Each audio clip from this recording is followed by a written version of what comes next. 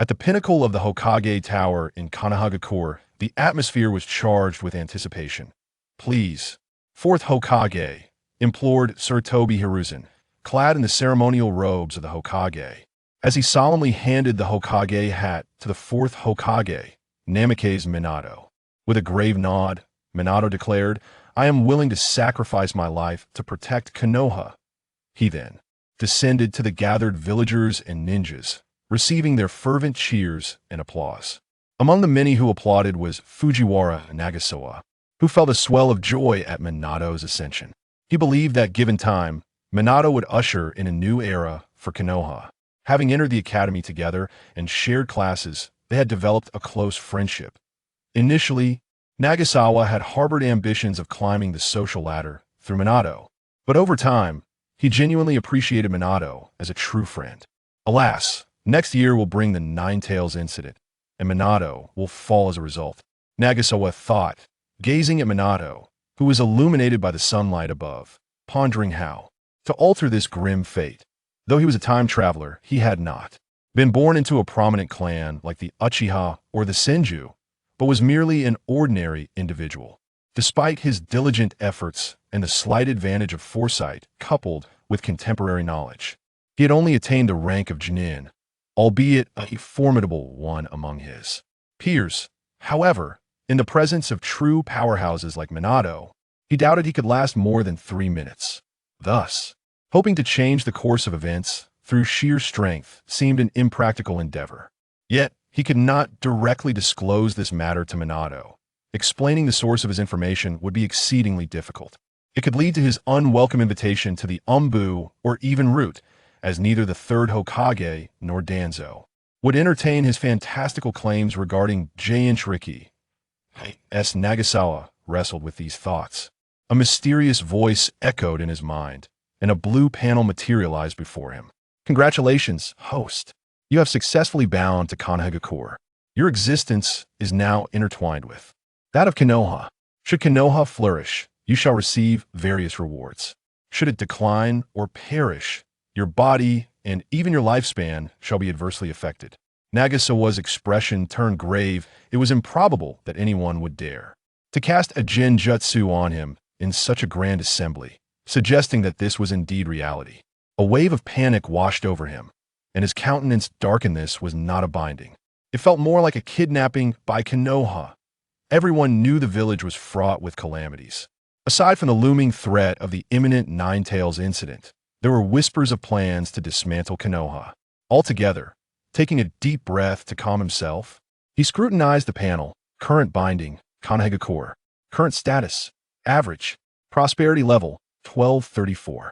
Recommendation: having just endured war, the village requires rest and recuperation. Nagasawa rubbed his temples. The situation in Konoha was indeed precarious, especially after the Third Great Ninja War, during which Konoha had clashed with the 4 major nations, leaving it somewhat battered. Yet, the worst was yet to come soon. The third Hokage would uncover Orochimaru's experiments, leading to his defection. The thought of Konoha's myriad challenges overwhelmed Nagasawa, leaving him in a state of distress. In the past, he could stealthily survive and develop in a sordid manner. But now, the situation is dire. The Nine-Tails chaos is just around the corner next year. Who knows if his lifespan will be diminished, and to what extent? The host can bind character templates. The stronger the affiliated faction, the more prosperous it becomes. The stronger the character template you choose to bind, the more powerful it will be. Based on the current state of Konoha, you may choose one from the following 3 templates: Golden Lion Shiki Post-Escape, Whitebeard Edward Newgate Marineford War, Railgun Misaka Mikoto Level 5. Binding Whitebeard Edward Newgate. Upon viewing these 3 templates, Nagasawa decisively opted for the Whitebeard template. Even during the Marineford War, despite being aged and afflicted by illness, he was still Whitebeard, the man renowned as the strongest in the world. With the power of the elderly Whitebeard, crushing the Nine-Tails would be a mere formality.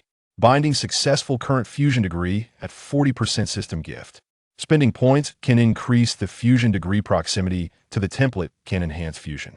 Once the fusion degree reaches 100%, the template will fully integrate into the host's body. Please actively enhance the fusion degree. Nagasawa stroked his chin, initially believing he could instantly obtain Whitebeard's full power, only to realize he had overestimated his situation, that he needed to enhance the fusion degree to gradually harness the template's strength. However, what did proximity mean? Was it about resembling the character? Would need to grow a crescent mustache or adopt a few sons? Shaking his head, he dismissed these thoughts as rather implausible. However, Nagasawa clenched his fist, feeling an abundance of power surging within him, and smiled. Even with a fusion degree of just 40%, I am already a shadow level powerhouse. After 23 years of effort, combined with a little assistance from the system, he finally attained shadow level strength, and not a weak one at that. A new shadow level powerhouse has emerged in Konoha. Prosperity has increased, and 50,000 points have been awarded. Nagasawa's expression turned to one of astonishment. The system's assistance in enhancing his strength could yield points, and those points could further enhance his power. Was this not an infinite loop? However, upon reviewing the points required to enhance the Whitebeard template, he quickly extinguished that notion. The ceremony soon concluded, and everyone returned to their respective homes. Nagasawa, however, lingered for a moment before making his way to the Hokage building. With his good friend, now the Hokage, mere applause from below was insufficient. He needed to personally extend his congratulations. Knocking on the door and entering the Hokage's office, Nagasawa happened upon Kushina excitedly punching Minato's chest with her small fists. It seems I previously misjudged the third Hokage, who would have thought he had the insight to choose you as Hokage. Goodness. He walked in to witness the current Hokage's wife critiquing the previous Hokage. I thought that old man would cling to the Hokage position until his death. Indeed, you are too exceptional. Minato, ahem. Observing Kushina's continuous banter, Nagasawa felt compelled to clear his throat to assert his presence. Yongze has arrived, Minato kindly reminded, then he gently touched his subtly aching chest, pondering the drawbacks of having such a formidable wife. Kushina smiled nonchalantly. It doesn't matter, Yongze is one of us. Minato gazed at Kushina with a mixture of exasperation and affection, feeling as though he had been fed a mouthful of dog food. Yongze quickly interjected, Minato, congratulations on becoming Hokage. I won't disturb your celebrations any longer. I'll take my leave. Yongze, wait a moment. I have something important to discuss with you. Minato called out to him. Yongze reluctantly withdrew the foot he was about to step out with and turned to face Minato. I hope you will join the Umbu and become my right-hand man. Is that agreeable, Yongze? Minato looked at him with hopeful eyes. This was not a command, but rather an invitation.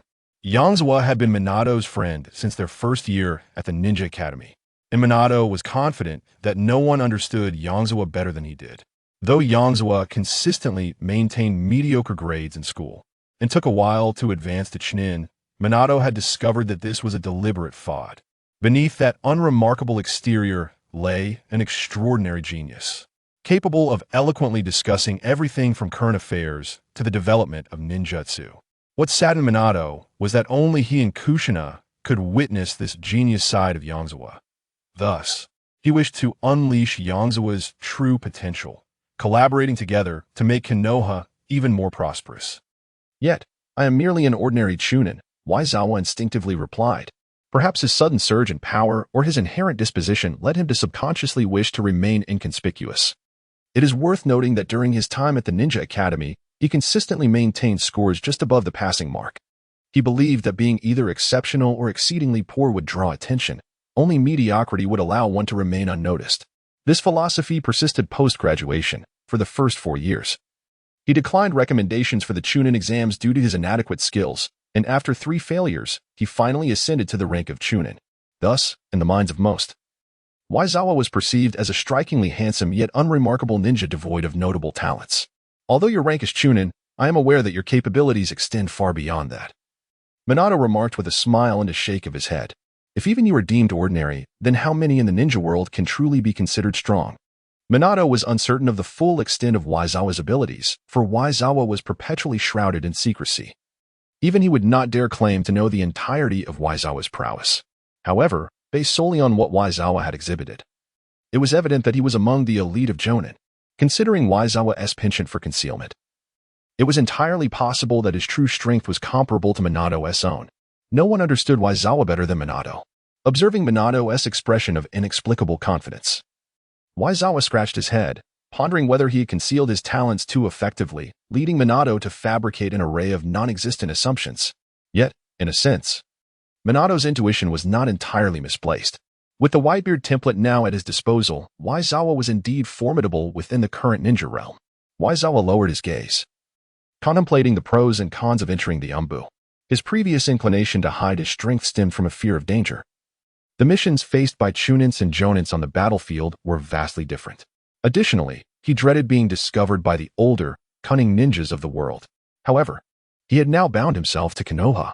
Any destruction faced by Konoha was equivalent to a threat against his own safety. Coupled with the capabilities afforded by the Whitebeard template, he deemed it time to reconsider his strategy and assert his initiative. Very well, I have agreed. I shall do my utmost. Though I cannot guarantee I will meet your expectations, Waizawa replied. Indeed, I understand, after all. You are merely an ordinary Chunin, Minato teased with a smile upon hearing Waizawa's agreement. I will inform you of the specific details in 3 days. The transfer of power has yet to be fully completed, Minato added. Waizawa nodded and exited the Hokage's office. It was now time for the couple's celebration, and he had no desire to be inundated with more romantic displays. After leaving the Hokage building, Waizawa did not return home. Instead, he ventured into a secluded forest at the edge of Konoha. The scorching rays of the sun were filtered through the lush green leaves, casting dappled patterns of light upon the forest floor. As Waizawa walked through this verdant sanctuary, he eventually came to a clearing, which served as his regular training ground. Due to the necessity of concealing his strength, he preferred this secluded spot over the village's designated training facilities, having fashioned a training area in this unassuming corner of Konoha. He had even taken the time to learn a sealing technique from Kushina, where he had sealed a simple, trigger-based jutsu. Through the disappearance of his chakra, he could ascertain whether that location had been exposed, enabling him to swiftly relocate. After all, there were merely traces of practiced ninjutsu left behind, devoid of any research materials. The clearing was scattered with wooden training dummies and several large stones. Occasionally, when practicing more potent ninjutsu, such as the Rasengan, the wooden targets became insufficient, necessitating the use of sturdier stones. Yongze approached a colossal boulder standing 5 meters tall and raised his fist. However, unlike before, he did not employ any ninjutsu or even utilize chakra this time. Instead, he harnessed the power acquired from the binding panel armament haki. Soon, his entire arm was enveloped in a pitch-black substance, resembling iron. Bang! Yongze delivered a powerful punch to the stone. Boom! The boulder shattered instantly, fragments flying in all directions as a massive cloud of dust enveloped the air. Observing the obliterated stone, Yongze wore a satisfied smile. It was important to note that he had barely tapped into even half of his strength, whether through armament haki or his innate power. Such a punch, if landed on an ordinary jonin, would undoubtedly result in instant demise. If he were to incorporate chakra techniques as well, the implications were staggering. At that moment, Yongze felt as though he could engage in a friendly physical spar with the fourth Raikage. He also found himself eagerly anticipating the sights that awaited him upon reaching full fusion. Even at 40% fusion, a qualitative transformation in his physical strength had occurred. One could only imagine the magnitude of power at 100%. Next, Yongze utilized observation haki to sense his surroundings. He was preparing for something significant, and being seen would be undesirable. Although Whitebeard possessed formidable mastery of physical techniques, it was the power of the tremor fruit that fundamentally underpinned his immense destructive capabilities. The tremor fruit was a devil fruit born for destruction, capable of effortlessly causing calamities like earthquakes and tsunamis. Fortunately, I am clad in the world of Naruto, devoid of sea prism stone. The only flaw has vanished, Yongze mused. In One Piece, those who wielded the powers of devil fruits feared water due to the presence of pyrobroin within it. However, such a substance did not exist in the waters of the Naruto world. Channeling the power of the tremor fruit within him, a spherical halo of white light manifested upon his right hand. He then struck the ground with a forceful punch. Crack! The air seemed to shatter like a mirror, with fissures appearing and spreading outward. Boom! Large sections of the ground erupted, creating a thunderous roar as dirt was sent flying, and dust clouds rose instantaneously. The moment he delivered that punch, Yongze executed the body flicker technique and vanished. This was the result of him restraining his power. The destructive potential of the tremor fruit was simply too formidable. He felt that, should he engage in combat with others in the future, it would be prudent to avoid fighting within the village. Otherwise, while the enemy might not cause much destruction, he would end up obliterating the buildings himself. Shortly after Waizawa's departure, 2 ANBU ninjas, adorned with animal masks, arrived at this secluded forest. One of the ANBU ninjas surveyed the chaotic scene before him. Sensing the atmosphere, and furrowed his brow, remarking, "There is no residual chakra. Could this merely be an ordinary collapse?" Yet, it seems unlikely. The other ANBU ninja rummaged through the heaps of rubble and observed, "There are some fragments resembling pieces of wooden targets. This clearing may have once been a training ground." Instantly, their spirits lightened. If it were indeed a training ground, they could dismiss the possibility of espionage. A spy would not waste time creating such a mess. Nonetheless, exercising caution, they thoroughly searched the vicinity and, having found nothing of significance, departed. With the peace treaty recently signed with the Land of Earth, the entire ninja world was rife with undercurrents, and they could not afford to relax. During the 3 days spent awaiting news from Minato, Waizawa dedicated himself to mastering the powers of the Whitebeard template. To fully harness the might of the tremor fruit, he even ventured beyond the village. The only aspect of which he remained uncertain was the effects of Conqueror's Haki.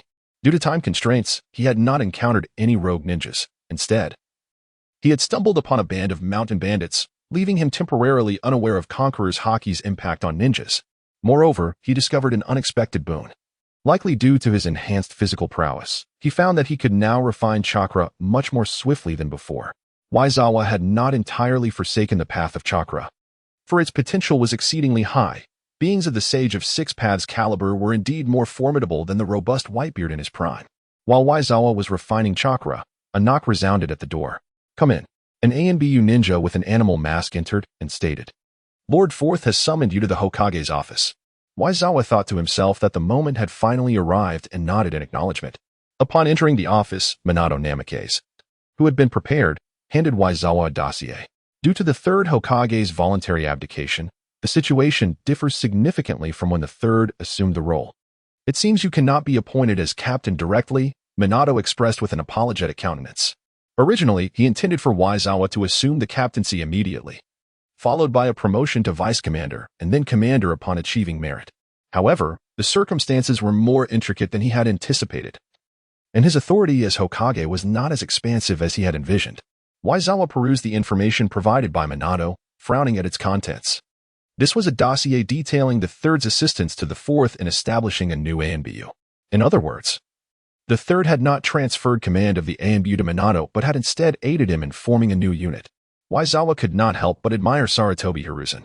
Although this arrangement seemed quite unreasonable, it was, in fact, in accordance with Konoha's regulations. The ANBU was an exceedingly unique department, operating directly under the Hokage and not beholden to any other division. However, since the ANBU was established by the second Hokage, and the third Hokage succeeded to the role due to the second's demise in battle, it is only natural that the third inherited the ANBU. Yet, as the third Hokage is still alive, he theoretically retains control over the ANBU. As Hokage, he remains the leader. The third will appoint a deputy commander and 2 squads of ANBU ninjas to assist Minato in establishing the new ANBU for the fourth Hokage. Assistance? I perceive it more as an attempt to marginalize you, Yuzawa scoffed, tossing the documents onto the table. Each ANBU squad consists of 17 members, thus, with 2 squads, there are 34 individuals, and Minato's new ANBU will not be able to recruit many members in the short term. Most positions will likely be filled by the assisting ANBU ninjas. After all, I am still quite young. It is understandable that the third and others harbor reservations. Minato remained optimistic.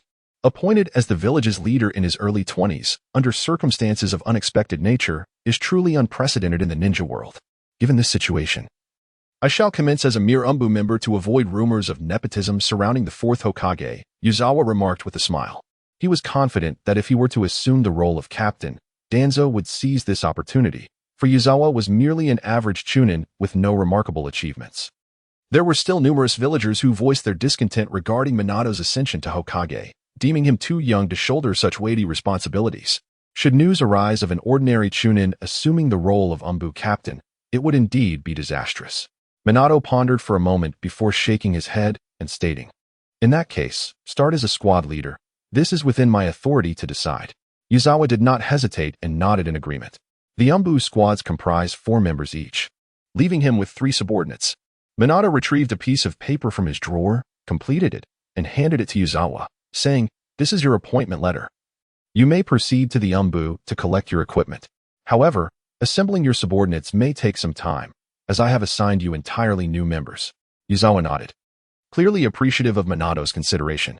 If he were assigned 3 veteran Umbu from the Third's faction, while their capabilities were formidable, they would be difficult to cultivate as trusted confidants and may not even be easily managed. Having organized these details, Minato breathed a sigh of relief, finally setting Yuzawa on the right path. With a smile, Minato remarked, "I happen to have a task for you. Would you care to accept it? It is a minor assignment for you." Yuzawa raised an eyebrow. "It seems that my days of ease are over.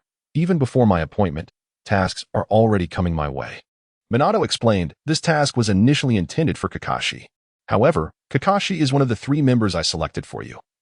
So I thought it would be beneficial for you to undertake this task together and become acquainted." Just as Minato finished speaking, a knock echoed at the door, followed by the entrance of a masked boy with white hair. "Lord Fourth, do you have an assignment for me?" Kakashi inquired.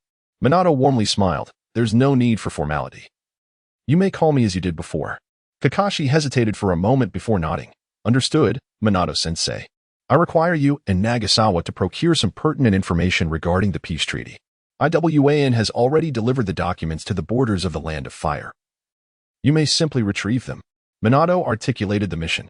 Although Kakashi felt a tinge of perplexity, he nodded in agreement, indicating that he would comply. Such a task of retrieving documents would be more suitably undertaken by an individual.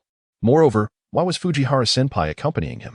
If his memory served him correctly, Fujihara-senpai was merely a chunin, and they had participated in the same chunin exam, yet he had been promoted while Nagasawa had failed. As the two exited the Hokage building, a palpable silence enveloped them. Kakashi occasionally clenched his right hand, a fleeting expression of sorrow crossing his face. "Is your right hand sealed with something akin to the Black Flame Dragon, causing you such distress?" Nagasawa remarked. Kakashi was taken aback, mentally admonishing himself, "Kakashi, this is a mission. You must not dwell on such matters." He inhaled deeply and said, "Fujihara-senpai, my apologies. I shall diligently execute the task at hand." Additionally, Nagasawa pointed behind them. "Is that boy with the green spandex and watermelon head your friend?" At this moment, they had already traversed a considerable distance from the village. Kakashi was momentarily stunned before he nodded. He felt a surge of frustration at his current state, so poor that he had failed to notice Guy trailing them. "Apologies. I need to speak with that fool," Kakashi declared, adjusting his forehead protector to reveal his concealed Sharingan. Following an operative on a mission constituted an act of espionage. With the formidable insight of the Sharingan, Kakashi swiftly detected Might Guy concealed among the trees. Kakashi leapt onto the branch, exasperatedly addressing Guy. "What are you doing following me?" "I am on a mission." Might Guy replied earnestly, "I noticed you seemed distracted on the way, and I grew concerned, so I followed." Kakashi fell silent, feeling a twinge of emotion. "It is merely a task to retrieve documents. There will be no combat involved. You should return without worry," Kakashi reassured him. But Guy still appeared somewhat apprehensive. "Fujihara-senpai is here as well. You needn't fret," Kakashi responded, his expression betraying a hint of guilt. Though he did not believe Nagasawa possessed the strength to protect him, he resorted to uttering insincere words to persuade Guy to depart. "What a fine flag you have raised," Nagasawa shook his head. Kakashi remained somewhat naive. If it were merely a routine retrieval of documents, there would be no need for a jonin like him. Any chunin would suffice. Not all factions desire peace.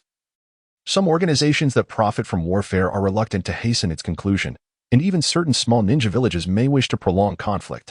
If they sought to breach the blockade imposed by the 5 great ninja villages, peace would be unattainable. Therefore, whenever an opportunity for disruption arose, they would undoubtedly seize it. Although Nagasawa believed that even if the documents were seized, it could not undermine the peace treaty between Konoha and IWAN, as the tide of history favored such an accord. The mere possibility of interference would compel those individuals to act. Under Kakashi's persuasion, Might Guy walked away, glancing back with each step. The two resumed their journey.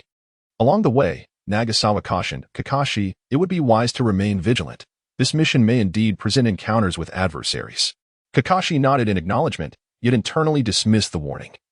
In matters of task execution, he possessed far more experience than the elder Nagasawa. Furthermore, Nagasawa's words evoked memories of Rin, who had always gently reminded him to stay alert. The thought of Rin made Kakashi feel as though his right hand were still stained with her blood, an inescapable mark of guilt. Once more, he succumbed to a wave of self-reproach. Observing Kakashi's demeanor, Nagasawa chose silence and continued on, recognizing that mere words would not awaken Kakashi from his turmoil. Only a tangible fall could bring him back to reality.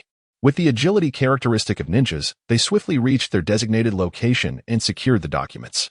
Nagasawa, now serious, fully employed his observation haki. The return journey was fraught with the highest risk of ambush. The enemy need not resort to murder. The destruction of the documents would suffice. Shortly after departing the national borders, Nagasawa sensed 4 masked ninjas clad in black, concealed within the forest using transformation techniques. However, upon detecting their chakra signatures, he felt a measure of relief. 3 were ordinary CH Nin, and 1 was a special J Nin.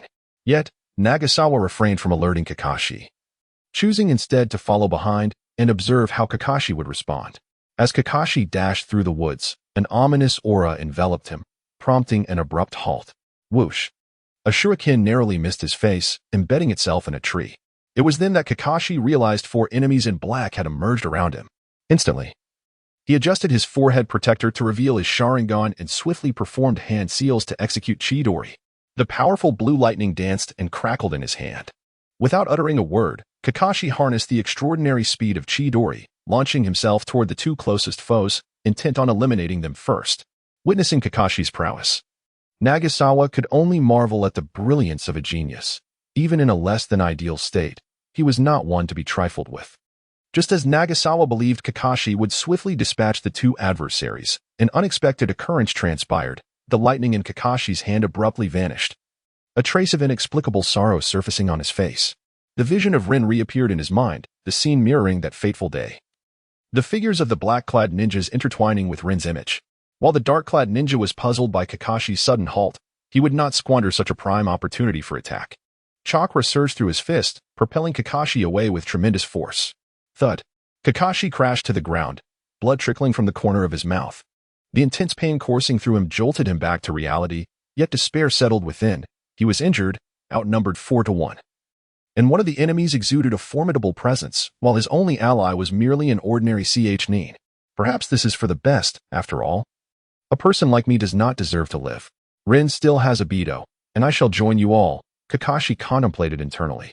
Upon witnessing this scene, Nagasawa instinctively covered his face with his hands, taken aback by the swiftness of the slap in the face. Could it be that Kakashi had heard his innermost thoughts and was deliberately trying to provoke him? The black-clad ninjas exhaled in relief, believing their mission to be accomplished. Kakashi's earlier aura had indeed startled them. As for Nagasawa trailing behind Kakashi, they dismissed him, considering him an inconsequential subordinate now that the main characters had been dealt with. How terribly underestimated he was. Observing Kakashi's demeanor of resignation and the black-clad ninjas exuding confidence in their success, Nagasawa clenched his fist and chuckled. He had been lamenting the lack of a ninja to test his conqueror's haki. Go! The leading black-clad ninja commanded coldly. In an instant, 3 of them surged forward towards Kakashi, while the remaining 1 advanced on Nagasawa. Nagasawa cast a nonchalant glance at the 4, releasing his conqueror's haki. The overwhelming presence immediately halted the movements of the 4 black-clad ninjas, their faces etched with shock as they gazed at Nagasawa. How could this be? Such an aura. One of the ninjas desperately attempted to weave hand seals to unleash a jutsu, only to find himself incapable of even twitching a finger.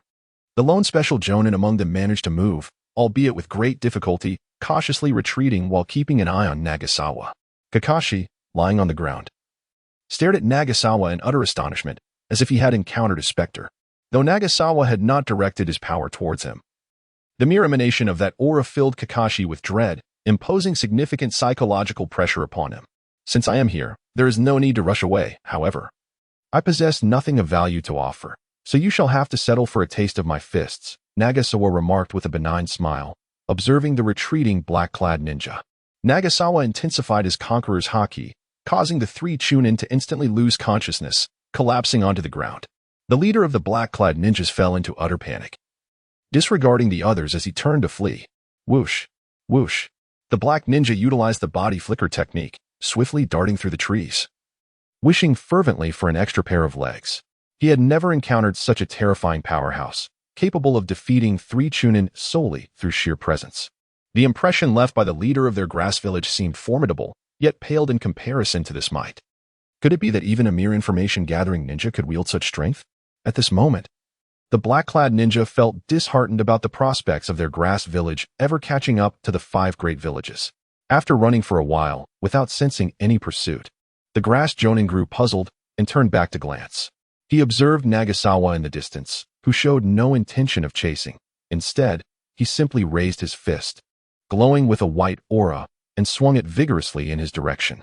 The grass jonin chuckled, thinking that from such a distance, surely, the fist could not reach him. If it could, he would immediately consume all the shuriken in his tool pouch. However, he soon sensed something amiss as the surroundings began to crackle ominously, and the wind picked up. Observing the black-clad ninja desperately attempting to flee, Nagasawa refrained from pursuing him. Instead, he raised his right arm, activating the powers of the tremor fruit. A resounding echoed, followed by the crack and snap of air as a fissure resembling a shattering mirror materialized in the sky. A thunderous roar erupted, accompanied by a fierce gust of wind that uprooted trees and scattered earth in its wake. The fleeing ninja was utterly stunned by the spectacle before him, unable to comprehend the sheer magnitude of such terrifying power. Could a mere punch unleash winds of such ferocity? Was this truly the strength of a ninja? Was the physical prowess of a ninja truly capable of such devastation? Realizing that escape was futile, the black-clad ninja surrendered to despair, his eyes dimming as he murmured to himself, surrendering his body to the violent winds. Witnessing the chaotic scene unfold, Nagasawa felt a twinge of regret for the destruction he had wrought. Fortunately, it had occurred outside the village. Had it been within, the consequences would have been dire. He mused that it was akin to using a cannon to swat a mosquito, obliterating a significant portion of the forest to eliminate a particularly formidable jonin. However, glancing at Kakashi, who appeared utterly astounded, Nagasawa deemed the display worthwhile. Kakashi was a prodigy appointed by Minato, having attained the rank of jonin at the tender age of 12. Their past encounter during the Chunin exams, where Kakashi succeeded while Nagasawa faltered, added a layer of awkwardness to their dynamic. Thus, in order to impress Kakashi, Nagasawa opted for a grand display of the tremor fruit's abilities rather than simply teleporting to confront him directly. The thought of eliciting a look of existential doubt from the typically aloof Kakashi amused him. With widened eyes, Kakashi, oblivious to the debris clinging to him, rose to his feet, stupefied by the sight of Nagasawa. Overwhelmed by a mix of embarrassment, shock, and curiosity, he stumbled over his words. Fujiwara-senpai, you. The cascade of emotions rendered Kakashi somewhat incoherent and even stuttered. Nagasawa responded with calm composure. Why so surprised? This is merely the strength of an ordinary chunin. In comparison to the lower-ranked ninjas of Konoha, it falls somewhat short. He noted that the later generations of Konoha's lower-ranked ninjas could wreak havoc on a grand scale. His display was but a trivial matter. Ordinary chunin? Kakashi was at a loss for words. Was it not absurd to label such destructive power as ordinary? Who among the chunin had the capacity to obliterate half a forest with a single punch? Nagasawa's tone shifted to one of seriousness. Kakashi, while the events that have transpired are indeed tragic, as a ninja, you must approach your missions with gravity. Your demise may be of your own making, but causing the death of a comrade or failing a mission is an unacceptable loss. Upon hearing Nagasawa's words, Kakashi felt a profound sense of shame. First, he had failed to notice being followed by Guy, then he had arrogantly dismissed Nagasawa's counsel, and ultimately, his distraction during the battle had led to his injury. The situation could not have been more dire. Had Nagasawa truly been an ordinary chunin, both of them might well have met their end. Apologies, Senior Fujiwara, Kakashi murmured, lowering his gaze in contrition. Speak up. With such a feeble voice, do you still aspire to be a ninja?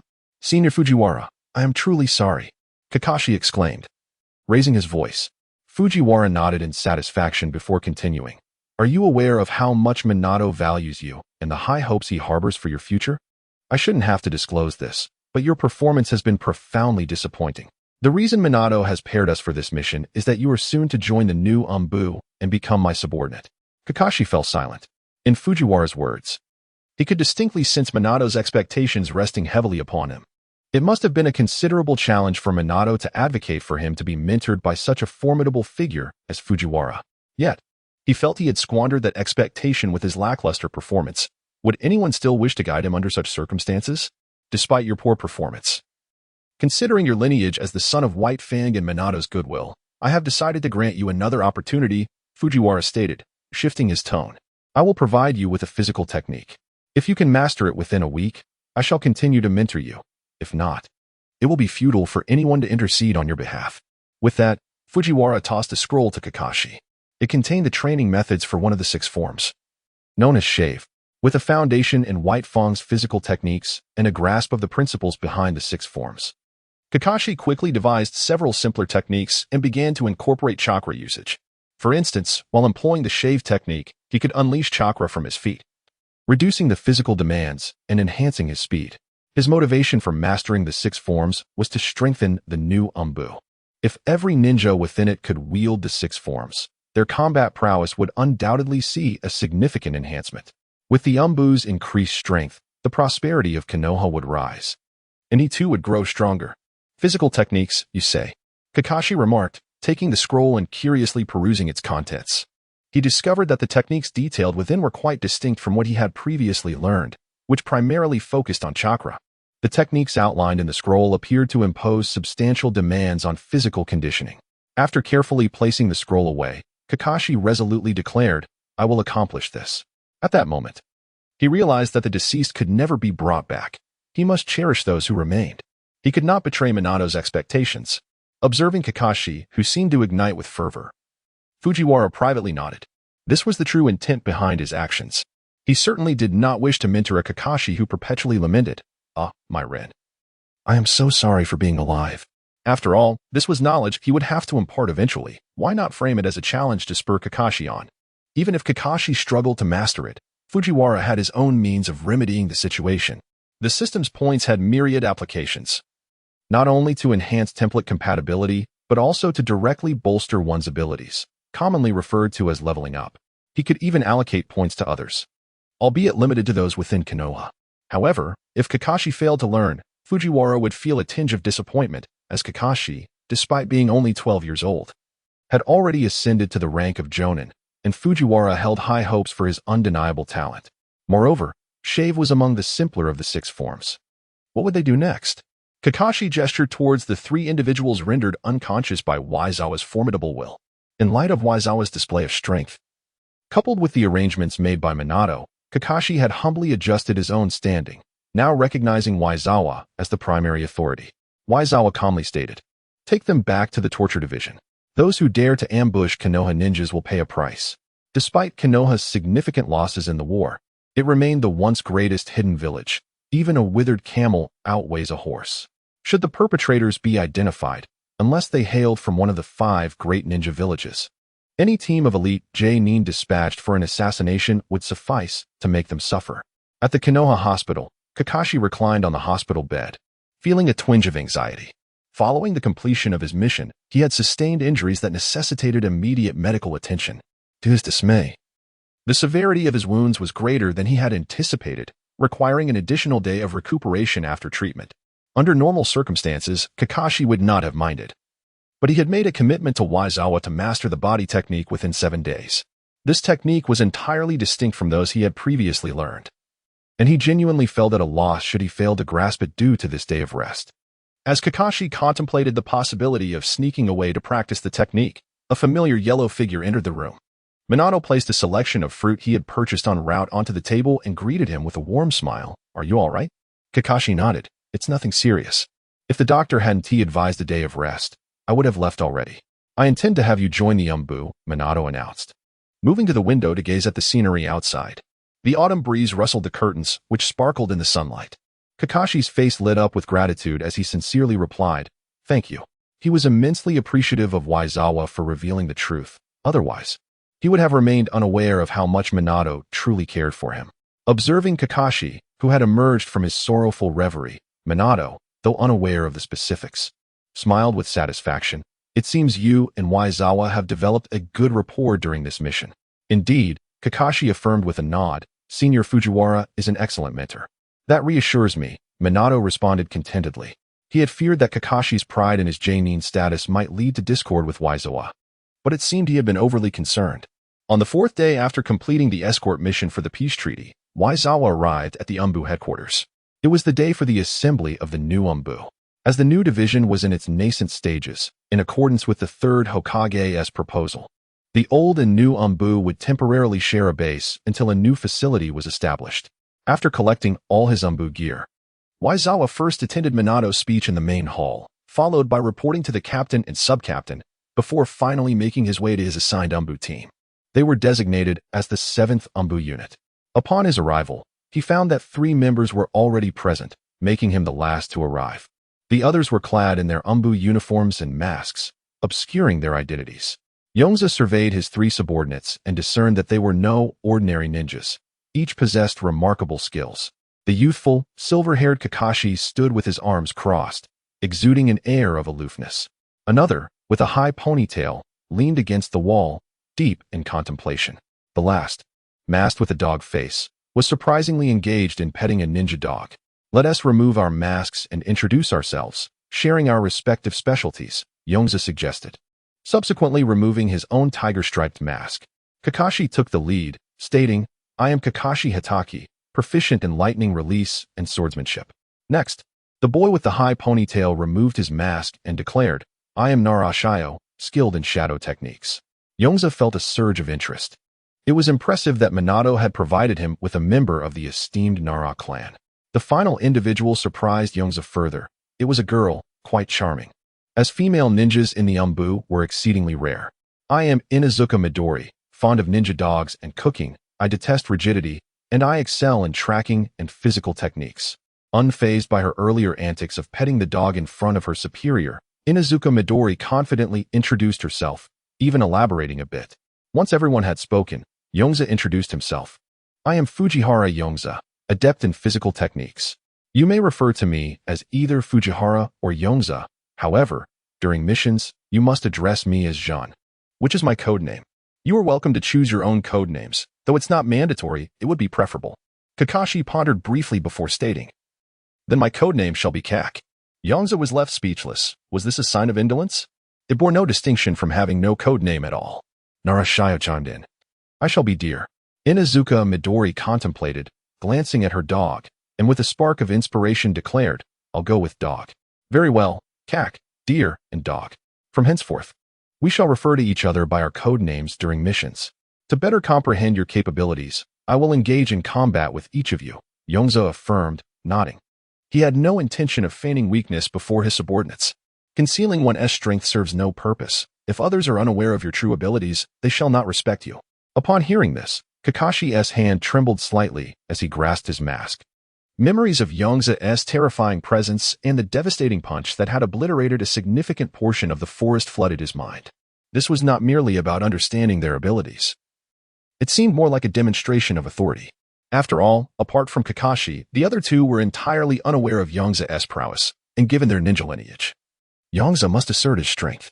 As for Kakashi, he faced a rather unfortunate fate of enduring a beating. Combat. You say Naruto's face flickered with contemplation. Upon learning that he would be entering the Umbu, he had been quite astonished. And discovering that it was the 4th Hokage himself who had negotiated with the Nara clan leader only deepened his surprise. When he first saw Kakashi, he assumed he was the team leader, given that Kakashi was a disciple of the 4th. However, the actual leader was a ninja he had little impression of and appeared very youthful, which took him by surprise. Shouldn't the team leader be a renowned ninja rather than an ordinary member like Kakashi?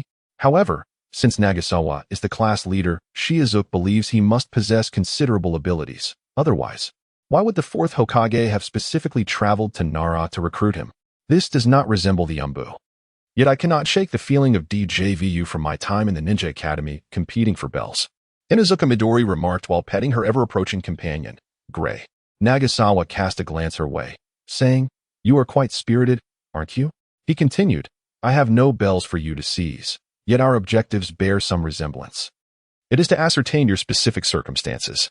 Kakashi regarded Inuzuka Midori with a hint of pity. Goodness. Is he concerned that he might not hold back enough during the ensuing fight? Kakashi hoped Nagasawa would maintain a firm control over his strength, ensuring no one would be grievously harmed. "Follow me. We shall train in the village's training grounds. It would be unwise to cause damage here," Nagasawa instructed. Kakashi donned his mask and matched Nagasawa's pace, his thoughts still lingering on his own training. Shizuka trailed closely behind, pondering their strategy for the forthcoming battle.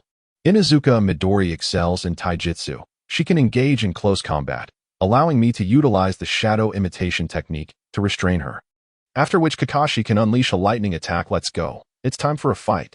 Inuzuka Midori hummed an unfamiliar tune, bouncing along in anticipation.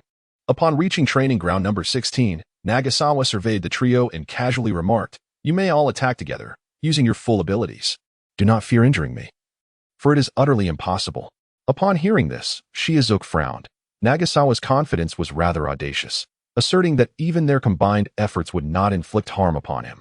Kakashi, being a Genin, understood that while Shizuka may not possess overwhelming raw power, his practical effectiveness was certainly comparable to that of a special Genin. Inuzuka Midori, too, hailed from a ninja clan, and being on the same team as them implied her strength could not be lacking. Faced with such a formidable assembly, even an elite Genin could not claim to defeat all three without sustaining some injury. It is crucial to recognize that they were either talented Genin or skilled secret technique wielders, unless one were a Hokage like the third or fourth, who could effortlessly dispatch three opponents without a scratch. Such a feat was implausible. Shizuka found it hard to believe that the young Nagasawa possessed such prowess. Although the fourth Hokage was of similar age, there was only one fourth Hokage in Konoha. Inuzuka Midori seemed to be invigorated by Nagasawa's challenge, cracking her knuckles. Ready for a fierce confrontation, she was no longer that little girl who once sought bells. Only Kakashi appeared somewhat disheartened, as if he had swallowed something bitter. Seemingly doubtful of their chances, Shizuka quickly assumed her role, speaking rapidly. "Inuzuka, you are strong in taijutsu. Engage first. Hatake, prepare for a lightning assault. Tooth against tooth." Inuzuka Midori and her doppelganger, Gray, entered a rapid spinning state, soon manifesting two formidable tornadoes that surged towards Nagasawa. The powerful winds, merely passing by, shredded the grass along their path, uprooting soil and leaving behind furrows that resembled furrows from a plow. Yet, in the face of such an attack, Nagasawa stood resolutely in place, seemingly indifferent to evasion. This action captured the attention of Saltwater. Faced with such a formidable assault, was there any option other than to confront it head-on? Saltwater fixed his gaze upon Waizawa, ever prepared to employ the shadow imitation technique to immobilize him. Yet, even as Inuzuka Midori's attack drew perilously close, merely a meter away, Waizawa exhibited no inclination to evade. His legs remained rooted, devoid of any hand seals or ninjutsu. As he raised his fist, harnessing the power of the tremor fruit, his fist radiated a luminous white aura, striking towards the two swirling winds. Boom. Whoosh. The collision of forces instantaneously triggered a shockwave, bending the verdant grass beneath. Crack. Crack. Suddenly, a sound akin to shattering glass echoed through the air. Saltwater observed, horrified, as terrifying fissures appeared upon the two whirlwinds, as if on the verge of detonation. Boom. Boom. The resounding explosions erupted, obliterating the whirlwinds and dissipating them into the ether. Inuzuka Midori and Greymara seemed to be struck by a tremendous force, hurtling backward and crashing to the ground, leaving deep gouges in their wake. Kakashi, witnessing this spectacle, felt a jolt of pain in his brow. Such a sight was agonizing to behold. "Kakashi, attack!" Saltwater shouted urgently. Kakashi turned to see that in the chaos of the explosion, Saltwater had seized the moment to ensnare Waizawa with the shadow imitation technique amidst the swirling dust. "Hurry! I can't hold on much longer," Saltwater exclaimed, beads of sweat forming on his brow. This was his first experience of such exhaustion from the technique, feeling as though he were ensnaring not a mere individual, but a fearsome primordial beast. Unbeknownst to him, Waizawa was intentionally restraining his power, fearful of injuring him, thus allowing the control to persist. Were it not for this, the disparity in their strengths would have resulted in a severe backlash from the shadow imitation technique, leaving Saltwater gravely wounded. The might of Whitebeard was truly terrifying. Even in his old age, afflicted by illness and injury, he managed to halt a massive ship solely through his own strength. Even without the tremor fruit, Whitebeard would remain a paragon of power. Kakashi gritted his teeth, channeling chakra within, as a surge of lightning chakra coalesced in his hand. Crackle! The blue electrical energy shimmering upon his palm resembled a blade of pure lightning. This formidable lightning chakra invigorated his physical prowess, propelling Kakashi forward at an incredible speed straight towards Waizawa.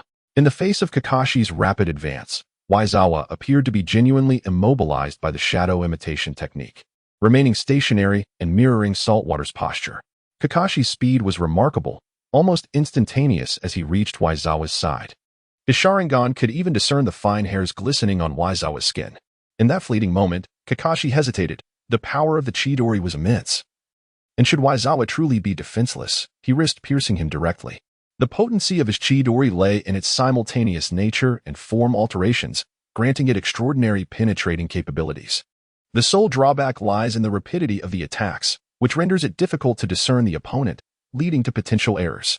However, this singular flaw has now been compensated for by the power of the Sharingan. Kakashi, having witnessed my strength, are you still hesitating? Do you look down upon me? Roared Yongze. It was only then that Kakashi realized that Yongze was entirely enveloped in a layer of black substance, resembling an Iron Man. This time, Kakashi did not hesitate. His right hand, crackling with blue lightning, thrust directly towards Yongze's chest. Zzz. The formidable blue electricity ravaged Yongze, transforming him into a small blue figure. Yet, not a single bolt of lightning could breach the defenses of his armed haki, failing to truly harm Yongze. Kakashi felt as though he was piercing an exceedingly hard block of iron. No matter how potent his lightning's penetrating force, it could not penetrate. Instead, the recoil left his hand stinging. Witnessing this scene, Yongze was left dumbfounded.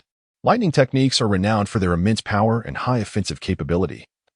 And Kakashi's lightning technique was evidently a powerful advanced form. Yet, such an attack, aimed at a person controlled by his shadow imitation technique, resulted in no effect whatsoever. Failing to breach the defenses, Yongze felt despondent. This defied logic. It was unlike the ninjas he had studied with at the academy.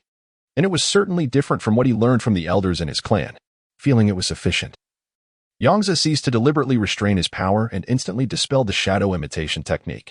Yongze's body trembled slightly, and a trickle of blood seeped from the corner of his mouth. Whoosh! Kakashi felt a blur before his eyes as Yongze vanished in an instant, only to be met with an overwhelming force from behind. Kakashi was struck by Yongze's fist and sent flying, landing beside Inuzuka Midori. Seeing this unfold, Yongze felt a sinking sensation in his heart and hastily attempted to concede, saying, "We." But before he could finish, Yongze swiftly delivered a kick that sent him flying to join Kakashi and the others. Yongze clapped his hands, feeling quite satisfied. As teammates, they ought to lie together in an orderly fashion. Inuzuka Midori shook her head slightly, gazing around in confusion, feeling bewildered and unsure of what had transpired. "Why are you all lying on the ground?"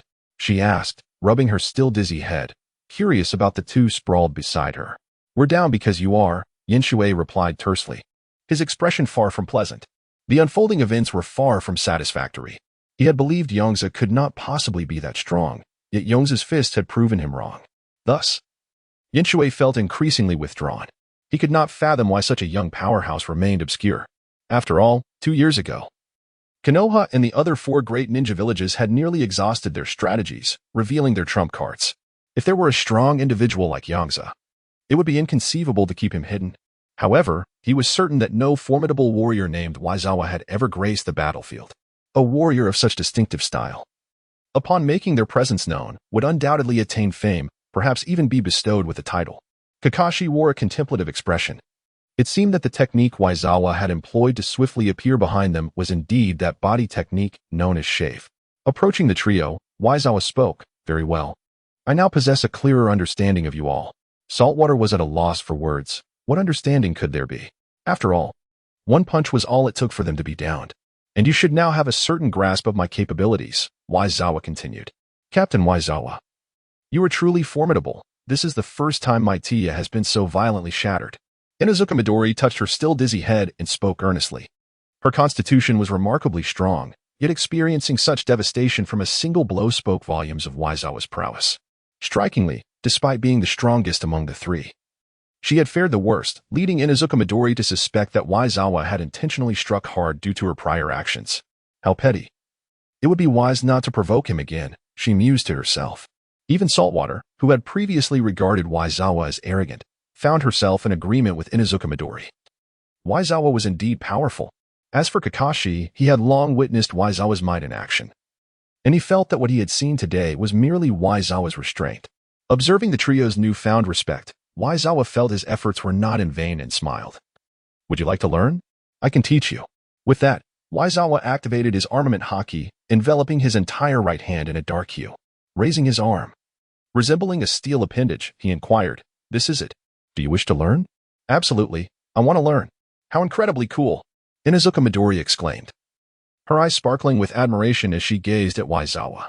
She genuinely found it magnificent. If only Grey Maru could learn it too. The thought of a steel version of Grey Maru thrilled her immensely. This must be some kind of secret technique. Is it really okay to teach it so freely? Saltwater. Remaining relatively composed, remarked. Initially, he had imagined it to be a bloodline limit, perhaps something like iron release. He had experienced its potency firsthand, having witnessed it withstand Kakashi's advanced lightning release without leaving a trace. Waizawa chuckled and replied, "If you insist on calling it a secret technique, I suppose it could be considered one. However, it is a technique of my own design, and I shall teach it as I please. I refer to this technique as armament haki. As you can see, it can envelop the body, significantly enhancing physical defense." Suddenly, Waizawa launched a punch, his hardened fist crashing into the training ground's surface. Boom! A thunderous explosion erupted, sending a massive cloud of dust into the air. As the dust settled, the trio beheld a 3-meter-wide crater where the once intact ground had been, with numerous cracks spidering outwards. The enhancement is not limited to defense. Attack power is equally augmented, Waizawa remarked leisurely. Kakashi swallowed hard, aware that his Chidori was renowned for its formidable attack power. If augmented by the haki of armament, it would surely ascend to unmatchable heights. Who could possibly withstand such force? Yenshui's gaze mirrored his eagerness, while the Nara family's secret techniques were impressive. It seemed that Ayazawa's abilities were equally formidable. Yet, Ayazawa was not finished, he continued. In truth, this is merely the hardening aspect of armament haki. There are other applications. It can also entwine and be projected outward. With that, he retrieved a kunai from his ninja tool pouch, enveloping it with haki. The enhancement proved effective for weapons as well. Ayazawa brandished the kunai, now fortified with haki. This revelation prompted Kakashi to consider his broken white fang short blade. If it had been infused with armament haki, would it still have shattered? Observing the three, who were nearly drooling at the spectacle, Ayazawa smiled, for this was merely the beginning. He closed his eyes and declared, "Beyond armament haki, there exists another form of haki. As for its effects, I invite you to test your strength against me." Exchanging glances, the trio seemed to reach a silent consensus before charging forth to confront Ayazawa. They were now acutely aware that Ayazawa's prowess was on an entirely different level, thus opting to unleash their most refined techniques without restraint. Greyhound, attack. Inuzuka Midori lunged from the side, commanding his ninja dog to engage. Woof. Greyhound let out a low growl before leaping towards Ayazawa. In an instant, Ayazawa pulled back, eyes still shut, casually remarking, "A leap like that leaves your abdomen exposed to counterattack." With a swift spin, he evaded Midori's assault from the flank. While a side attack was a clever strategy, it lacked the necessary speed. Shadow stitching technique. Seizing the opportunity as Midori initiated his attack, Yenshui unleashed his ninjutsu. Suddenly, the shadows on the ground morphed into sharp shapes aimed at Ayazawa. Whoosh! Ayazawa lightly tapped the ground and vanished, reappearing atop a nearby stone, deftly avoiding Yenshui's strike. "Yenshui, your timing is consistently impeccable, but your raw strength remains inadequate." Suddenly, 5 or 6 kunai hurtled toward Ayazawa. He deftly maneuvered, evading them with ease, and seized one of the kunai, hurling it down with great force. Upon striking the ground, it transformed into Kakashi's likeness. "Kakashi, your idea is commendable. Using a shadow clone to throw a kunai as a means of approach is clever, but alas, it proves futile against me." Kakashi, seated on the ground, was awestruck. He had envisioned surprising Ayazawa, only to find himself astonished instead. It was worth noting that such a maneuver could easily elude detection even with one's eyes wide open, let alone Ayazawa, who remained blindfolded. This exemplified the observation haki. Ayazawa opened his eyes, a smile gracing his features as he regarded the trio. The observation and color haki can sharpen one's 5 senses, allowing one to directly perceive the aura of those nearby and anticipate attacks to evade danger. Therefore, regardless of where you may strike from, I shall deftly evade. Yongze inquired once more, "Do you wish to learn?" In unison, the three responded affirmatively. After witnessing Yongze's display, it was evident to even the most obtuse that these two forms of haki were formidable. It would be peculiar not to learn them. The armament haki not only bolsters defense but also enhances offensive power, a true embodiment of combat prowess. Meanwhile, the observation haki enables one to directly sense auras and foresee attacks, representing the pinnacle of perceptual ninjutsu. Yongze chuckled. "Very well, dismissed. Rest well. We have missions to undertake tomorrow." In response, Inuzuka Midori slumped, adopting a dejected demeanor, and remarked, "Captain Yongze, you truly are mischievous. Stirring our desires, and then leaving us hanging. He then knelt to pat the head of Grey Maru, saying, "You mustn't turn out like this. If you misbehave, I shall give you a good thrashing." Saltwater, having awakened from his reverie, comforted himself. It's only natural. Such secret techniques cannot be taught casually. Kakashi, however, did not share their pessimism. Although he had limited interactions with Yongze, recent encounters had revealed that Yongze was not one to act without purpose. While secret techniques are indeed precious, they are not devoid of the possibility of being shared. The body technique known as shave was not something commonplace. Yongze had directly provided him with its training methods. Yongze laughed. "Do not misrepresent me. I am not withholding knowledge. Rather, you have yet to meet the requisite standards. Mastering Haki is no simple feat, and I will arrange your training accordingly. Do not overthink it." In truth, he had exhausted his points. Haki is a potential unique to the world of One Piece, but due to the Whitebeard template, he could also grant others the potential for Haki. However, it comes at a steep price, 3,000 points per person. He had allocated all his points to increase Whitebeard's compatibility, which had now reached 44. Nevertheless, points are distributed weekly based on prosperity, and he had recently claimed 11,000 points after a week's wait. The strength increase of individuals in the village also contributes points. While the individual contributions may be minimal, they accumulate significantly when numerous. Yea, I knew Captain Yongze is undoubtedly a responsible and admirable man. Grey Maru, you should learn from him. Upon hearing Yongze mention he would arrange training plans, Inuzuka Midori's demeanor transformed instantly. "Hey, you just called me bad," Yongze remarked, showing that he was not easily fooled. "Hee," Inuzuka Midori giggled, attempting to charm her way out of it. Yongze, finding little worth arguing over with a 15 or 16-year-old girl, stated the assembly time before departing. He intended to seek out Minato for a mission. The Umbu is a rather unique division, with tasks that differ from those of ordinary ninjas. As the Umbu operates directly under the Hokage's command, all missions are issued by the Hokage themselves. However, the regular Umbu squads cannot directly obtain missions from the Hokage. Instead, they are assigned by their captain, who allocates tasks to various sub-teams and divisions. Yet, Watergate's decision to appoint Nagasawa as the squad leader was merely a temporary measure, thus granting him the privilege of directly receiving missions. Naturally, with such privilege, Nagasawa would not let it go to waste. Unfamiliar with the Umbu captain, he would undoubtedly receive only mundane patrol assignments. To ascend swiftly, mere daily patrols would not suffice. He must achieve something noteworthy. As he entered the Hokage's office, Nagasawa observed Watergate diligently working at his desk and remarked, "You, the Hokage, appear to be exceedingly busy. Just yesterday, I heard Kushina lamenting that you sometimes do not return home at night." Watergate scratched his head and replied helplessly, "Indeed, I am quite occupied. Given the aftermath of such a significant war, the village has suffered immensely. Every day, mountains of documents are delivered to me. However, I must admit I have neglected Kushina's feelings these past few days. Fortunately, you reminded me, Nagasawa." Nagasawa chuckled lightly, brushing it off, and articulated the purpose of his visit.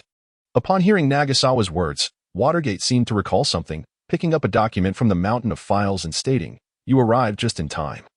I was pondering who to assign this task to. If it's you, I can rest easy." Nagasawa's interest piqued, as it sounded like a challenging high-level mission, and he inquired, "What task is it? Do you remember the 3 ninjas you and Kakashi brought back a few days ago?" Watergate asked. Nagasawa nodded. He was not forgetful enough to overlook events from just days prior. "The interrogation unit has deciphered their memories. They are from the Grass Village's Umbu," Watergate continued. "The Grass Village, indeed. They are quite audacious. So, the mission entails assassinating their high-ranking officials?" Nagasawa expressed with excitement. Having assimilated the Whitebeard template, he had yet to engage with any formidable adversaries. Although the Grass Village is a small ninja village, it boasts strength within its ranks, including a significant number of Genin. Thus, their leader would undoubtedly possess strength surpassing that of elite Genin. Engaging in combat with a powerful opponent would clarify his own strength's positioning. Currently, he believed himself to be among the stronger individuals at the level of a Kage. Yet he lacked a precise understanding of how strong he truly was. Watergate shook his head, saying, "If only it were that simple. The situation is a bit more complex than you might assume." He elaborated, "As this pertains to a dispute between nations, I convened a meeting with the elder advisors. My proposal is to dispatch strong individuals to exert pressure and demand reparations. However, the third Hokage expressed reservations, arguing that after recently negotiating peace with the IWA and Suna, it would be unwise to resort to military action. Furthermore, the Grass Village is an ally of Konoha. We should not intimidate our allies but rather encourage dialogue between both parties.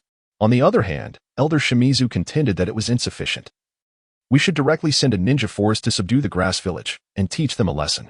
Yongze was directly amused by Minato's words, detecting the helplessness within them. He teasingly remarked, "As the Hokage, it seems no one truly listens to you." "After all, I am still too young and inexperienced," Minato mused. Whether in irony towards the third Hokage or in self-deprecation. "So, whose suggestion was utilized?" Yongze inquired directly. Both Advisor Minyin and Advisor Kahara supported the third's proposal, while Elder Danzo relinquished his own in favor of mine. In the end, we reached a compromise. Since the intelligence was obtained through memory extraction, we lack concrete evidence to illuminate their identities as Grass Ninja.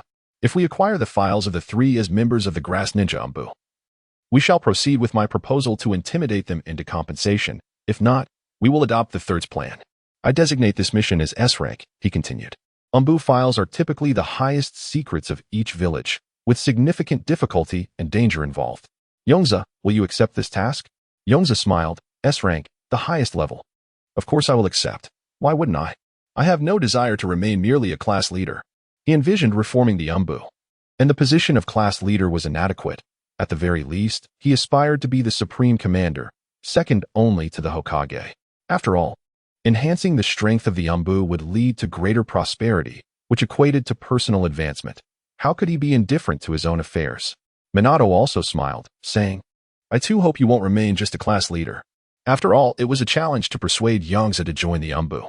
It would not do to stifle his talents and prevent him from accomplishing significant feats. The two exchanged glances and burst into hearty laughter. After Yongze accepted the mission, Minato did not allow him to embark on it immediately. Instead, he advised Yongze to prepare for a few days before proceeding. Minato explained, "Although I have great faith in your abilities, you have had limited exposure to this type of task." He promised to provide extensive materials regarding infiltration and the acquisition of confidential information over the next 3 days and would personally discuss important precautions with Yongze. Yongze nodded in agreement, acknowledging his lack of experience in high-stakes missions, as he considered himself rather ordinary. This mission was of significant consequence, not only determining Yongze's potential for rapid promotion but also serving as Minato's debut as Hokage before the higher authorities. A failure could adversely affect Minato's personal prestige, leading others to question his suitability for the role despite his formidable capabilities. Thus, Yongze believed it prudent to approach this critical matter with caution, preparing thoroughly. Additionally, the 3-day extension would allow him to check whether Kakashi had mastered the body flicker technique and to ensure that salty water and Inuzuka green were adequately prepared. Given the multinational nature of the operation involving the acquisition of sensitive Umbu documents, as Yongze exited the Hokage office, he noticed it was already noon and made his way towards the Konoha shopping district to procure some food. Living alone and possessing culinary skills, he often preferred dining out to avoid the hassle of washing dishes, occasionally enjoying meals at Minato's home. A gentle autumn breeze stirred, sending the withered yellow leaves swirling into the air, shimmering under the sunlight. Yet, some passers-by clad in short sleeves seemed unfazed by the chill, animatedly discussing the recent contract signed between Konoha and Iwagakure. At last, the war has concluded. I've heard the successful signing of this contract is entirely due to the third Hokage's efforts. Indeed, thanks to the third Hokage, Konoha is on the cusp of peace once more. It's a pity he has retired. I wonder if the fourth Hokage can protect Konoha as effectively. It's hard to say. I believe the fourth Hokage is only 23 this year. So young, it is quite concerning. Hearing these discussions, Yongze chuckled and shook his head. To claim that the contract's success relied solely on the third Hokage was rather audacious. Had it not been for Minato's decisive elimination of numerous Iwagakure Jonin and the destruction of their supply routes, Iwagakure would not have relinquished their stance so easily. However, attributing the contract's success solely to the third Hokage was not entirely unfounded, considering the nature of the agreement. A hint of sarcasm crossed Yongze's face as he reflected on the terms that had compelled Iwagakure to acquiesce to Konoha's conditions. The terms were exceedingly favorable for Iwagakure. No reparations or resource compensations, as the third Hokage declared Konoha's forgiveness for Iwagakure's incursion into the Land of Fire without pursuing accountability, requiring only a cessation of hostilities and the signing of a peace treaty. Yongze could only express his disbelief. One might assume that Konoha had been the one defeated in this conflict. Essentially, Konoha, having been invaded by a Wagakure, emerged victorious and proclaimed its strength, choosing to overlook the losses in pursuit of peace. The Wagakure, upon hearing such generous terms, would undoubtedly agree to the treaty. In truth, Nagasawa could comprehend a fragment of the third sentiments.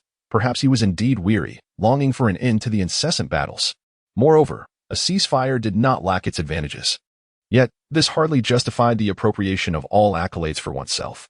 Furthermore, appointing Minato as Hokage while clinging to a plethora of powers under the guise of Minato's youth was rather disingenuous.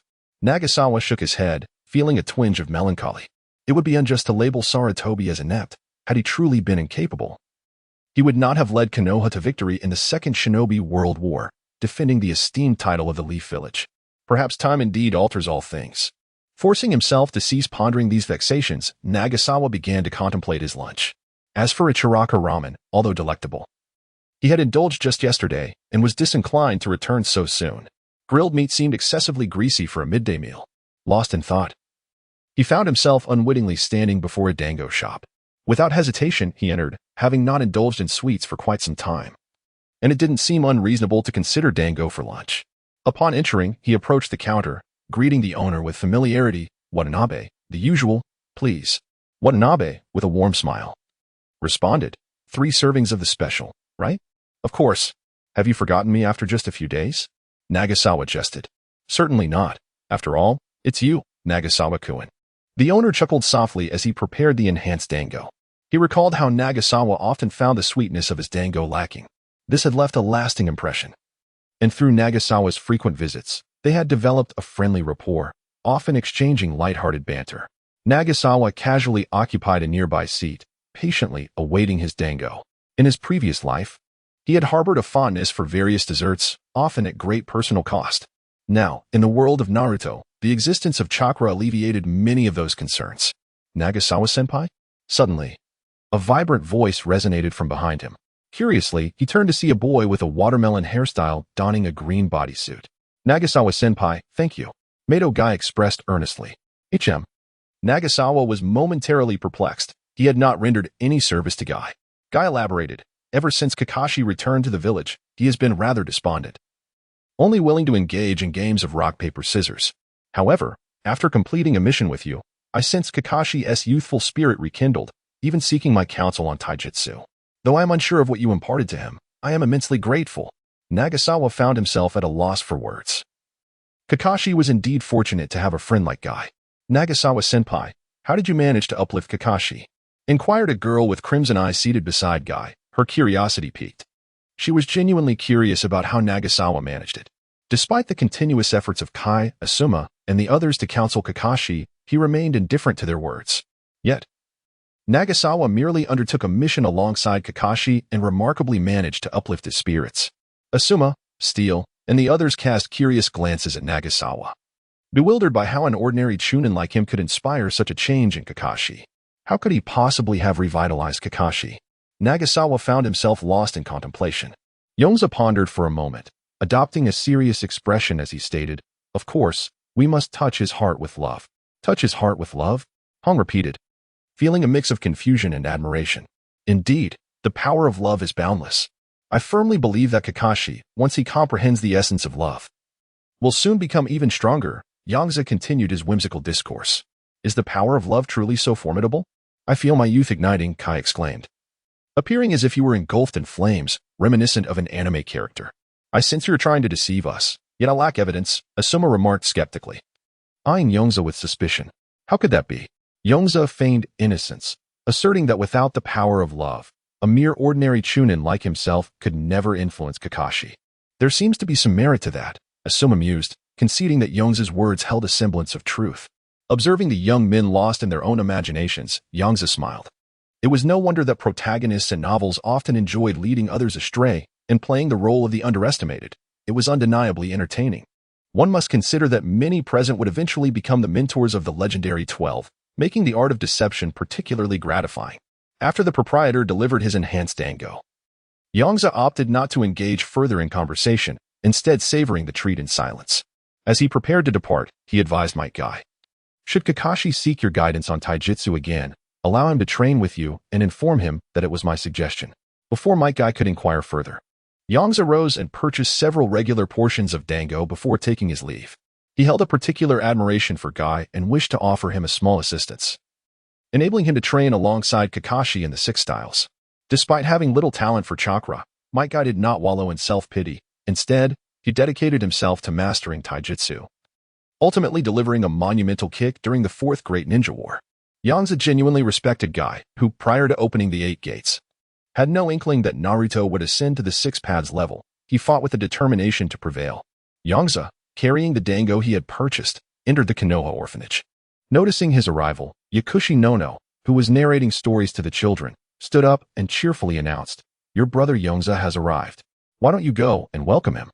The children, who had been engrossed in the tale, rushed toward Yongze. "Brother Yongze, what delicious treats have you brought this time?" inquired a slightly older child with eager eyes. Yongze, contemplating for a moment, concealed his right hand holding the dango behind his back and feigned surprise, saying, "Did I bring something? I was unaware." "You're lying. You clearly had it just now, and now you've hidden it." The children quickly saw through Yongze's clumsy ruse.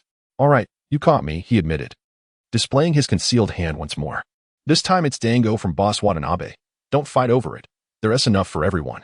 After distributing the dango, Yongze deftly escaped the circle of children and approached Yakushi Nono and Yakushi Kabuto. Yongze gently ruffled Do's small head with his left hand and inquired, "Do you not fancy dumplings? Why don't you go and get some?" Do struggled to free himself from Yongze's grip and mumbled, "Brother Yongze, the dumplings you brought are far too sweet." Yongze chuckled. "Last time, it was a special version courtesy of Boss Watanabe. This time, they are perfectly normal." Do's gaze flickered as he looked at Yongze. Yongze sighed and shook his head. "What a pity, Do. You were too slow. They have all been distributed." Upon hearing Yongze's words, Do's eyes reflected a hint of disappointment, yet he stubbornly retorted, "It's just dumplings. Honestly, they aren't that tasty. Eating them would only lead to cavities." "Oh, is that so?" Yongze said with a playful smile, as if performing a magic trick, producing a string of dumplings seemingly out of thin air. Originally, these were reserved for Do, but it seemed he did not enjoy dumplings after all. Perhaps he would have to reluctantly eat them himself. Yongze opened his mouth, pretending to take a bite of the dumplings. Do, in a fluster, almost attempted to change his mind, but feeling embarrassed, he could only stare blankly at Yongze. He could not comprehend why, at such a tender age, he had to endure such suffering. Noticing tears nearly welling up in Do's eyes, Yano shot a playful glare at Yongze and said, "Yongze, stop teasing Do. Give them to him." Yongze grinned, handed the dumplings to Do, and seized the opportunity to ruffle Do's small head once more. Do was destined to become a behind-the-scenes mastermind, and so was Ban, rounding it off. It was akin to ruffling Ban's head, a feat that was not easily accomplished. After tousling Do's hair into a delightful mess, Yongze withdrew his hand with satisfaction and casually asked Yano, "How have you been lately?"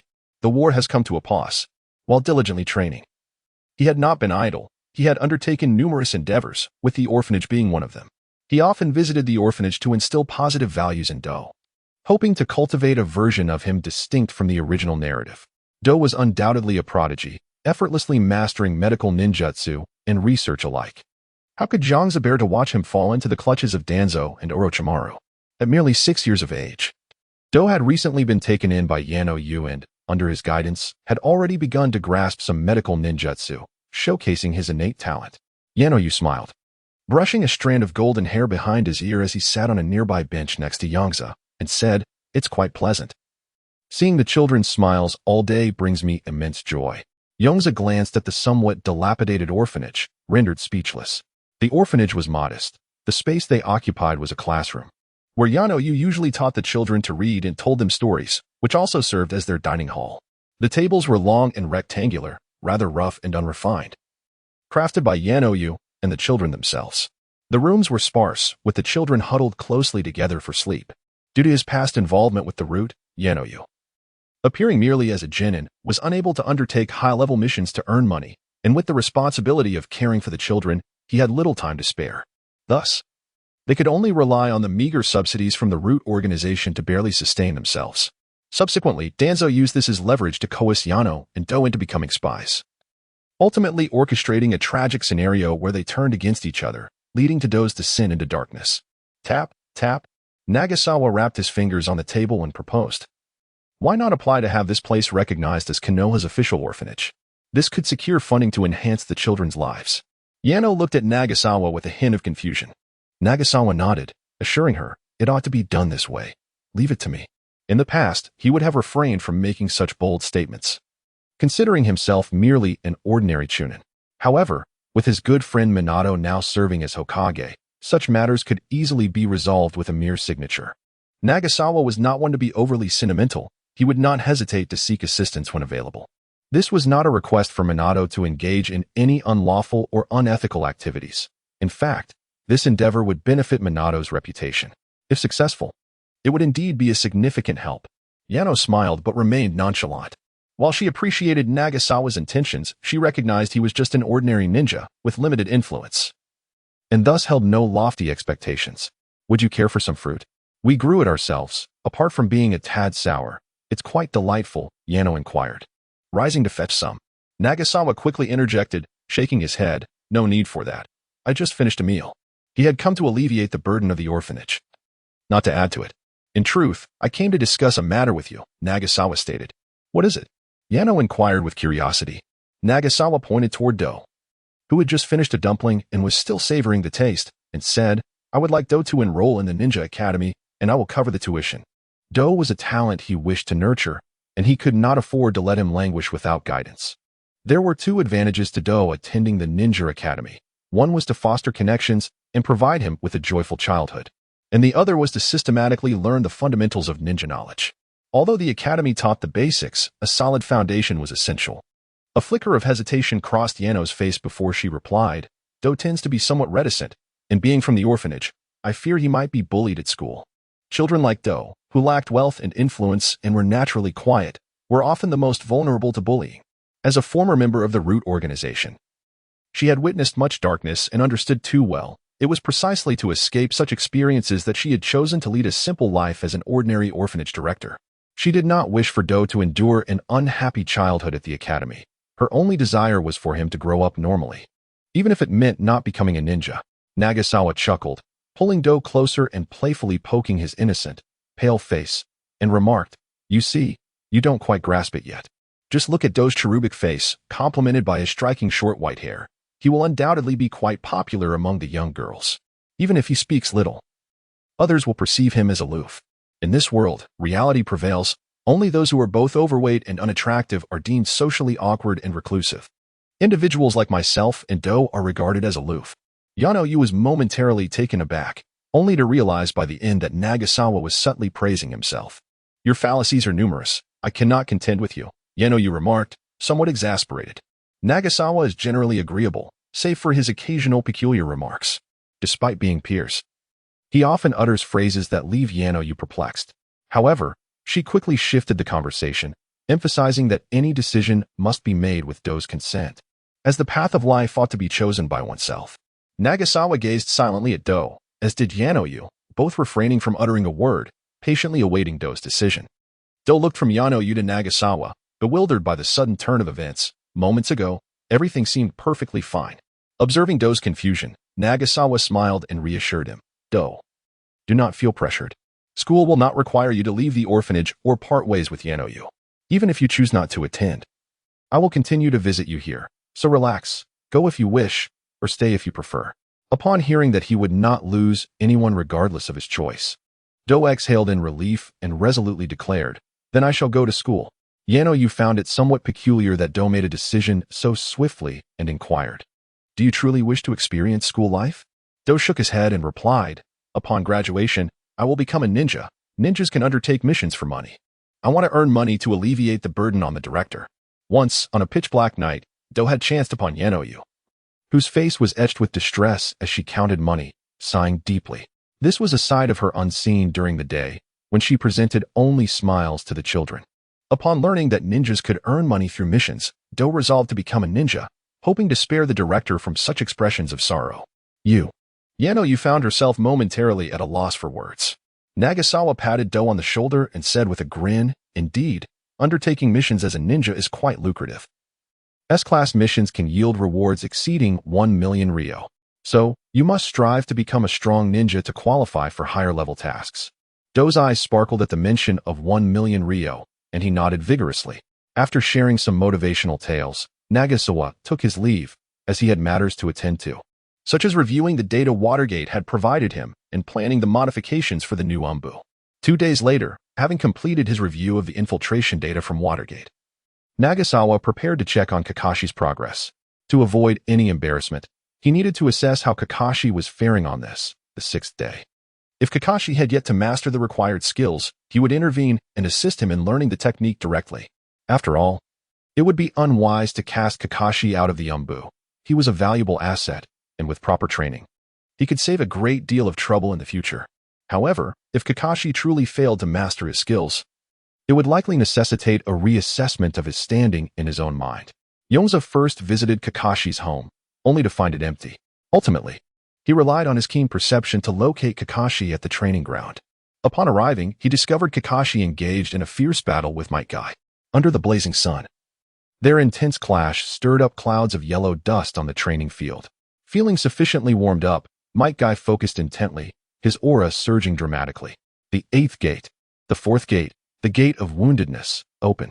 With the 4th gate activated, Guy swiftly overpowered Kakashi, whose retreat was relentless against the onslaught of rapid, concentrated strikes. Yongze observed Kakashi with growing interest. Undeniably, under normal circumstances, Kakashi's strength would surpass Guy's at this stage. Yet, since Yongze's arrival, he had not witnessed Kakashi employing any ninjutsu. Instead relying solely on taijutsu to contend with Guy. Is he attempting to push himself through the pressure of battle? Yongze pondered silently. Just as Might Guy prepared to deliver a decisive leaf hurricane kick, Kakashi abruptly stomped twice and vanished from Guy's sight, reappearing behind him to deliver a powerful punch that sent Guy crashing to the ground. Yongze's gaze shifted. This did not resemble the actions of someone who had merely just learned the technique. Kakashi had evidently mastered it. Prostrate on the ground, Might Guy reacted with unexpected joy, rising to his feet with a hearty laugh, revealing his gleaming white teeth as he gave Kakashi a thumbs up. Is this the manifestation of the power of love that you have grasped? I can feel it. Indeed, the power of love is formidable. However, the strength of youth is not to be underestimated. The 6th gate, open. Come, Kakashi, let me witness the limits of your love's power. Kakashi, bewildered, stared at Guy, baffled by the notion of love's power. When had he ever comprehended such a thing? Although he was confused by Guy's words, he could not afford to be careless in the face of Guy's 5th gate. He activated his Sharingan, intently focusing on Guy's movements. With a whoosh, Guy vanished from Kakashi's sight. Sensing impending danger, Kakashi quickly attempted to pivot and defend himself, but Guy's foot, imbued with blue chakra, sent him flying. Bang! Kakashi collided forcefully with a tree, his expression one of disbelief as he regarded Guy. His Sharingan had clearly discerned Guy's movements, yet he had still been unable to intercept the attack. Has Guy become this powerful? Kakashi's mind drifted. He recalled his father, Tsukumo Hatake, once stating that Might Guy might surpass him in the future. At the time, he had dismissed the notion, believing it impossible for someone who had nearly failed to enroll to ever exceed him. Yet, Guy had grown stronger with each challenge, evolving from being easily defeated by Kakashi to gradually being able to exchange blows, and finally compelling Kakashi to utilize all his strength and taijutsu to contend. At this moment, his physical prowess had entirely surpassed that of Kai. Even when employing ninjutsu, he could not claim a definitive victory, as their encounters often resulted in a back and forth of triumphs. Kakashi began to realize that if this continued, Kai might indeed surpass him. Rising to his feet, Kakashi's expression turned grave as he swiftly completed the hand signs for Chidori. As a lifelong rival, I cannot allow you to surpass me so easily, he silently mused. Though he outwardly displayed a degree of disdain for Kai, deep within, he had already come to regard him as a cherished friend. Chidori, how fitting, exclaimed Might Guy, as Kakashi unleashed his most esteemed ninjutsu, revealing a broad grin that showcased his gleaming white teeth. Though this physical technique had yet to be fully developed, its power was immense. Kakashi, be cautious, Kai warned. Taking a deep breath, Morning Peacock. With a thunderous roar, an overwhelming surge of chakra erupted from Might Guy, the resulting gust bending the verdant grass of the training ground. He leapt into the air, unleashing a flurry of rapid punches into the atmosphere. Fireballs, each the size of a fist, erupted continuously, fanning out like a peacock's tail, hurtling towards Kakashi's position. After executing this technique, Might Guy panted heavily, his hands trembling slightly from exertion. The principle behind Morning Peacock was straightforward. It harnessed the extraordinary strength and speed gained from opening the 8 gates, utilizing rapid punches to strike the air, generating shockwaves and flames that produced a powerful area of effect. Yet, in truth, the force of the 5th gate was somewhat insufficient. He envisioned that only by unlocking the 6th gate could he unleash the true potential of this technique. However, for him at present, the 6th gate was far too taxing, and forcing it open could pose a grave risk to his life. The sky became awash with large fireballs, casting a crimson glow over the entire training ground. The Chidori, shimmering with blue lightning in Kakashi's hands, illuminated his face, revealing an unusual calm as he contemplated a countermeasure. In the face of such relentless assaults, to endure was tantamount to courting death. Relying on the Sharingan's abilities for agile evasion was impractical, as the fireballs were simply too densely packed. Gazing at the crackling electricity in his hands, Kakashi devised a plan. When utilizing Chidori, the lightning chakra activated his muscle cells, dramatically enhancing his speed. This had previously been Chidori's sole flaw. Its tremendous velocity often outpaced his vision, leading to potential misstrikes. However, with the Sharingan, that limitation vanished, transforming into an advantage. Furthermore, he had recently mastered a technique known as Shunshin. If he could combine Shunshin with Chidori, his short-range explosive speed could see a monumental enhancement. Nevertheless, having only just learned Shunshin the day prior, Kakashi was not entirely confident in his ability to merge the two techniques. Yet, the urgency of the situation left no room for hesitation.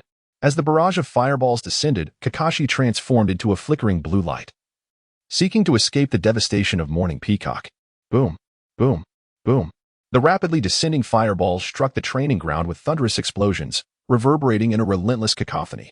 At a glance, vast expanses of once flat land have transformed into a pockmarked terrain, marred by charred black traces. You have lost. Kakashi dissipated the Chidori in his hand and lightly tapped Might Guy's chest with his fist.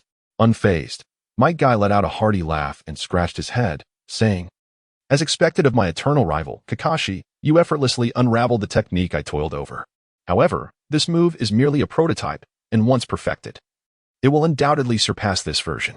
Kakashi offered a wry smile. Effortlessly unraveled?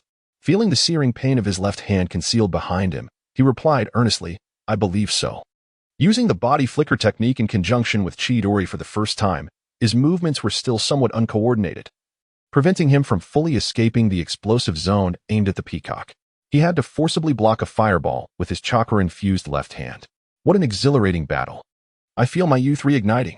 After such a crushing defeat, my training will double, Might Guy exclaimed, raising his arm to motivate himself. Observing this, Waizawa decided to depart. Since Kakashi had already mastered the body flicker technique and was capable of its preliminary usage with Chidori, there was no need for him to linger. His objective had been achieved.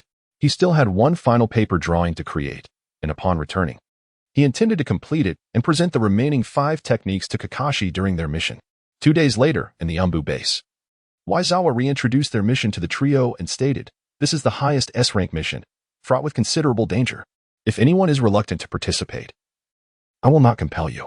Is there anyone who wishes to withdraw?" The 3 shook their heads. 3 days prior, Waizawa had informed them that if they wished to abandon the mission, they should have done so earlier. It was inconceivable to give up now.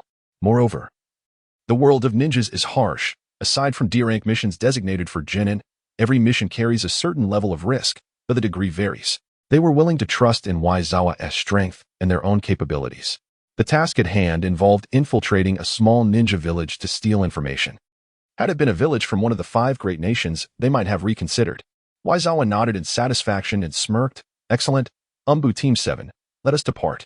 The 4 donned their Umbu masks and swiftly exited the base, making their way out of the village, sprinting directly towards the northwest, the direction of the land of grass. "At last, we are nearing our destination," Inuzuka Midori remarked, gazing at the distant town. Waizawa glanced at her and said, "Didn't you claim your physique was robust and that you wanted me to teach you haki ahead of time? Are you already fatigued?" Inuzuka Midori chuckled lightly. "Not exactly tired. It's just that the journey feels rather dull." Approaching the grass ninja village, the 4 altered their attire, shedding their Umbu uniforms. After all, they were not foolish enough to stroll through another country's ninja village in their Umbu garb, which would be tantamount to inviting capture. Waizawa observed for a moment and noted that the grass ninja village lacked the protective barrier that enveloped Konoha. Thus, he led the trio through a secluded corner and stealthily infiltrated the village. The hidden village, though referred to as a village, is more akin to a town in scale. Even Konoha cannot ensure that every corner is under the vigilant watch of ninjas. It relies heavily on barriers, let alone the grass village. Thus, the infiltration by Nagasawa and his companions proceeded remarkably smoothly, devoid of any hindrance. Is the grass village in such disrepair? Inuzuka Midori remarked, observing the somewhat dilapidated houses around. Before Nagasawa could offer an explanation, Shiizumi interjected, "Firstly, it is due to the location we have entered, and secondly, the aftermath of war. Not long ago, this place was a battleground between Konoha and Iwagakure." Nagasawa playfully tapped Inuzuka Midori's head with 2 fingers, saying, "Look at Shiizumi. How can you be so uninformed?" Inuzuka Midori puffed up her chest proudly, proclaiming, "I only know how to fight. Thinking about those things gives me a headache. Just tell me who to fight." Nagasawa was at a loss for words. How could she so proudly admit to being brainless and solely focused on combat?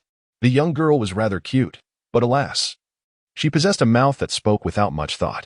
"Kakashi and Shiizumi, keep a close watch on her. Do not let her expose us," Nagasawa instructed.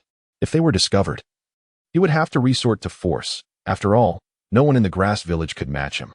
The perfect infiltration: eliminate anyone who sees you. And it is as if no one has seen you at all, achieving flawless stealth. Kakashi and Shiizumi nodded in agreement, clearly aware that this teammate was not the most reliable. Nagasawa glanced at the sky. The sun blazed fiercely, still early afternoon. He then proposed, "Let us split into 3 teams. Kakashi and I will form one team, while Shiizumi and Midori will make up another." There was a method to Nagasawa's arrangement. Firstly, due to his strength, even a direct assault would face no opposition.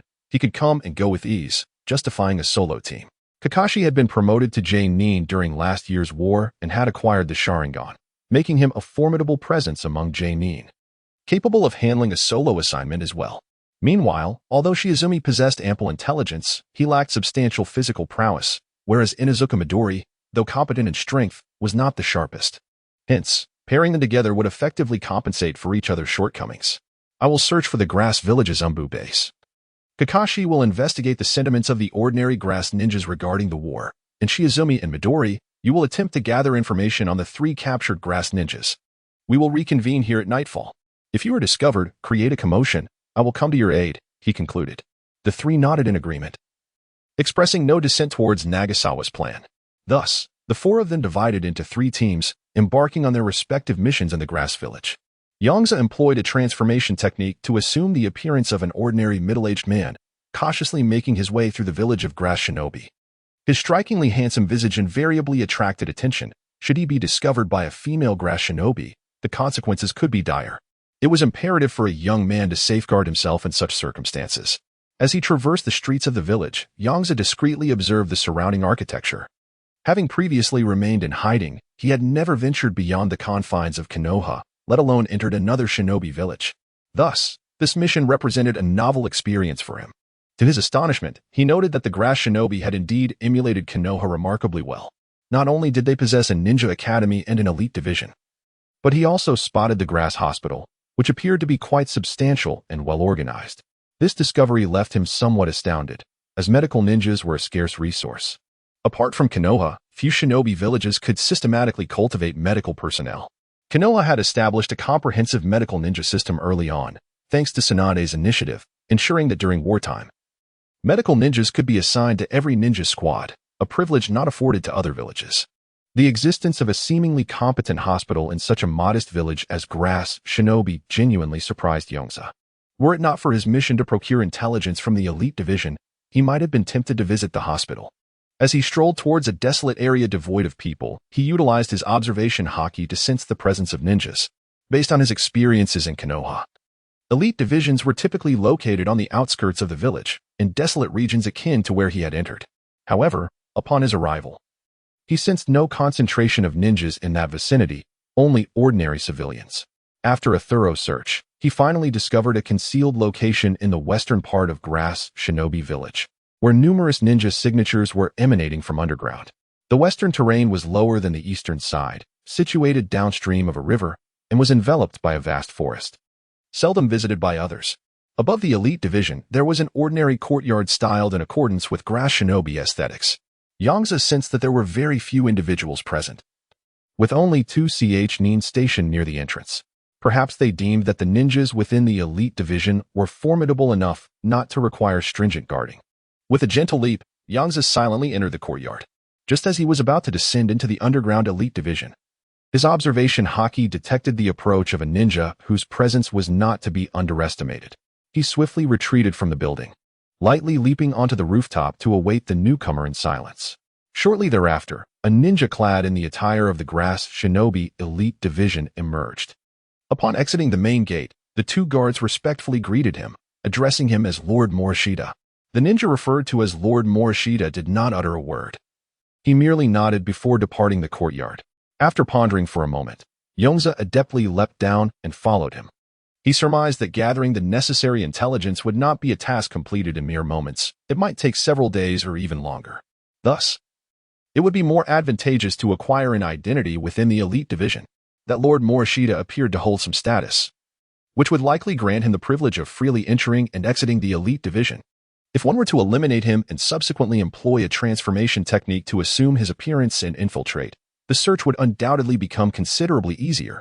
Should his position be sufficiently elevated, he might even have the capability to directly acquire the necessary information, enlisting the assistance of the Umbu to accomplish the task at hand. Nagasawa considered this a promising idea, worthy of exploration. Yongze refrained from immediate action, opting instead to shadow Lord Morishita, meticulously observing his every move. Although not a member of the Yamamoto clan, Yongze lacked the ability to forcibly extract memories through violence. To avoid detection, he needed to study the nuances of Morishita's habits, such as his demeanor towards others, whether he was aloof or amiable, and his temperament. Morishita Mukuya skillfully navigated through the bustling streets, discreetly returning to his residence. Upon arriving home, he changed into his customary grass ninja attire before stepping back outside. The Umbu, being an elite division, seldom appeared before common ninja or civilians unless engaged in a significant mission. Therefore, he typically donned regular grass ninja clothing upon returning home. As Morishita walked along the streets of the Grass Village, his expression remained impassive while he acknowledged the greetings of fellow grass ninjas. Being one of the few elite genin in the village, and among the more formidable ones, he had long grown accustomed to such interactions. I've heard that Iwagakure and Konoha have signed a peace treaty.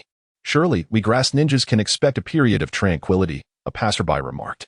As the news quickly spread through the ninja world, the Grass Village, situated between Iwagakure and Konoha, would inevitably become a battleground whenever conflict arose between the two nations, unless one side held a decisive advantage capable of breaching the other's territory. Indeed, it seems peace is finally upon us. How delightful, another bystander sighed contentedly. Mukuya cast a fleeting glance at the two conversing, prompting them to cease their chatter and discreetly withdraw, aware of his reputation within the Grass Village. It was common knowledge that Morishita Mukuya was a staunch hawk, believing that only through warfare could the Grass Village gain a competitive edge and surpass the 5 great nations. How short-sighted, he mused. You see only the fleeting peace before you, oblivious to the looming oppression that awaits. Are you unaware of the unending subjugation the 5 great nations impose upon smaller countries? As long as they maintain their dominance over the Grass Village, war will never cease.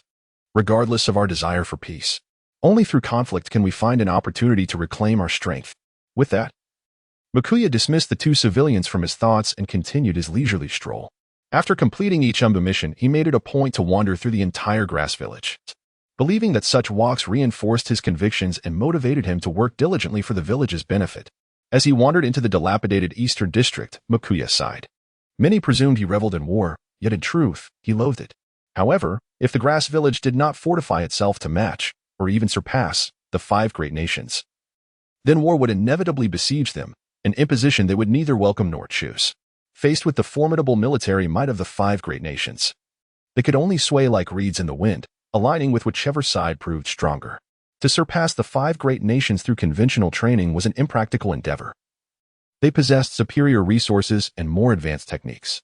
Thus, warfare remained the sole avenue capable of altering this dire reality, enabling the 5 great nations to weaken each other significantly.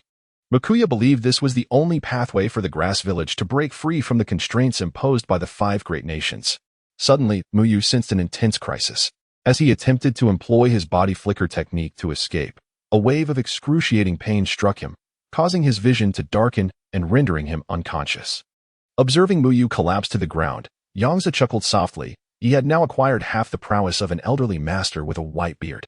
If he couldn't successfully ambush a Jainin, he might as well abandon his ambitions and seek employment at a ramen shop. How should he deal with this individual? Yongze fell into contemplation.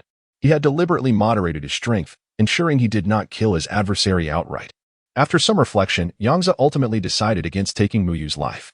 Instead, he cast a sealing technique upon him and discreetly transported him to Muyu's own home.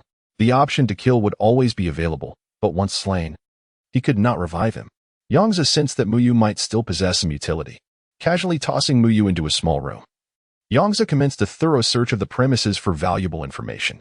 As one of the few Jainin among the grass ninjas, Muyu's residence was naturally substantial. Yongze overturned Muyu's home, uncovering various documents, though most were of little interest to him. However, through these materials, he gleaned insights into Muyu's areas of expertise. Much of the documentation pertained to diverse swordsmanship styles and some lightning-release ninjutsu. It was evident that Muyu was likely a ninja proficient in both swordsmanship and lightning techniques, which would aid Yongze in his disguise. Donning Muyu's grass ninja Umbu uniform, he proceeded towards the Umbu headquarters. Kakashi, disguised as an ordinary grass ninja, cautiously traversed the streets of the grass village. Yongze had assigned him the task of investigating the sentiments of ordinary ninjas regarding the war. Thus, Kakashi refrained from masquerading as a common civilian and instead assumed the guise of a ninja. Based on his experience, ninjas from smaller villages tended to look down upon ordinary civilians. Hence, to engage with them, he needed to at least share the identity of a ninja. After observing for a brief period, Kakashi utilized a transformation technique to take on the appearance of a nondescript young grass ninja. He did not hastily approach the grass ninjas but opted to enter a tavern, a prime location for gathering information. Kakashi ordered a bottle of sake and a small dish. Feigning drinking while discreetly pouring the liquid onto the floor, he was still underage and could not consume alcohol. Within the tavern, a cacophony of discussions and disputes coalesced, creating an eager atmosphere. Amidst this ambience, coupled with the influence of alcohol, individuals were easily emboldened to speak freely. One enthusiastic grass ninja pounded the table, raising his cup and exclaiming, "Damn it, that bunch from Awagakure has finally signed a peace treaty with those fools from Konoha. The war is over." Beside him, another grass ninja lamented, "Indeed, the war has finally ceased. While Awagakure and Konoha were at odds, we grass ninjas bore the brunt of it. It's infuriating." Bang! Not far away, a grass ninja slammed his hand on the table, exclaiming in anger, "You people always place your hopes in those major shinobi villages. In my opinion, the war must not cease. Let those 5 great nations clash fiercely, for only then will we, the grass ninjas, have the opportunity to surpass them." Several grass ninjas nearby echoed his sentiments. Kakashi observed this scene, his expression contemplative. It appeared that the grass village was not a monolith. There were both proponents and opponents of the war among them, but it remained unclear which faction their leader supported. However, given the grass ninjas' dispatch of Umbu to intercept information, Kakashi surmised they likely leaned towards the former.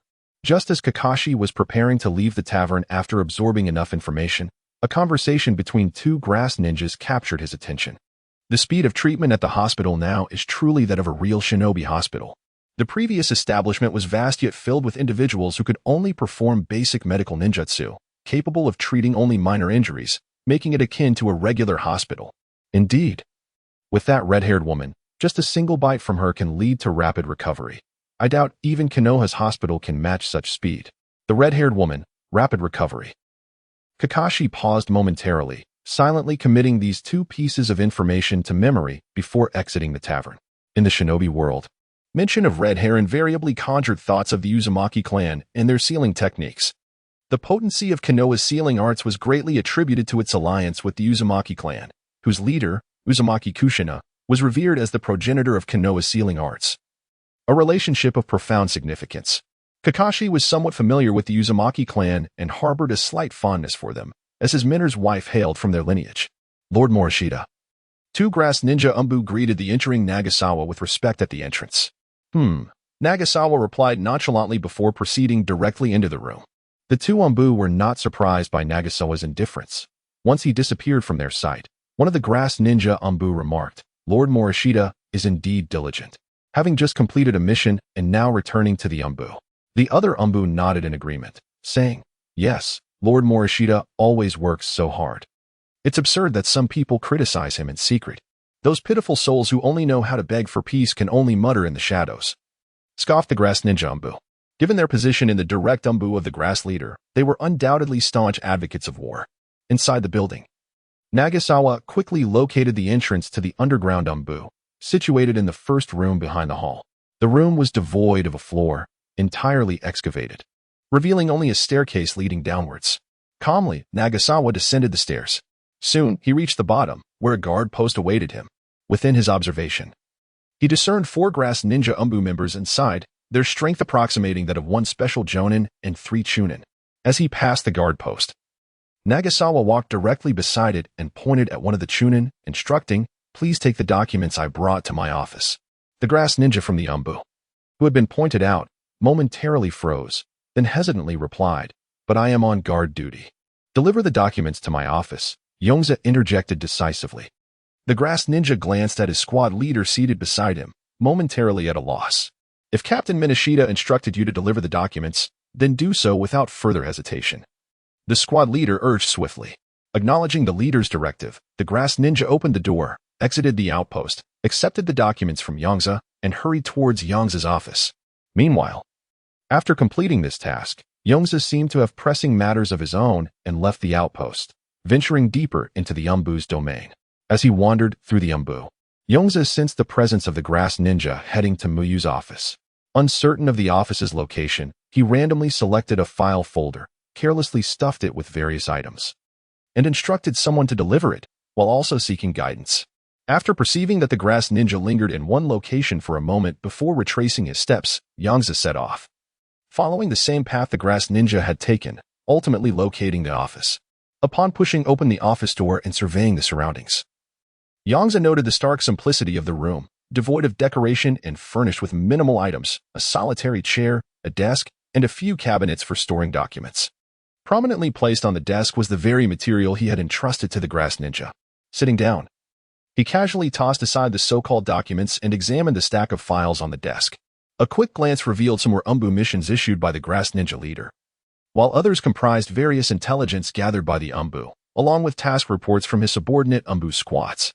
"I suppose this is a preliminary taste of a captain's life," Yongze mused, chuckling at the collection of confidential grass ninja documents.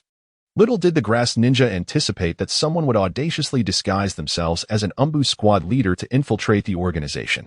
Just as Yongze was about to inspect the cabinet for information on the grass ninja members, a knock echoed through the room. Utilizing his observation haki, he discerned the presence of a chunin and calmly replied, "Come in." A grass ninja from the Umbu entered promptly, stating, "Lord Minishita, the leader requests your presence for a meeting." Yongze nodded and replied nonchalantly, "Very well, let us proceed." Soon, under the guidance of the grass ninja, Yongze arrived at a room located at the deepest part of the Umbu. The chamber was modest, featuring only a square table surrounded by several chairs. Lacking the characteristics of a professional meeting room, 7 individuals were seated around the table. The middle-aged man at the head of the table, bearing a slight frown, was notably not clad in the Umbu uniform, while the other 6 were attired in the standard garb. Yongze deduced that the middle-aged man was likely the leader of the grass ninja, his aura being the strongest Yongze had encountered in Kusanagi Village, even surpassing his own strength prior to obtaining the Whitebeard template. The others were presumably high-ranking Umbu members, all of whom were at least jonin, with none being particularly exceptional.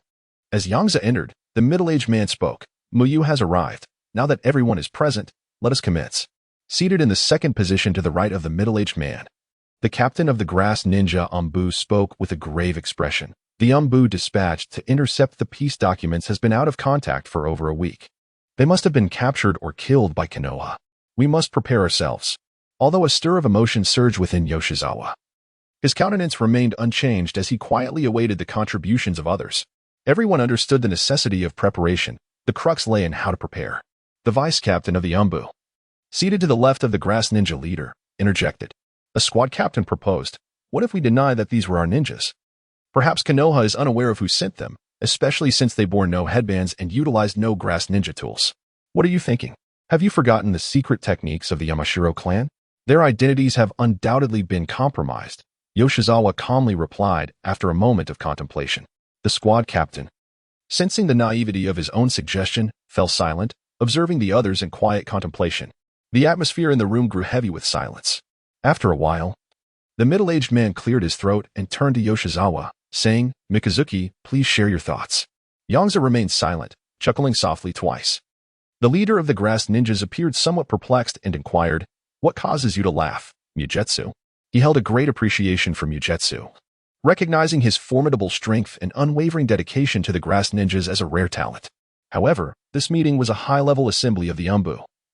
If Mugetsu could not provide a coherent explanation, he would undoubtedly face reprimand. Youthful arrogance was intolerable. Yongze replied with a smile. "I find amusement in Sarutobi's lack of wisdom and the foolishness of Namikaze. If it were me, I would never proactively sign a so-called peace treaty with the rock ninjas, but rather compel them to surrender and demand land and reparations." The grass ninja leader frowned slightly, stating, "What we are discussing is how to respond to Konoha, not how the war between Konoha and the rock ninja came about." Yongze chuckled and continued, "I am fully aware that we are deliberating on how to confront Konoha. So do not rush, my leader. Allow me to analyze this matter thoroughly." Considering Mugetsu's consistently reliable performance, the grass ninja leader eventually nodded, ready to hear Mugetsu's insights. Yongze posed the question, "Who emerged victorious in the war between Konoha and Iwagakure?" "Konoha won," a squad leader swiftly answered, bewildered by Yongze's seemingly trivial inquiry. The grass ninja leader's frown deepened. "Then who initiated the request to sign the peace treaty?" Yongze, unfazed, continued to smile as he asked. "It was Konoha. And they even brought Sunagakure along to intimidate Iwagakure," the Umbu captain responded, a thoughtful expression crossing his face. He sensed something amiss but had yet to grasp the full picture. Yongze nodded thoughtfully and remarked, "That is precisely why I claim that the third and fourth Hokage lack strategic acumen. They may have won the war, yet it feels as though they lost." The deputy captain questioned, "There may be intelligence we are unaware of. If the third Hokage were truly foolish, how could he have led Konoha to such prosperity? And if the fourth Hokage were inept, why would the third Hokage have appointed him as Hokage?" Dismissed, Yongze remained unperturbed, responding mildly, "Konoha is merely a powerful clan. And do you believe that it was solely due to Namikaze's capability that he became the fourth Hokage? Isn't it?" The deputy captain countered. Namikaze Minato's reputation as the Yellow Flash instilled fear in Iwagakure and Kumobakure, and he was a formidable force in battle. The deputy captain stated solemnly. Although Namikaze was a ninja from another village, he held a certain respect for an opponent capable of compelling enemy ninja villages to abandon missions without penalties upon witnessing the Yellow Flash. This was a mark of respect for strength. Yongze smirked disdainfully, nearly provoking the deputy captain to slam the table in protest, but fortunately, the grass ninja leader restrained him. While Namikaze Minato is indeed powerful, does strength alone equate to intelligence? Does Konoha lack formidable ninjas comparable to him? Have you forgotten the legendary three ninjas? Yongze sneered. Indeed. The three ninjas are likely more qualified, the grass ninja leader concurred. He considered himself to be of the same era as the three ninjas, albeit slightly older. The reason why Minato Namikaze became the Hokage at the tender age of 23 is not due to the strength of his abilities, but rather the stark contrast between his perceived prowess and his actual capabilities, as Yozawa remarked. The assembled members, all high-ranking operatives of the Umbu, were well-versed in the shadows of the world. Upon hearing Yozawa's statement, they immediately grasped his implication. The fourth Hokage was merely a puppet of the third Hokage. Upon reflection, they found this notion quite plausible. After all, Sarutobi Hiruzen was not particularly old, so why would he voluntarily relinquish his position? Observing the expressions of the crowd, Yozawa realized that his conspiracy theory regarding the Hokage had captivated them effectively, justifying his harsh critique of Minato. Noticing the favorable reaction, Yozawa continued to stoke the flames, saying, "Do you know that before the peace treaty was signed, the third Hokage had already abdicated in favor of Minato? Thus, the treaty essentially falls upon Minato's shoulders." A captain of the Umbu sighed, reflecting, to have signed such a treaty after a victorious battle, one would surely be condemned by future generations. Is Konoha truly this dark? He felt that those engaged in politics possessed a heart of stone, while the Umbu merely engaged in the grim tasks of assassination. Although what you said is quite insightful. "We must now focus on our strategy against Konoha," remarked the leader of the grass ninja. He had little interest in Konoha's dark political intrigues. His sole concern was navigating the current crisis. Yozawa smiled, replying, "This is precisely our strategy against Konoha. If Iwagakure invades Konoha and they emerge victorious, they could still choose to sign such a peace treaty. Meanwhile, we grass ninjas have merely dispatched a few shinobi to intercept the peace documents. which pales in comparison to Iwa's actions. The grass ninja leader pondered Yozawa's words and found them quite reasonable. Iwa had reached the land of fire. Yet Konoha was willing to forgive. In contrast to Iwa's forceful attempts to engage Konoha, the grass ninjas merely sought a fleeting touch, which had yet to be realized. So, are we not preparing anything at all? He inquired, sensing that Yozawa possessed considerable knowledge about Konoha. Yozawa shook his head, asserting, of course, we cannot be unprepared. We must ready sufficient reparations, as Awagakure is one of the 5 great nations and we are but a small country. The grass ninja leader furrowed his brow, expressing confusion. But you just said that. He felt he had been subjected to a barrage of meaningless words. Yozawa clarified, Konoha will certainly not wage war against us. The third Hokage will not allow the resurgence of conflict.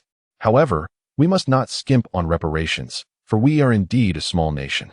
The grass ninja leader sighed, a hint of sorrow crossing his face as he lamented, indeed, we are a small nation. By the way, we must ensure that the reparations are substantial. Yozawa spoke up again, indeed, the reparations must be ample. The leader of the grass ninja looked at Yozawa with confusion, unsure of why he would utter such nonsensical remarks. Given that it was they who would be paying, the more they gave, the more they would suffer. Yozawa explained, our grass ninja are currently experiencing rapid development, which will undoubtedly draw Konoha's attention. If we are compelled to pay a substantial indemnity to the Hidden Leaf Village due to this incident, they will undoubtedly regard us with contempt, allowing the grass ninja village to develop unimpeded. The leader of the grass ninja hesitated for a moment before responding. Let it be for now. I shall discuss the matter of compensation with the daimyo. After speaking, the grass leader turned to Mukujutsu and said, Mukujutsu, you have performed admirably this time. Should the village successfully navigate this crisis, I will grant you a reward. The rest of you should learn from Mukujutsu and pay closer attention to intelligence from other ninja villages. On their way back to the office, a fellow squad leader remarked, Mokujutsu, you truly are remarkable. I never imagined you had prepared so much in silence. You must have invested considerable effort to understand the hidden leaf. Aizawa smiled politely and nodded, thinking to himself that no one in the grass ninja village understood the hidden leaf better than he did, for he was, after all, a ninja of the hidden leaf. Those hidden leaf ninjas are truly despicable. They haven't even done anything yet we must exert ourselves to the utmost to respond. The squad leader lamented. Aizawa displayed a hint of peculiar expression, agreeing, indeed, those hidden leaf ninjas are the most contemptible. He mused that if he were to nonchalantly produce a hidden leaf forehead protector and declare that the grass ninja had its limits, thus renouncing his allegiance to the grass, the squad leader's expression would surely be priceless. However, regrettably, he had yet to receive the task details, and such thoughts could not be realized. After bidding farewell to the grass ninja's covert squad leader, who had been disparaging the hidden leaf ninjas, Aizawa returned to his office. He locked the door and approached the cabinet farthest from his desk. The office contained 3 cabinets for storing files, 1 on the right and 2 on the left. As they all appeared identical and lacked any distinguishing features, Aizawa resolved to examine them in order, hoping to locate the documents pertaining to the 3 grass ninjas. Leaving the tavern, Kakashi ventured to the grass ninja hospital, driven by curiosity.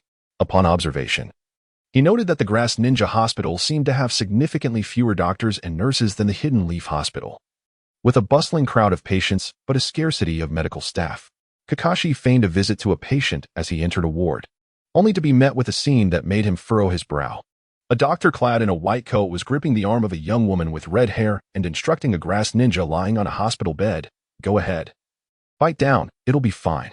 Without hesitation, the grass ninja sank his teeth into the alabaster arm of the red-haired woman. She gasped in pain from the forceful bite. The grass doctor admonished, "What are you screaming for? Don't you know this is a hospital? Be quiet. It's merely a bite on the arm. Just endure it." The red-haired woman held back her tears, forcing a strained smile as she replied, "I understand, Lord Inoue. I will endure it next time." "Doctor." Inoue let out a cold snort, stating, "Is there to be a next time? There shall be no next time, I assure you. Do not be ungrateful. This village has provided you with a refuge amidst the turmoil of the shinobi world, and you must repay it well." The red-haired woman nodded in understanding, affirming, "I comprehend, and I shall come here every day from now on." Kakashi clenched his fists tightly, ultimately releasing them as he left the hospital with an impassive expression. He was taken aback by the so-called hospital of the grass village, which lacked any medical ninjutsu and resorted instead to barbaric methods of treatment. He imagined that if his mentor, Kushina, were to witness such a scene, She might unleash her fury and raise the entire grass village to the ground. The red-haired woman was likely one of the few survivors from the fallen land of the whirlpools. Though he felt an urge to confront Dr. Inoue and deliver a severe beating, he restrained himself, recognizing the necessity of maintaining his cover during the mission. This was an enemy ninja village, rife with potential threats. After gathering some intelligence, Kakashi noted the sun was setting, casting a twilight hue over the landscape.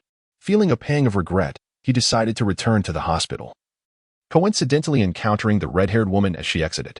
After contemplating for a moment, he stealthily followed her, eventually discovering that her residence was situated in the desolate eastern outskirts of the grass village, alarmingly close to their designated meeting point. Kakashi silently committed the location to memory before departing for their rendezvous. Upon arriving at the meeting place, Kakashi was surprised to find Saltwater and Inuzuka Midori had arrived even earlier than he. Inuzuka Midori grinned, exclaiming, "Hey Kakashi, it seems I am indeed the superior one, having arrived before you." Kakashi dismissed Midori's antics and turned to Saltwater, inquiring, "Have you gathered any information regarding the three grass ninjas?" Saltwater shook his head, replying, "No breakthroughs. Inuzuka and I followed the locations outlined in the captain's report, but we found nothing of value." Inuzuka Midori scoffed, "That's because you didn't employ my methods. Otherwise, we would have discovered something, rather than ending up with nothing, a complete failure." Saltwater's lips twitched in frustration as he responded, "How could I directly inquire? They are members of the Umbu. Asking about them would be akin to tattooing 'I am a spy' on my forehead." Well, this was the best approach I could devise, and Midori has done her utmost. Inuzuka Midori appeared utterly spent. Suddenly, she let out a pain scream. "That hurts." Kakashi was startled to realize that Nagasawa had arrived silently behind Inuzuka Midori and had playfully tapped her on the head. How swift. Completely undetected, Kakashi marveled inwardly. Aside from Minato, he had never encountered a ninja so elusive. Nagasawa surveyed the trio and, after employing his observation haki to ensure the surroundings were clear of threats, said, "Let us discuss our findings. Saltwater, you may begin." Saltwater candidly replied, "I have no findings. I did not uncover any information regarding the three grass ninjas." Yongze nodded reassuringly and said, "It's all right. If it were that easy to find, I wouldn't need to infiltrate the Dark Division. I'm merely allowing you to give it a try." He then turned his gaze towards Kakashi. Kakashi remarked, "Based on my observations in places like taverns, the grass ninjas are not a monolithic entity. There are still many grassroots ninjas who do not wish for war." Yongze displayed a contemplative expression before responding, "Very well. Kakashi, you've done commendably." He continued, "Allow me to share my findings. I thoroughly searched the entire grass ninja village and discovered the Dark Division's base. While preparing to infiltrate the base, I fortuitously encountered a captain of a grass ninja Dark Division team coming out. I subdued him and assumed his identity to enter the base, where I glimpsed some confidential documents and participated in a high-level meeting convened by the grass ninja leader." Kakashi inquired, "Saltwater?" The others expressed their astonishment, remarking on Yongze's exceptional prowess in infiltration compared to their own information-gathering efforts. In contrast, Yongze directly became a team captain, accessed confidential documents, and attended a high-level meeting organized by the grass ninja leader. Inuzuka Kuro gazed at Yongze with sparkling eyes, exclaiming, "Wow, that is so impressive. I want to do that too. Can you take me along next time, Captain?" Yongze smiled easily, responding, "Of course, I promise." For reasons unknown, as Yongze spoke, Inuzuka Kuro seemed to envision a dove stretching its wings. Was she imagining things? After exchanging intelligence, Yongze instructed Kakashi and the others to find a modest inn for lodging while he returned to Kamuya's home. He feared that revealing any flaws in such trivial matters might lead to complications. Who would choose to stay in an inn when they had a home? It was an obvious red flag. Furthermore, he wished to see if he could uncover hidden documents. Although he had already searched in the afternoon, it was always prudent to be cautious. In Kamuya's Dark Division office, he located information regarding the Grass Ninja Dark Division members. Regrettably, it only pertained to the team he oversaw, and coincidentally, the three Grass Ninjas were not included. He planned to seek an opportunity to rummage through the offices of other team leaders. There were only 4 teams in the Grass Ninja Dark Division, and excluding Kamuya's, 3 remained. If fortune smiled upon him, he might find what he sought on his first attempt. Upon opening the door to the house, Yongze re-entered the unfamiliar abode. He first checked on Kamuya's condition. Although confident in his control of power and sealing techniques, it was always wise to exercise caution. This was also a reason for not residing with Kakashi and the others. Yongze opened the door to a small room, only to find a young man lying in darkness. He quickly added another seal and comfortably closed the door behind him, returning to his bedroom. Yongze sat on the tatami mat, preparing to refine his chakra, until the template reached a 100 fusion rate and fully integrated into his body. The abilities of the template could not be enhanced through exercise. Thus, he could only practice chakra. Admittedly, this form of training was significantly slower than allocating points through experience. Yet he was accustomed to it. However, before Nagasawa could engage in his training for long, his observation haki detected the presence of a ninja swiftly approaching his residence. Furrowing his brow, Nagasawa concluded his practice, rose to his feet, and made his way to the hall. Not long after, a knock echoed through the air. Upon opening the door, he was met by a ninja clad in the dark attire of the grass village's umbu. "What brings you here at such a late hour?" Nagasawa inquired while fully exerting his observation haki to ascertain whether there was a significant number of ninjas nearby. Although he held confidence in his abilities, he remained cautious. The likelihood of exposure was minimal, yet not entirely absent. The umbu ninja promptly responded, "Lord Mochizuki, the leader requests your immediate presence at the umbu base." Nagasawa nodded. Having already sensed the surroundings and detected no considerable gathering of ninjas, leading him to believe he had not been discovered. Of course, he could not entirely dismiss the possibility that he had indeed been detected, and the grass village leader intended to lure him into an ambush at the umbu base. Should he fall into such a situation, he would be compelled to subdue the grass ninjas and seize the umbu documents. Under the guidance of the grass umbu, Nagasawa swiftly arrived at the umbu base and encountered the grass village leader. Not only was he present, but also other high-ranking members of the umbu who had attended the afternoon meeting. The grass village leader instructed the guiding umbu member to withdraw, then tapped his fingers on the table, surveying the assembly of umbu elites before stating, "Konoha has sent individuals." Upon hearing this, Nagasawa was taken aback. Had he truly been discovered? This was unexpected. Surely, he should soon witness the emergence of 500 grass ninjas. However, he ultimately discerned that he had likely not been exposed, at least not in the sense he feared. For the other high-ranking umbu members wore equally bewildered expressions as they gazed at the grass leader. It was evident they were also unaware of this information. If an ambush had indeed been planned for Nagasawa, the umbu leaders would undoubtedly have been informed. The grass leader continued, "Just an hour ago, I met with 2 Konoha root ninjas. They warned us to be vigilant as Konoha is investigating our umbu. They mentioned that as long as we ensure the security of our umbu documents, we need not worry about being attacked or facing compensation issues." The high-ranking members of the grass umbu exchanged glances, each reflecting a semblance of confusion and bewilderment. Despite their extensive experience, they had never encountered such a scenario. At that moment, Nagasawa was equally stunned. He had just pondered whether Inuzuka Kiba had exposed him, considering a stern reprimand upon his return, only to discover he had been betrayed by Danzo. Nagasawa was perplexed. According to Minato, Danzo had shifted his support towards him. Why this sudden change of heart? Ultimately, a squad leader, having held his tongue for quite some time, remarked, "This is absurd. Konoha ninjas are warning us to be cautious of their own?" The grass umbu captain contemplated for a moment before responding, "I have heard that the leader of the root, Shimura Danzo, is a disciple of the second Hokage and was a formidable contender for the position of third Hokage. Could it be that he was overlooked for the fourth Hokage and is now seeking revenge against Konoha?" The leader of the grass ninja shook his head and remarked, "Who can say? However, their affiliation with Konoha is indeed genuine, and the information should also hold truth." The captain of the umbu nodded in agreement, acknowledging, with Konoha's strength, "If they wish to strike against us, they need not resort to such elaborate schemes." After uttering these words, the umbu captain felt a sense of helplessness. Small nations face such sorrow in the shadow of the great powers. They need not employ intricate tactics, as their formidable strength can easily crush the opposition. Yongze realized that he could not remain passive. Although he was uncertain why Danzo sought to sabotage this operation, he could not stand idly by. After a moment of contemplation, he rose with an excited demeanor and declared, "Everyone, we cannot place our trust in Shimura Danzo and his root. He is our greatest adversary in the grass ninja village."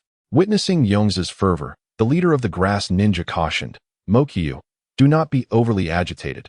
Share your thoughts at a measured pace." Given Yongze's performance in the previous meeting, the leader was keen to hear his insights. "Do you all know who Shimura Danzo is?" Yongze scanned the room before sitting down to inquire. This was a subtle tactic. One must not monopolize the conversation but instead pose questions to engage others and foster a sense of participation. as answers can be gradually deduced from their responses. He is a disciple of the second Hokage, the current elder of Konoha, and the leader of Root, one of the squad leaders replied. Yongze nodded, then shook his head, stating, "You are correct, but you have overlooked a critical piece of information. Shimura Danzo is the leader of the hawkish faction in Konoha." The squad leader appeared puzzled, questioning the significance of being hawkish, as they too identified as hawks. As if perceiving the squad leader's inner thoughts, Yongze continued, "The hawkish stance is inconsequential. Yet if the hawkish leader Danzo were to ascend to the position of Hokage, it would be of great consequence. The Hawks advocate for military expansion. And should Konoha's Hokage belong to this faction, the neighboring small ninja villages would be the first to suffer. The fourth Hokage has already been chosen. Danzo could never have a chance to become Hokage," the squad leader countered. Yongze nodded and replied, "True, under normal circumstances. We all know that Namake's Minato is currently the youngest Hokage in the ninja world, and because of this, his appointment has sparked considerable controversy within Konoha. In such a scenario, if Minato were to encounter a decision failure shortly after assuming office, he could potentially face impeachment. Ultimately, do you believe Danzo would genuinely lend us a helping hand? He is, after all, a Konoha ninja, one with deep-rooted ties to the village." After Yongze spoke, he quietly observed the group. The leader of the grass ninja hesitated. Mokyu had a valid point, although it appeared that this time Danzo was acting in their interest. Was that truly the case? Would a Konoha ninja genuinely concern himself with the affairs of the grass ninja? What an absurd international jest. As a puppet chosen by the third Hokage, Namake's Minato would undoubtedly adhere to the third's moderate policies, and even after the third's passing, they would be faced with an ineffectual Hokage. Yongze pressed on, seizing the moment. The leader of the grass ninjas cast a glance at Nagasawa and ultimately deemed Danzo unreliable, choosing instead to place his trust in Mitsuki. After all, Mitsuki was one of their own, a beneficiary of the grass ninjas' interests, with no reason to act against the village. In contrast, Danzo's motives were far less certain. The grass ninja leader nodded and inquired, "So, Mitsuki, what are your thoughts?" A smile graced Nagasawa's lips as he replied, "Certainly. Did they not mention that leaf ninjas would come to steal the information from our dispatched Umbu team? We must not only conceal the information from them, but rather, we should feign that the data can be easily pilfered, specifically that of the Umbu team." The Umbu commander analyzed. "Indeed, that is a clever notion. This could lead the leaf to underestimate us further. Coupled with our compensation, they will surely perceive us as a weak and spineless ninja village. Simultaneously, we will thwart Shimura Danzo's objectives and allow Namake's Minato to maintain his position as a puppet Hokage." Nagasawa's gaze softened towards the Umbu commander. "Ah, comrade. You too are a leaf ninja?" It was not that the commander lacked intellect. Achieving the rank of Umbu commander required cunning. Merely a disparity in information existed. Furthermore, Minato indeed resembled a puppet Hokage. Even Nagasawa, who was privy to the truth, felt this way, let alone the grass ninjas who were only aware of surface-level details. The grass ninja leader nodded and instructed, "Then this task shall be entrusted to you, Mitsuki. Tomorrow, I will send someone with the information regarding that Umbu team. During the mission, you will temporarily have the authority to mobilize the other 3 sub-teams and be vigilant to ensure that the leaf ninjas do not uncover our true secrets." Nagasawa smiled and nodded. "Rest assured, leader, I will execute this task flawlessly, and I shall not allow our true secrets to be divulged." Few could master infiltration as he did, with the enemy's chief personally delivering the necessary information to him. He pondered, who else could claim such a feat? If he continued his clandestine operations, ascending to the position of grass ninja leader might not be a mere dream. However, he was bound to the leaf, not the grass. Even if the grass ninja leader offered him the position, he might not accept it willingly. The other 3 Umbu subcommanders gazed at Nagasawa with envy. The privilege to mobilize other sub-teams, albeit temporarily, clearly indicated that he was being groomed for leadership. After the meeting concluded, the grass ninja leader once again met with the 2 root ninjas. With a frigid demeanor, he stated, "We will take adequate precautions against those ninjas attempting to steal our information. You may return." The 2 root ninjas were left perplexed. Just days prior, the grass ninja leader had been exceedingly cordial. How had he suddenly turned so aloof? One of the root ninjas frowned. "Do not underestimate the leaf ninjas you are sending. They are the elite of the leaf's Umbu, far surpassing your grass ninjas."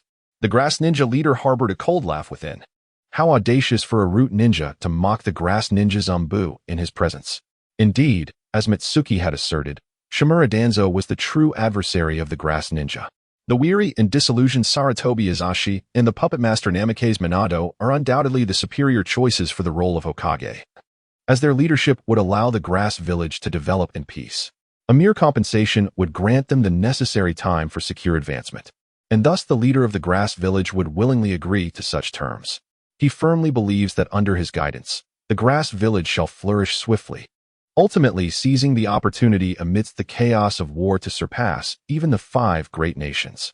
Although a flicker of anger resides within him, the leader maintains his composure, stating expressionlessly, "There is no need for your root to concern yourselves with this matter. I have faith in our Grass Village, Esumbu." Though he harbors grand aspirations, he understands that, for now, he must heed the whims of Konoha, lest he provide them with an opportunity to exploit any missteps. The root ninjas perceive the Grass Village leader's mindset as utterly baffling. They have journeyed from the land of fire to the land of grass to offer their assistance, only to be met with such ingratitude. One of the root ninjas, after some contemplation, clarifies, "You need not worry about us acting against the Grass Village. If Konoha wished to do you harm, it would not require such elaborate schemes. We truly come to aid you and to spare the Grass Village from the burdens of war and reparations." The Grass Village leader's expression darkens. While this may be the truth, the audacity of their claim is staggering. If the Hokage were to personally assure him of their goodwill, he might endure it. But how dare these 2 lesser root ninjas display such arrogance? With a surge of authority, the leader releases a palpable aura of menace that envelopes the 2 root ninjas. Intoning deeply, though the Grass Village is modest in strength, it is not for you to speak so freely. We acknowledge your goodwill and shall repay it in due time. Now, depart, and do not make me repeat myself. The faces of the 2 root ninjas betray their discomfort, uncertain whether they are cowed by the leader's imposing presence or incensed by his demeanor. Ultimately, they say nothing further, complying with the leader's command and departing from the Grass Village. In the world of shinobi, strength commands respect, and the formidable prowess of the Grass Village leader leaves them with little room for defiance. Even if they were to perish in this encounter, Danzo would hardly intervene on their behalf. They are acutely aware that their leader views them merely as pawns of value. Danzo would certainly not jeopardize his standing for the sake of 2 ordinary root members and a single shinobi village. Such a conflict would be deemed unworthy, even if it were just a minor village, as it harbors a considerable number of ninjas. However, Danzo would undoubtedly extract a hefty price and issue threats, all for the sake of his own interests rather than any notion of vengeance for his subordinates. As dawn breaks, Kakashi emerges from a modest inn. The streets are still sparsely populated, and a chilly autumn breeze carries a hint of winter, causing passers-by to shiver, regretting their choice of attire. Yet, this brisk wind does not faze Kakashi. Though he is small, he is a ninja, endowed with robust physicality and chakra, disguised as an ordinary grass ninja. Kakashi's mission today is to investigate the sentiments of the common grass ninjas regarding the ongoing conflict. Having visited taverns and hospitals yesterday, he now plans to blend into training grounds and other places where ninjas hone their skills. Such inquiries cannot be generalized. It is imperative to broaden the scope of his investigation. However, the dilemma lies in Kakashi's uncertainty regarding the situation in the Land of Grass. Is it akin to the training grounds established in the Hidden Leaf Village, or is it merely a matter of finding a suitable spot to practice? Should it be the latter, he may face a considerable challenge today, necessitating time to search for an appropriate place. In contrast to gathering information at a tavern, this task proves to be significantly more arduous. At the tavern, one simply listens, whereas today he must engage in conversation to steer the topic. Fortunately, the ongoing peace treaty has rendered the ninja world quite vibrant, making his mention of it rather unremarkable. On a brisk autumn morning, as he traversed the chilly streets, Kakashi unexpectedly spotted a flash of red, the survivor from the Uzumaki clan he had encountered at the hospital the previous day.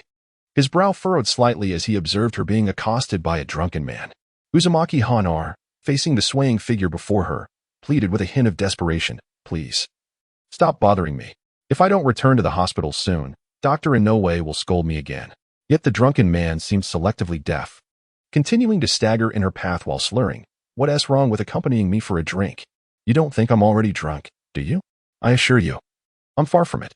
Kakashi glanced around. Some passers-by appeared oblivious to the scene, while others watched with keen interest, clearly entertained. It was evident that no one wished to intervene on behalf of this outsider. With a stoic expression, Kakashi stepped forward and addressed the drunkard. "Do you seek death by obstructing my path?" The drunken man, Upon noticing the grass ninja headband on Kakashi's forehead, recoiled several steps in fear, hastily apologizing, "Forgive me, esteemed ninja. I was merely muddled from drinking and did not intend to block your way." Kakashi internally scoffed, recognizing this feigned drunkenness. He retorted sharply, "If you know, then be gone. Delaying my mission is not worth your life." "Why, yes, I'll leave at once." The man hastily retreated, moving with the speed of a sprinter, completely shedding his earlier unsteady demeanor. As he fled, he muttered curses under his breath, lamenting his misfortune of encountering a traveling ninja when he had hoped to take advantage of the vulnerable red-haired woman. Kakashi surveyed the surroundings and noted that the spectators had all hastened away, feigning urgency. Hanar looked at Kakashi with gratitude and asked, "Thank you, esteemed ninja. May I know your name?" Kakashi pondered for a moment and replied, "Me? I am Kakashi East. I will surely express my gratitude to you when I have the chance. But I must attend to urgent matters now." Hanar waved farewell and continued her journey toward the hospital. Kakashi watched her retreating figure, a pang of discomfort settling in his heart. It was worth noting that just yesterday, the so-called esteemed ninja had bitten her arm with such ferocity. Yet she seemed to harbor no animosity toward the identity of a ninja. "It doesn't matter. I should focus on my mission. Kakashi, Minato-sensei, and class leader Nagasawa have treated you with such kindness. You must not disappoint their expectations." Kakashi encouraged himself inwardly. After a moment of hesitation, he ultimately decided to head towards the hospital, merely as a matter of convenience. Perhaps there might even be a training ground adjacent to it. In the morning, after Nagasawa awoke and completed his morning routine, he leisurely went out for breakfast before making his way to the Umbu. One might wonder why he could afford such leisure. The answer lies in the fact that their mission was nearing completion, with the assistance of the enemy's leader himself. As he passed the entrance of the Umbu, it seemed that news of his impressive performance at the Grass Ninja Leaders meeting had spread throughout the organization, as even the guards greeted him with an unusually loud acknowledgement of Lord Morishita. Upon entering a somewhat unfamiliar office, Nagasawa took a seat and scanned the room. It appeared devoid of any additional items, likely indicating that the documents had yet to arrive. Nagasawa remained unperturbed, even attending to some paperwork befitting his position as a squad leader. Primarily, he was tasked with the distribution of Umbu assignments. He regarded this as an opportunity to familiarize himself with the responsibilities he would soon undertake as captain. However, since he was not the genuine Mitsuki, his understanding of the Umbu's operations at the squad level was largely superficial, relying on first impressions gleaned from the names on the assignments. Sakata Jintoki, his name evoked an immediate sense of a carefree, slacker vibe, warranting an A-rank mission as a reward for diligent work. Momotaro, this name conjured less favorable memories. Thus he decided to assign him a solo S-rank mission. After all, the youth ought to engage in rigorous training. With a cheerful demeanor, Nagasawa swiftly completed the documents he was meant to process. This task posed no burden to him. The Grass Ninja sought to embroil Konoha in the quagmire of war, thereby suffering a significant loss of power. However, as he was now aligned with Konoha, the prosperity of the village was intrinsically linked to his own strength. Should the Grass Ninja desire Konoha's decline, it would only serve to bring him discomfort, thereby marking them as his adversaries. Creating disturbances for his enemies and causing them to incur losses was not a source of psychological distress for him. Were it not for his own capabilities, he might have perished at the hands of those 4 Grass Ninja during the peace treaty mission. Those Grass Ninja would bear no psychological burden in slaying him. Just as Nagasawa reflected on the harsh realities of the ninja world, a knock resounded at the door, and an Umbu member entered, bearing a document pouch. Bowing respectfully, he announced, "Lord Mitsuki, this is the information from the leader. He said to ensure you present it to him once the plans are arranged." Nagasawa accepted the pouch, his face breaking into a radiant smile as he replied, "Understood." The Umbu ninja nodded and exited. Plans, indeed. Nagasawa tapped his fingers on the desk, a fascinating idea blossoming in his mind. Although he was uncertain as to why Danzo had suddenly betrayed him, he could not let this slight pass unchallenged. He must devise a means to trouble Danzo. The Grass Ninja were formidable. If they clashed with the Root, it should certainly vex Danzo for a time. Nagasawa felt optimistic, as it would require minimal effort on his part while simultaneously irritating Danzo. Konoha, Root Base. Tuanzo furrowed his brow as he scrutinized the intelligence that had been relayed to him, a sense of unease washing over him. He inquired of the kneeling Root Ninja before him, "Are you certain this information originates from the land of grass? Has there been any error?" The Root Ninja bowed his head and replied, "Indeed, This intelligence has been confirmed as coming from our operatives in the land of grass. Taken aback, Toanzo erupted in anger, exclaiming, "Is the leader of the grass ninja a fool? Are they truly willing to forego war reparations?" He found himself at a loss for words. Reminiscent of a similar moment from the past, did the grass ninja truly believe they could afford to be so reckless? Toanzo remained silent, while Orochimaru's raspy voice broke the tension. "Toanzo, it seems your plans have encountered a complication." Irritated, Toanzo cast a disapproving glance at Orochimaru. "Everything I have done is to ensure your ascension to Hokage, yet here you are, reveling in my misfortune." Orochimaru merely smirked, saying nothing further. Did Toanzo really think there was any camaraderie between them? Their relationship had always been one of mutual benefit. Toanzo's support for Orochimaru's rise to Hokage was predicated on the expectation of reciprocation, such as facilitating the expansion of the root organization and increasing its funding. None of that mattered, as long as they could achieve their research goals. "The position of Hokage will soon be within our grasp," Orochimaru stated impassively. Toanzo maintained a facade of composure and cautiously probed, "Have you made new advancements in your research?" Orochimaru nodded. "Indeed, however, I find myself in need of more subjects." "Can you procure additional ones?" Toanzo frowned slightly. "During wartime, it's manageable, but acquiring a substantial number of subjects now poses a challenge." Orochimaru chuckled, casting a meaningful glance at Toanzo. "It may be challenging, yet I believe it should still be a relatively simple task for you." Toanzo snorted in disdain. "As long as we succeed in our experiments, the glory of the hidden leaf will be restored, and we shall be immortalized in history. I will prove that the decision to appoint Sarutobi Hiruzen as the third Hokage was a grave error. I, Shimura Toanzo, am the rightful candidate. Had I been the third Hokage, the hidden leaf would be stronger than it is now, and we would not have to endure the humiliation of seeking peace after a victorious war. It is my duty to restore the glory of the hidden leaf." As evening fell, Kakashi concluded his investigations for the day. Through a display of his taijutsu, he had engaged in casual conversation with several grass ninja, gathering intelligence. The insights he gleaned differed somewhat from those obtained in the tavern. The diligent grass ninja were more inclined towards militarism than their counterparts who indulged in drink. This realization left Kakashi feeling apprehensive. These grass ninja appeared poised for growth, posing a genuine threat.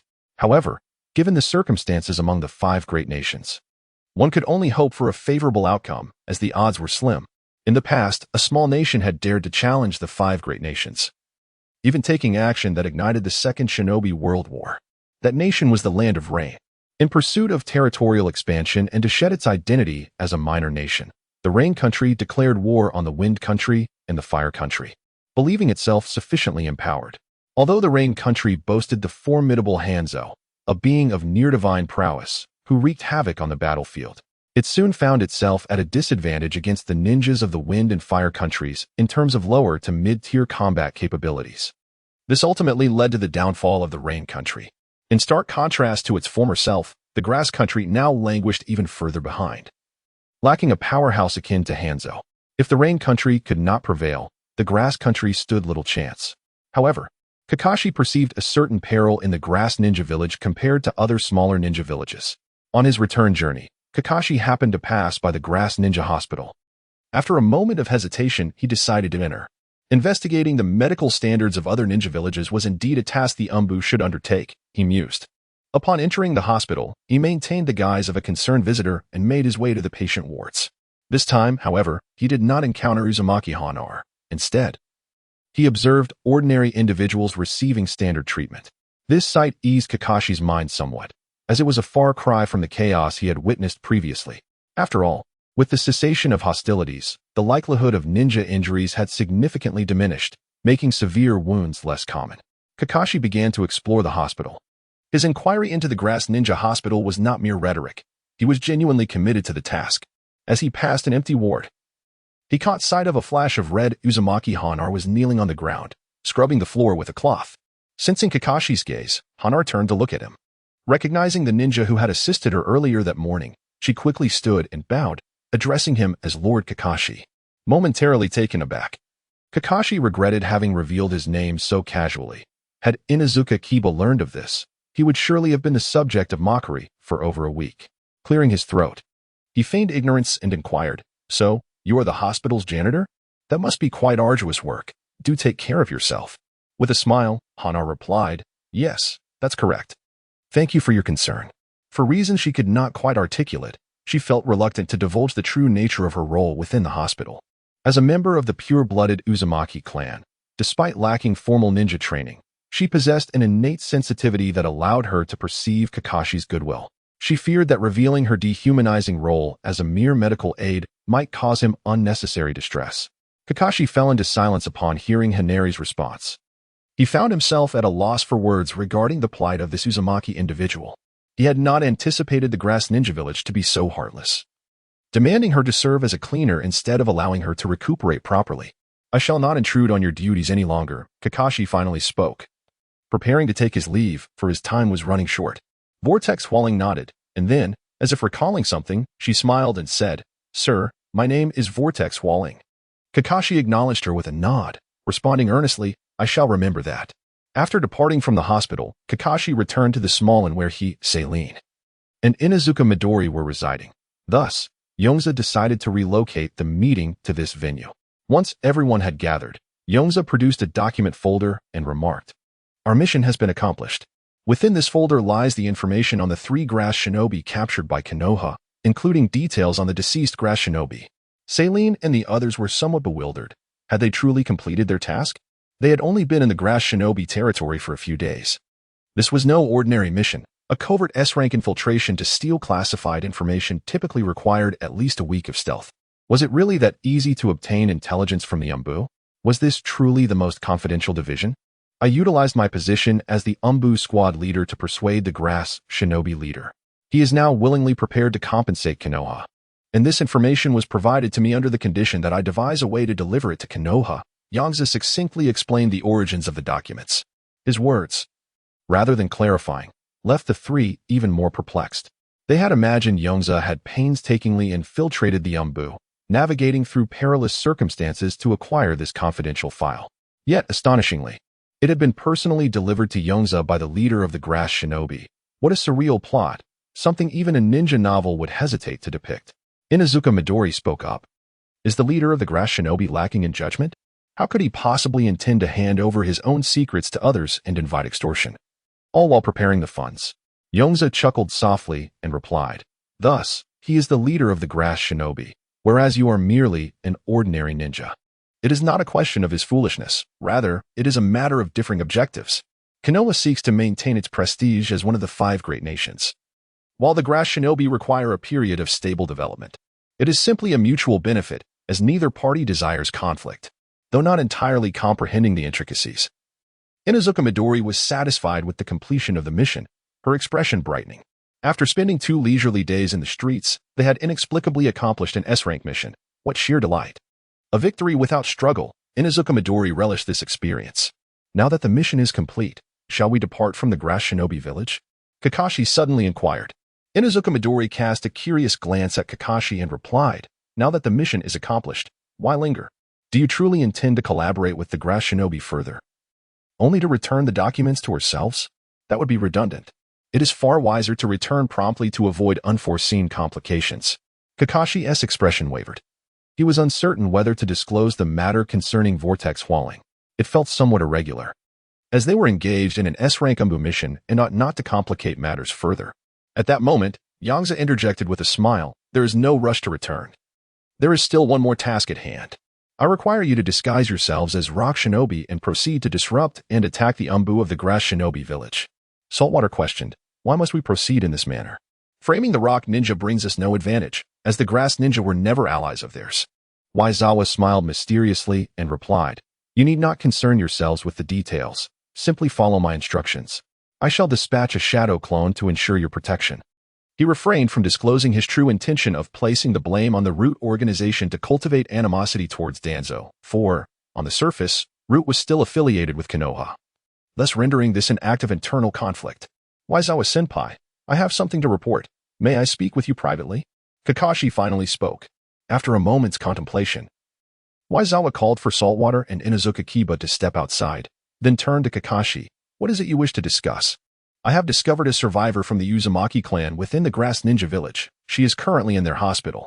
Kakashi quickly recounted the situation regarding Uzumaki Hanar. Uzumaki Hanar? Waizawa pondered deeply. The ability to heal by biting, it reminded him of the skill possessed by Karui from Sasuke's team, who had previously been from the Grass Ninja Village. By the timeline, it was likely that Kakashi had encountered Hinari's mother shortly after her arrival in the Grass Ninja Village. Bring her back to Konoha, Waizawa decisively concluded. In the original narrative, Hinari's mother met a tragic fate. Grass Ninja ambushed their party, many were gravely injured, and ultimately, she was bitten to death while the young Hanar was taken to the hospital. Given the opportunity, Waizawa was keen to alter the tragic course of events he had witnessed.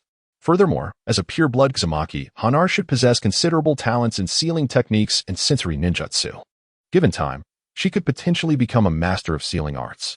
Moreover, if even the less pure-blooded Karui could employ the diamond lock technique, then Hanar could likely do so as well. The diamond lock is a valuable asset, capable of restraining tailed beasts. The inclusion of such an individual into Konoha would undoubtedly bolster its strength, a prospect Waizawa eagerly welcomed. On a broader scale, even if Hanar lacked exceptional talent, her presence would enhance the diversity of Konoha's bloodline limits, a situation that would yield nothing but benefits. However, since you are the one to discover her, her safety shall be entrusted to you until your return. Ensure that no mishaps occur, Waizawa instructed. Kakashi nodded in agreement. Rest assured, I will protect her. I believe that if Kushina-sensei knew of another survivor from the Uzumaki clan, she would be overjoyed. Having concluded his account of Hanar, Kakashi felt a significant weight lifted off his shoulders. At times, he found himself engulfed in confusion, uncertain of the path ahead. His father, whom he revered, had perished due to a failed mission while attempting to save his comrades, resulting in the vilification of his actions throughout the village, culminating in his tragic suicide without even a place in Konoha's memorial stone. This incident led Kakashi to initially disdain his father's decision to take his own life. Believing that a true ninja should prioritize missions above comrades, willing to sacrifice allies for the sake of duty. However, Obito later enlightened him, asserting that Konoha's White Fang was the real hero of the village, someone he aspired to emulate, while those who abandoned their comrades were inferior to mere waste. Waizawa had also expressed that he granted Kakashi opportunities based on his lineage as the son of the White Fang, thereby affirming his alignment with his father's ideals. He finally comprehended the significance of companionship. However, a new dilemma arose. Amidst their tasks, should one pursue personal desires? Yongze's approach provided him with a flicker of inspiration. Tasks need not be executed with rigid adherence to protocol. As long as the mission's objectives are met, indulging in one's own wishes seems permissible. After resolving Kakashi's issues, Yongze summoned Seiline and Inuzuka Midori to share the intricate details of the plan. He emphasized that they must not allow Kakashi and the others to masquerade directly as root ninjas, as such a tactic would be too simplistic and easily discernible. No ninja would reveal their true identity while causing chaos. Thus, Yongze devised a scheme wherein Kakashi and his team would disguise themselves as rock ninjas wreaking havoc among the grass ninjas, while simultaneously utilizing the identity of Mookie to deduce clues and subsequently implicate Root. Although the plan lacked extraordinary complexity, it was not easily penetrable. After all, the grass ninjas would not dare confront the genuine Root. Once all was conveyed, Yongze departed the modest inn and returned to Mookie's residence, where he set about drafting the plan to present to the grass ninja leader. After detailing how to securely relay intelligence to the Konoha ninjas, Yongze cautioned, "Leader, we have rejected Root's collaboration, and they may harbor resentment, potentially seeking revenge. We must remain vigilant." The grass ninja leader chuckled confidently, though we may be a small village, we are not so easily unsettled by a mere division of Konoha. Observing the leader's unwavering confidence, Yongze refrained from further comment, his intention solely to plant a seed of doubt in the leader's mind. Thus, when the time arrived, the leader might naturally begin to question Danzo and Root, as he would subconsciously carry the notion that Root could instigate trouble. The leader of Root reviewed Yongze's proposal, nodding in approval. While it may not be flawless, it is certainly clever. The plan outlined that one individual would masquerade as a friend of the 4 missing grass ninjas, luring the Konoha spies' attention within the village.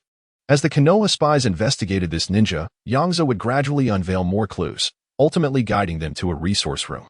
Aside from the files of the 4 grass ninjas, the remaining documents would be inconsequential or fabricated, and Yongze even arranged for a few guards to enhance the realism of the scenario. Receiving accolades from the grass ninja leader, Yongze merely smiled modestly. After all, had he not mastered such narratives in his past life? Upon exiting the grass ninja leader's office, Yongze meticulously began orchestrating the plan. He dispatched the false friend and fabricated documents, ensuring every detail was meticulously arranged. One grass ninja operative remarked, "Lord Mookie is truly remarkable. The plan is a seamless chain of events.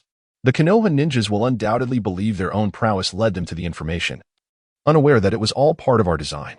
Indeed, the ninjas of the 5 great nations are not so exceptional after all." Faced with the flattery of his subordinates, Nagasawa merely smiled.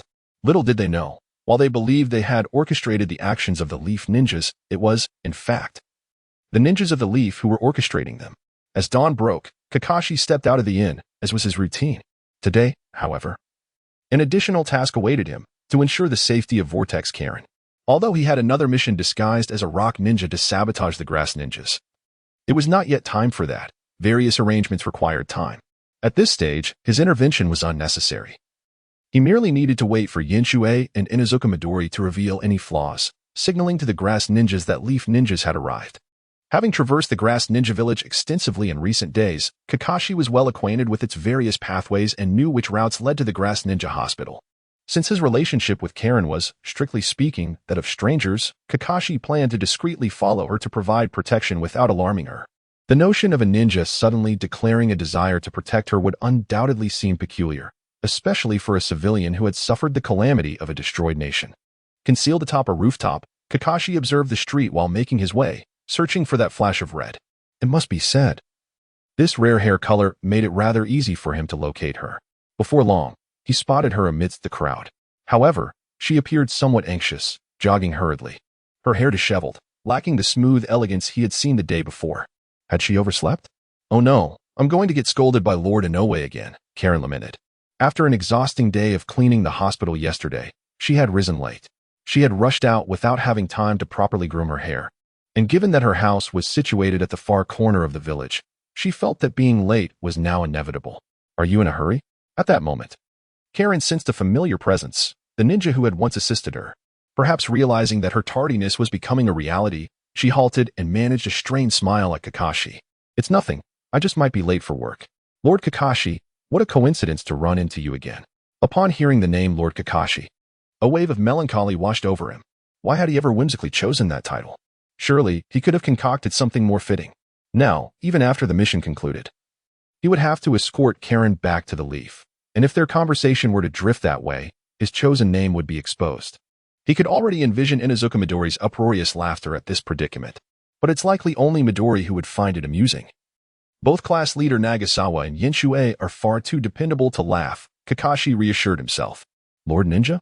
Noticing Kakashi had momentarily drifted off, Karen tentatively called out to him. I happen to be heading to the hospital as well. Would you like me to accompany you?" Kakashi inquired, his expression returning to its usual stoicism. "Accompany me? That's unnecessary.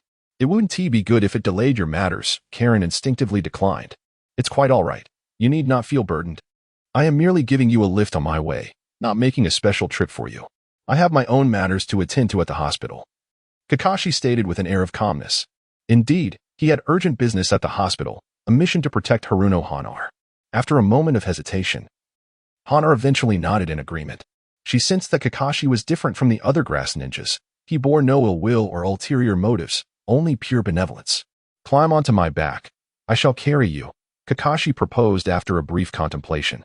He had no intention of using the Flying Thunder God technique. If they were to hasten their journey, the only option was to carry her, employing the body flicker technique to expedite their travel. Having witnessed the speed of ninjas before, Hanar quickly realized Kakashi's plan to transport her to the hospital. This presented a novel experience for her. Once Hanar was secured on his back, Kakashi erupted into swift motion, selecting a less crowded path as he raced towards the hospital. The rushing wind and rapidly retreating scenery enveloped Hanari's thoughts, whisking her away to distant reflections. Typically, she would not accept being carried by a stranger she had only met twice. Yet, perhaps the pressure of her circumstances with the grass ninjas had rendered her more vulnerable. And Kakashi's unique kindness allowed her to lower her guard. As a jonin, Kakashi's speed was remarkable, and before Hanar could fully comprehend the situation, they had arrived near the grass ninja hospital. She hastily dismounted from his back, expressing her gratitude. "Thank you so much.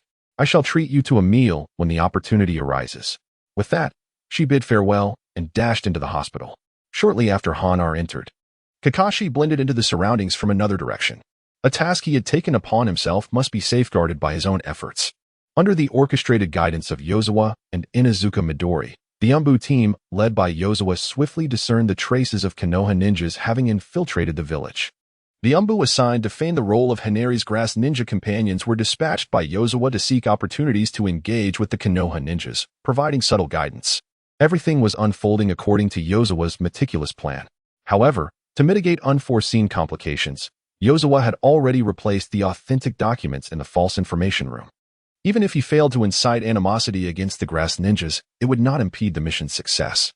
He was always astute in discerning priorities and significance.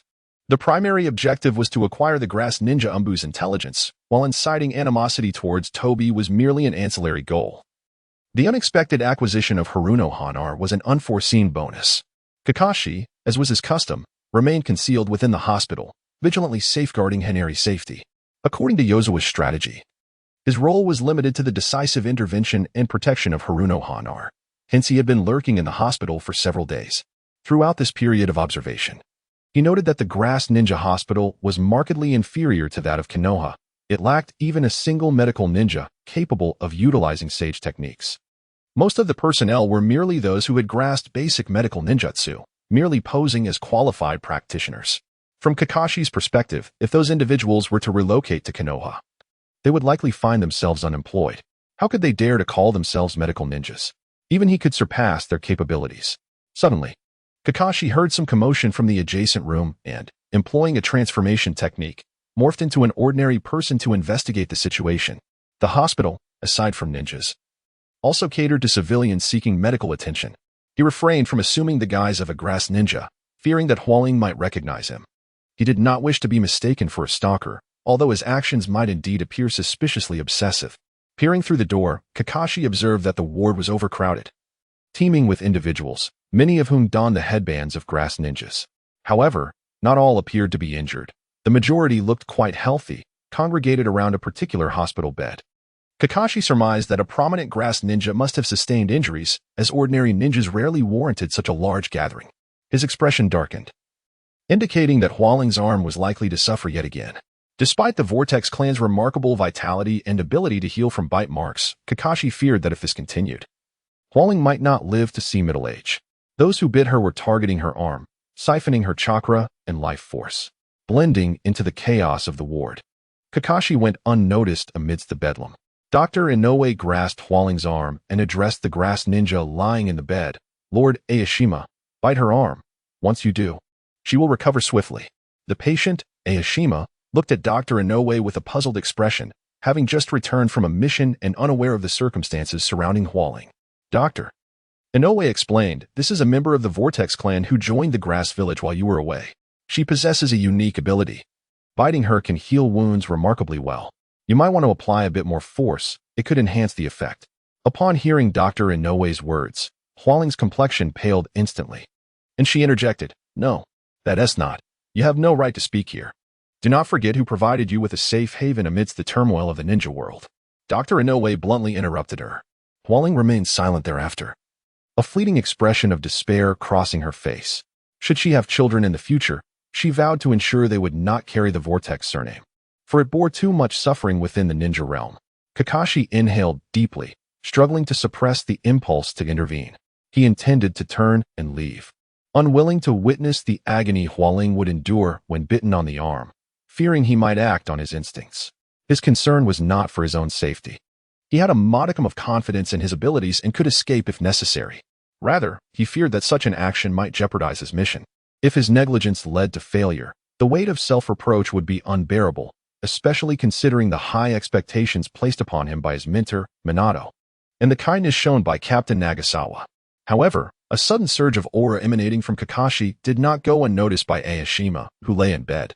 "Seal the room.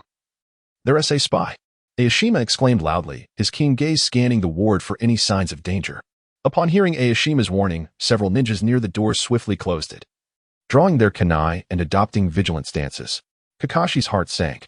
He realized that trouble was brewing. The grass ninja lying on the bed might possess strength that surpasses his own. Kakashi felt a twinge of frustration. Perhaps it was due to the unbroken success of his mission in the Grass Ninja Village that had rendered him somewhat complacent. underestimating the grass ninjas and forgetting that there were formidable warriors among them. Kakashi refrained from acting recklessly, aware that he was not the only civilian in the room. Furthermore, having perfected his transformation technique, he believed that unless there were ninjas capable of sensing chakra, his disguise would remain undetected. Find all civilians and ninjas who did not accompany me, Aoyama swiftly commanded. Kakashi was taken aback, realizing that Aoyama was intent on leaving no stone unturned. After issuing the order, Aoyama lunged towards Hualing's arm with his teeth bared. Though the moment was fleeting, Kakashi could sense the opponent's formidable strength, compelling him to heal his injuries swiftly to avoid a disastrous outcome. Recognizing that his subterfuge had failed, Kakashi no longer hesitated. He once again utilized his transformation technique to take on the appearance of a rock ninja, and in an instant, his chakra surged, propelling him into a rapid maneuver that stirred the air, nearly toppling nearby civilians. Bang! Bang! Bang! The nearest grass ninjas were hurled backward, crashing violently against the hospital's white walls. Just as Aoyama was about to sink his teeth into Hualing, Kakashi seized her shoulder and swiftly retreated several meters. Rock Ninja, Wind Release, Gale Slash. Not hesitating for a moment after failing to bite Hualing, Aoyama immediately began forming hand seals, inhaling deeply, his cheeks swelling, before unleashing 3 blades of wind towards Kakashi. Whoosh, whoosh, whoosh. The wind blades sliced through the air at astonishing speed, aiming to strike Kakashi. Faced with this imminent threat, Kakashi remained remarkably composed, swiftly forming the hand seal for Chidori. Zzz.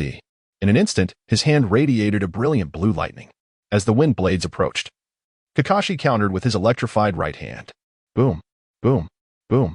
A tremendous explosion echoed as the powerful ninjutsu collided, wreaking havoc in the room, sending vast clouds of white dust swirling through the air, obscuring the vision of those present.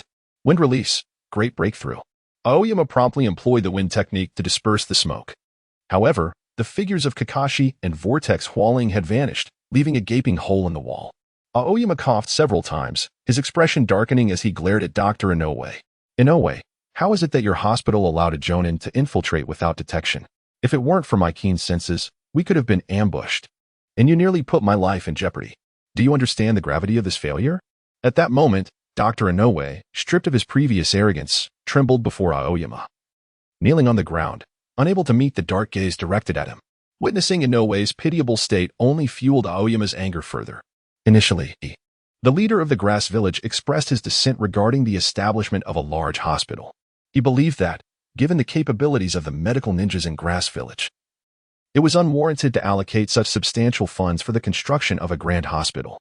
However, the leader contended that medical ninjutsu was destined for advancement and necessitated early investment to foster its development, thus dismissing his objections. Over the years, the financial contributions from Grass Village have been considerable, yet tangible results have remained elusive. Upon hearing that the hospital had recently devised a rapid treatment method, he felt a surge of optimism, thinking that a breakthrough had finally been achieved, only to discover it was merely a humanoid medical pack. With a swift kick, he sent the doctor, Inoue, sprawling on the ground, and commanded, 2 of you report the intelligence to the leader, 5 pursue the target, and the rest shall remain here to protect me. Although he yearned to join the pursuit, his injured leg rendered him incapable of swift movement. He even had to remain vigilant against Kakashi's potential counterattack, requiring some personnel to guard him. An injury of this nature posed a significant hindrance to a ninja's agility. In the midst of the chaos, Kakashi acted impulsively, seizing Hualing by the waist with one arm, shattering the wall, and sprinting away. Once he was assured that Grass Village had not caught up with them, he set Hualing down, who looked bewildered, and immediately conjured 2 shadow clones to inform Nagasawa and Shio. At that moment, Kakashi felt grateful for having mastered the body flicker technique, which had greatly enhanced his speed. Otherwise, it would have been arduous for him to carry someone and still run so swiftly. He hesitated briefly, contemplating whether to reveal his true identity. You must be Lord Kakashi, right? Hualing spoke before he could respond, leaving him somewhat taken aback. Since entering the infirmary, he had not utilized his Grass Village visage. How had Hualing recognized him? As if reading the confusion in Kakashi's mind, Hualing smiled and explained, it is my innate ability to sense chakra. Your chakra is indistinguishable from that of Lord Kakashi. Kakashi felt a tinge of embarrassment, realizing his transformation had been in vain.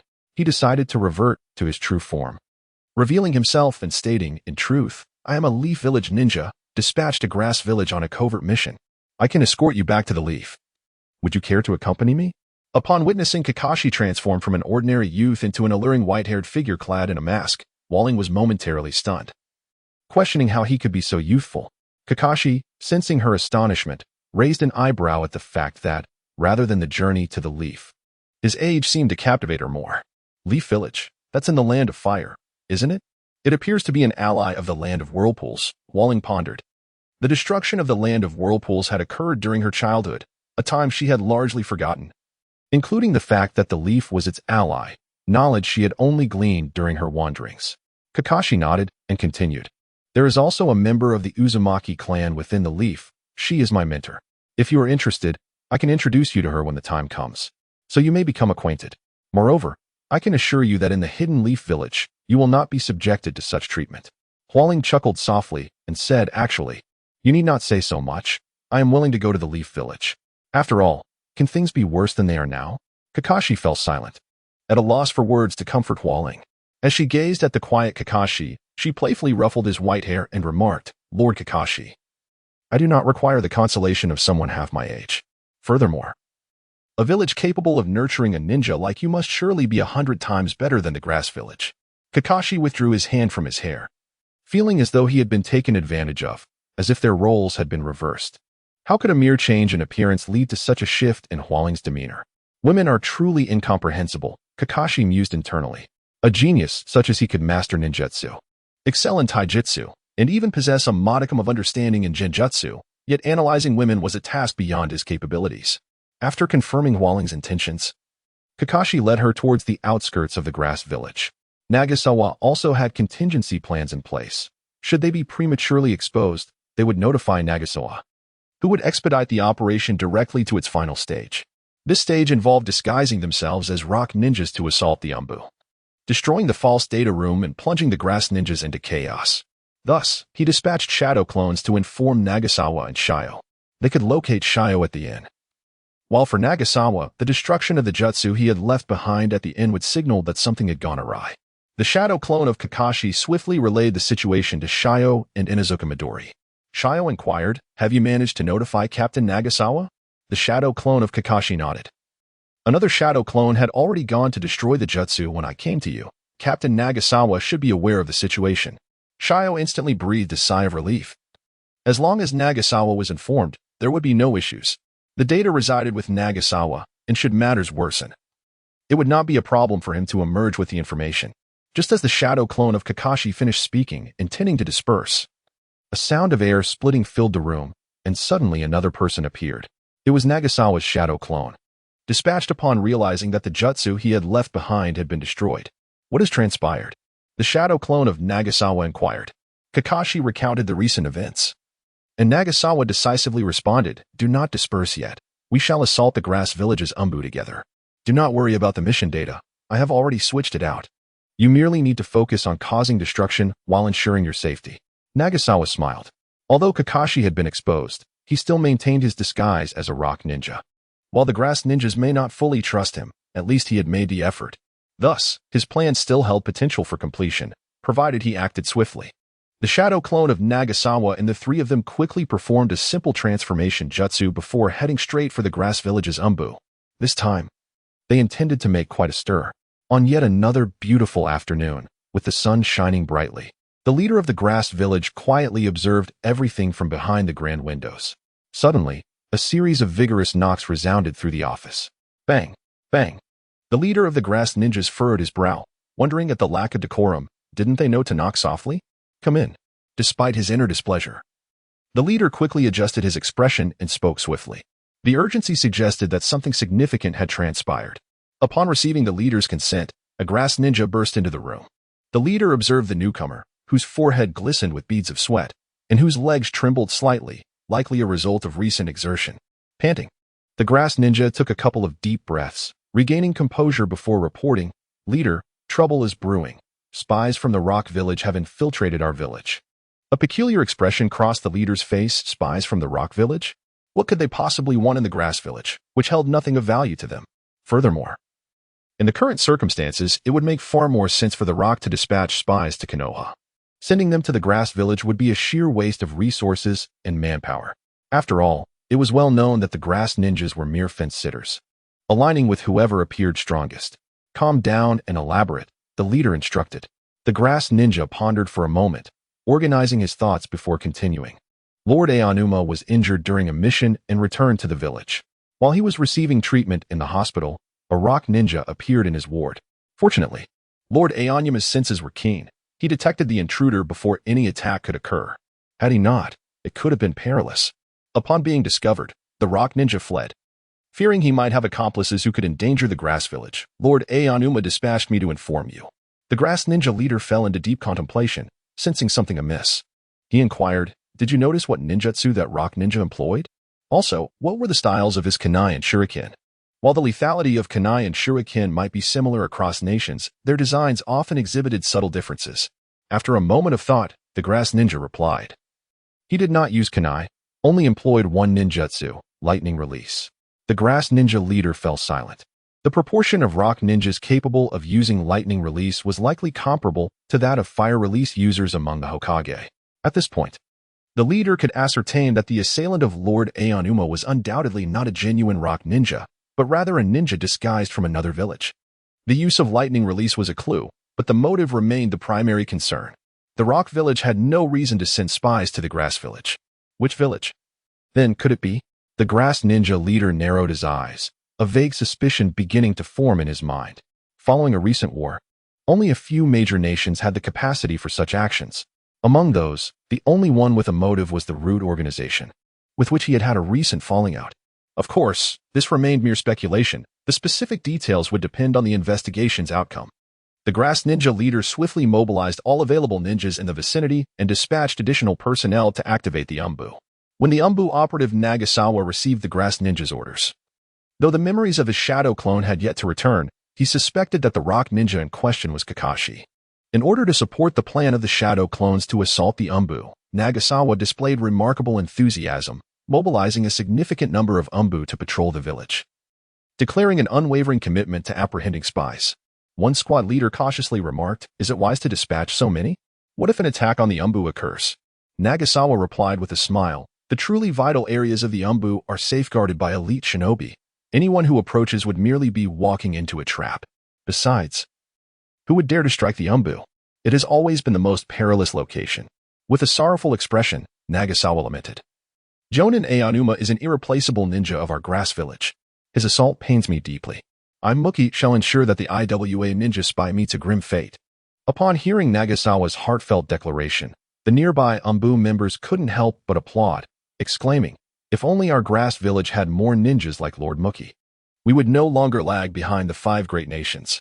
Indeed, no one is more concerned for grass village than Lord Muki, another Umbu member concurred. "If we had a few more like him," Nagasawa chuckled, "with a few more like him, perhaps the land of grass would face annihilation." Under the guidance of Nagasawa's shadow clone, Kakashi and Saltwater swiftly approached the vicinity of the grass village Umbu base. At that moment, very few Umbu remained at the base, most stationed at secretive locations. The 4 did not make an effort to conceal themselves, boldly presenting themselves before the Umbu guards. Observing the sudden appearance of 4 IWNE, the 2 gatekeeping Umbu decisively pressed a button. Beep, beep, beep. An unknown alarm system immediately blared, just as the 2 grass Umbu were about to unleash their jutsu. Nagasawa's shadow clone sprang into action. With a swift stomp, the shadow clone of Nagasawa vanished from the sight of the 2 grass Umbu. Bang, bang. In an instant, the 2 grass Umbu felt an overwhelming force strike their bodies from behind. Thunderous reverberations echoed as they were sent crashing into the courtyard wall, shattering it. With debris flying and dust filling the air, the sheer might left Saltwater and Kakashi in awe. If this was the power of Nagasawa's clone, how formidable was the original? Saltwater began to realize he might have underestimated Nagasawa's strength. Perhaps he was more terrifying than he had imagined. "Let us go, keep an eye on Kakashi. He is merely a shadow clone," Nagasawa advised. He was unconcerned. With his speed, few could touch him. Inuzuka Midori thumped his chest, assuring, "Fear not, with me around. Any attack aimed at him will surely be intercepted." However, Nagasawa felt a twinge of unease at Inuzuka Midori's confidence, stating, "There's no need for that. If faced with an overwhelming attack, let him bear it. After all, he is just a shadow clone. And if he perishes, so be it." The shadow clone Kakashi interjected. "So what happens if he is defeated?" The sudden alarm prompted the few Umbu ninjas remaining to swiftly assemble, with nearly all of them heading towards the watchtower. Except those stationed deeper within the Umbu. The sole remaining squad leader swiftly issued commands. You, move quickly to the secret passage and report the intelligence to the leader. The rest shall accompany me to secure the entrance of the Dark Division. We must not allow the enemy to infiltrate. The Dark Division of the Grass Ninja had been constructed with immense effort, and even if there were no significant losses in data, the damage to the structure alone would be painfully regrettable. Damn it, of all times, the squad leader cursed inwardly. Today, neither the captain nor the vice-captain was present in the Dark Division. The captain had been summoned by the leader, while Mookie had taken 3 squads out, leaving the Grass Ninja's Dark Division at its most vulnerable state.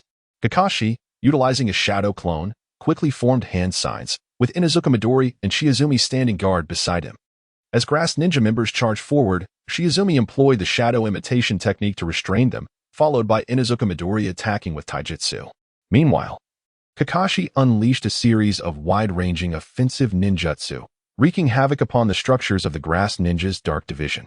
The squad leader could only helplessly watch as one building after another succumbed to Kakashi's devastating techniques, utterly powerless in the face of such destruction. He found himself targeted by Nagasawa, and at this moment, safeguarding his own life took precedence over confronting Kakashi and his allies. Having spent some time within the Grass Ninja's Dark Division, Nagasawa was well aware of their capabilities, and it was only natural for him to fixate on the strongest squad leader. Suddenly, with a swift stomp of his feet, Nagasawa vanished before the squad leader's eyes. Damn it, not this again, the squad leader thought, immediately turning to glance behind him. He dreaded Nagasawa's speed, truth be told. Nagasawa was the second fastest ninja he had ever encountered, the first being the Yellow Flash, Minato Namikaze. During the Third Shinobi World War, he had the fortune of witnessing Minato in action, annihilating several elite genin in an instant. He questioned whether he himself could stand against such prowess. However, today's Nagasawa evoked memories of that fateful day's terror. His eyes struggled to discern Nagasawa's movements, and even forming hand signs felt laborious. His jutsu failed to land, leaving him to endure a relentless onslaught. For reasons unknown, Nagasawa seemed disinclined to strike him directly, deftly evading the Grass Ninja's attacks. Otherwise, he would have long since been felled. Little did he realize this was a deliberate act of restraint on Nagasawa's part. For Nagasawa, the primary objective had already been achieved. Henceforth, his aim was merely to irritate Danzo, not to decimate the Grass Ninja. Thus, there was no necessity to claim too many lives. If the losses remained within an acceptable range, the Grass Ninja's leader might be incensed but would retain his rationality, harboring resentment towards the root. However, should the casualties escalate excessively, with even 2 high-ranking members of the Dark Division perishing, the Grass Ninja's leader would find it intolerable, complicating Nagasawa's manipulation of the situation. There was a risk of an investigation arising, and if any truths were uncovered, it could inadvertently turn the tide against him, creating an enemy rather than merely vexing Danzo. Despite the disparity in strength between his own and Konoha's forces against the Grass Ninja, failing to achieve his goal of irritation would leave him deeply dissatisfied. The treachery of Toanzo truly disgusted him. Ostensibly supporting the plan at the Watergate, he executed a backstab that left Yongze speechless. However, the squad leader did not anticipate that Yongze would not move behind him this time. Instead, he positioned himself at the side. With a swift kick, Yongze sent the squad leader flying, crashing violently against the wall and leaving a series of cracks in its wake. Let us not linger with them. We must destroy their confidential documents, Yongze said in a low voice. The 3 companions instantly grasped Yongze's intent to obliterate the information repository prepared by that Grass Ninja and then make their escape. Earth release, earth flow wall. A massive earthen wall, adorned with a dog's head, suddenly rose. Kakashi promptly employed the earth flow wall to block the Grass Ninja's Umbu, and the 4 of them dashed towards the so-called information room. The false repository, situated in a dilapidated area, was merely a decoy. The true repository lay deeper, under tighter security. With a casual flick, Yongze retrieved a scroll, hastily stuffed it with some counterfeit documents, and unleashed a great fireball to incinerate the repository, following it up with a punch. Under the onslaught of the 4, the repository swiftly transformed into a ruin. Once they completed their task, the Grass Ninja's Umbu made a hasty exit, unimpeded, for anyone daring to obstruct them had already fallen. The squad leader, who had just been pulled from the wall by his subordinates, witnessed this scene and felt an overwhelming surge of rage. Yet, severely injured, He could only watch helplessly as Yongze and his companions departed. The sensation was akin to returning home after a long day's labor, only to find one's spouse applauding with the neighbor, Wong. Cough, has reinforcement arrived? The squad leader inquired, spitting blood. None, replied the grass ninja Umbu. Silence enveloped him as he gazed at the devastation surrounding the Umbu. He could not comprehend why capturing a single spy warranted the deployment of 3 Umbu squads. Was that spy akin to a shadow of the 5 great nations? What areas have they damaged? The squad leader asked in a somber tone. Despite the Umbu being thoroughly dismantled, he felt no surprise. Although some hidden personnel remained, none were stronger than him, having suffered such a crushing defeat himself. He mused that any ambush from those individuals would be futile. Yet, unexpectedly, he received a sliver of good news. Those rock ninjas destroyed our recently established false repository and then left. The grass ninja Umbu responded with an odd expression. Clearly, he too found it strange. Having stripped down, they accomplished little. It was akin to inviting 2 ladies only to spend the entire night playing cards. Rock ninjas? Huh. The squad leader scoffed. He had not anticipated that the false information disseminated by Mookie to the Konoha ninjas would prove useful at such a moment. He now realized who had come. Disguising themselves as rock ninjas was an insult to his intelligence. These individuals had only deployed a single earth flow wall and had not utilized any other earth release techniques, all while taunting with a dog's head. If this were to be the rock ninja, the squad leader expressed his willingness to stand on his head and eat noodles with his nose. Furthermore, did he think he was unfamiliar with the shadow mimicry technique? After all, he had experienced 2 great ninja wars, and this technique was exclusive to the Nara clan within the entire ninja world. Moreover, just a few days prior, their leader had recently rejected a proposal from the Root organization, leading the squad leader to believe that the truth had become utterly apparent. Without a doubt, it must be a ninja from Root. In terms of motive and strength, Root perfectly matched the criteria. Before long, the Umbu ninjas of the main squad rushed into the inner sanctum. Who dares to ravage our Umbu like this? I swear to tear him limb from limb. Hearing such a voice filled with righteous indignation, the squad leader curiously looked over, only to find it was Captain Mukyujetsu. Nagasawa approached the squad leader with an apologetic expression, tears in his eyes, saying, "It's all my fault.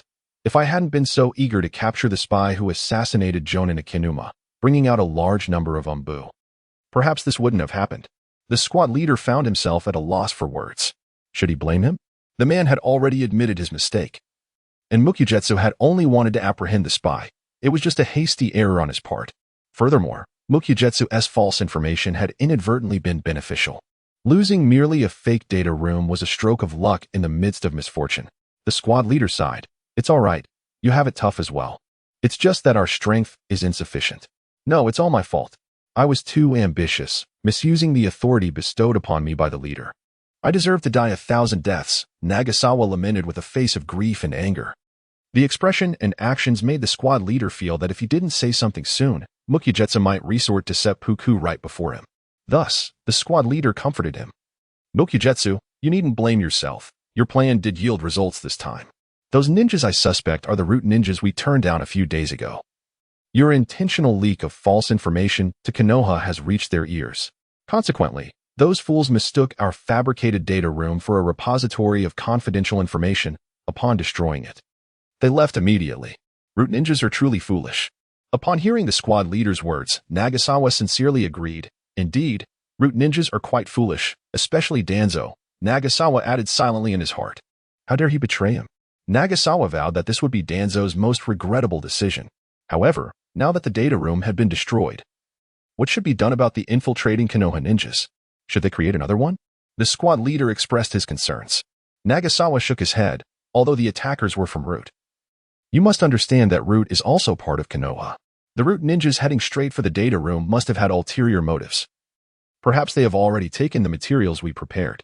Why would they do this? Weren't they supposed to help us prevent Konoha spies from stealing information?" The squad leader frowned. "That was before. We rejected their offer, and they harbor resentment. They certainly do not wish for our success. If they steal the information, at the very least, it could allow Konoha to extort us for compensation, and there might even be war," Nagasawa explained. "Isn't that exactly in line with our plan?" The squad leader suddenly realized that, despite the convoluted process, their plan had miraculously come to fruition. Waizawa nodded and remarked with a smile. "The Root ninjas certainly did not anticipate that the compensation was a decision we had long since made. Their actions merely assisted us in successfully executing our plan. The information was acquired in this manner, and the Konoha ninjas will undoubtedly have no doubts regarding its authenticity or intent. The squad leader surveyed the surrounding ruins and sighed. It is a pity about the Umbu. We invested a significant amount of resources in its construction. Waizawa's expression turned grave as he replied, "Indeed. It is a great loss. Those detestable Konoha ninjas, I would willingly donate all my wealth to aid in the reconstruction of the Umbu." The squad leader looked at Waizawa in astonishment, remaining silent for a moment. He had to admit that, unlike others, Waizawa held a deeper affection for the Grass Ninja Village. However, he could not possibly donate all his money. After all, the household staff required payment, and daily expenses for lavish meals were substantial, not to mention the need to support impoverished young women who could not afford clothing. Before long, the Grass Ninja leader, accompanied by the captain and the commander, hurriedly arrived at the Umbu. Upon witnessing the devastation before him, the Grass Ninja leader struggled to contain his fury and inquired, "What transpired?" The squad leader explained, "We were invaded, but fortunately, the damage is not extensive. Only the newly constructed false information room has been destroyed." Waizawa stepped forward, stating, "Leader, it is all my fault. I misused the authority you granted me, mobilizing a significant number of Umbu members to apprehend the spy who attacked Jonin Akinuma, which left our base vulnerable and led to this predicament." The Grass Ninja leader turned his gaze to the squad leader, seeking a more detailed account. After some contemplation, the squad leader began, "Although Captain Mokiyu made a grave error in this operation, his intentions were noble, and he was the first to arrive for support. The false intelligence he provided to Konoha played a crucial role in safeguarding our true confidential documents from harm." Waizawa was taken aback, wondering if this squad leader was an undercover agent sent by Konoha, constantly defending him. In truth, he wished for the Grass Ninja leader to impose a severe punishment upon him, thus providing him with a rationale to commit suicide and depart with composure. After all, it was Mokiyu who should bear the consequences, and he, Waizawa, had no part in it. No, I deserve death 1,000 times over. Having committed such a grave error, I am unworthy to continue serving as the Umbu's squad leader. Please, leader, punish me and expel me from the Umbu." The Grass Ninja leader contemplated this and prepared to nod. This mistake was indeed severe. Had fortune not favored them, the Umbu might have suffered a critical blow. It would be prudent to dismiss Mokiyu to allow him some time for reflection. "Leader, that cannot be. Lord Mokiyu has dedicated himself entirely to the Umbu. Even if he lacks merit, he has endured hardships. He cannot be summarily expelled from the Umbu." One of the Umbu members interjected on Waizawa's behalf. Suddenly, another Umbu member spoke up, "I never understood why Lord Mokiyu became a squad leader at such a young age, but recently, during missions with him, I have come to realize. During our shifts of idleness, Lord Muki frequently took it upon himself to patrol the Dark Division. Nagasawa. He is memorizing the maps of the Dark Division to facilitate an invasion. Indeed, every time we enter Lord Muki's office, he is perpetually engrossed in examining documents. He is seeking information on the Dark Division of the Grass Shinobi, as well as some confidential files. Just a moment ago, Lord Muki expressed his intention to donate all the funds to the Dark Division for its development. Such a devoted individual to the village should not bear such severe punishment. After all, it is not his money. If he wishes to donate, so be it."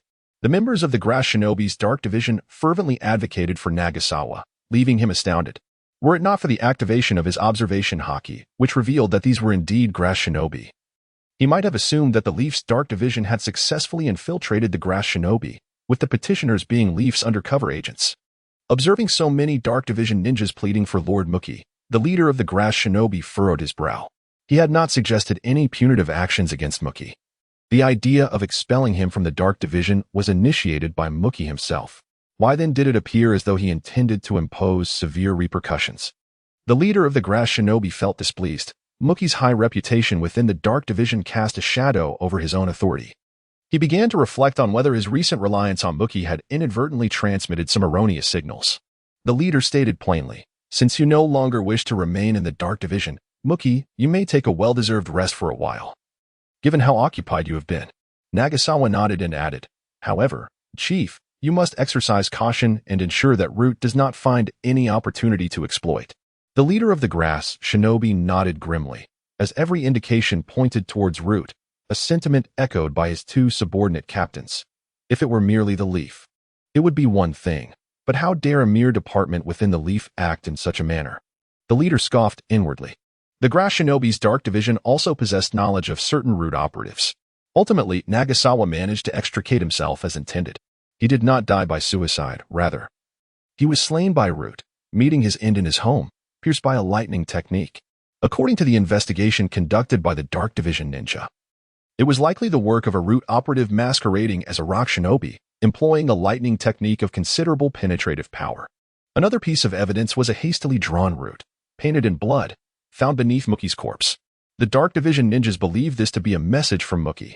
Enraged, the leader of the Grass Shinobi ordered the entire village's ninjas to surround and search the Grass Shinobi village one by one. Unfortunately, Nagasawa and the others had long since returned to the Leaf with the mission documents. Reflecting on all of this, Nagasawa could not help but exclaim, "Indeed, sometimes the dead are more useful than the living." The Grass Shinobi leader is likely to be furious. However, keeping Muki around was not entirely without merit. At the very least, the timing of his death would leave no room for error. Nagasawa surmised that Danzo might be in trouble. Root's external influence would undoubtedly be impacted. Even if the Grass Shinobi did not take matters into their own hands, they could easily place bounties on the black market or directly hire ninja organizations. Captain Nagasawa, you seem to be in high spirits. Is there something joyful to share? Do let me in on it, so I too can rejoice, exclaimed Inuzuka Midori, brimming with enthusiasm. Yonezawa chuckled lightly and replied nonchalantly, "Of course, I've been contemplating your training regimen, getting pummeled in the morning, engaging in physical conditioning in the afternoon, and then enduring more punishment in the evening." In response, Inuzuka Midori's face fell in dismay. What kind of training plan is this? How can we be beaten up in the morning and then again at night? It feels like we'll be spending the entire day just taking hits. That's exactly why I laughed, Yonezawa continued, his amusement evident. Imagining all of you with bruised faces, transformed into pig-headed versions of yourselves, brings me endless joy. As he spoke, he burst into laughter. Captain, you truly are a formidable scoundrel, Inuzuka Midori remarked earnestly. You flatter me, though I suggest you omit 2 words. Otherwise, your face may end up looking more swollen than the others, Yonezawa replied with a grin. Midori nodded, pondering for a moment before declaring, Captain, you are indeed a great scoundrel.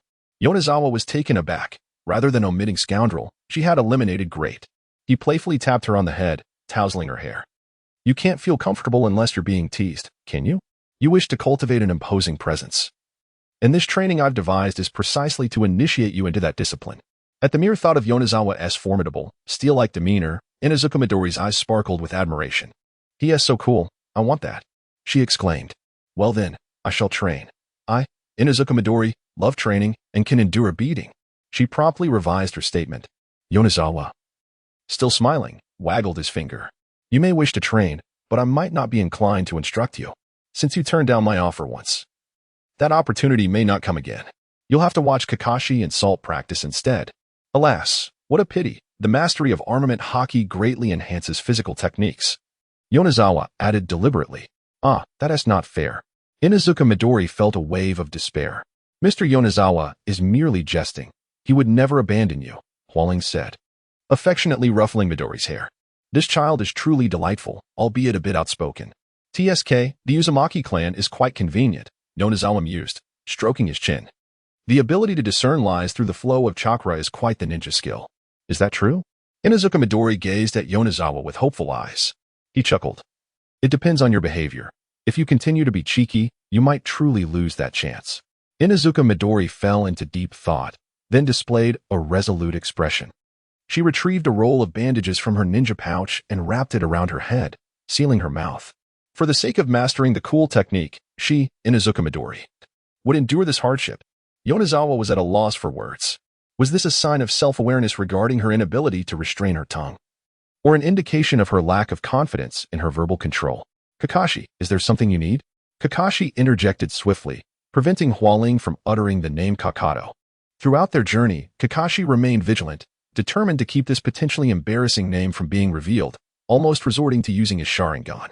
Whenever Hualing opened her mouth to speak, Kakashi would promptly interrupt her, denying her the chance to pronounce that name. Hualing, her face slightly flushed, inquired, Why do you keep staring at me? Kakashi replied. Furthermore, your real name is Kakashi, isn't it? Hualing questioned. As they traversed from the land of grass, the mutual addresses among the 4 remained consistent. leading Hualing to quickly realize that Yongze and the others referred to Kakashi as Kakashi rather than Kakato. Thus, Hualing surmised that Kakato was a pseudonym employed by Kakashi during missions. Kakashi merely nodded, acknowledging that there was nothing to conceal. It was apparent to those with ears.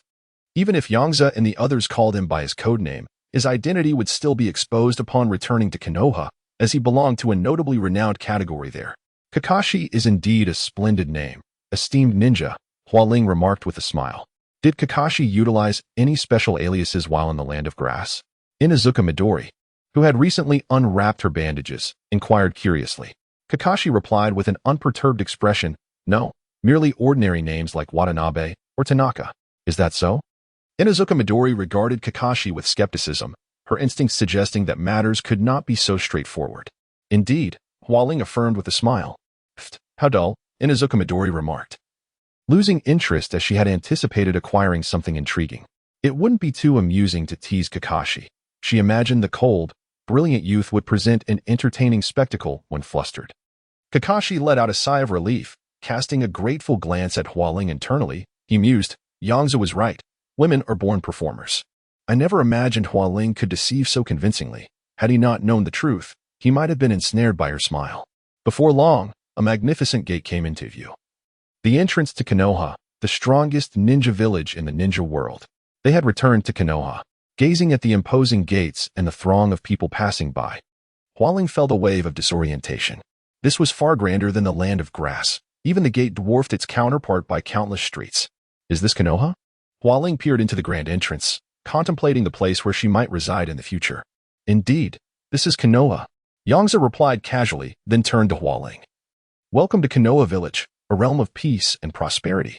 From this moment forth, you shall be a resident of Konoha, embarking on a new chapter of your life. Hualing recalled the tribulations endured in the Land of Grass, the hardships of wandering through a war-torn ninja world, and Kakashi's assistance, prompting her to smile earnestly and declare, how wonderful. Upon their return to Konoha, Yongze instructed Kakashi to help Hualing secure a room at an inn as a temporary residence. After which he headed straight to the Hokage Tower with the mission documents in hand. Approaching the Hokage's office door with familiarity, Yongze knocked gently. Ever since Minato ascended to the position of Hokage, he found himself visiting the office with regularity, having become well acquainted with the path, a stark contrast to his previous visits, which had never occurred. While processing documents, Minato heard the knock and politely invited, please, come in. Yongze opened the door, stepped inside, and placed the documents on Minato's desk with a grin. I have not disappointed your expectations. The mission was successfully completed. Within these documents lies not only the information on the 3 grass ninjas we captured, but also the details of the grass ninja whom I defeated. A flicker of delight crossed Minato's face, yet he refrained from hastily opening the file bag. Instead, he smiled and remarked, Yongze, you truly live up to your reputation by returning so swiftly. It has barely been 2 weeks. If one were to discount the time spent on the journey, the actual duration must be no more than a week. Inviting you into the Umbu has undoubtedly been one of the wisest decisions of my life. Yongze chuckled and teased. Minato, ever since you ascended to the position of Hokage, your eloquence has significantly improved. Are you attempting to win hearts? If I don't flatter you sufficiently, I fear you might become fatigued and opt out, considering you are but an ordinary chunin. Minato reciprocated the jest with a grin. Yongze, unperturbed, responded with a cheerful demeanor. It seems you truly understand me, Minato. Who doesn't relish a compliment? After all, he is not a masochist who becomes exhilarated by criticism. Of course, the merit of the one offering praise matters. If it comes from an inconsequential passerby lacking strength or renown, it would hardly stir any feelings.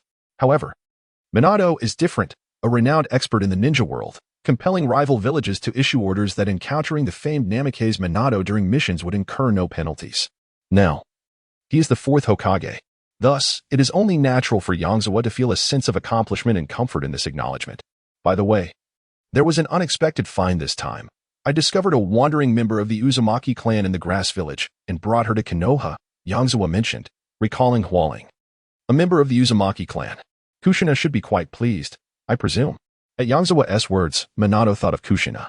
Although she consistently presented a sunny disposition, Minato was aware of her struggles. During their time at the Ninja Academy, her status as an outsider, coupled with her rare red hair, led to her isolation, often leaving her to navigate the world alone. Fortunately, he and Yongze had been there during those times, preventing her situation from worsening. Nonetheless, Kushina's social circle had remained limited, a circumstance that later contributed to her becoming a Jinchuriki. Thankfully, she had forged a connection with Fugaku Uchiha on the battlefield, and now their families maintained a cordial relationship with frequent interactions.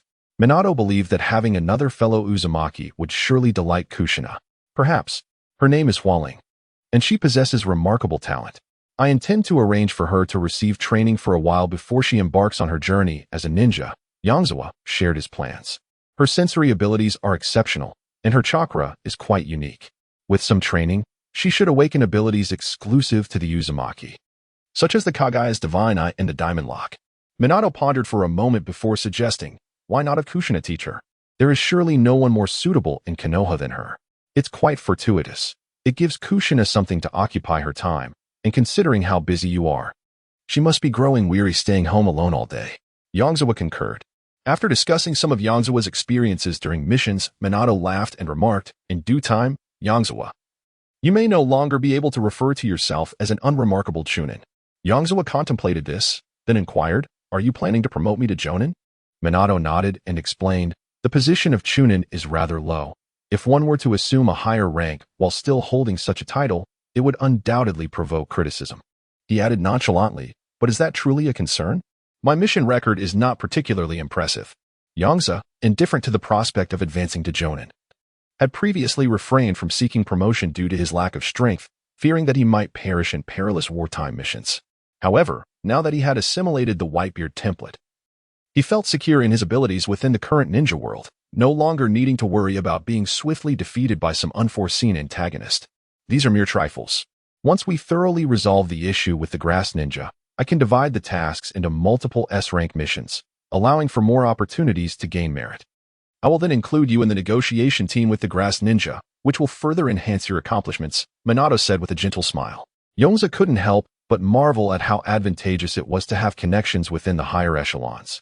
Others achieved the rank of jonin either through valorous deeds in battle or through a long accumulation of experience. In contrast, he had merely been idling before entering the Umbu, and since joining, he had completed a single S-rank mission, bringing him close to promotion. Then I must trouble you. By the way, how is the situation with the orphanage? Yongze inquired. He had previously mentioned to Minato his desire to support the orphanage in the village, aiming to establish it as an official Konoha orphanage. It has been settled. The subsidies for this month will be issued tomorrow, Minato replied, nodding. Despite being a quintessential ninja capable of ruthlessly eliminating his enemies, he possessed a compassionate heart for his compatriots. He was willing to assist those orphaned by war. However, an unusual incident arose during this endeavor. Elder Shimura appeared quite reluctant to see the orphanage gain official support and had been obstructing the process. Fortunately, other high-ranking officials were on Minato's side and agreed to the proposal. Do you know anything about this? Minato asked Yongze, a look of perplexity in his eyes. With Danzo's opposition, Minato sensed that the orphanage harbored some underlying issues, indicating it was no ordinary establishment. Supporting the orphanage did not require financial contributions from Danzo, so his vehement disapproval was puzzling. It seemed he was quite unwilling to see the orphanage become an official institution of Konoha. However, since Yongze had initially raised the matter, Minato, trusting in him, chose not to investigate further and planned to inquire once Yongze returned. The orphanage's director is a former Root ninja, and the institution has relied on her funding from Root all along. Perhaps Danzo is attempting to compel her to continue serving Root by controlling the orphanage's financial resources. Yongze remarked with a hint of detachment. The subordinate who has been on Elder Shimura's mind. Minato's gaze flickered, and an idea began to form in his mind.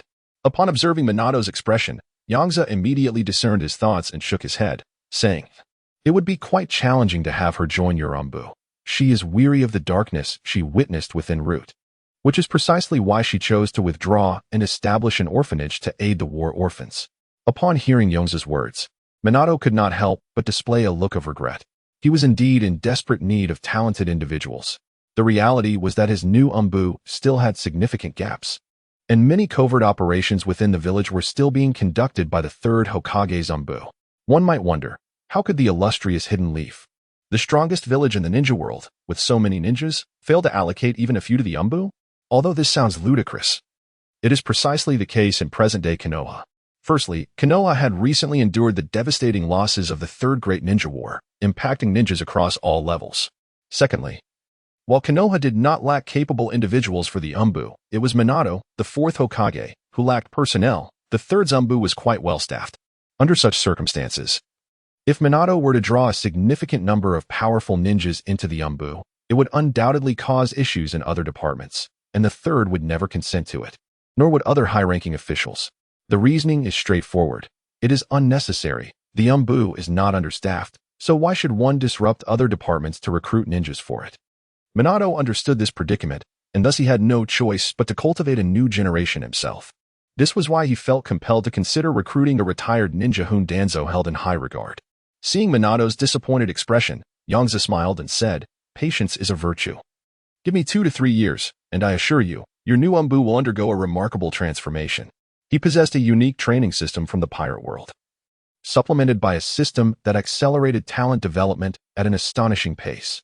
Minato nodded and casually inquired, "How did Kakashi perform on this mission?" "Initially quite well, but he exposed himself towards the end. Although it was an unforeseen circumstance and he managed to mitigate it, it was still somewhat regrettable. Overall, though, he did well." Yongze assessed. "My apologies. After all, I am his teacher," Minato replied, a hint of remorse in his tone. Yongze waved his hand dismissively, saying, "No worries. Besides, he must assist me, and Kakashi certainly possesses remarkable talent. If well honed, he might become a significant figure in the Umbu in the future."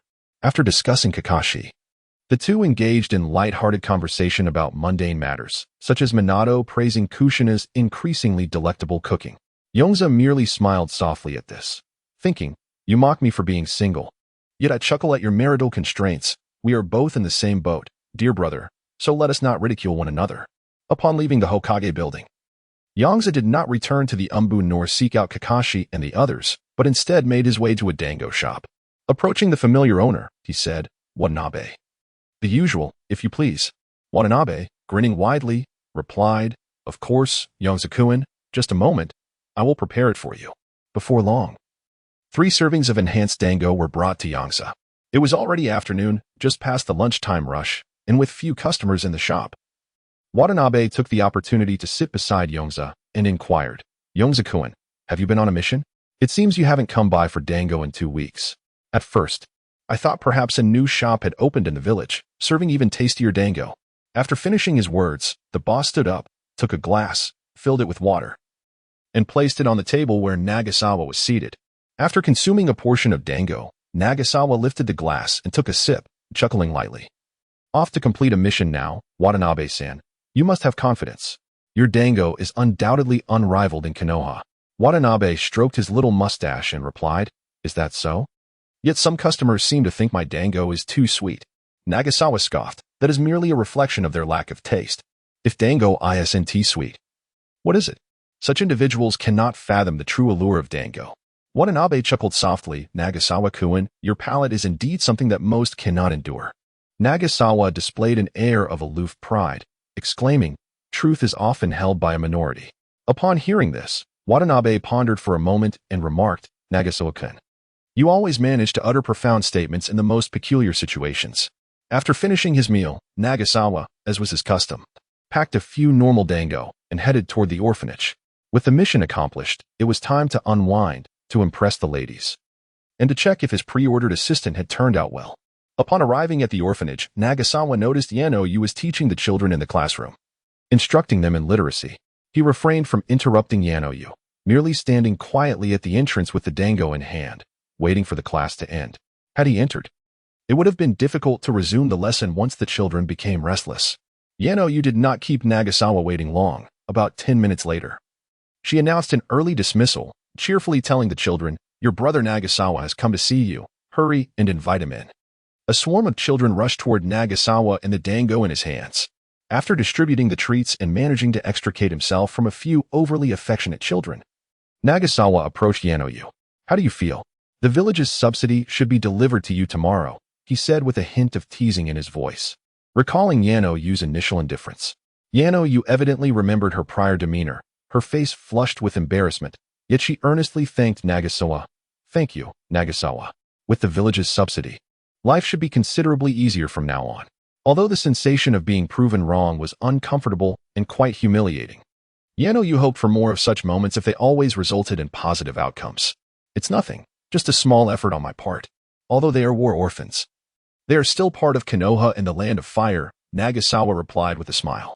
Noticing that Yanoyu was studying him intently, he playfully inquired. What is the matter? After 2 weeks apart, do you not recognize me? Yanoyu replied candidly.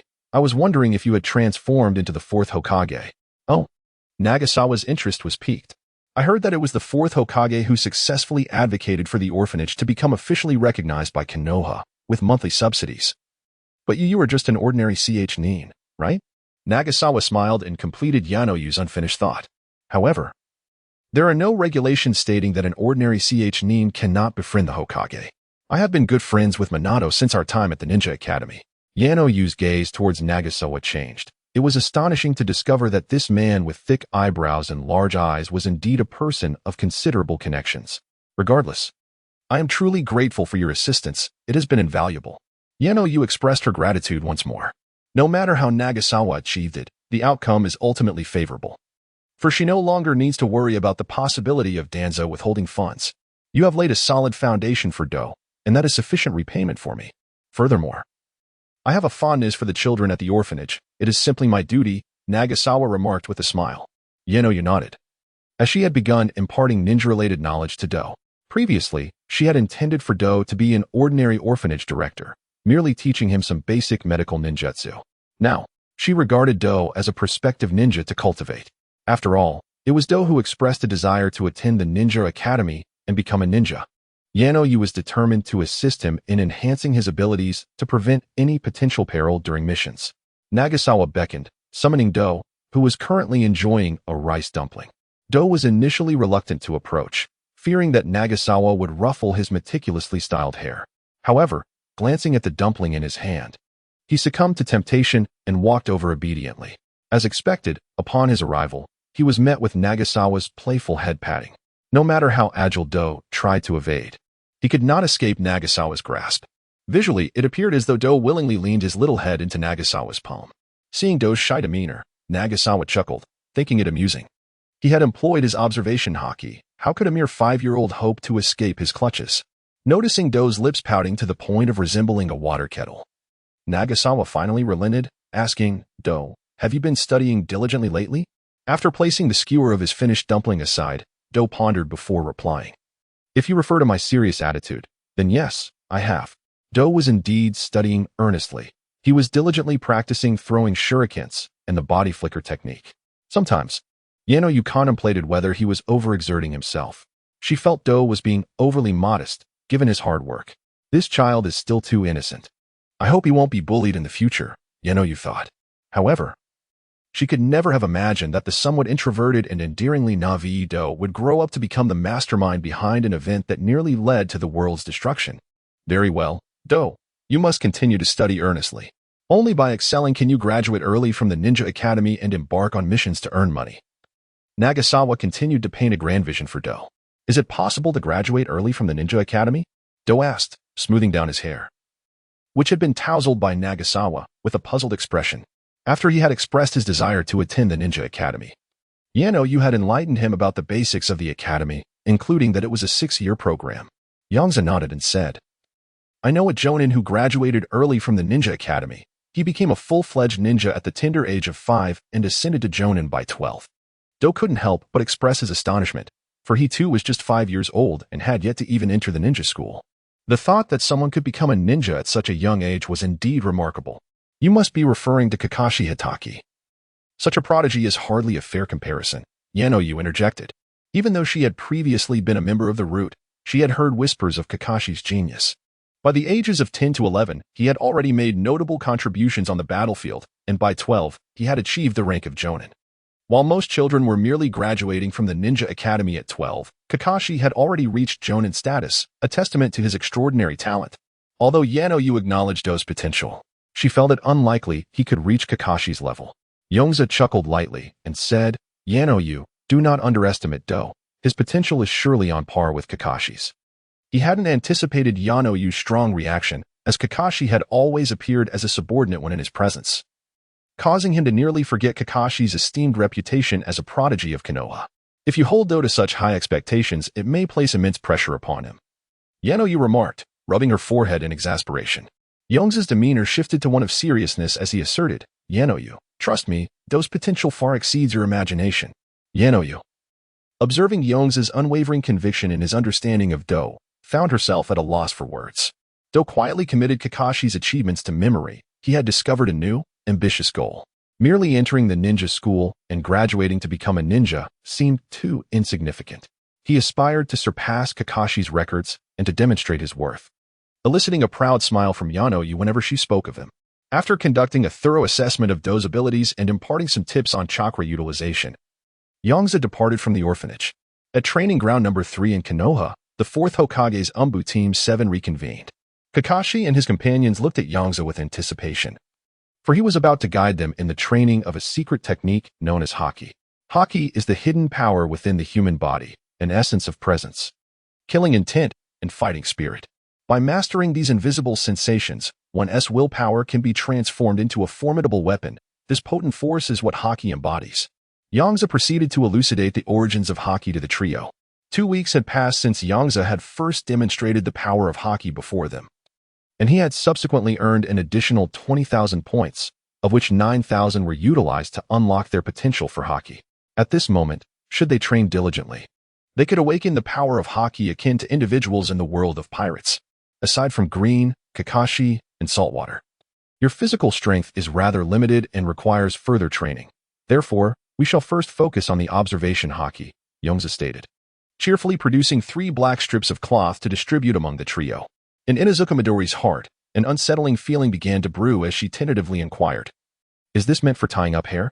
Nagasawa flashed a radiant smile and produced a wooden stick from behind him, replying, "Of course not. It is intended to blindfold you." Observing the stick in Nagasawa's hand and then glancing at the black cloth in her possession, Inuzuka Midori began to surmise Nagasawa's intentions. No way. He really intends to strike us directly. Clinging to a shred of hope, Inuzuka Midori pressed on, "But how can this be anything but a beating?" Nagasawa nonchalantly remarked, "You could dodge. How could it be called a beating? This is training. How can one dodge with their eyes covered? This fabric appears to be anything but ordinary." Inuzuka Midori attempted to cover her eyes and discovered that she truly could see nothing at all. "This is a fine piece, specially tailored for me. Remember to bring me 10,000 for each, tomorrow." At this, Inuzuka Midori recalled that this cloth was indeed rather pricey. "Had I known, I wouldn't have mentioned it." Despite her incessant complaints, Inuzuka Midori obediently placed the cloth over her eyes, resembling a child who had just received a scolding. Kakashi and Shizuka similarly donned their black cloths without hesitation and stood before Nagasawa, awaiting his next command, their bodies tense as they attuned themselves to the surrounding atmosphere. Nagasawa began to articulate the principles of Kenbunchika Haki. No matter how keen one's eyesight may be, barring the bloodline limits of the Sharingan or Byakugan, one's vision cannot keep pace with certain high-speed ninjutsu. Kakashi, you must be well aware of this. Kakashi nodded. Indeed, prior to obtaining the Sharingan, my Chidori faced this very issue. The speed was so great that I could not discern my opponent, making targeting impossible. However, with Kenbunchika Haki, such issues would dissipate. Not only would you perceive the trajectory of your opponent's jutsu, but you could also anticipate their actions. Next, I will randomly attack you. You may either evade or strike back. Before noon, you must either land a hit on me once or successfully dodge my attacks 3 times. Otherwise, you shall forego your meal and watch those who succeed eat. Shizuka found this arrangement somewhat unreasonable and queried, "Class leader Nagasawa, this seems quite unfair. With your prowess, even without blindfolds, we could hardly evade your strikes or land a hit. Considering this, I shall restrain my strength. My speed will not exceed yours," Nagasawa replied indifferently. He had long devised a detailed plan for Haki training, ensuring that no glaring errors would occur. Training in Haki is not a matter of a single day. It is a prolonged process. Unless Nagasawa was willing to allocate all points to them, his speed would undoubtedly soar. Yet, this was clearly not cost-effective. His priority remained to maximize the integration of the Whitebeard template, achieving complete synergy with it. As dawn broke, the air was slightly chilly, a reminder of late autumn. However, the 4 ninjas present paid little heed to the temperature. Kakashi felt an unusual tension, acutely aware that Nagasawa's attacks could come at any moment, yet they remained absent, adding to his anxiety. If struck directly, he might not feel anxious, however. The looming threat of a stick that seemed poised to fall yet never did instilled a sense of unknown terror within him. Yongze and Inuzuka Midori were not much better off, cautiously shifting about, fearful of a sudden assault from the wooden rod. Observing the trio's tense demeanor, Nagasawa smiled. This was precisely the effect he desired. Direct blows lacked intrigue. Suddenly, Nagasawa stealthily approached Inuzuka Midori from behind and swung the stick forcefully at her head. Thud! The stick collided with Inuzuka Midori's skull, emitting a dull thud. Ouch! That hurt. Nagasawa-senpai, do you walk without making a sound? How did you sneak up on me? Inuzuka Midori exclaimed, cradling her head in pain. Such an overreaction. Stealth is a fundamental skill for a ninja, Nagasawa retorted, seizing the moment to deliver another swift strike to her face. Why is it always me? And to attack while I'm speaking, Nagasawa-senpai.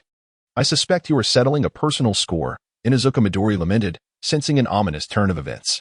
At this, Kakashi grew vigilant, acutely sensing the atmosphere around him. Any disturbance in the air would prompt him to roll away instinctively. Despite Inuzuka Midori's usual mischief, Kakashi believed that Nagasawa wouldn't relentlessly target her. After all, this was training. And given Nagasawa's reliability, he likely wouldn't allow his temper to interfere. Why me again? Inuzuka Midori cried out in pain once more. Kakashi sighed, choosing to disregard her outcry. After enduring 3 consecutive strikes, Inuzuka Midori became subdued, falling silent and moving slowly, seemingly attempting to transform into a moving target to complicate Nagasawa's attacks.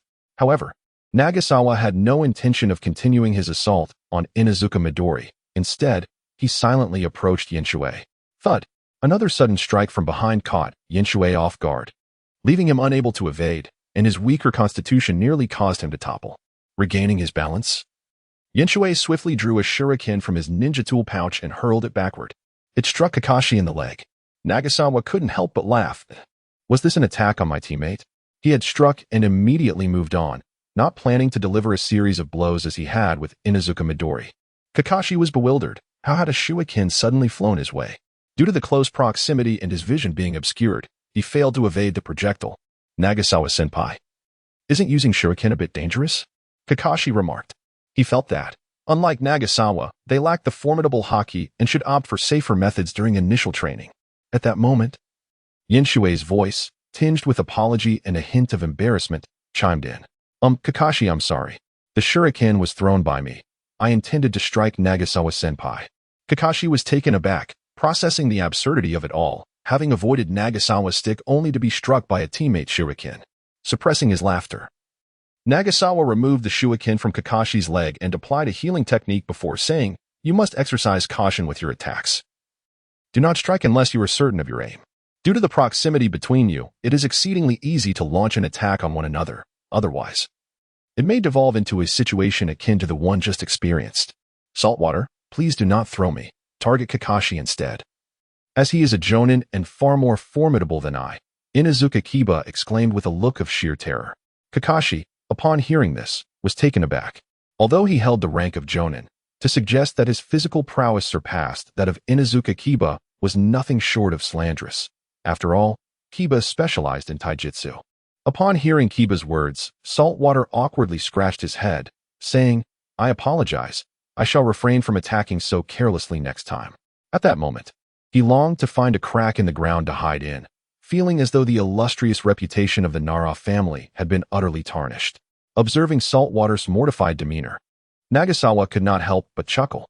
Saltwater, who typically exuded an air of wisdom, had finally faltered today. After a couple of minutes, Nagasawa refrained from targeting any of the 3 but instead continued to deliberately create the sound of moving footsteps. Kakashi felt an overwhelming sense of pressure and, without hesitation, adjusted his posture, fearful of being ambushed from behind by Nagasawa. He understood that both Inuzuka Kiba and Saltwater had already been struck. Kiba had even endured 3 blows. It was only fair that he too would face his reckoning. Fully immersed in his sensory perception, Kakashi attentively scanned for any signs of Nagasawa's presence. In truth, practicing observation haki was likely more challenging for him than for the average person, as his Sharingan granted him exceptional vision. Accustomed to such clarity, it was difficult for him to rely on sensing through aura, as his eyes could perceive directly. Suddenly, Kakashi sensed a shift in the air. Almost instantaneously, he crouched down. Knowing Nagasawa favored striking from behind, Kakashi deemed this maneuver a stroke of genius. While it would not guarantee evasion from all strikes, it should suffice for the first blow. Then, the anguished cry of Inuzuka Kiba reached his ears. Why is it me again? This is so unfair. It felt as if a dark crow flew overhead, leaving behind a trail of ellipses. Kakashi stood up nonchalantly, feigning ignorance as if nothing had transpired. He thought to himself, since everyone was blindfolded and Nagasawa was preoccupied with Kiba, perhaps no one would notice. However, Nagasawa's subsequent words caused Kakashi's body to stiffen. Kakashi, why are you crouching while I strike Kiba? Nagasawa remarked playfully, his gaze fixed on Kakashi. The mask and dark cloth perfectly obscured Kakashi's face, concealing his expression from others. Maintaining a forced composure, Kakashi replied, I was standing for too long and felt a bit fatigued, so I crouched to alleviate it. Oh, is that so? Nagasawa said with a cheerful smile. Just as Kakashi was about to continue his forced explanation, he suddenly sensed a tremor in the air. Yet, the pain that immediately struck his head confirmed his failure to evade. Even while speaking, one must remain fully alert, Nagasawa remarked, then deliberately walked around the trio, creating a sense of pressure with his heavy footsteps. Happy training sessions always pass swiftly, and before long, the morning had elapsed, leading into noon. Though it was midday, when the sun's rays were at their most intense, the three individuals felt not a trace of warmth. Each time Waizawa made the slightest sound with his footsteps, they instinctively shuddered, as if with every step he took, the temperature of the air dropped several degrees. Waizawa bore them no ill will, after all. Who could withstand a morning of such relentless punishment? Not a single person had managed to evade his attacks throughout the morning. Each one left battered and bruised by his strikes. Glancing at the sky and sensing that it was nearly time, Waizawa cheerfully announced, let us conclude our sensory training for this morning. Is it time for lunch? In a moment of hope, Inuzuka Midori gingerly touched her swollen face and asked, can we eat now? To be frank, she had never endured such a beating in her life, having been struck relentlessly for an entire morning. The only thing sustaining her was the prospect of a delicious lunch. Waizawa, with a smile, inquired, Midori, did you manage to hit me? She shook her head. Then, Midori, did you successfully evade my attacks 3 times? After pondering for a moment, she prepared to lie and nod. But upon meeting Waizawa's twinkling eyes full of mirth, she could only hang her head in defeat and admit, no. Nodding would surely provide Waizawa with the opportunity to tease her. Then you can only watch me eat, Waizawa said, as he gleefully produced a lunchbox and opened it, revealing fragrant rice dumplings within. What is so remarkable about that? Here you are, a person in their 20s, still indulging in rice dumplings, such a child at heart. Inuzuka Midori scoffed, as though she were a mature adult. At this moment, Kakashi stepped forward, speaking in his usual calm manner. If Midori does not wish to eat, I certainly do. Upon reflection, rice dumplings are quite delightful. They possess a certain elegance. Waizawa gave him a thumbs up and handed a portion of dumplings to Kakashi. Saltwater, witnessing this, immediately chimed in, actually, I quite enjoy rice dumplings as well. Waizawa then offered him a portion too. Inuzuka Midori was taken aback and stammered, in no. Weren't we just told we couldn't eat? Kakashi, maintaining his serious demeanor, replied, but I am eating rice dumplings. Midori's eyes widened, her heart racing as if a pack of ninja hounds were racing through her mind. This was permissible. She cleared her throat and, gazing skyward while kicking at the pebbles beneath her feet, said, well, Waizawa, I actually enjoy rice dumplings too. Feigning surprise, Waizawa responded, but didn't you just say that only children like rice dumplings? You are 15, not a child anymore. Midori countered, that is merely my exterior. I possess a heart full of childlike wonder, which makes me still somewhat of a child. For the sake of lunch, Inuzuka Midori chose to speak untruths. Observing Midori's sudden change in demeanor, Waizawa marveled at the essence of humanity. Indeed, it was all too enticing, and chose not to tease her further, instead handing her the food.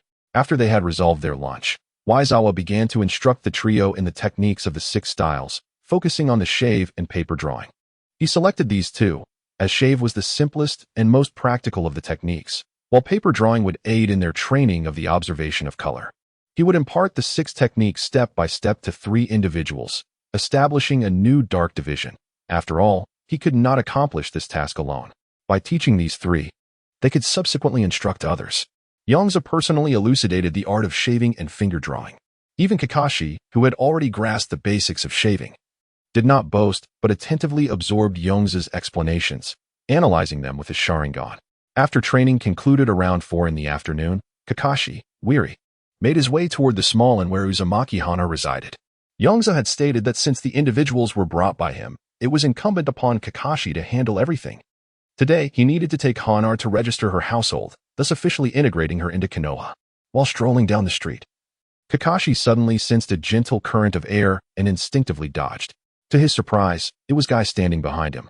The slow air flow resulting from Guy's intention to pat him on the shoulder. If only Yongze-sensei's attacks were as slow, Kakashi mused, recalling that being struck by a stick was indeed quite painful. Although he still referred to Yongze as senpai, in his heart, he had already come to regard Yongze as a mentor. Kakashi, what happened to you? Did someone give you a beating? Guy exclaimed, his mouth agape in astonishment.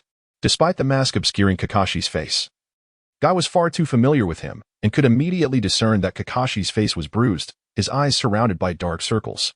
Kakashi pondered for a moment and replied in a low voice, I tripped while walking. He then walked away directly. Naturally, he would not disclose such an embarrassing incident of being beaten to Guy. Hey, Kakashi, tell me which way to go. I want to challenge whoever managed to make you look so battered, Guy pressed on. Kakashi's expression darkened as he slipped through the crowd to shake Guy off and reached the inn where Hanar was staying. Upon locating her room, Kakashi politely knocked on the door, announcing, It's me, Kakashi. Hanar was quick to respond, opening the door without delay. Upon seeing Kakashi's bruised visage, she momentarily froze but quickly regained her composure, inviting him inside. Ninja-sama, what happened to you? Hanar inquired after a brief pause. I lost my way on the path of life and took a tumble. This is the result, Kakashi replied calmly. Hanari's expression grew somewhat peculiar. You seem to have taken quite a serious fall. After a moment's hesitation, she rolled up her sleeves, revealing her porcelain-like arms, turned her head aside, and softly murmured, Bite me, that will help you recover. This scene transported Kakashi back to the moment he first met Hanar, recalling her contorted face when she had been bitten. She was, after all, a perfectly normal woman who feared pain. Kakashi sighed, No need for that. It will hurt you. If it were you, you could bite me gently, just once. Hanar replied, attempting to sound casual. However, Kakashi understood her intentions well and deliberately turned his face away. Kakashi lowered the rolled-up sleeves of Hualing and looked her in the eye. Do not act this way in the future. No one is worth such treatment from you. I saved you because I do not wish to witness such events recurring in your life. If I were to retaliate, what would differentiate me from those individuals? Konoha is not a village of grass ninjas. We have numerous medical ninjas. Though Kakashi did not consider himself an unequivocal hero, he possessed his own brand of tenderness and kindness. In that moment, Hualing perceived Kakashi as towering before her. And it was only when he stood up that she realized he was merely a 13-year-old boy. Your father must be an extraordinary person to have raised you this way, Hualing remarked. To her surprise, Kakashi froze at her words, falling into silence. Hualing felt a flicker of uncertainty in her expression, as if she had inadvertently touched a sensitive subject for him. I'm sorry, Hualing began to apologize. It's all right. He truly is an impressive individual and a hero of Konoha, Kakashi replied. In truth, he had come to terms with it. His dear friend Obito regarded his father as a hero, and Sensei Minato also recognized and respected the ideals of White Fang. Why should he concern himself with the opinions of unrelated passersby? His father would forever be the hero of Konoha in his heart, past, present, and future. Come. I shall take you to register your residency. Once completed, you will officially become a resident of Konoha, Kakashi said with a smile. Hualing nodded, her heart beginning to swell with anticipation for her new life in Konoha. Perhaps this time, she could truly live the peaceful and happy life she had longed for. Kakashi, with Hualing in tow, hurried to the Hokage's office, eager to arrive before Minato finished for the day. Typically, if Minato completed all his paperwork, he would leave by 5 o'clock. Previously, he often worked until 6, but after being advised by Sensei Yashinari, he now left promptly to return home to accompany Kushina. As they entered the Hokage building, Hualing followed Kakashi closely, refraining from looking around, as she sensed numerous perilous presences within. The tension in the air made Hualing nervous, and she hardly noticed when they reached the Hokage's office until Kakashi's voice brought her back to reality. Sensei Minato, this is Uzumaki Hualing, Kakashi introduced. Minato gazed at the striking cascade of red hair and smiled warmly. Uzumaki Hualing, do you wish to become a resident of Konoha, to be a part of our village? I do, she replied. Minato then retrieved 2 forms from his desk and handed them to Hualing. Once you fill these out, you will officially be a resident of Konoha. Welcome aboard. Hualing swiftly completed the forms and submitted them to Minato. After stamping them with the Hokage seal, he glanced at the time and cheerfully said, "Miss Hualing, would you care to visit my home? My wife, also a member of the Uzumaki clan, is quite intrigued by you and wishes to meet." Hualing glanced at Kakashi, who appeared somewhat troubled. After all, he was merely a 13-year-old boy. Minato seemed to sense something amiss and kindly suggested, "Kakashi, why don't you join us? It has been a while since you've dined at my home. And what happened to your face?" It was then that Minato noticed Kakashi's swollen cheek and the bruise encircling his eye. It happened during teacher Nagasawa's training, Kakashi admitted candidly. He felt slightly embarrassed lying to Might Guy, found amusement in deceiving Hualing, but with Minato, he chose to speak the truth. After all, Minato was his Jonin instructor and had always treated him well. "Teacher Nagasawa, it seems you two have developed quite a rapport. Make sure to learn diligently. There is much about him that is worthy of your emulation," Minato remarked with a gentle smile. Kakashi nodded. In terms of both strength and cunning, Nagasawa was indeed his aspiration. To Hualing's surprise, Minato's residence was not as opulent as she had envisioned. It was an ordinary two-story house, not much different from those of the average citizens of Konoha. This revelation caught her off guard, in her mind. The Hokage was synonymous with the leader of the Hidden Leaf Village and an almost transcendent figure, surely residing in a grand estate. Minato led the two inside. Hualing curiously surveyed her surroundings. The furnishings were quite simple, with only a few shurikens adorned with peculiar designs scattered about. Suddenly, she sensed a powerful yet comforting presence approaching. A woman with striking red hair, clad in an apron and wielding a large spoon, entered her line of sight. Minato. "Just in time. I was just." Kushina paused upon seeing Uzumaki Hualing, momentarily taken aback. However, she quickly recovered, playfully punching Minato's chest. "You should have mentioned we had guests. I would have prepared a couple more dishes. It is indeed my oversight. I should have informed you sooner." Minato replied with a warm smile, graciously acknowledging his mistake. Kakashi, observing the scene, felt as though he had already consumed his fill, merely from witnessing their domestic affection. At the dining table, Kushina continually served Hualing, engaging her in conversation while expressing her sentiments about the challenges faced by the Uzumaki clan. This gesture significantly heightened Hualing's admiration for Kushina, affirming her belief that she had made a wise decision. Suddenly, Kushina noticed Kakashi, who had been quietly eating without uttering a word. Curiously, she inquired, "Kakashi, what happened to your face? It appears somewhat swollen." Kakashi felt a sense of weariness. It seemed his mask had betrayed him, as everyone seemed to notice. With the intelligence brought by Nagasawa regarding the Grass Ninja's covert operations, coupled with the capture of 3 Grass Ninjas, Minato swiftly dispatched his own ninja, issuing an ultimatum. They demanded either a monetary compensation from the Grass Ninja or a renewal of the peace and mutual assistance treaty, failing which Konoha would declare war. The Grass Ninja leader, having anticipated this, feigned hesitation for 2 days before ultimately agreeing to the compensation and the re-establishment of the peace treaty with Konoha. Although it was stated that compensation was necessary, the specific amount required careful negotiation. Once discussions concluded, the agreement could be signed. Yoshizawa was a member of the Konoha negotiation team, and not just any member, but the vice leader of the team. His appointment as vice leader was no small feat. It was secured after a heated discussion between Minato and the higher-ups. Initially, Minato proposed that Yoshizawa take on the role of vice leader, prompting the third Hokage to question, "Who is Yoshizawa?" After a moment of consideration, Minato responded, "He is the newly appointed leader of the Anbu class, and he was responsible for acquiring the information on the Grass Ninja Anbu. He possesses considerable capability and is undoubtedly fit for this position." The third Hokage pondered this and requested the Anbu to retrieve Yoshizawa's file. Upon reviewing the file, the third Hokage frowned and remarked, "Minato, the individual you have recommended seems inadequate. He is exceedingly young, merely 23 years of age, and is only a CH Nin. His record is lacking, having completed only 5 B-rank missions with not a single A rank or higher to his name. Such a dearth of experience may hinder his ability to shoulder significant responsibilities. The S-rank mission has yet to be accounted for." Minato met the third Hokage's gaze with determination and insisted, "Youth should not be a detriment. I too am only 23. Yet you placed your trust in me to inherit the mantle of Hokage. Furthermore, Yoshizawa's abilities cannot be fully grasped through mere documents. He possesses extraordinary strength." Sarutobi Hiruzen stroked his small beard, seemingly contemplating Minato's words. He had noted in the file that Yoshizawa shared a close rapport with Minato, which sparked some troubling thoughts. While he held a favorable view of Minato, he felt the latter was still too young and required guidance. Observing the third Hokage's hesitation, Minato spoke calmly. I, Namikaze Minato, vouch for Yoshizawa's capability to serve as vice leader of the negotiation team. Seeing Minato, usually so gentle, so resolute, the third Hokage refrained from further objections, and Yoshizawa's appointment as vice leader was thus secured. However, the position of negotiation team leader was ultimately to be filled through recommendations from Konoha's higher-ups, followed by a vote.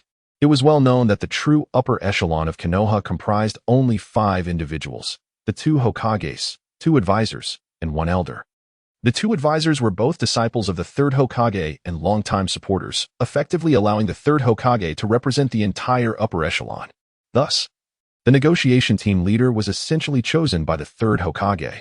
Nevertheless, he did not propose any peculiar candidates, instead recommending Nara Shikaku, who had recently assumed the leadership of the Nara clan. Yoshizawa had no objections to this. One could always rely on the intellect of the Nara clan. However, he became somewhat wary when Danzo unexpectedly appointed someone as vice leader as well. The involvement of Danzo raised his suspicions, and had he not been concerned about the potential ramifications, he would have stormed into the Roots headquarters and dealt with Danzo directly to prevent any underhanded tactics. Yet he feared that such actions would lead him to become a rogue ninja. In the past, becoming a rogue ninja might have seemed inconsequential, but now, it would mean a significant change in his life. However, he is now bound to Konoha, and enhancing Konoha's prosperity will grant him rewards and bolster his strength. Therefore, he must keep a watchful eye on Konoha, ascend to its higher echelons, and instigate change within the village. Regardless of his machinations, Danzo is still a high-ranking official of Konoha, and there is no justification for him to eliminate Danzo outright. Such actions would be utterly untenable. Nevertheless, at present, Aizawa is not overly concerned with Danzo, for his own strength speaks volumes. No matter how cunning the opposition, he could easily dispel their schemes with a single blow. Yet, the unfavorable impression Danzo left on him in his previous life lingers, and he would gladly take the opportunity to hinder Danzo if it arose. As Aizawa pondered how the Grass Ninja would retaliate against Danzo, the Grass Ninja's envoy arrived at Konoha, setting the stage for their inaugural negotiations. In a designated negotiation chamber, representatives from Konoha and the Grass Village took their seats across a rectangular wooden table. Nara Shikaku initiated the discussion, stating, "The recent actions of the Grass Village have inflicted significant losses upon Konoha, nearly jeopardizing the relations between the Land of Fire and the Land of Earth, while also harming our esteemed shinobi." The Grass Ninja delegation remained silent, incredulous that a mere elite J-nin accompanied by 3 Chunin could cause such extensive damage. Yet, as the weaker party, the head of the Grass delegation maintained a stoic demeanor, patiently awaiting Shikaku's conclusion. Once Shikaku had enumerated the grievances against the Grass Village, the head of the Grass delegation replied, "We sincerely regret the occurrence of this incident and are willing to compensate Konoha for its losses, hoping to restore the amicable relations between our nations." His intent was clear.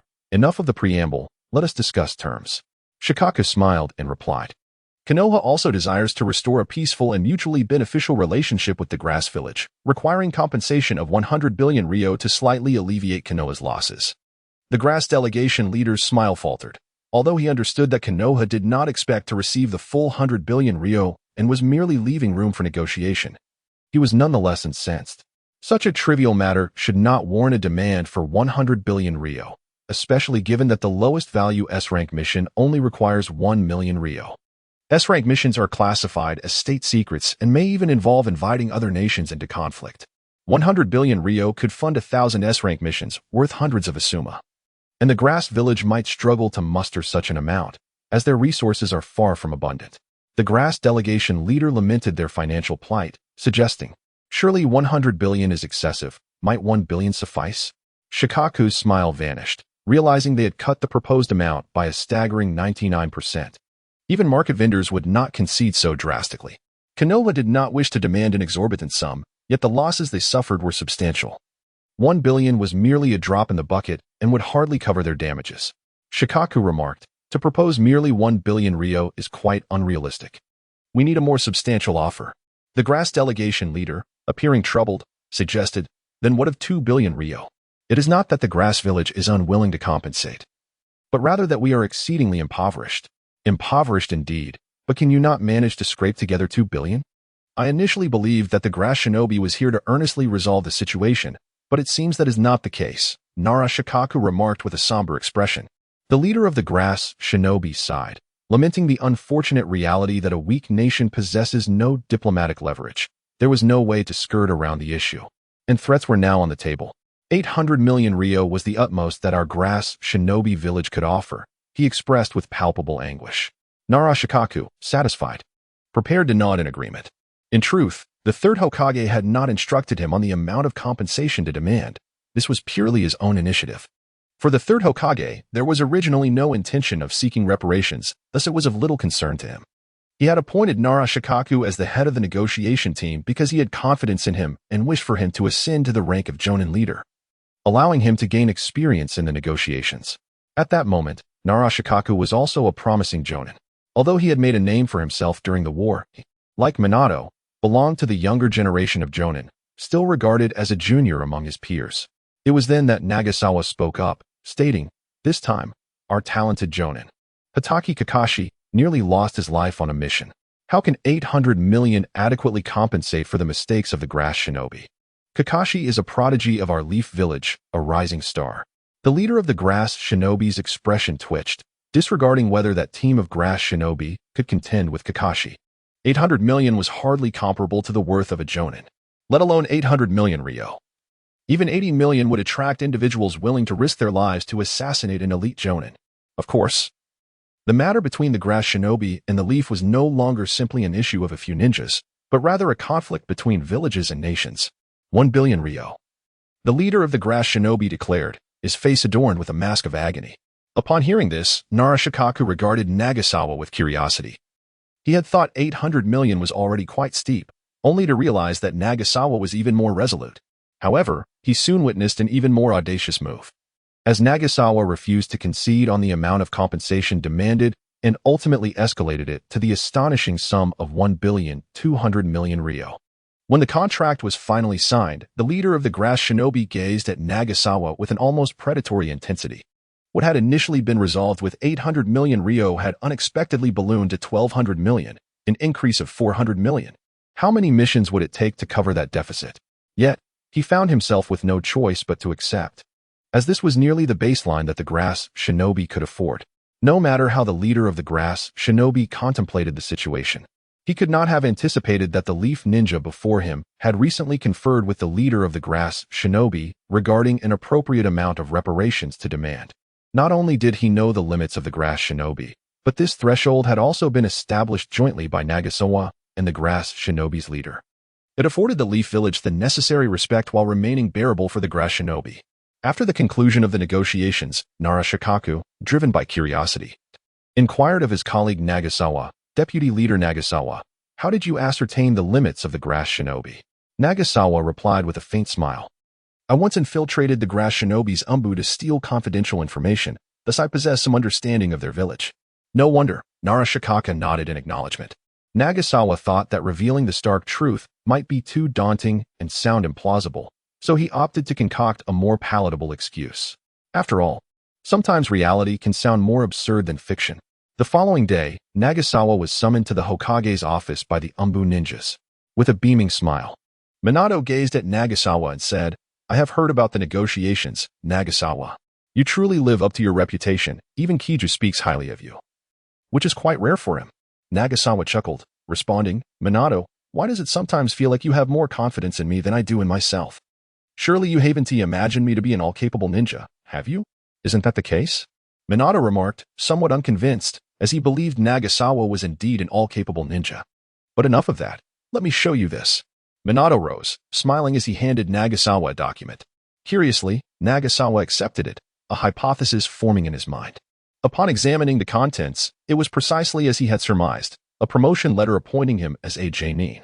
It stated that he had made significant contributions to Konoha, and in recognition of his remarkable achievements, he was hereby promoted to Jonin. From that moment forth, Nagasawa could no longer refer to himself as an ordinary Nin. At most, he could claim the title of a typical Jonin. However, it was unlikely anyone would believe him. For there was no such thing as an ordinary Jonin.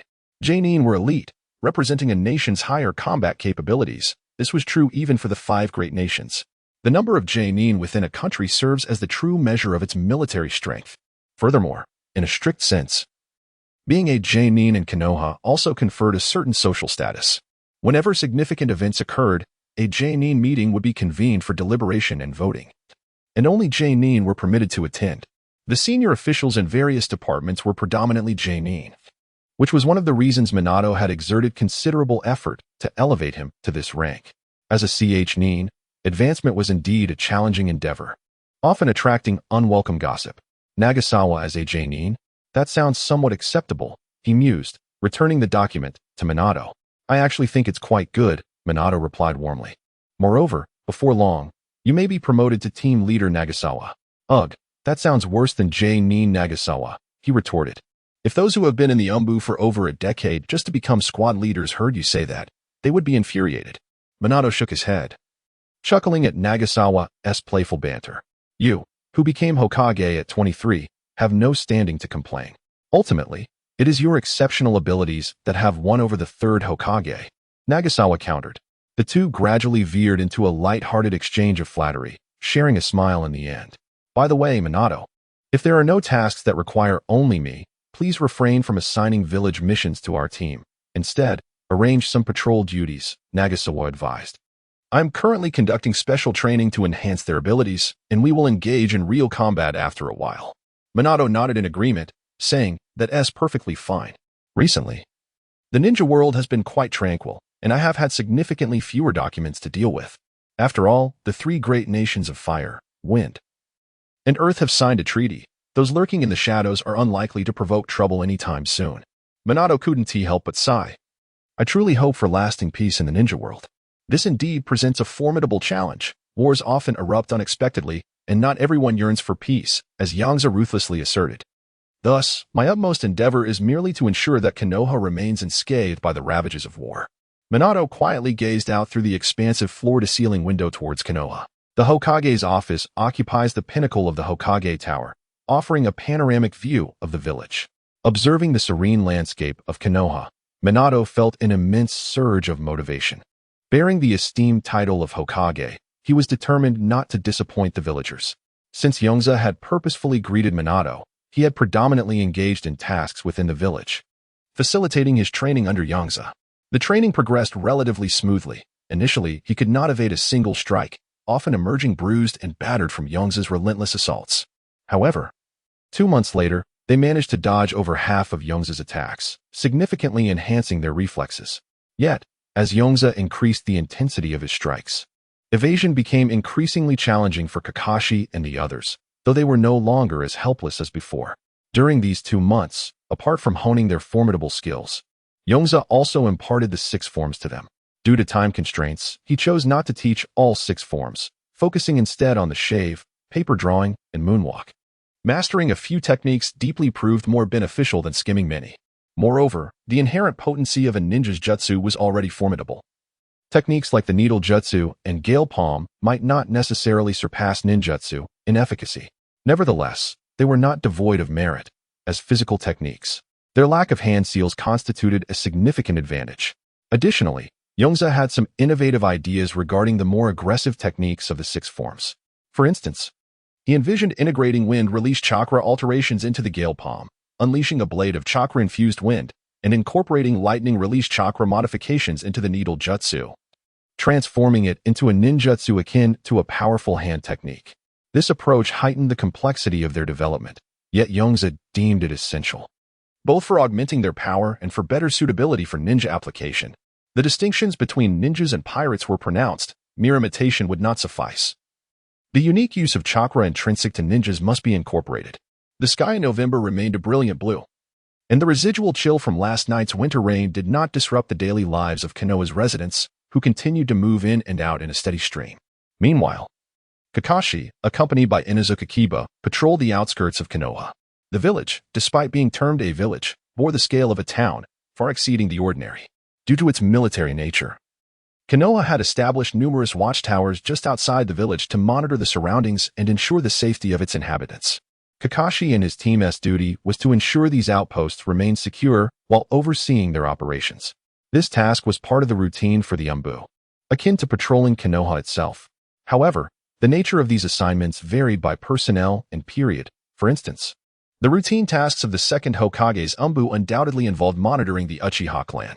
Suddenly, as they approached one of the watchtowers, the astute Inuzuka Kiba remarked, "It seems there is a commotion ahead." Even Rinzo was taken aback by the rapid progress of Inuzuka Midori, who had displayed an astonishing aptitude for mastering the observation haki. Rinzo speculated that this might be partially attributed to the secret techniques of the Inuzuka clan, though he could not dismiss the possibility of Midori's innate talent for observation haki. After all, Rinzo had merely opened the door to the potential for cultivating haki. The specific outcomes depended on the individual's capabilities. Kakashi adjusted his forehead protector, revealing his Sharingan. And with his enhanced vision, he discerned a commotion nearby. A squad of ninjas was attacking the outpost, and immediate assistance was required. Without hesitation, Kakashi dashed forward. After enduring nearly 2 months of relentless beatings, he was eager for a chance to fight and eager to test his newfound strength.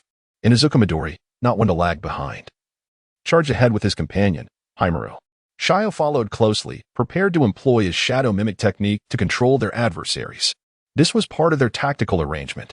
Kakashi, equipped with the dual acceleration of body flicker and Chidori, alongside his exceptional observational prowess granted by the Sharingan, was adept at maneuvering through the fray. Even while leading the charge, Inuzuka Midori, with his formidable physique, further enhanced by merging with Himuro, was more than capable of following closely behind Kakashi. As for Shio, as Rinzo put it, he was the quintessential fragile mage, content to remain in the rear, controlling the battlefield while dealing damage. Once Kakashi and Inuzuka Midori had drawn sufficient attention, he would emerge to execute his shadow techniques. Within the outpost, a ninja equipped with binoculars scanned the surroundings while 2 others remained vigilant with their naked eyes. Suddenly, the ninja with the binoculars perceived a fleeting shadow and began to search for its source, cautioning his companions, "Something feels off. I just saw a shadow dart by." However, before he could locate the shadow, its true form emerged. 5 ninjas clad in IWA attire suddenly burst in. The 3 Konohagakure ninjas swiftly drew their kunai. And the one who had been using the binoculars frowned. "IWA ninjas? We have signed a peace treaty. We are allies now. Are you intending to violate that treaty?" The 5 IWA ninjas showed little inclination for dialogue, as their leader coldly commanded, "Eliminate them." "Damn it. Are you lunatics trying to reignite war?" one of the Konohagakure ninjas retorted. The clash of kunai echoed as IWA and Konohagakure engaged in combat. The defenders at the outpost were not particularly formidable. 2 were chunin, and 1 was a genin. Coupled with the numerical superiority of the IWA ninjas, the Konohagakure forces found themselves in dire straits within minutes, narrowly escaping death multiple times from the IWA ninja's shuriken. In the midst of this perilous moment, a sound sliced through the air as a boy wearing a cat-faced mask charged into the fray. The IWA leader, upon seeing Kakashi's attire, felt a sinking sensation in his heart, cursing his ill fortune for encountering a member of Konoha's Umbu so soon. The Umbu were not to be trifled with, and the IWA leader quickly issued a retreat order. "Fall back. Their reinforcements have arrived." The team of rock shinobi exhibited commendable discipline. Upon hearing the command from their leader, they swiftly retreated, racing through the forest with remarkable speed. The leader of the rock shinobi harbored a simple thought.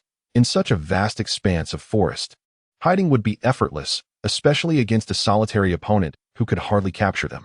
Alas, they encountered the elite Umbu squad led by Nagasawa. Against any other Umbu team, they might have successfully escaped. However, the prowess of Kakashi and his comrades was far beyond that of ordinary Umbu members. Not to mention the enhanced version of Kakashi trained by Nagasawa. Even the original Kakashi would have been capable of dispatching them one by one with ease.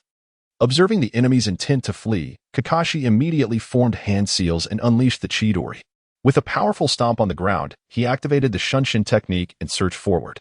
Crackling blue lightning coalesced in Kakashi's hand.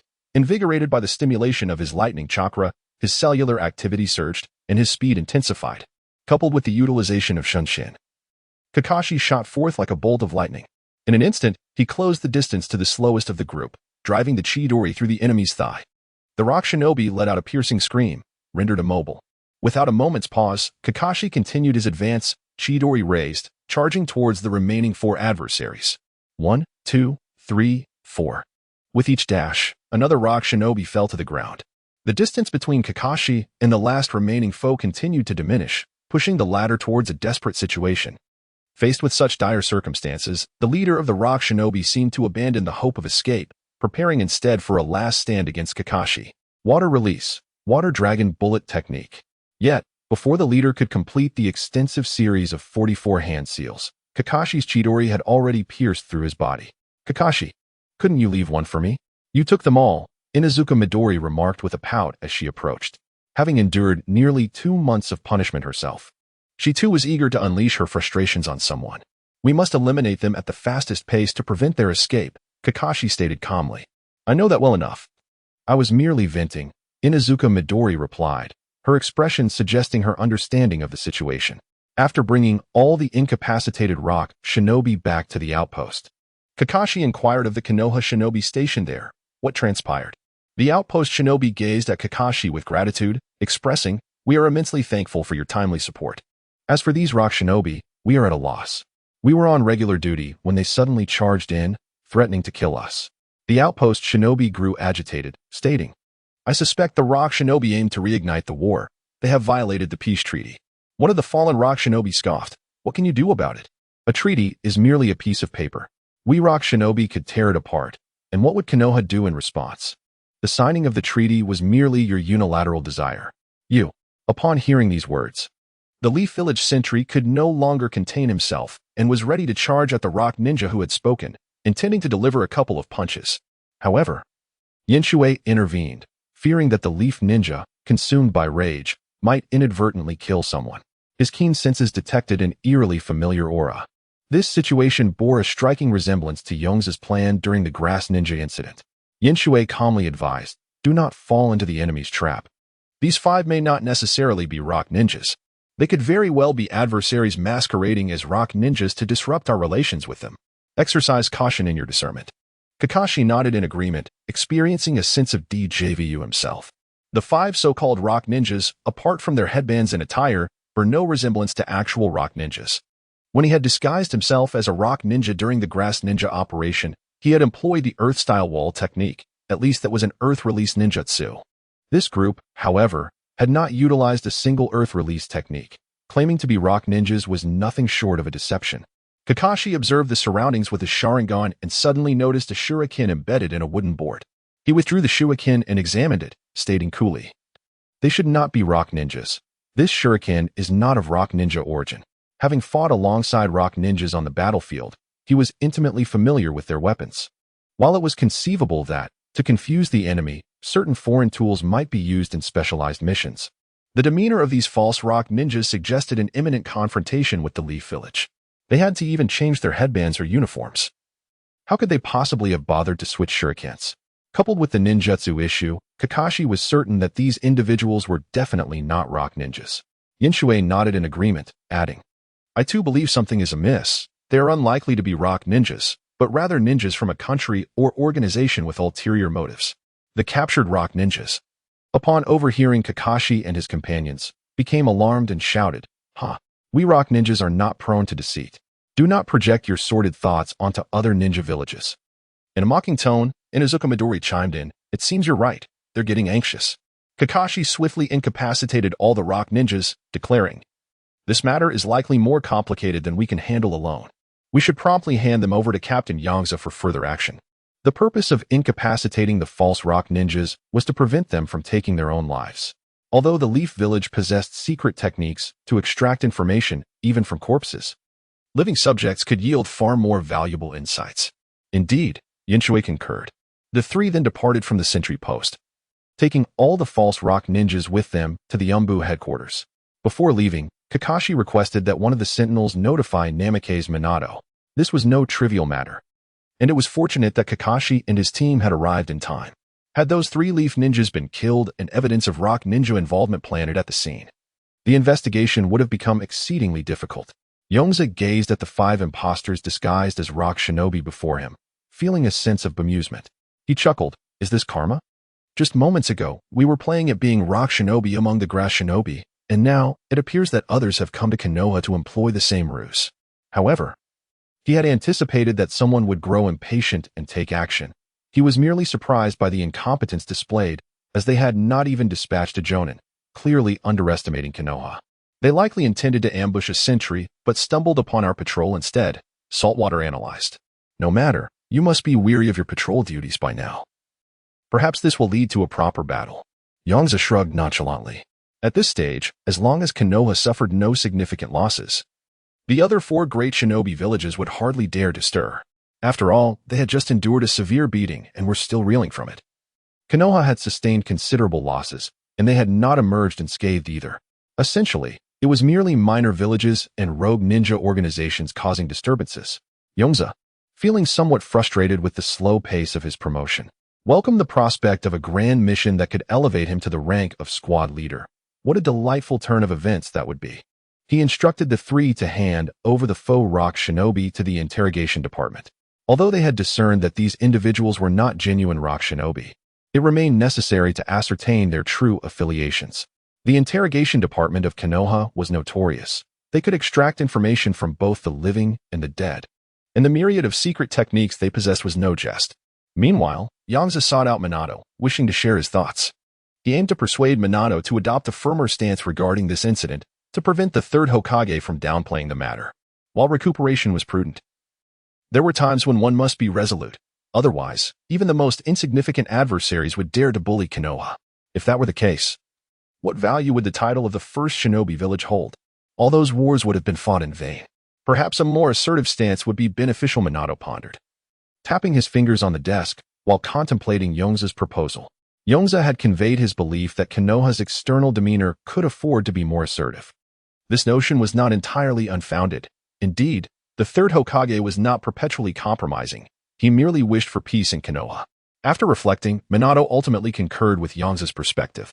He held a favorable view of the 3rd Hokage, one that significantly outweighed any distaste for his actions. In this era, who else, like Minato, had ascended to the role of Hokage at such a young age? It was not merely due to the unexpected demise of the 3rd, but rather Sarutobi's voluntary abdication. The leaders of all villages, whether small or large, typically clung to their positions until death or near death before passing on the mantle. It is worth noting that Sarutobi Hiruzen was only in his 50s this year. If he were to age naturally, he had at least another decade or 2 ahead of him.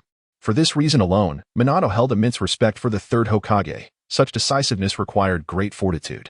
Though the 3rd had not relinquished all authority to Minato, retaining certain critical powers, Minato understood this was natural given his youth.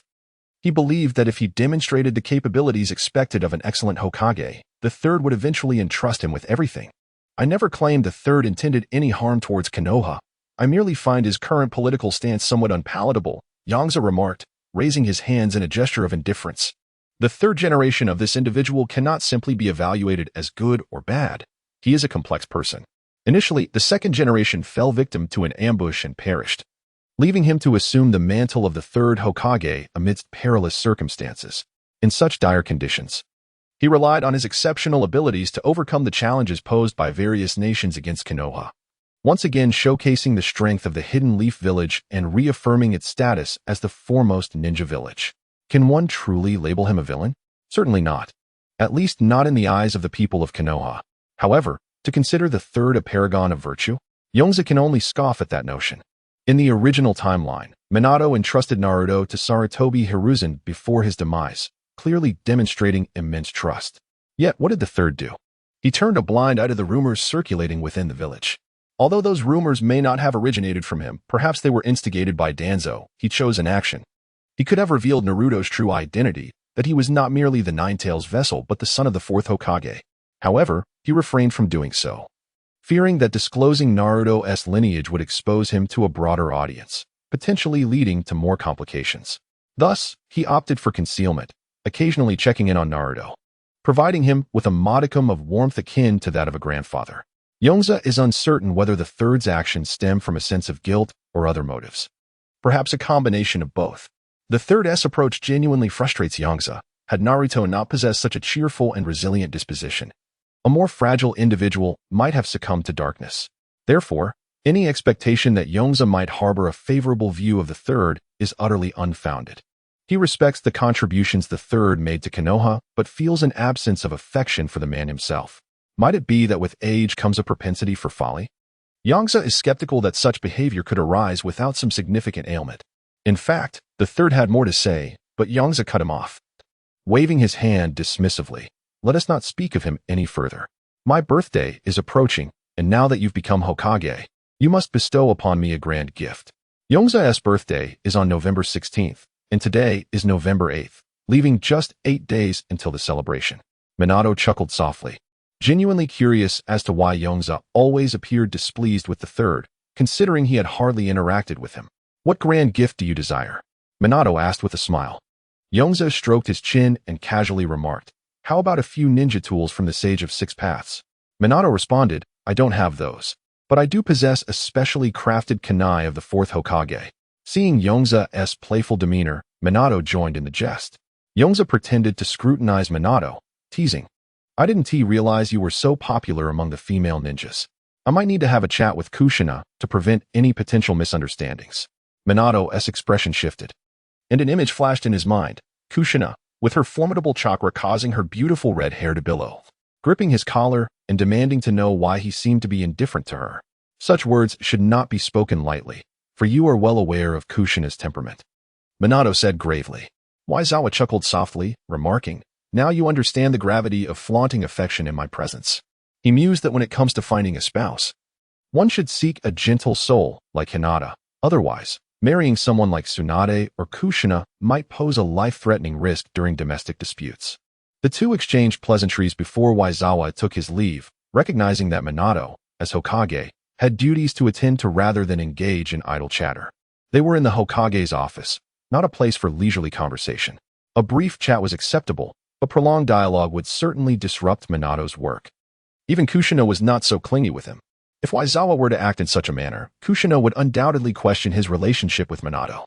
Upon exiting the Hokage's office, Waizawa made his way to the dessert shop. True to its name, the establishment specialized in confections, offering a diverse array of sweets that set it apart from Watanabe's dango shop. Thus, whenever Waizawa craved a lighter taste, he would frequent the shop. After perusing the offerings, he purchased a green bean paste mochi and 3 strawberry daifuku. He had previously suggested to the shopkeeper the idea of a red bean and strawberry daifuku, which would surely be delightful, but alas, the proprietor declined his proposal. As he prepared to settle his bill, Waizawa was taken aback by the sight of an unexpected individual, a young boy, around 4 or 5 years old, with short black hair and delicate features, adorned with the Uchiha clan's emblem on his attire. At that moment, Itachi Uchiha was in a quandary over how many servings of dango to purchase. His desires urged him to buy 3 servings, given his ample allowance. Yet his reason cautioned him against indulgence, reminding him that as the eldest son burdened with significant expectations, such behavior might be inappropriate. Noticing Itachi's dilemma, Waizawa spoke up. If you wish to eat, simply buy what you desire. If funds are lacking, your brother can lend you some. Hearing Waizawa's voice, Itachi regarded him with cautious curiosity, wary of this unfamiliar figure. Fear not, Waizawa reassured him. I too have a fondness for dango. Generally, those who enjoy sweets harbor no ill intentions. Upon observing Waizawa's confident and charming visage, Itachi's wariness began to dissipate. After a moment of contemplation, he replied, It's not that I lack money. I am merely considering how many more to buy. Then it's simple. Purchase as many as your heart desires, Waizawa encouraged with a smile. Itachi shook his head, his expression turning serious as he earnestly stated, one cannot simply indulge their desires without restraint. Such behavior is misguided. Waizawa stared at Itachi in astonishment. Despite his tender age, he articulated his thoughts with remarkable eloquence, truly a testament to the Uchiha genius. However, Waizawa, a seasoned debater from his past life, contemplated before countering, you underestimate the complexity of desire. It is through desire that humanity progresses, as the yearning for a more comfortable life spurs the invention of myriad tools. Waizawa's lengthy discourse left Itachi momentarily speechless, unable to formulate a rebuttal against his compelling argument. He pondered deeply, reflecting on Waizawa's assertions regarding change, which indeed seemed to stem from human desire. Could it be that my father is mistaken? Is desire truly a virtuous thing? Itachi mused internally. Yet, he sensed something amiss in Waizawa's words, though his limited experience left him unable to articulate precisely what that was. Before he could arrive at a conclusion, he observed Waizawa purchasing 2 servings of dango. Handing one portion to Itachi, Waizawa smiled and said, If you can't fathom it now, contemplate it further at home. Consider this treat as my invitation. Itachi hesitated to accept, as his upbringing instilled in him a reluctance to accept gifts casually. Noticing Itachi's refusal, Waizawa raised an eyebrow and remarked, "Sometimes, you needn't overcomplicate matters. You can always invite me to dine another time." Ultimately, Waizawa pressed the dango into Itachi's arms and swiftly departed, leaving behind a comment that displeased the dessert shop owner. "If you seek dango, I recommend the shop west of Konoha. Mention my name, and they will surely prepare the sweetest for you." Itachi gazed at the dango in his embrace, momentarily perplexed by the unsolicited gift. Nevertheless, he took note of Waizawa's words, contemplating a visit to the village's western side to sample the delicacies Waizawa had mentioned. He said I could mention his name, yet he did not leave it behind. Itachi sighed. Had he known the name, he could have inquired with his father, Uchiha Fugaku, to see if he were familiar with Waizawa, thus repaying the cost of the dango. Given Waizawa's apparent prowess, he likely was not an ordinary ninja, and it was probable that Fugaku would recognize him. Ultimately, Itachi exited the dessert shop with the forcibly gifted dango, harboring a newfound insight inspired by Waizawa. He sensed that Waizawa was unlike anyone he had previously encountered, a truly unique individual. Meanwhile, Waizawa found a tranquil patch of grass by a serene stream, preparing to indulge in the sweets. His encounter with Uchiha Itachi was undoubtedly an amusing interlude for him. Itachi was an essential figure in the original narrative, having undertaken significant actions, including the tragic annihilation of the Uchiha clan. However, with Waizawa present, such an event would require his consent. The eradication of such a formidable clan would undoubtedly diminish Waizawa's prosperity. After all, that clan boasted numerous elite shinobi, with those possessing the Sharingan typically regarded as high-ranking. Moreover, Itachi, having benefited from Waizawa's dango, could not expect to evade his fate as a mere tool in Waizawa's hands.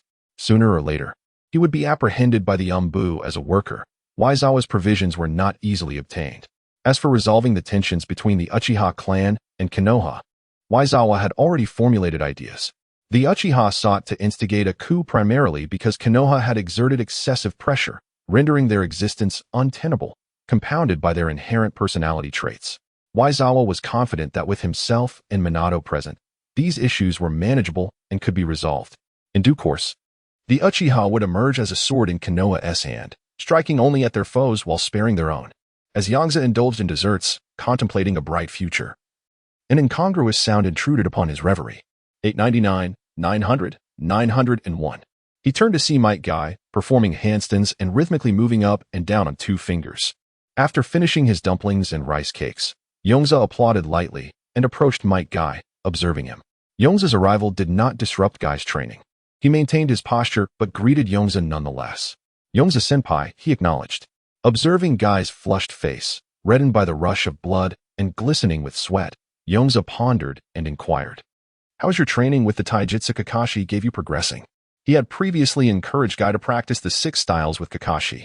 Might Guy shook his head, replying, "That is something you gave to Kakashi, senpai. We are not well acquainted enough to claim what belongs to him." Yongze scratched his head, realizing that Guy had not approached Kakashi for it. He was indeed somewhat naive. After a moment of contemplation, Yongze suggested, "How about becoming my disciple?" He believed that for Might Guy, accepting such a proposition would be entirely feasible. The thought of a guy who mastered hockey, combined with the 8th gate, filled Yongze with anticipation. Becoming Yongze-senpai's disciple, Might Guy was taken aback. Although he had never witnessed Yongze in action personally and recognized him merely as a nin, he had faith that Yongze's prowess was formidable. The respect Kakashi held for Yongze, coupled with his learning of the latter's taijutsu, assured Guy of Yongze's exceptional skills. However, to have someone of such caliber suddenly express a desire to take him as a disciple left Guy both astonished and honored. Yongze smiled, saying, "You can take your time to consider it. If you are uncertain, feel free to consult Kakashi." He was aware that his proposal was somewhat abrupt. Yet, seeing Guy diligently training under the scorching sun stirred something within him, prompting the idea of mentorship. Though the original Guy shone brightly, Yongze believed that with his guidance, Guy would shine even brighter. Might Guy contemplated for a moment, then ceased his training, standing before Yongze in a normal stance, silently resolving. To give up midway means doubling the training later. "I am willing, Yongze-senpai," he replied swiftly. He aspired to reach the pinnacle of taijutsu, to stand shoulder to shoulder with and even surpass Kakashi. However, recent battles with Kakashi had left him feeling overwhelmed, as Kakashi's taijutsu prowess had suddenly surged. If someone was willing to teach him, Might Guy was eager to learn. "Still calling me Yongze-senpai?" Yongze chuckled at Might Guy. Yongze-sensei. Might Guy corrected himself upon realization. Yongze considered that he had no pressing engagements that afternoon. He had visited the orphanage to see Yena and Kabuto just a couple of days prior, so there was no need to rush back. Since he had taken on the role of a teacher, it was essential not to merely hand over training methods for Guy to decipher independently. He needed to instruct him, for otherwise, how could he be called a teacher? Unleash your full strength against me, Yongze declared. The last time he witnessed Kai in action was during the sparring match with Kakashi 2 months prior. At that time, Kai had unleashed the not yet fully developed peacock technique, but ultimately, Kakashi had triumphed by a narrow margin. 2 months had passed, and Yongze believed Kai's prowess might have evolved. To devise a more tailored training regimen, he needed to ascertain Kai's current abilities. As Yongze opened his mouth to launch a full-scale assault, Might Guy felt the blood coursing through his veins surge with excitement. Such was the essence of youth. I can feel my youth igniting, he exclaimed fervently. If I lose this battle, I shall run 3,000 laps around Konoha. Even in what seemed to be a foregone conclusion, Kai felt compelled to impose such a self-discipline upon himself. For through this self-imposed constraint, he could exert greater pressure on himself. The more intense the pressure, the stronger his performance would be, even in defeat. The 3,000 laps would serve to enhance his physical conditioning, rendering the experience not entirely fruitless. This was Might Guy's unique form of self-discipline, not a mere supplication to the divine nor simple self-flagellation, but a means to ensure that every challenge carried significance. Let your spirit dance, Kai, and reveal your limits to me, Yongze nodded, observing the passionate fervor within Kai. 8 gates of body, injury gate, open. Kai swiftly opened the 4th gate. Since Yongze had called for a full frontal engagement, he was determined to match that intensity. At present, his most commonly employed technique was the 4th gate. The 5th gate remained a considerable burden for him, and opening the 6th would result in severe injury, as his current physical fortitude could not withstand such immense pressure. With the 4th gate activated, Kai's aura transformed dramatically, a powerful chakra emanating from his being. Yongze assessed that Might Guy's raw strength was now on par with that of a special J-Nin adept in taijutsu. With a resounding boom, Kai's chakra exploded from his feet, propelling him forward with the speed of a bullet. Leaf whirlwind. As he neared Yongze, Kai unleashed his most practiced maneuver, leaping sideways with his right leg aimed at Yongze's head while simultaneously bending his left leg to strike at Yongze's abdomen. This was a technique he deemed quite clever, combining an upper kick with a lower kick. The right foot drew the majority of Yongze's attention to defend against a head strike, leaving him unsuspecting of the impending left kick. However, what astonished Might Guy was Yongze's demeanor. With an air of tranquility, Yongze appeared utterly unfazed by Kai's assault. Yet, at the moment Kai's attack drew near, Yongze's hand moved. Clap, clap, in a manner incomprehensible to Might Guy. Yongze not only blocked the ascending right leg, but also swiftly struck the descending left leg. With a resounding thud, Kai was sent hurtling backward, crashing heavily to the ground. A flicker of surprise crossed Might Guy's gaze. He had not anticipated that such a seemingly casual swipe would possess such formidable strength, propelling him away with great force. However, had he been shown footage of Whitebeard's prowess, he might not have been so astonished. Even in terms of sheer physical strength, Whitebeard's might is beyond imagination. Yet, the overwhelming power of Yongze did not plunge Might Guy into despair. Rather, it ignited a fervor within him. Wiping the blood from the corner of his mouth, Guy laughed heartily, exclaiming, "Truly formidable, master. It seems merely opening 4 gates is insufficient. 6th gate open." The moment Guy unleashed the 5th gate, his aura transformed dramatically, surging to a new pinnacle. With the 5th gate activated, Guy began to circle around Yongze, attempting to dazzle him and uncover a flaw in his defenses. At that moment, Guy's competitive spirit was kindled. He felt compelled to land at least one blow on Yongze's body. However, Yongze remained indifferent, standing still amidst Guy's relentless circling. Yet, this demeanor made Guy hesitate. He suspected that a powerhouse like Yongze would not be riddled with vulnerabilities, perceiving it as a deliberate bait to provoke an attack. Suddenly, Guy noticed that his rapid movement stirred up a cloud of dust, and an epiphany struck him. He immediately devised a plan of attack. With all his might, he quickened his pace, the velocity whipping up the dust around him, merging it into a whirlwind of his own making. In an instant, Yongze found himself enveloped by a swirling yellow tempest. "Haha, I shall call this technique the leaf sandstorm," Guy proclaimed with a hint of pride. Creating such a dust storm, he was convinced Yongze would struggle to discern from which direction he would strike. as Yongze was not of the Hyuga clan and did not possess their ocular prowess. Prelude to power. Taking advantage of the obscured visibility, Guy launched a frontal assault, aiming a flying kick towards Yongze's chest.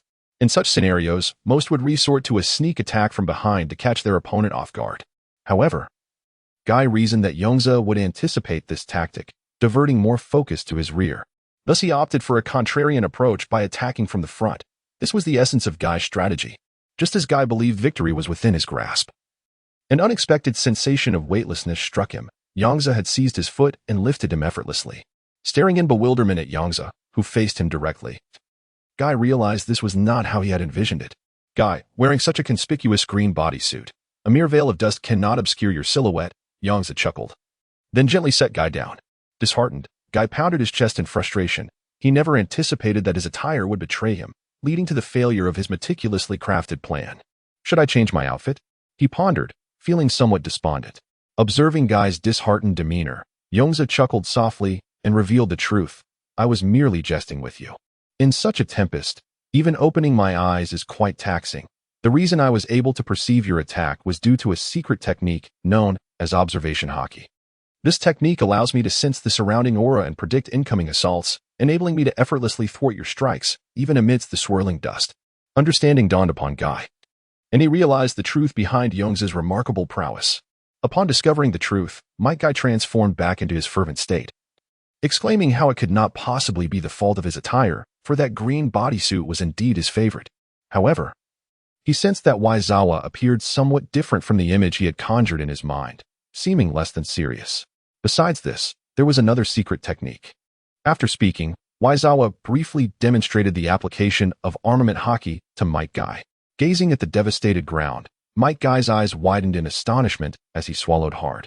That punch, executed without the use of chakra, merely employing the entanglement of armament haki, wielded a terrifying power, wreaking havoc across a vast expanse of land.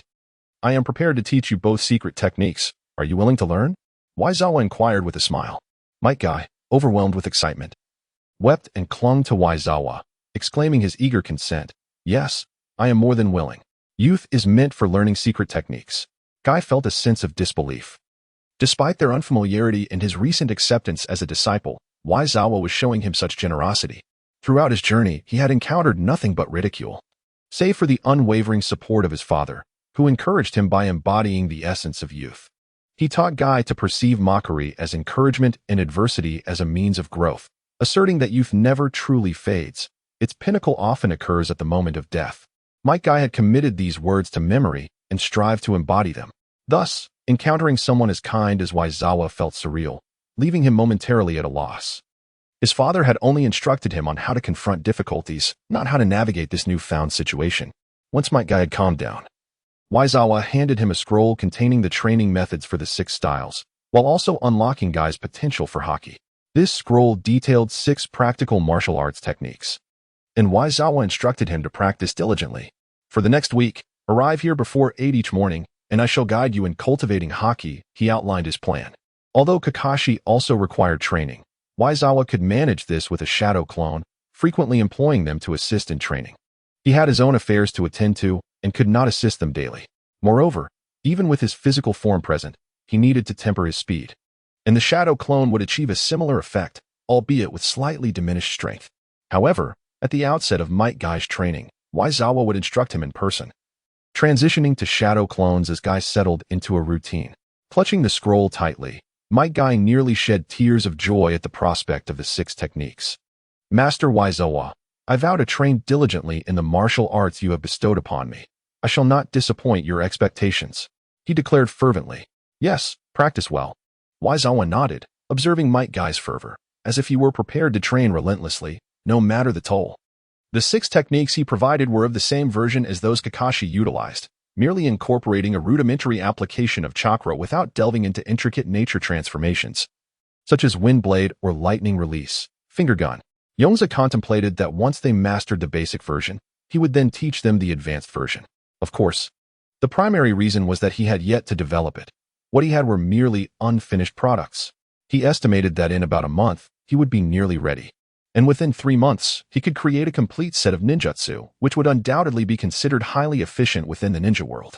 After all, who in the ninja realm develops ninjutsu in a matter of months. He did have a quicker record, which was collaborating with Minato to develop the Rasengan, seemingly completed in just a few weeks. However, that was not entirely fair to count, as he was already familiar with the method of practicing the Rasengan. It could not be termed as development, but rather as mere practice. By the way, Kakashi is also training. Perhaps you could discuss with each other, Yongze kindly suggested. Upon hearing the name Kakashi, Guy's expression instantly transformed. As expected of my lifelong rival, he has even gained your recognition, teacher Yongze, but in terms of taijutsu, I shall not concede. Observing Guy in such a spirited manner, Yongze could not help but chuckle. He surmised that Kakashi would not have an easy time in the coming days, as Guy's enthusiasm was not something ordinary individuals could match. However, Yongze believed this was beneficial for Kakashi as well. Although it might be somewhat bothersome, the enhancement of his abilities would ultimately prove advantageous. Subsequently, Yongze personally demonstrated the 6 styles and discussed with Guy the aspects to pay attention to while practicing them. After a day of rigorous training, Yongze vanished before Kakashi and the others, allowing them to rest. Inuzuka Midori, appearing somewhat sneaky, glanced around before solemnly pulling Kakashi and Saltwater aside, saying, "Do you know what day November 16th is?" Saltwater pondered for a moment, shaking his head. "Is there something special about that day?" "I have no recollection." Kakashi also shook his head, indicating his lack of knowledge. Inuzuka Midori smirked proudly, hands on his hips, declaring, "Even the clever Nara and the genius Kakashi are not so impressive. It falls to me, green." Saltwater looked at Inuzuka Midori with a perplexed expression. Kakashi, maintaining a stoic demeanor, remarked, "Midori, with your intelligence, you must have excelled in theoretical studies at the Ninja Academy." Inuzuka Midori's smile faltered, seemingly struck a nerve. As he grit his teeth and retorted, "Why must a ninja know the speed at which a shuriken moves? Can't I just knock him down with one punch instead? Do we have to throw shurikens?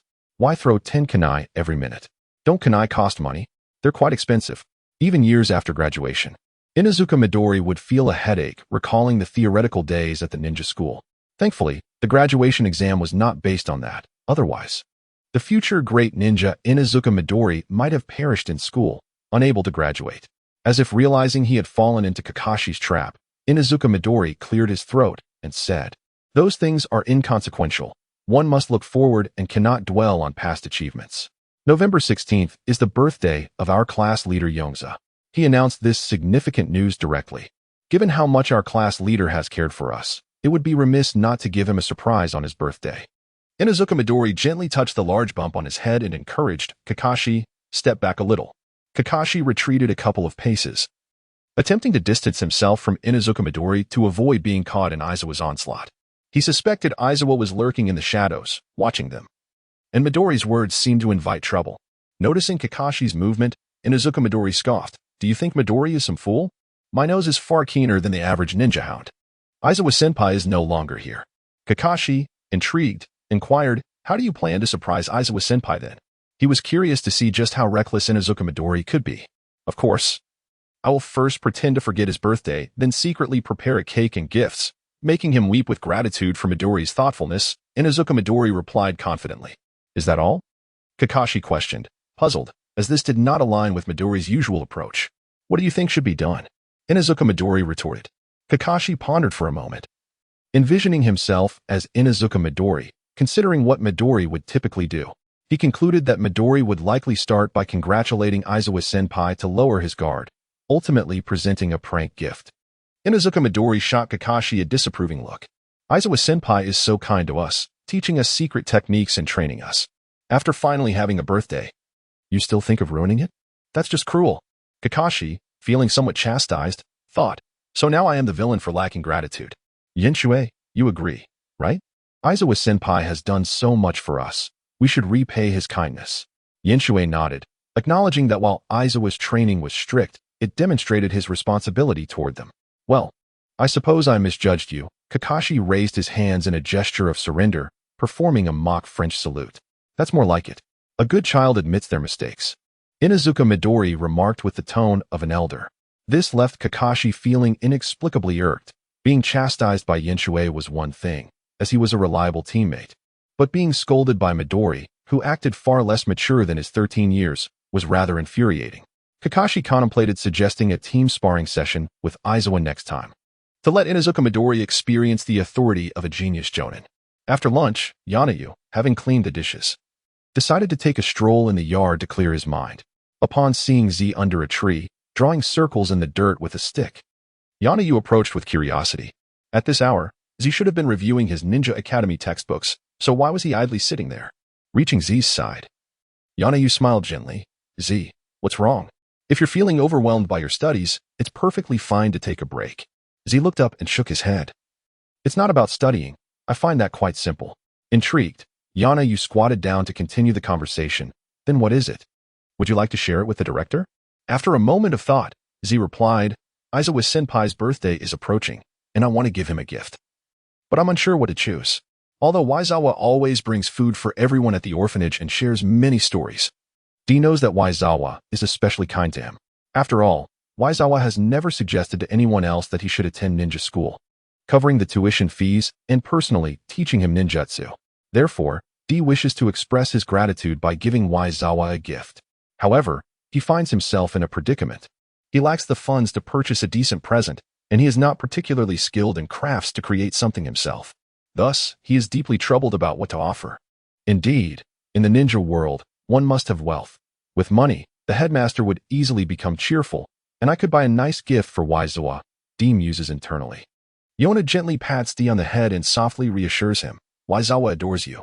Whatever you give him will be cherished. D closes his eyes in enjoyment. Yona's gentle touch contrasts sharply with Waizawa's more boisterous ruffling. Is this really acceptable? It seems rather inadequate, D hesitantly responds. Doesn't Waizawa love dango? You could simply make him a batch, adding plenty of red beans and strawberries, as he enjoys them sweet, Yona suggests, playfully mocking Waizawa's peculiar taste. Once, out of curiosity, she had sampled Waizawa's special dango, and the overwhelming sweetness caused her to furrow her brow.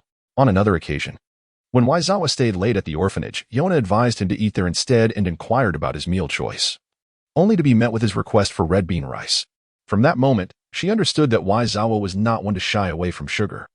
Dango D perceives this as a splendid idea. It is both economical and perfectly aligns with Waizawa's preferences. While Yona successfully resolves D's gift dilemma, she finds herself in a quandary. Had she not discussed this with D, she would likely have made the dango herself, as, despite the village's funding, she no longer receives financial support from the root. Thus, her resources are limited, and she cannot afford to use Konoha's subsidies for gifts. However, with D already preparing to present dango, it feels somewhat inappropriate for her to do the same. What if hers turns out to be tastier than D's? That would certainly create an awkward situation. If Waizawa were to taste both and offer his opinion, D might feel disheartened.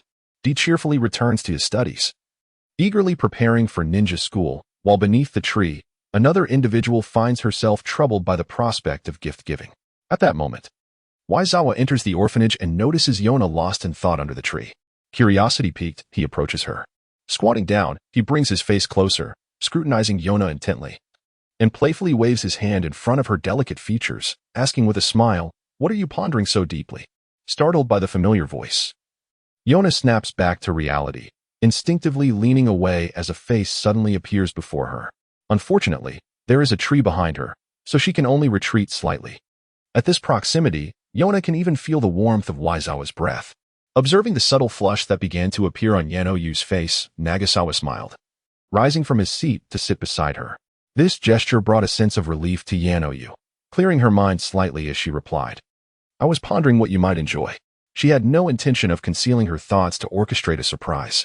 Apart from celebrating the birthdays of the children at the orphanage, she scarcely had the energy to commemorate her own birth, thus she was unfamiliar with such extravagant gestures.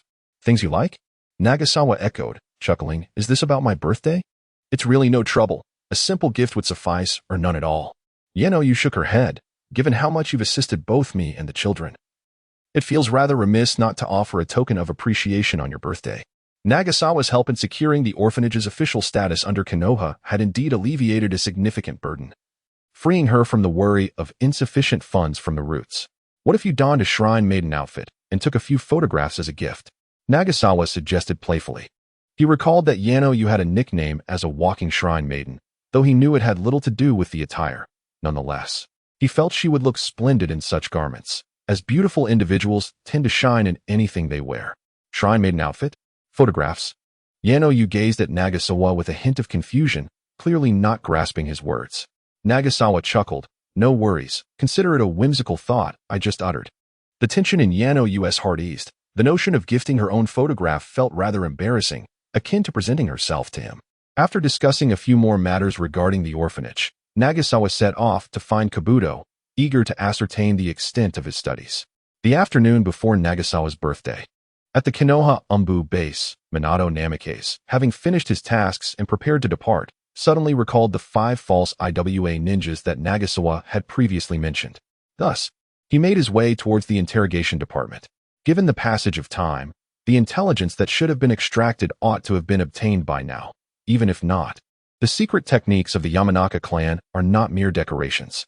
Upon seeing Minato approach, the ninjas of the interrogation department greeted him with respect. Fourth Hokage, they acknowledged. Minato smiled gently and inquired, have there been any results from the interrogation of the 5 IWA ninja impersonators sent over some time ago? Marino Ueyo replied in a solemn tone, we have obtained results from the interrogation. Once compiled into a report, it will be sent to you, Fourth Hokage. Intrigued, Minato asked, which side did these ninjas come from? He had begun to speculate that it was unlikely they were from IWA Village, as they had just suffered a significant defeat at the hands of Konoha, with numerous ninjas killed and heavy losses incurred. It would be improbable for them to seek trouble with Konoha at this juncture, otherwise they would not have signed a peace treaty. The other 3 great ninja villages were also unlikely, as they were all in a similar state of recovery. Thus, Minato surmised that it might be the work of some ninja organization or a smaller ninja village, akin to the last attempt by the Grass Village to intercept peace documents. They are black market ninjas, Ueyo stated. Minato furrowed his brow. Black market ninjas are a reckless lot, willing to risk their lives for money. If that were the case, the situation could become quite complicated, as those executing the missions might not even know who their employer was, making investigations rather arduous. How daring of them to accept such a task during this sensitive period. Do they not fear being purged? Minato expressed his frustration. In the black market, placing a bounty on someone, even if that individual is a Kage, rarely garners concern. If you can kill, you are deemed impressive. Yet, to undertake such a mission at this precarious time? Minato found it incomprehensible. It seemed a reckless affront to Konoha's esteemed reputation as the foremost ninja village. This was not a publicly posted task on the black market. Rather, someone approached them privately, Ueyo added. Minato's expression softened slightly, and he nodded. That is more reasonable. Otherwise, I would have to contemplate addressing that short-sighted black market. The employer is affiliated with the Gene Organization, Ueyo continued. The Gene Organization? I recall their ninja tools are quite impressive, and they hold a decent reputation in the ninja world. Who would have thought they would provoke war with such malevolent intentions? Minato mused, surprised that he retained some memory of this organization. After all, their primary business revolves around selling various kunai and shuriken. During peacetime, their profits would undoubtedly diminish significantly. Ueyo analyzed further. He had previously ordered interrogation tools from the Gene Organization and confirmed their superior quality, comparable to those from the Takumi village. Is there any other crucial information? Minato inquired, having already mentally condemned the Gene Organization. This was an opportune moment to assert dominance. Nagasawa had urged him to be more forceful, and this time, he would indeed act with vigor. Let those ninja organizations once again recall the terror imposed by Konoha. A mere ninja organization, yet they dare to cast their eyes upon the hidden villages. It is futile. Senju Pureis shook his head, recognizing that their knowledge was quite limited. Minato nodded and subsequently departed from the Umbu. He did not head to the Hokage building, but instead returned home directly. For the workday had concluded, and he had completed his duties. Upon arriving home, he changed out of the Hokage's ceremonial robe and sat down at the dining table. The sensation of enjoying a freshly prepared meal right after work was delightful, and Minato felt compelled to share this wonderful feeling with Kushina. Kushina emerged from the kitchen, removing her apron and joining him at the table. You've worked hard. Today's meal smells delightful, Minato said warmly, smiling at her. However, to his surprise, Kushina did not exhibit her usual cheerfulness. Instead, she appeared distracted while serving herself, even failing to notice when some food fell from her plate. Kushina, what's wrong? If you're not feeling well, I can take you to the Konoha hospital right now, Minato expressed with concern. Kushina snapped back to attention, waving her hand dismissively. I'm fine. She then patted her chest confidently, declaring, with my constitution, how could I possibly fall ill? Even if you were sick, I would be unaffected. Then why are you so distracted? Is there something on your mind? Well, a troubled expression crossed Kushina's face. She felt she had discovered something significant. Kakashi's relationship with her clanswoman, Hanar, seemed to be more than ordinary. The way Hanar looked at Kakashi was distinctly different from her gaze towards others, and Kushina could sense it. Kakashi also appeared to care for Hanar, frequently visiting her home. During her visits to Hinari's house, Kushina often encountered Kakashi. Although, as Kakashi's mentor, she had no right to interfere in his personal life. The age gap between them was considerable. Kakashi was merely 13, while Hanar, being of the same age as Kushina, was already 23, almost a decade apart. This disparity left Kushina feeling bewildered, as she feared it could lead to complications. Given that both were connected to her in unusual ways, Kakashi being her husband's apprentice and Hanar being her only clanswoman in Konoha, with whom she shared a good rapport, she was concerned about the potential fallout should their relationship falter for trivial reasons. Thus, Kushina deliberated whether to feign ignorance or to have a candid discussion with Kakashi and Hanar. They were still in the budding stage of mutual affection, making it easier to address. After some contemplation, Kushina ultimately decided not to disclose her concerns to Minato, instead casually suggesting, "I was just thinking about what to prepare for you tomorrow. How about trying some of Yoshizawa's red bean rice?"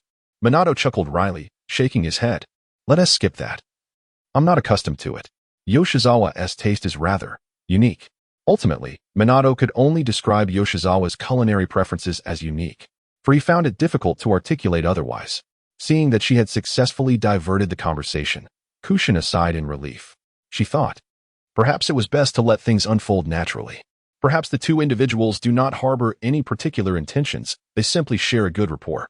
At dawn, due to his biological clock, Nagasawa awoke, yet he chose not to rise early as per his usual routine. Instead, he created 2 shadow clones and continued to slumber. Generally, he would rise early to assist Kakashi and the others with their training. While he would occasionally dispatch shadow clones, he would utilize that leisure time to cultivate ninjutsu or refine his chakra. However, today is his birthday, and thus, Nagasawa opted to indulge himself and enjoy a bit more sleep. After all, a birthday occurs only once a year, and he presently does not feel an urgent need to enhance his strength. His integration with the Whitebeard template has reached 52, with nearly all his points invested in this pursuit. Yet, after surpassing the 50 threshold, the cost of further enhancement escalates significantly, requiring 15,000 points for a mere 1% increase. Nagasawa is uncertain whether this increase is due to the leap from 0 to 50 or from 40 to 50. If it is the latter, he fears he may not fully max out the Whitebeard template this year. Each additional 10% now costs 5,000 points. And at this rate, it becomes increasingly burdensome. He currently earns just over 10,000 points weekly. Nagasawa realizes he must hasten his progress. Aspiring to ascend to a high-ranking position within the Umbu, using the Umbu as a foundation to gradually transform Konoha and elevate its prosperity. As prosperity increases, so too will his weekly point earnings, allowing him to expedite the completion of the Whitebeard template. In fact, compared to when he first acquired the system, the prosperity level has already improved. Current binding, Konoha Village. Current status, average, prosperity, 1400, alliance with IWA, Shinobi 70, alliance with Kusa, Shinobi 10, others 86, allies, Iwagakure, Sunagakure. Kusagakure. The alliance with Sunagakure was established before that with Iwagakure, hence it is accounted for in the earlier figures. While Iwagakure and Kusagakure are considered recent additions, this prosperity allows him to earn 14,000 points weekly, which is over 1,000 more than before. Nagasawa has discovered that not only does the strength of the village's ninjas contribute to prosperity, but forming alliances with other villages also enhances it. Following the alliance with Kusagakure, he unlocked information regarding his allies, possibly due to having gathered 3 allies. However, the prosperity provided by allies is unstable, contingent upon Konoha's relationship with them. For instance, Iwagakure allied purely because they were subdued by Konoha, while Kusagakure was coerced, resulting in both allies contributing little to the overall prosperity. This type of alliance is akin to superficial friendships. In times of trouble, they are not only unhelpful, but may even exacerbate the situation. Nonetheless, Nagasawa remains unperturbed, as even the smallest gains in prosperity are valuable. At noon, Nagasawa lazily stretched before finally getting out of bed. This reminded him of his university days in his previous life, where, in the absence of morning classes, mornings effectively ceased to exist, and he would sleep until noon. However, since his reincarnation into the ninja world, he had silently trained his body prior to entering the Ninja Academy and diligently practiced ninjutsu thereafter. For years, he diligently trained day after day, and during his time at the Ninja Academy, even the illustrious Minato could not rival him. Yet, he chose to remain in the shadows, skillfully concealing his true prowess to avoid drawing the attention of certain individuals. However, after Minato took Jiraiya as his mentor, he soared to new heights. His innate talent was nurtured, allowing him to master the Flying Thunder God technique, perfectly suited to his abilities. After a brief wash, Waizawa stepped out of his home. He meandered for a while, savoring the fresh air, and then made his way to Watanabe's dango shop. With practiced ease, he approached Watanabe, smiling as he said, "Watanabe-san." The usual, please.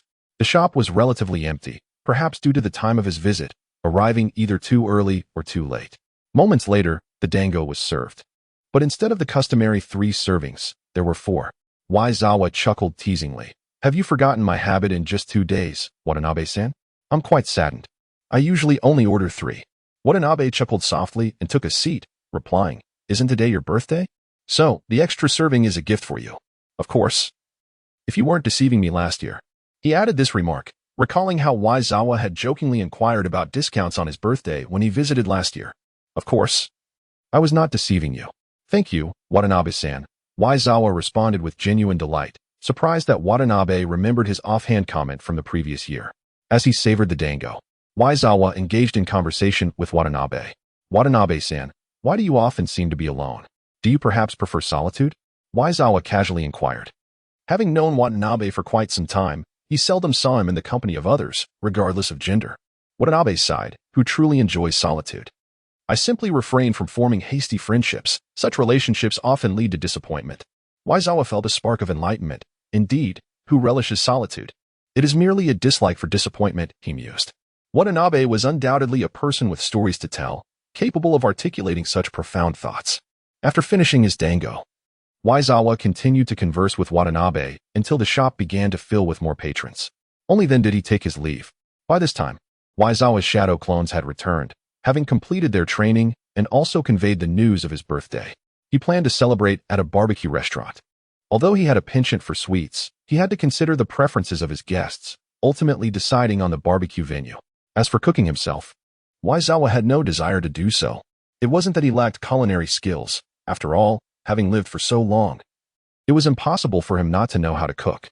The challenge lay in the number of guests, Minato and his wife, the 3 members of the Umbu, Yona, and Guy. Cooking for all of them alone would undoubtedly be exhausting. A large table had been reserved in advance. Upon arriving at the restaurant, Waizawa was surprised to find that he was not the first to arrive. Inuzuka Kiba and Kakashi had arrived even earlier than he. Kakashi and Might Guy tossed colorful streamers, while Inuzuka Green approached Nagasawa, holding a cake adorned with freshly lit candles. In unison, the 4 exclaimed, "Happy birthday, Teacher Nagasawa. Thank you for your hard work." With a cheerful grin, Inuzuka Green urged, "Make a wish and blow out the candles, Teacher Nagasawa." Although Nagasawa remarked about the premature unveiling of the cake before everyone had gathered, he nonetheless extinguished the flames. Typically, Nagasawa found Inuzuka Green to be mischievous and rather annoying. But now he contemplated whether to be a bit gentler tomorrow. Once everyone had assembled, they laughed and engaged in lively discussions while savoring grilled meat. Thus, they leisurely spent a delightful day. After a rather pleasant birthday, Nagasawa found himself called upon by Minato once more. In the Hokage office, Minato handed him a file, saying, "Please take a look at this information." Nagasawa opened the folder and swiftly scanned through the contents. Soon, he identified a critical keyword, Gold Organization. Minato nodded, explaining, "According to our investigations, the recent impersonation of Rock Ninja attacking the Konoha outpost was orchestrated by individuals from the Gold Organization who hired black market ninjas. Their motives are clear. If the war ceases, their business would surely suffer." Nagasawa acknowledged this, recognizing that, despite being an ordinary chunin of Konoha, he had some awareness of the Gold Organization, known for selling high-quality ninja tools. Minato then handed Nagasawa another folder, stating, "This contains additional information regarding the Gold Organization, compiled by the Umbu. However, it lacks critical details, as Konoha has limited knowledge and has not thoroughly investigated this organization." I intend to establish an investigative team focused on the gold organization, with your Umbu Team 7 in charge. You will lead the inquiry into their capabilities. Once the investigation concludes, I will allocate additional ninja support based on the findings, though if you believe your team can deliver a decisive blow to the gold organization, you may opt to proceed without assistance. Minato succinctly outlined the two-phase mission, investigation and strike, both categorized as independent S-rank tasks. That sounds feasible. I'll review this information with Kakashi and the others, make some preparations, and we can depart by this afternoon at the latest, Nagasawa affirmed. He felt no pressure. At this stage, aside from the Akatsuki posing a threat, he was unafraid of other adversaries. After all, Nagato's Rinnegan coupled with Obito's Kamui presented a formidable challenge. Although Nagato had not fully mastered the Rinnegan for long, it was still a potent ability, if he were willing to sacrifice his life force. He could easily rival a Kage, capable of single-handedly battling an entire village. Nagasawa speculated that his 52 power level during the War of the Best might struggle against that. But he was confident he could contend with a full 100. Indeed, while his father was undeniably strong, he was operating at a diminished capacity compared to his peak, akin to a low-spec, youthful version of the formidable Whitebeard of his prime. Although Pain may not possess the destructive capability of Whitebeard without utilizing the almighty push, his array of techniques, particularly those from the Hell Realm and Human Realm, instills a sense of trepidation in Nagasawa. Well, this time it seems we are in for quite a challenge. This mission is considerably more perilous than the last one with the Grass Ninja. Minato remarked with a gentle smile. No worries, leave it to me. If the opponent proves too formidable, I will document it in the intelligence report. Nagasawa replied with a smile. Despite his confidence in his own abilities, Nagasawa remained cautious, aware that the ninja world harbors many unforeseen and peculiar threats lurking in the shadows. Upon departing from the Hokage building and returning to the Umbu headquarters, Nagasawa first perused the dossier concerning the gold organization. After reviewing the contents, he furrowed his brow slightly. The information was regrettably scant. Aside from the fact that the gold organization's base was located in the Land of Rivers, the remainder of the data was largely inconsequential. The very detail regarding their base in the Land of Rivers was mere conjecture. Due to the numerous transactions conducted by the gold organization within the Land of Rivers each year, coupled with their frequent appearances there, it was speculated that they operated from this location. Nagasawa summoned Kakashi and the others, distributing the information accordingly. Once he felt they had sufficiently absorbed the material, he addressed them. This is our mission, to investigate the strength of the gold organization and subsequently strike against them. I would like to hear your thoughts. Yenshui was the first to inquire. What specific actions will we take to strike after our investigation? Will Konoha dispatch additional ninjas? He felt compelled to ask. Had he not known of Nagasawa's good rapport with the fourth Hokage, he might have suspected that the Hokage was deliberately placing Nagasawa in a difficult position. Although aware of Nagasawa's considerable strength, he recognized that they were up against a well-known ninja organization within the ninja world, which would not engage in a traditional battle.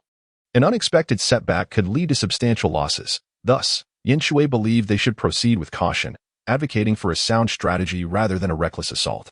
Minato will arrange for support based on our findings. If necessary, reinforcements will be sent, so there is no need for concern, Nagasawa clarified. Yenshui felt relieved. Stability was paramount. Nagasawa then turned his attention to Kakashi, inquiring, Kakashi, what do you know about the Land of Rivers? Nagasawa had little recollection of the region, his only memory being that Scorpion had apparently met his end there, and that there was some form of bloodline limit associated with Red Eyes. Though young, Kakashi possessed the richest experience among the four in terms of missions. After a moment of contemplation, he responded, I do not know much. I have only completed a few missions there. Unlike most countries, the Land of Rivers has not established a ninja village. Additionally, the eastern part of the Land of Rivers is quite favorable, with numerous ninja organizations having established bases there. Consequently, the eastern and southern regions are relatively developed, while the west is more underdeveloped, with the majority of the population residing in the south. Nagasawa nodded, acknowledging Kakashi's reliability. He was indeed a competent tool, justifying the effort Nagasawa had invested in his training. Once Orochimaru matures and Itachi joins the Umbu, with 3 exceptional assets at his disposal, he could easily navigate the waters of the ninja world at his leisure. It is imperative that we all aspire to learn from Kakashi. As we frequently engage in advanced missions, we must familiarize ourselves with various organizations and nations. Yongze applauded. Yenshui fell into contemplation, not due to a lack of memory, but because Nara typically handles the summarization and analysis of intelligence rather than its exploration. Nonetheless, it is of little consequence, as Yongze recognized that he should undergo a transformation and not merely regard himself as a traditional Nara clan ninja. The pursuit of intelligence must lead to decisive action. After enduring so many beatings, he was eager to retaliate. Inuzuka Midori was filled with anticipation. It was evident that her past 2 months of training under Yongze had not been easy. Kakashi returned to the resource room to gather some materials regarding the Land of Rivers, while the others prepared independently, with a gathering scheduled at the Umbu base at 3 o'clock in the afternoon, as commanded by Yongze. Yes, Captain Yongze. The Umbu's 7th squad was temporarily disbanded to prepare for the impending S-rank mission. Yongze was no exception. He went to the store to purchase several cans of red beans, ensuring he had enough sugar during the mission. Yongze returned to research information about the Land of Rain. After a swift journey, the four successfully arrived in the Land of Rivers. The weather had finally cleared. Traveling in the rain was quite uncomfortable, Midori remarked, gazing up at the blazing sun. The previous day, they had endured heavy rain throughout their travel. The environment of the Land of Rivers appeared rather pleasant. Yongze nodded as he observed the surrounding scenery. The gloomy sky was dispelled by the wind, with vibrant green leaves swaying and shimmering in the sunlight, resembling a scene of rebirth after a downpour. This landscape almost led Yongze to believe he was still in the Land of Fire. Clearly, the Land of Rivers had a commendable environment. After all, the Land of Fire is considered the finest among the 5 great nations, though not officially acknowledged. It was Yongze's sentiment. Kakashi examined the map and then glanced at the nearby town, stating, "We have arrived at Deping. If the information is accurate, the base of the Gene organization should be located nearby." Deping is one of the 3 major towns in the southern part of the Land of Rivers, home to a significant population and numerous ninja organizations. The materials Yongze provided suggested that the Gene organization's base was situated in Deping. However, this was no small village. With Deping being so vast, locating a base would be no simple task. Midori felt the task ahead was daunting. Gently tapping Midori on the head, Yongze remarked, "Why speak of discouragement before we even begin? Whatever happened to the ambition you had before we set out?" The rain and arduous journey had worn her spirit down. "Upon completing the mission, I will most likely be promoted to team leader, and I intend to pass the captaincy to the individual who performs best in this mission," Yongze stated calmly. Midori contemplated the defiant expressions of Yongze and Kakashi, yet felt a surge of motivation when she was obliged to refer to her as Captain Inuzuka or Captain Midori due to her status. "Rest assured, Captain Yongze, I will take good care of your team." In an instant, Inuzuka Midori appeared invigorated, her face betraying reluctance as she slowly lifted the hem of her skirt, a sight that was undeniably thrilling.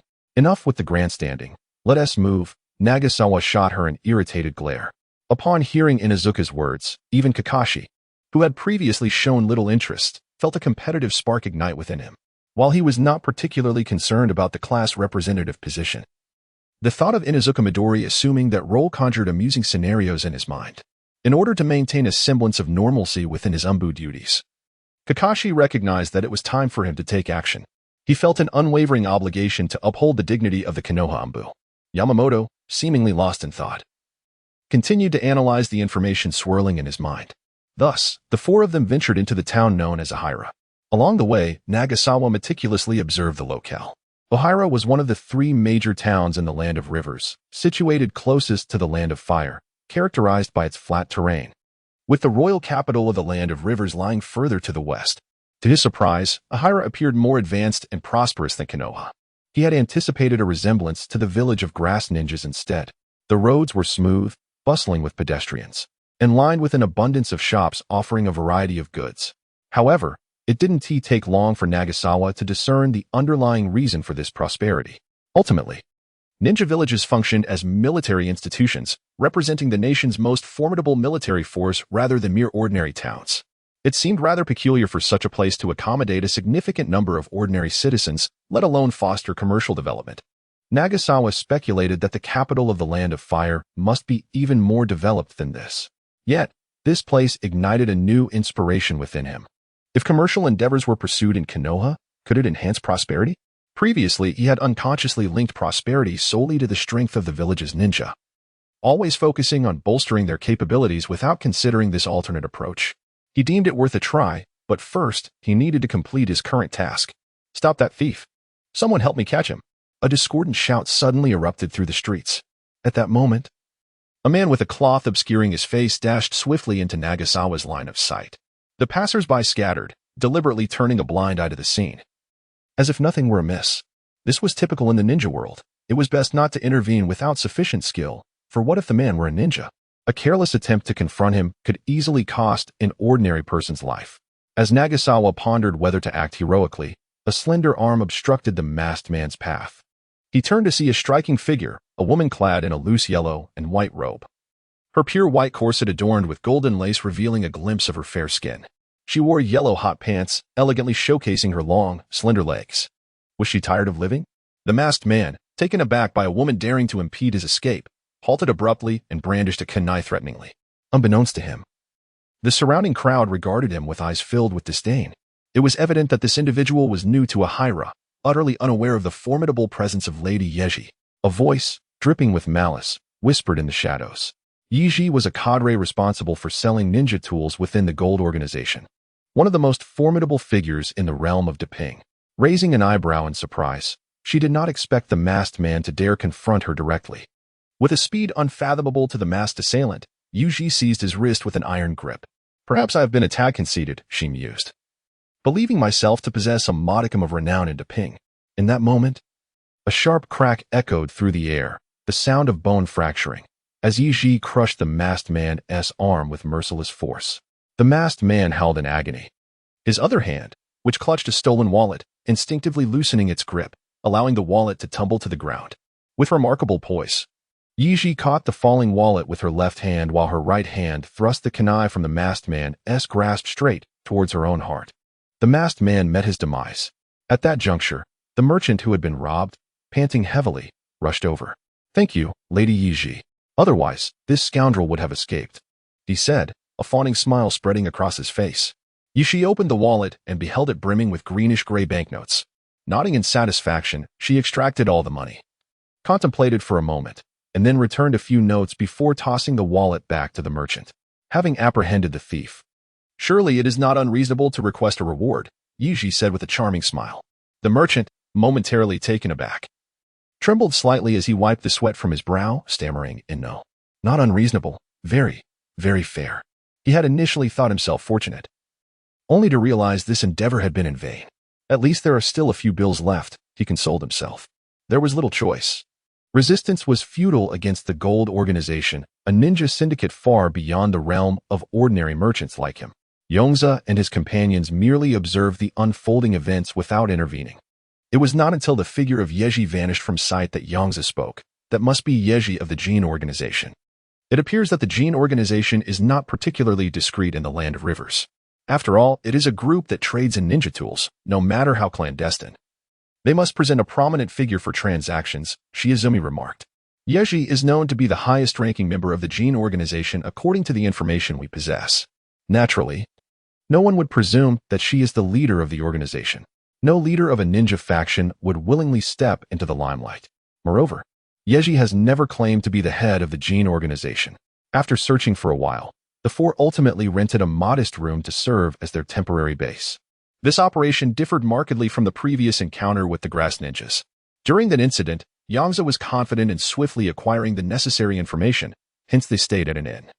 However, this time, without even knowing the precise location of the Jin Organization's base, only speculating, and it would be rather unsuitable. After briefly addressing their dining needs, Yongze began to assign tasks. This mission would again be divided into 3 groups. Kakashi and I would operate independently, while Midori and Shiizumi would work together. Given Yeji's considerable strength, your group might encounter complications, so I will personally investigate Yeji. The 2 groups will focus on gathering any intelligence regarding the Jin Organization. And it would be even better if you could directly uncover information about the base. Are there any questions? If there are none, take a moment to rest before we commence our operations and familiarize yourselves with the surroundings, Yongze concluded. No issues, the 3 responded in unison. Yongze nodded, recognizing the potential in his companions. Upon returning to the Jin Organization's stronghold in Daping, Yeji hummed a cheerful tune as she secured her unexpected gains in the office safe. Indeed, one must remain active.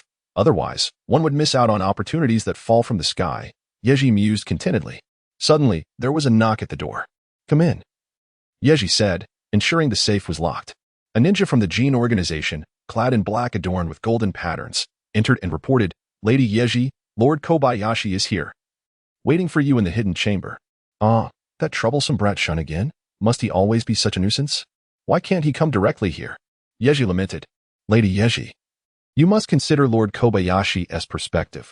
After all, this arrangement is more discreet, ensuring the safety of our organization, the Jin ninja replied. Enough, Kazan. Are you following me or him?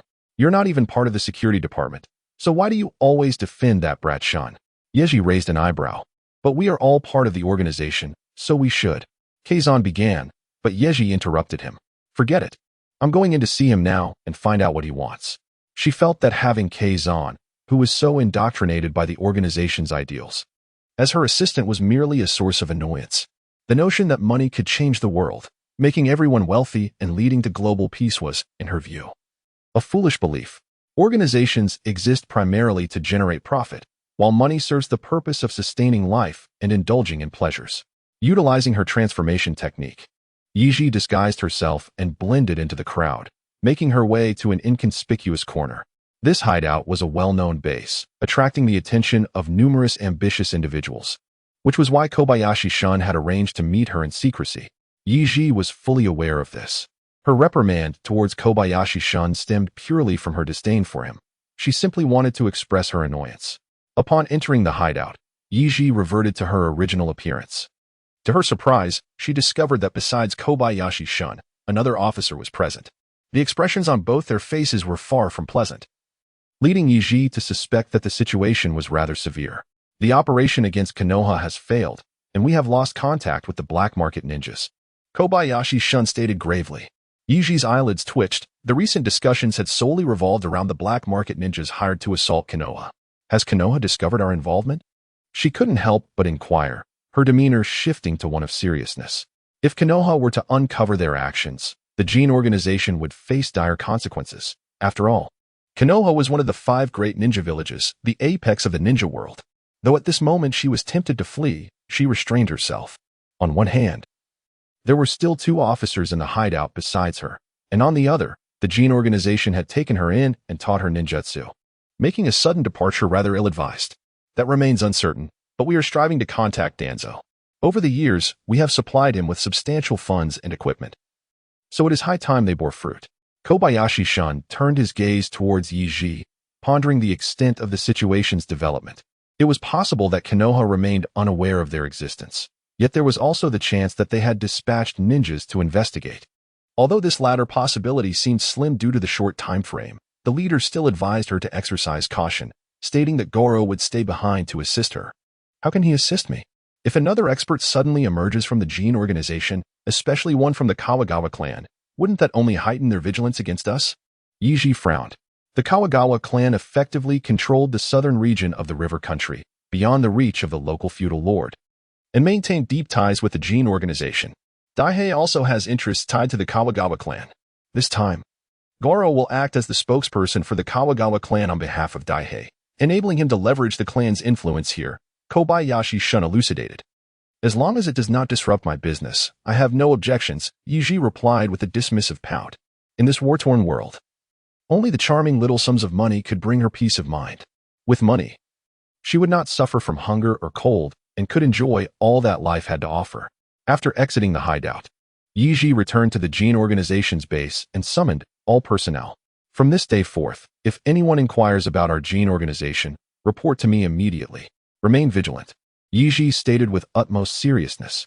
The members of the Jin organization, accustomed to Yeji's typically cheerful demeanor, noted her unusual gravity this time, recognizing the seriousness of the situation. At this moment, Yongze and his companions were unaware of the swift response from the organization they were investigating. Kakashi refrained from recklessly probing into the gold organization directly. Instead, he chose to examine the nearby ninja tool shops. He believed that since this was a place where the gold organization had long established its roots, a cautious approach was warranted. His investigation focused on the types of ninja tools available, particularly those produced by the gold organization, such as which items were bestsellers and which were less sought after.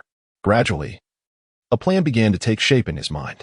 Transforming himself into the guise of a wandering ninja, Kakashi confidently strode into a ninja tool shop. He inquired directly, "Do you have a large quantity of kunai produced by the Gold Organization? I've heard that they are quite effective." In his investigation, he found that the kunai from Konoha were still unpopular here, leading many shops to refrain from stocking them due to lack of demand. The shopkeeper, initially cheerful, became momentarily speechless, his expression shifting to one of discomfort. "Unfortunately, we are out of stock on kunai. Would you prefer shuriken? Their lethality surpasses that of kunai by far," he suggested. Kakashi, displaying a hint of dissatisfaction, raised his voice. "I came here specifically because I heard that kunai are effective, yet several shops lack them. Why would I need to come to you for shuriken?" The shopkeeper contemplated Kakashi's words and realized that the wandering ninja had a point. His store indeed lacked distinctive offerings compared to competitors. "What a nuisance," he muttered to himself. "I brag to my friends about how remarkable kunai are, especially when coated with poison, yet here I am unable to procure any." Kakashi grumbled as he departed. The shopkeeper sighed, regretting the lost business. With his years of experience, he recognized that Kakashi was undoubtedly a ninja willing to spend money. His direct demands indicated a strong purpose, contrasting sharply with those customers who took their time browsing only to declare they were merely looking. Kakashi was indeed a breath of fresh air. Reflecting on Kakashi's request for a large quantity, the shopkeeper felt a pang of regret. It was all potential profit. If only he had asked for ordinary shuriken, he thought. Yet, he understood that if Kakashi were interested in regular shuriken, he would have purchased them at the first shop, rather than wandering to his establishment. Both ordinary shuriken and kunai were abundantly stocked in every shop, being the most frequently used and practical tools. After some time, another wandering ninja entered the shop, prompting the shopkeeper to instantly don a smile and approach him. "Welcome, esteemed customer. What ninja tools do you seek? Our shop is fully stocked with a wide variety of tools, all of high quality, and those who have used them speak highly of their effectiveness." The wandering ninja surveyed the shop and remarked, "You have everything? Is that truly the case? Surely you carry tools from the Gold Organization?" The shopkeeper's smile radiated with brilliance, as the exquisite tools of the Golden Organization far surpassed the cost of ordinary ninja equipment, promising him greater profits. "Indeed, we have a variety. Are you in need of shuriken, kunai, or perhaps some specially crafted tools?" The wandering ninja responded with a nonchalant tone, "I require 1,000 shuriken. Please procure me 1,000. The shopkeeper was momentarily taken aback. Forcing a smile, he replied, "I sincerely apologize, but we are out of shuriken. Would you consider substituting them for kunai or shuriken instead?" The wandering ninja shook his head resolutely, stating, "No, I insist on shuriken. I have heard tales of a master from the Hidden Leaf who wields them with great skill. I aspire to emulate him." The shopkeeper attempted to dissuade him. "The Hidden Leaf is one of the 5 great ninja villages. How can we compare to their warriors? Shuriken are not as effective as kunai. Even the defenses of a taijutsu user might withstand them. What use do they serve? How can a mere sparrow comprehend the ambitions of a swan? One must possess dreams," said the wandering ninja, and with that, he exited the shop. Watching the figure of the wandering ninja fade away, the shopkeeper slapped himself in frustration. How foolish of him. If only he had not canceled the order for shuriken that he inadvertently placed last week. The thought of lost profits weighed heavily on him. It was indeed a stroke of bad luck. Not a single customer seeking shuriken had appeared in ages. Yet today, 2 had come in just 1 hour, both desiring them in bulk. Regrettably, he had none available, and he could only watch as his potential earnings slipped away, a true misfortune. An hour later, 2 ninjas clad in the attire of the grass village entered. Despite witnessing 2 lucrative opportunities vanish, the shopkeeper's professionalism compelled him to greet them with a smile. "What can I assist you with, esteemed guest from the grass village?" he inquired cheerfully. "Please, not shuriken. Anything but shuriken. If it's not shuriken, I will offer you a 10 discount, or rather, a 5 discount." He fervently hoped in silence. He was weary of hearing the sorrowful word shuriken again. The ninja on the right spoke up. "We would like 100 kunai and 300 shuriken, preferably from the Golden Organization." The shopkeeper breathed a sigh of relief. Thank goodness it was not shuriken. If it had been, he might have truly lost his composure. "Ah, from the Golden Organization? Certainly. I will retrieve those for you right away." At that moment, the shopkeeper beamed like a blossoming chrysanthemum. As long as it wasn't shuriken, he was content. Just as he prepared to fetch the tools, the ninja on the left interjected, "Another round of kunai and shuriken? How about we try a different type of ninja tool this time? We have used these 2 repeatedly without success. We haven't slain a single foe, yet have wasted an abundance of tools." The ninja on the right nodded in agreement, seemingly in accord with his companion's reasoning. Let us choose something different. Perhaps we are simply ill-suited for kunai and shuriken. Although the order was rescinded, the shopkeeper maintained his cheerful demeanor, stating, "Our store offers a comprehensive selection of ninja tools. You may peruse at your leisure. If you do not desire the ordinary shuriken and kunai, how about shuriken instead?" On the left, the grass ninja suddenly spoke. The ninja on the right pondered for a moment and nodded, saying it seemed rather promising. "I have seen the leaf ninja employ it, once coated with poison. Each strike is lethal. Let it be decided then. We shall procure 500 kunai." The shopkeeper, unable to contain himself, let his smile fade and gritted his teeth, stating that the store did not carry kunai and requested the gentleman to consider other ninja tools. The grass ninja on the right appeared incensed by the shopkeeper's demeanor and retorted, "What sort of attitude is this? How dare you show us such disrespect? Initially, you claimed to have a complete inventory of ninja tools, yet now you do not even possess kunai. We refrained from complaints, yet you are the first to show displeasure." Ultimately, the matter was resolved when the shopkeeper offered 30 shuriken as a gesture of goodwill. As they departed, the two grass ninjas continued to grumble, labeling the tool shop of the Land of Rivers as utterly subpar. In the aftermath, the shopkeeper promptly utilized a special contact to send a replenishment order to the gold organization, 2,000 kunai, 200 shuriken, and 500 shuriken, marked as urgent. After placing the order, the shopkeeper's expression relaxed somewhat. He had never experienced such frustration in his many years of running a ninja tool shop. However, unbeknownst to him, a pair of eyes was discreetly observing the entire scene. In truth, the trio who had just visited were Kakashi, utilizing transformation and shadow clone techniques. Their objective was to compel the shopkeeper to restock. The 30 shuriken were an unexpected bonus. When the delivery arrives, he intends to follow the couriers to uncover any potential leads on the gold organization. The reason he refrained from directly approaching the organization's visible stronghold is that it serves merely as a business negotiation site, with the specifics of delivery locations being determined through discussions between the gold organization and the buyer. Ninja tools do not typically pass through that area, which is merely a 4-story building, primarily designated for office use, leaving little room for any substantial inventory. Of course, there are likely numerous confidential items belonging to the gold organization in that location. Yet, given that it is a stronghold, heavily guarded, Kakashi surmised that discovering anything there would require forceful means. However, they had only just begun their investigation, and Kakashi preferred to avoid alarming the snake. After Yongze exited, he made a beeline for the headquarters of the gold organization. Was he there to surveil Yeji? No, he aimed to engage her in business, a monumental deal worth billions. In a dimly lit alley, after employing a transformation technique to assume a youthful, diminutive version of Whitebeard, Yongze strode confidently toward the gold organization's base. Given that the original Whitebeard's height was excessively exaggerated, standing alongside characters from Naruto would create a stark visual contrast. Hence he transformed into a version standing 2 meters and 3 centimeters tall. The template suggested that a closer resemblance would enhance the integration degree, but Yongze speculated that it was more about a spiritual similarity than mere physical appearance. Previously, he had attempted to use the transformation technique in secret, yet his integration degree had not budged beyond a mere 0.1. Even when jokingly referring to adopting a son from the orphanage, his playful remarks had yielded no results. Yongze understood the reason. Whitebeard genuinely sought to provide warmth and familial comfort, and he was merely jesting. However, in Konoha, where many recognized him, such a drastic change in demeanor would be challenging for Yongze to maintain, making it difficult to embody the character convincingly. Thus, during his time in the Land of Rivers, Yongze resolved to fully immerse himself in Whitebeard's mindset, endeavoring to achieve a true likeness in hopes of elevating his integration degree.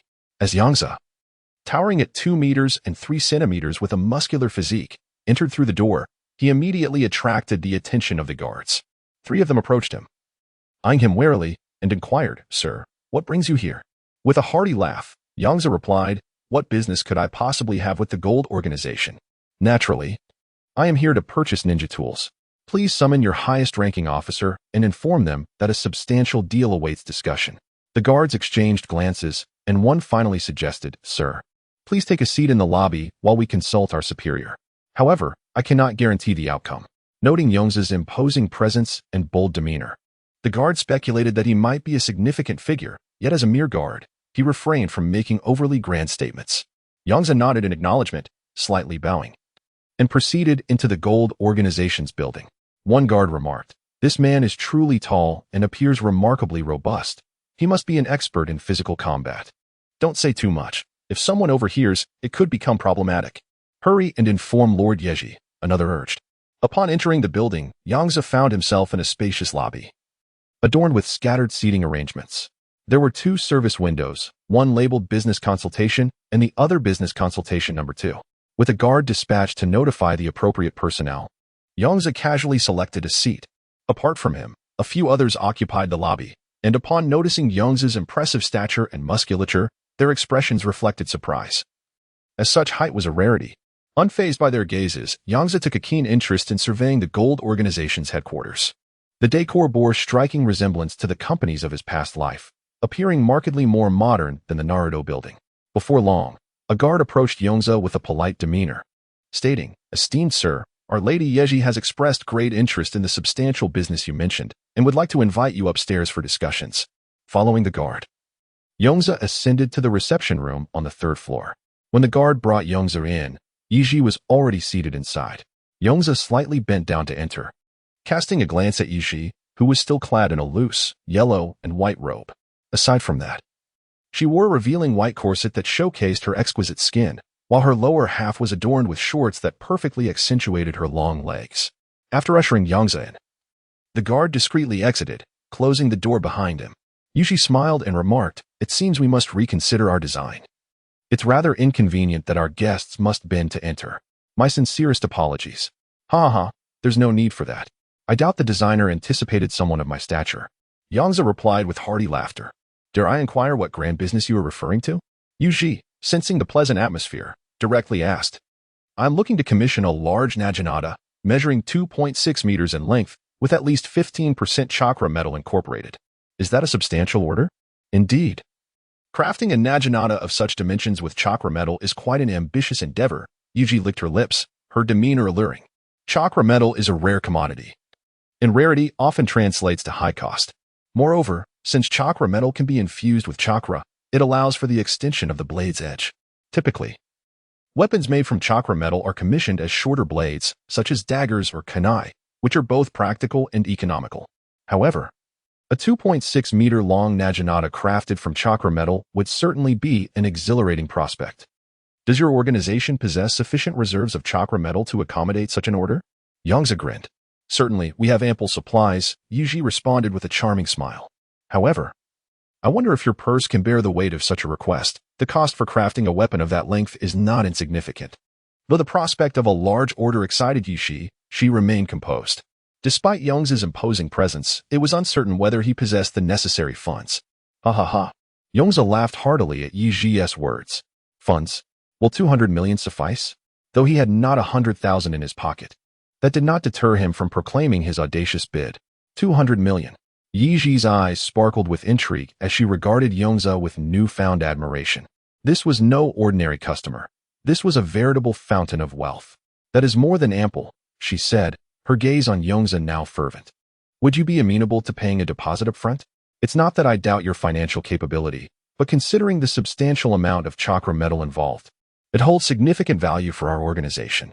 Yeji spoke softly, as if wary of displeasing this affluent patron. Despite her excitement, she remained acutely aware that few in the ninja world could produce such a staggering sum of cash, as it was not merely assets but liquid currency. A deposit. You say? That is only reasonable. Please, tell me how much you require. Our organization typically requires a deposit amounting to 20% of the total payment, which in your case would be for million taels. For million taels, indeed. However, my funds are not currently accessible here, and it will take some time for me to procure them, Yongze contemplated before responding. Is that so? I wonder when your funds will be available. As this will inevitably affect the timeline for the creation of your weapon, Night Pheasant remarked with apparent concern for Yongze. Yongze's words did not surprise her. She was well aware that he could not possibly be from the land of rivers. If such a distinct individual existed there, he would surely be renowned, and she would have some recollection of him. It was, therefore, quite reasonable that he did not have such a large sum on him. As one does not typically carry such amounts when venturing out, it is likely to take about half a month. My funds are on an island. Yongze continued to speak nonchalantly. An island? Night Pheasant inquired with curiosity, feeling that half a month was a reasonable time frame. Thus, for the sake of a small sum, She decided to engage in idle chatter with Yongze, hoping to extract some intelligence. Although Yongze projected the demeanor of someone who was not financially constrained, Night Pheasant remained skeptical. She would certainly not allow any crafting of weapons to commence without seeing the money in person. Ha ha ha. Yongze laughed heartily, proclaiming, "It is only natural for a pirate to keep his riches on an island." A pirate? Can a pirate truly possess 200 million taels? Please do not jest with me, Night Pheasant replied, finding Yongze's claims amusing. With that amount of wealth, one would surely abandon piracy altogether. Do you doubt my pirate status? On the seas, I am also known as the strongest man in the world, Yongze stated with an air of calm confidence. The strongest man in the world. Night Pheasant nearly burst into laughter, finding Yongze to be quite entertaining. In the ninja world, who would dare to claim such a title? Even the leaders of the 5 great ninja villages would not make such a bold assertion. Observing Night Pheasant's amused expression, Yongze subtly unleashed a hint of his conqueror's haki. Suddenly, Night Pheasant felt an overwhelming and terrifying aura emanating from Yongze. This intensity prompted her, still reeling from the news of the failed operation against Konoha and the potential investigation into their organization, to swiftly rise to her feet, hands poised to form seals. Her vigilance directed toward Yongze. However, she quickly noticed that Yongze remained seated, seemingly devoid of any intent to attack. Nevertheless, she did not lower her guard, for she could still sense the immense pressure radiating from him. Ever since she became a Nin, she had not experienced such a sensation. Merely his presence alone exerted considerable pressure upon her. Yongze sipped from the tea that had been prepared in advance and remarked casually, "Do you believe me now, Miss Night Pheasant?" Seeing that Yongze had no intention of aggression, Night Pheasant eventually allowed a smile to return to her face, explaining, "Recently, there have been individuals intent on causing harm to our organization, hence my heightened sensitivity. I apologize for my reaction. However, your strength is truly formidable, and your mere presence instills a significant sense of pressure within me." Upon hearing Night Pheasant's words, Yongze feigned indifference. Though his mind began to ponder deeply, could it be that someone has alerted them to the fact that Konoha has dispatched ninjas to investigate them? How could they know so quickly? Yongze pondered, considering it necessary to caution Kakashi and the others upon his return, urging them to exercise caution lest they unwittingly reveal themselves without verifying the information. While vigilance is commendable, in my presence, you may rest assured. It is not a matter of underestimating the Golden Organization. Indeed, they may excel in the crafting of ninja tools, but when it comes to combat, I hold them in little regard, Yongze declared with audacity. He was embodying Whitebeard, the strongest man in the world, exuding confidence without arrogance. Had Yongze uttered such words mere moments ago, Yeji might have dismissed him as boastful or joking. However, after witnessing his formidable aura, Yeji reconsidered, acknowledging that while Yongze may underestimate the Golden Organization, she could not deny his own strength. Nonetheless, one must always speak favorably of clients. Our Golden Organization specializes in selling ninja tools. We are not particularly adept in combat, Yeji replied with a smile. Do you have any recommendations for good accommodations? This is my first visit to the Land of Rivers, and I heard the Golden Organization is top-notch in producing ninja tools. Which is why I came to take a look, Yongze casually inquired. Since he was assuming the role of a significant patron, it was essential for the other party to discern certain basic information about him, such as where he was currently residing. Otherwise, with a transient presence, how could they trust he would settle the bill? As for accommodations, our Golden Organization possesses some assets here and has several decent properties under our name. How about you stay at one of those? Yeji suggested, to which Yongze nodded in agreement. Subsequently, Yeji guided Yongze to select a residence, ultimately choosing one in proximity to their base. To his astonishment, the complimentary residence he secured through his persuasion was far superior to the one he had rented. For a moment, Yongze contemplated residing there himself and sending a shadow clone back to Kakashi. However, he ultimately decided to leave a shadow clone behind while returning to the rented house. When Yongze arrived back, it was already 6 in the evening, precisely the time for dinner. Upon his arrival, Kakashi and Yinshui had prepared a bountiful feast, eagerly awaiting his return to dine together. This made Yongze feel a bit awkward, as he had already eaten. After all, who could refuse a charming young lady with a generous figure treating them to a meal? Although he initially intended to decline, his eyes and legs betrayed him, and he half-heartedly acquiesced. No, I am on a mission. This is part of the task, part of the work. Yongze reassured himself with a hint of disbelief.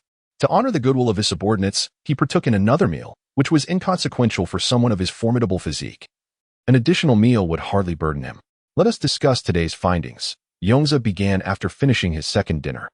I investigated the nearby ninja tool shops and discovered that nearly all of them stock the Golden Organization's products, and they are quite comprehensive. I firmly believe that the information indicating the presence of the Golden Organization's stronghold in Taihei is accurate.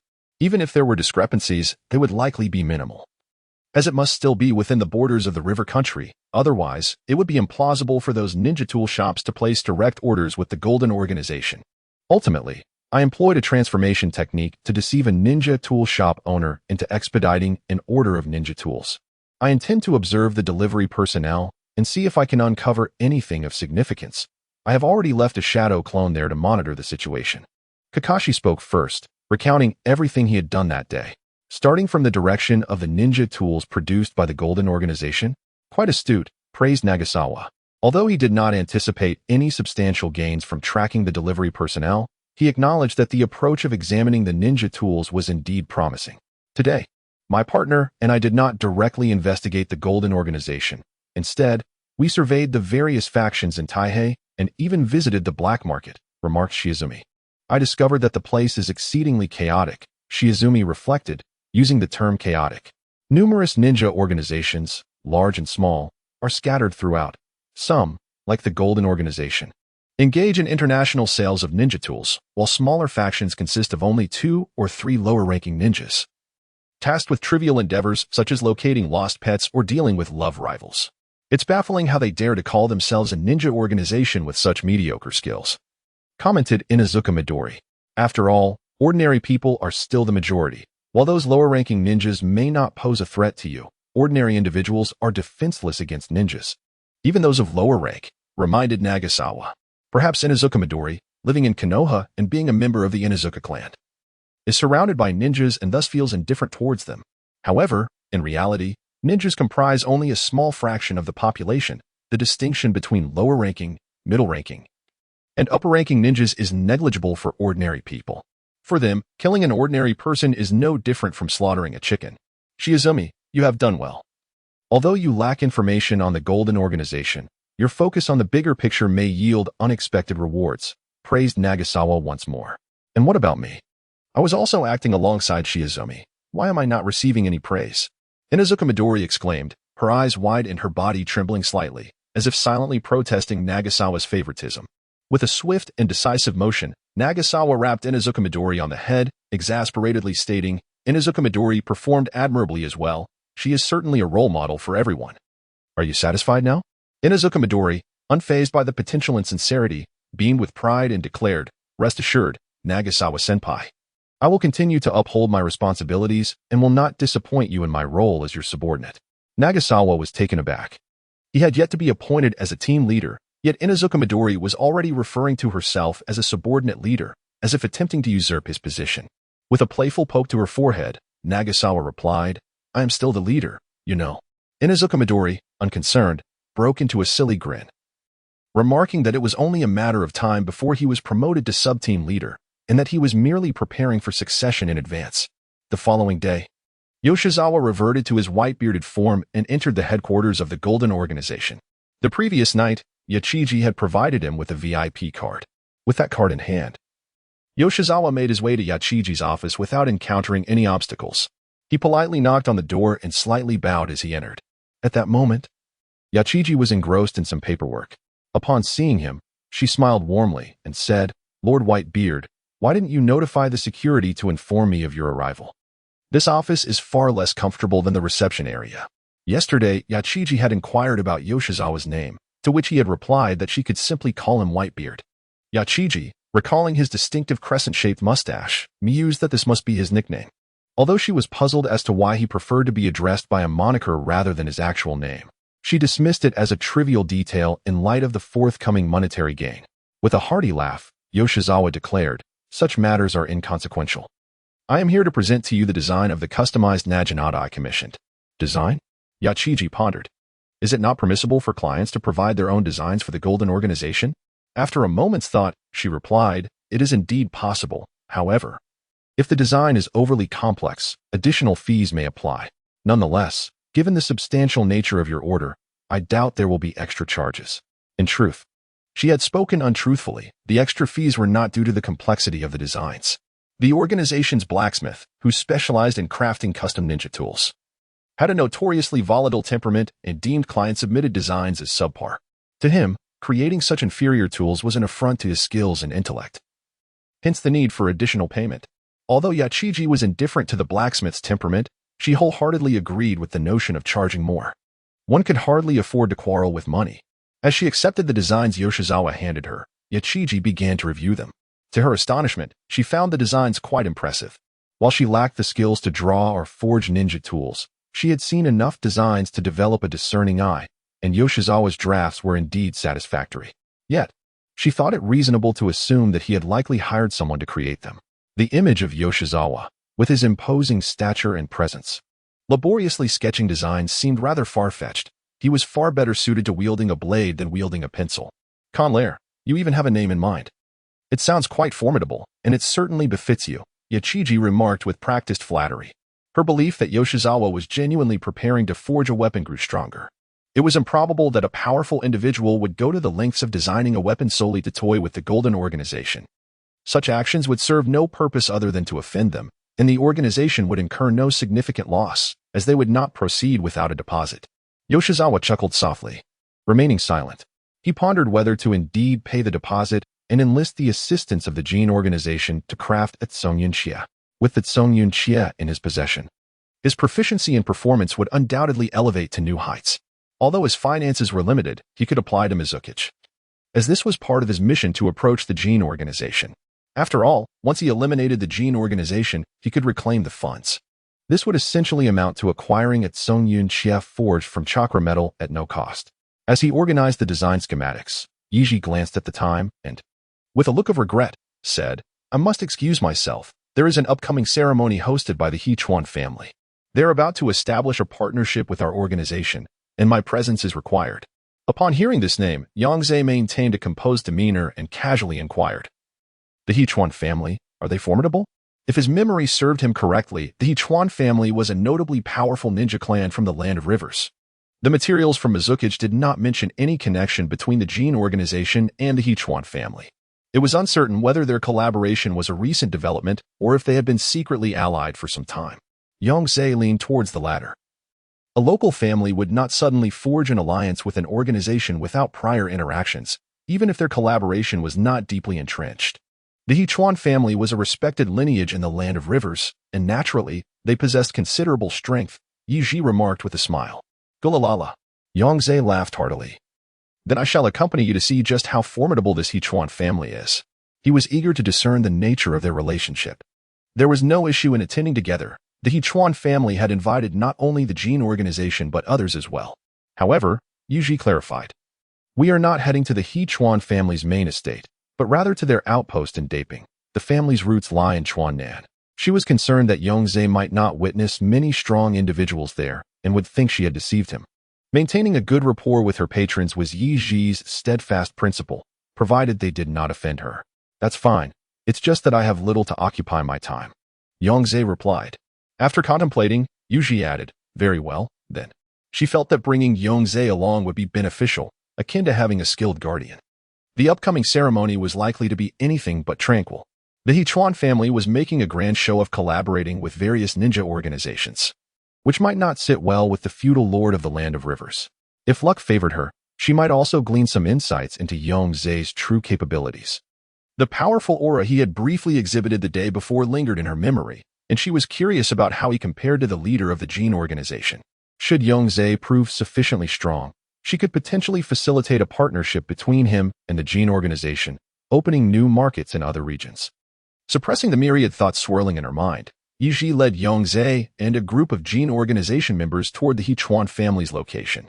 Upon arriving at the Hechuan family's outpost, Yongze was taken aback by the number of attendees. Furthermore, the Hechuan family's compound was far larger than he had envisioned, initially expecting merely a spacious courtyard, yet discovering it was as expansive as a village. Of course, this village was not on the scale of Konoha but rather a typical village. Yongze pondered that with so many large settlements in the Diping region, if one were to venture further south to Chuan, it would seem that the territory might expand to the scale of a town, predominantly occupied by his own kin.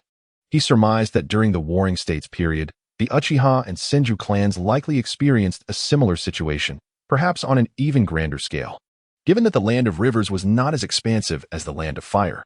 Upon reflection, Yongze realized that the Land of Rivers appeared to be reminiscent of the Warring States era. Although a nation had been established, it lacked a ninja village, and the daimyo could not effectively govern the various regions, which were predominantly controlled by local ninja clans. No wonder there are so many ninja organizations in the Land of Rivers. There is indeed a reason for it, Yongze mused internally. If the power of the Land of Rivers were to consolidate and establish a ninja village, it could potentially become a formidable force.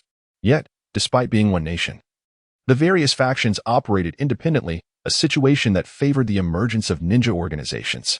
In contrast, within the unified and powerful nations like the Five Great Countries, one would be hard-pressed to find any ninja organization daring to establish a base there, as everyone understood that it would be akin to lighting a lamp in a restroom, a certain path to demise.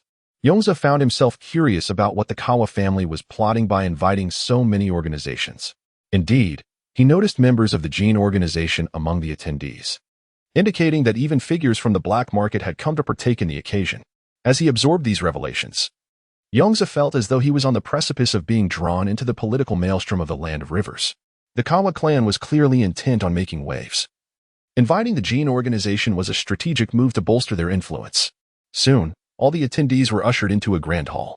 It appeared that seating arrangements were determined by the strength of the organizations, as Yongze found himself seated in a favorable position alongside Yeji.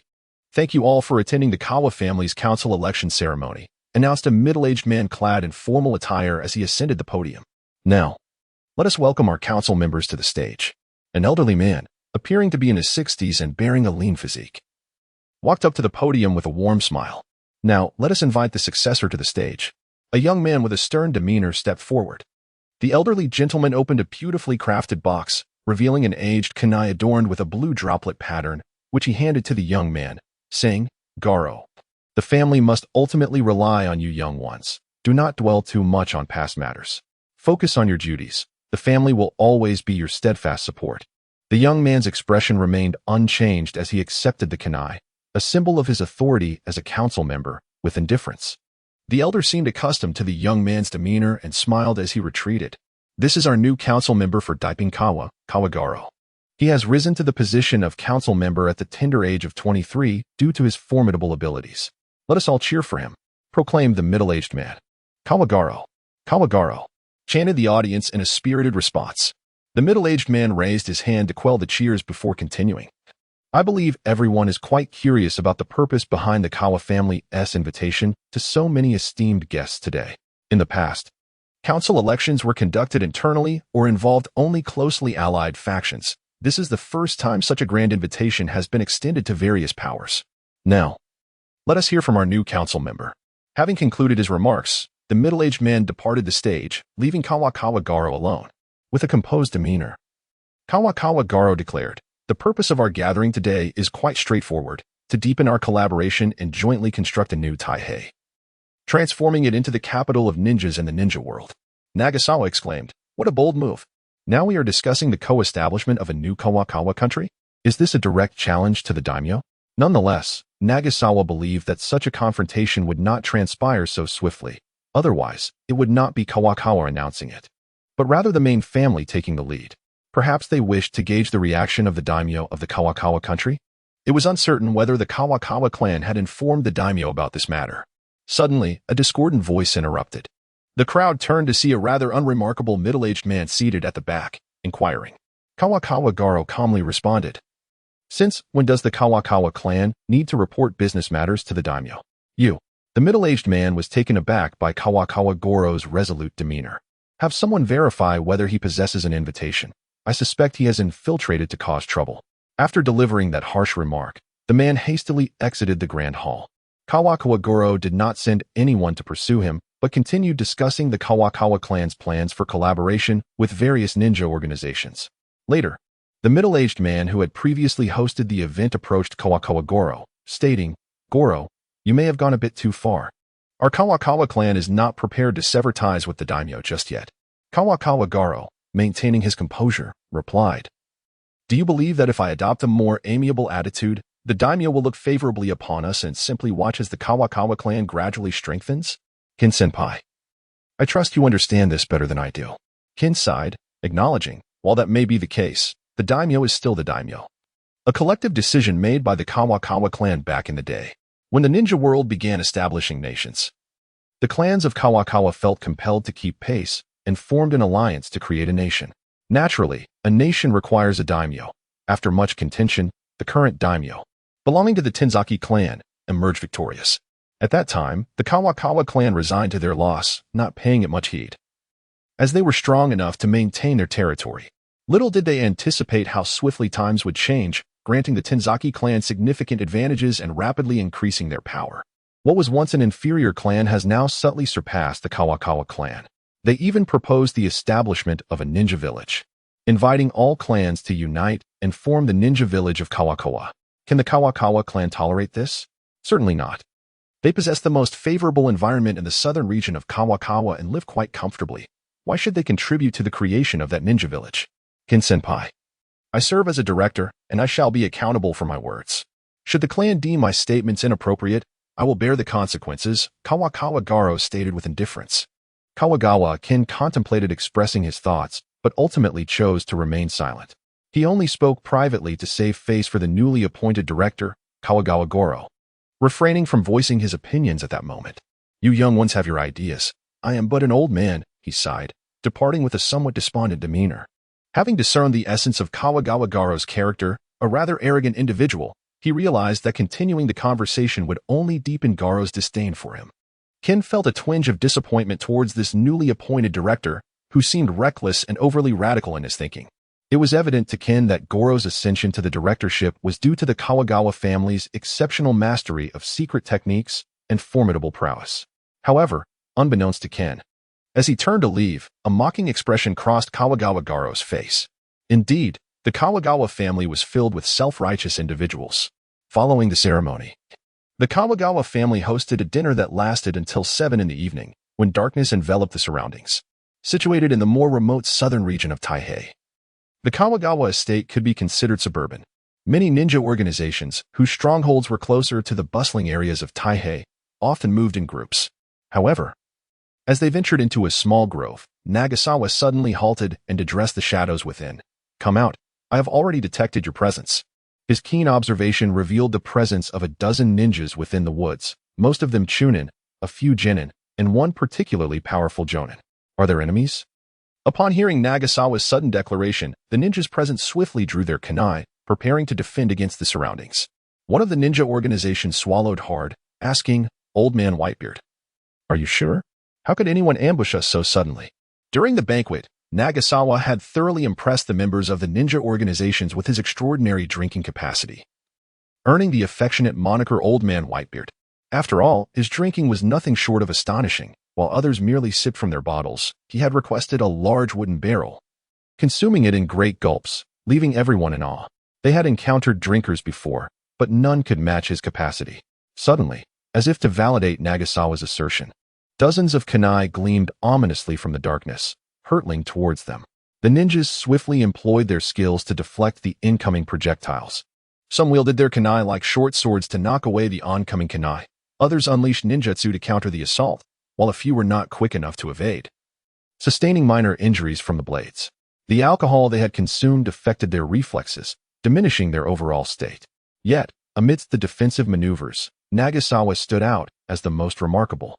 Faced with the barrage of kunai, his expression remained unchanged, as though the projectiles were merely a gentle breeze. With an effortless motion, he threw a punch, no build-up, no technique, and not a trace of chakra detected. Yet, this seemingly casual strike conjured a tempestuous wind, swirling with enough force to lift a person off the ground. The air seemed to shatter as Yongze's punch struck with tremendous force, unleashing a terrifying gust that sent objects flying and rustling the leaves like a tempest. Old Man with the white beard, you are truly formidable, a ninja exclaimed, eyes wide with disbelief. Is it true that your golden organization not only excels in crafting ninja tools but is also so powerful in combat? Some members of specialized assassination ninja organizations appeared somewhat withdrawn. Having always seen Yongze alongside Yeji, they instinctively assumed he was affiliated with the Golden Organization. Please do not misunderstand.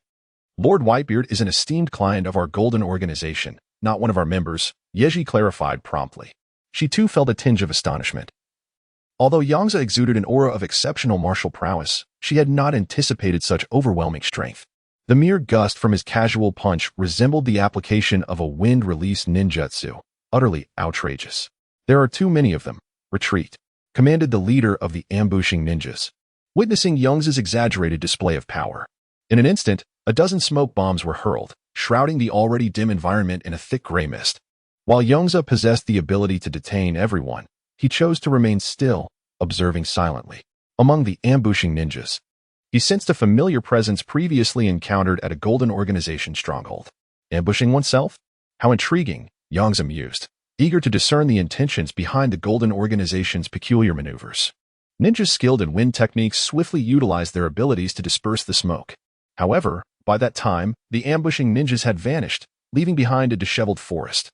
The members of the ninja organization exchanged glances, uncertainty hanging in the air. Finally, one broke the silence. Who do you think sent them? Aren't they afraid of offending us all? Someone picked up a kunai left on the ground, examining it closely.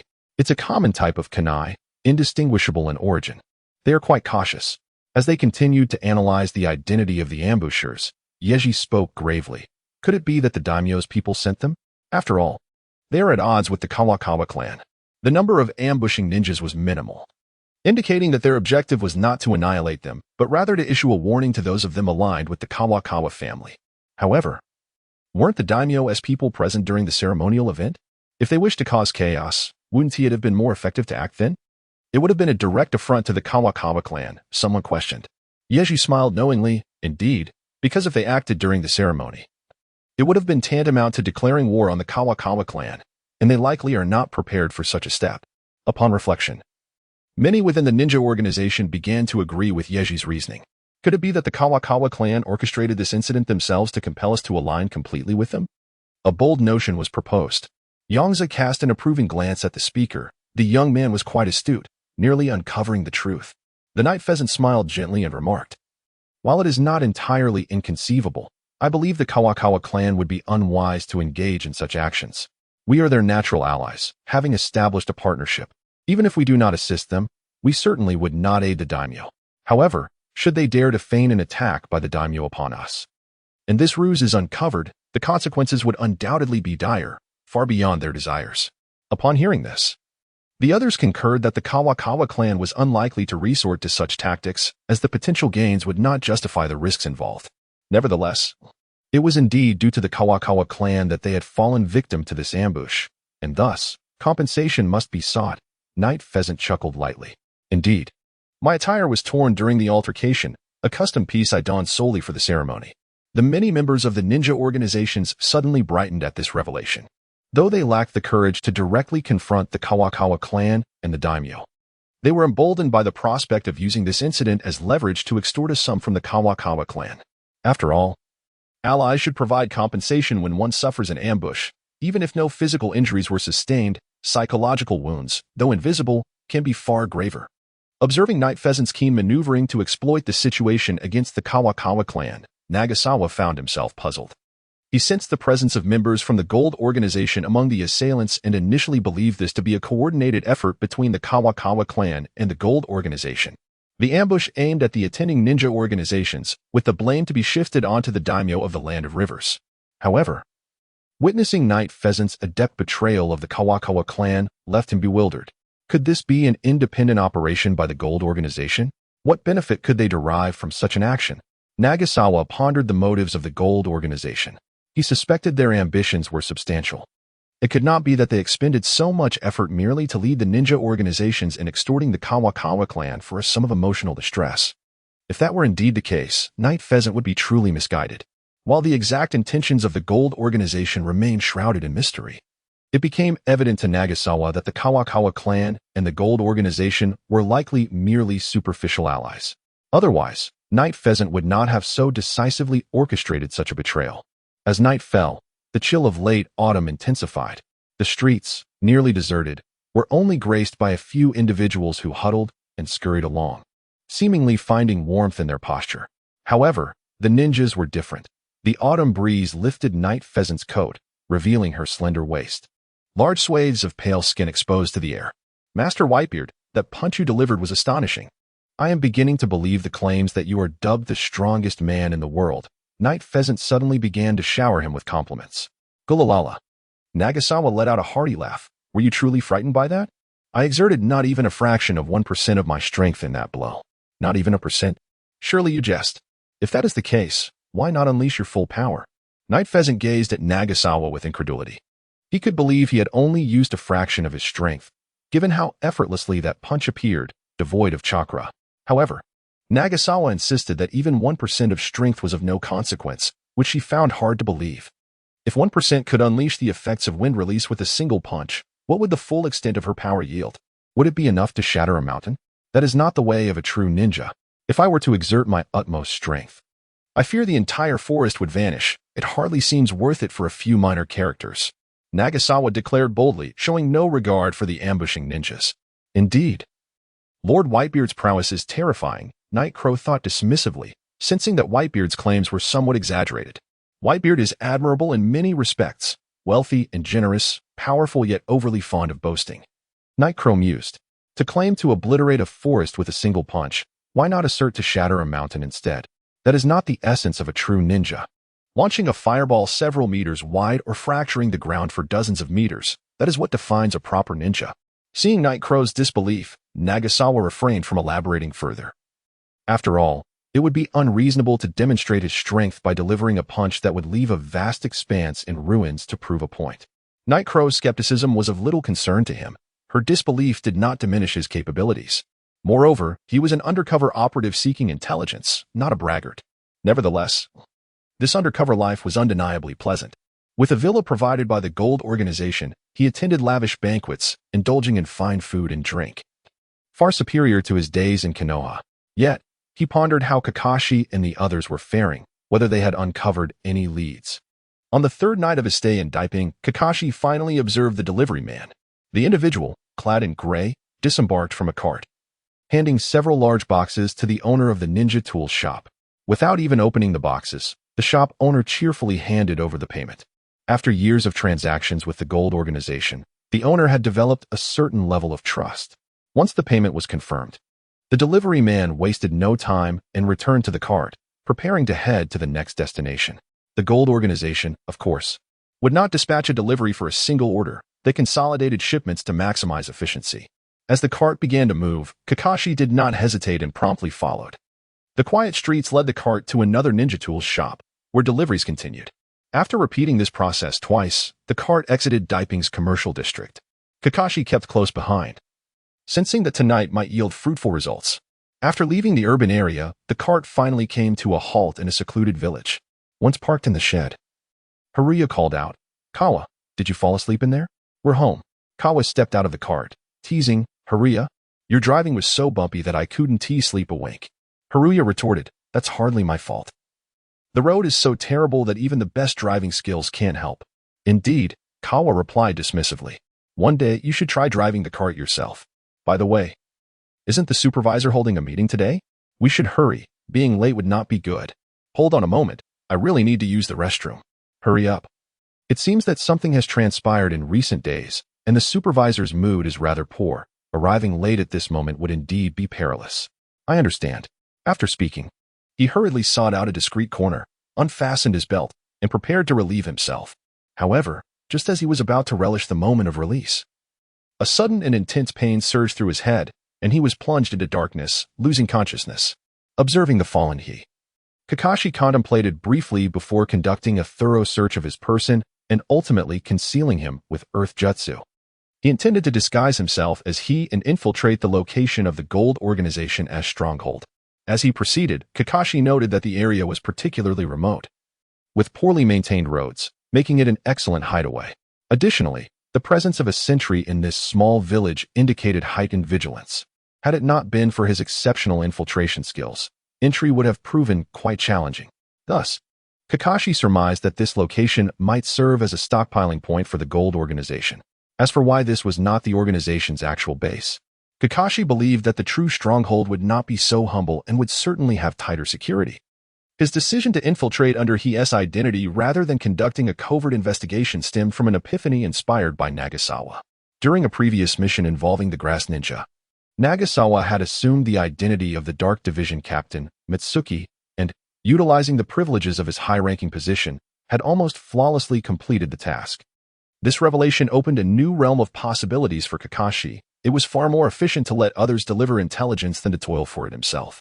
Kakashi employed a transformation jutsu to assume his appearance and proceeded towards Haruto. "Finally, you're here. I thought you had fallen into a pit," Haruto complained. "You're the one who fell into a pit. I have my standards," Kakashi retorted, mimicking his tone, although he and Haruto had exchanged only a few words. Kakashi had gleaned enough insight into his character to recognize that a rebuttal was customary at this juncture. Silence would be out of place. "Well then, you are a respectable person. Let us move quickly, or you'll truly be in a dire situation," Haruto replied, somewhat exasperated. Kakashi nodded and followed Haruto into a modest dwelling at the center of the village. The interior was sparse, devoid of furniture save for a large table. At that moment, many individuals were already seated at the table, though the meeting had yet to commence, and most were engaged in idle chatter. Haruto was pleased to note that they were not late, nor were they among the last arrivals. A few others had yet to arrive. He guided Kakashi to a seat in the corner. "I wonder what the supervisor intends to discuss. It would be splendid if it were about a salary increase," Haruto mused. "Though it is night, it is not yet time for dreams," Kakashi remarked coolly. "How can it not be considered dreaming? Our organization profits significantly from selling ninja tools." Haruto attempted to analyze the possibility of a salary increase, but he faltered mid-sentence as the supervisor entered. Kakashi observed the supervisor, who was clad in an all-black uniform adorned with subtle golden patterns, taking a seat at the head of the table. The supervisor surveyed the room and inquired, "Did you encounter any incidents during your delivery? Were you followed, or did anyone inquire about the gold organization?" Everyone appeared to be deep in thought, subsequently shaking their heads. Their deliveries occurred at night, and given the sparse population, they had not encountered the situations mentioned by the supervisor. "Supervisor, has something happened?" someone inquired.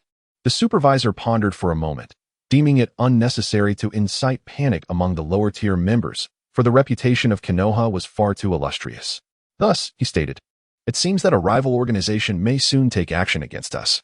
However, there is no need for alarm. Simply proceed as usual. That organization is not a match for our esteemed group. Just be cautious not to be followed."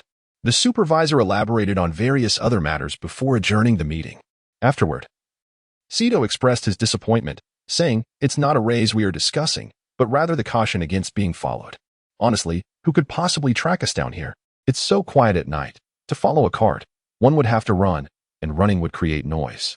Moreover, we have security personnel patrolling. How could anyone infiltrate?" "You have a point," Kakashi conceded thoughtfully. "If the pursuer were an ordinary person, your reasoning holds true. However, I am not just anyone. I am a renowned jonin of Konoha." Kakashi casually asked, "Shall we head back now?" He was unaware of where his home lay, and was contemplating how to extract that information. "Not heading back? Are we really going to stroll around in this cold at night?" Sito retorted. "By the way, once we return, I must take a bath first. I feel rather tired," he added. "All right, you go ahead," Kakashi replied. He had not anticipated that they would share a living space. Otherwise, the question of who would bathe first would not have arisen. At that moment, he felt fortunate for his cautious speech, having refrained from hastily prying into the location of Sito's residence. Otherwise, it might have turned into Kakashi suggesting, "Would you like to come over to my place today?" To which Sito might have responded with confusion. Their shared accommodation was a modest yet complete little house, equipped with a kitchen and bathroom, embodying a lively atmosphere. While Sito took his bath, Kakashi rummaged through the room, hoping to uncover some useful information. However, he picked up every piece of paper only to find nothing of significance. "Perhaps my status is too low. The supervisor's residence might yield some valuable insights," Kakashi mused. Undeterred, he awaited Sito's emergence from the bath, attempting to glean any information regarding the base of the esteemed organization. Yet, he found no useful details.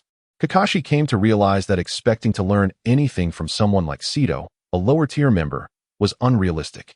After some contemplation, he concluded that investigating the supervisor directly might yield better results.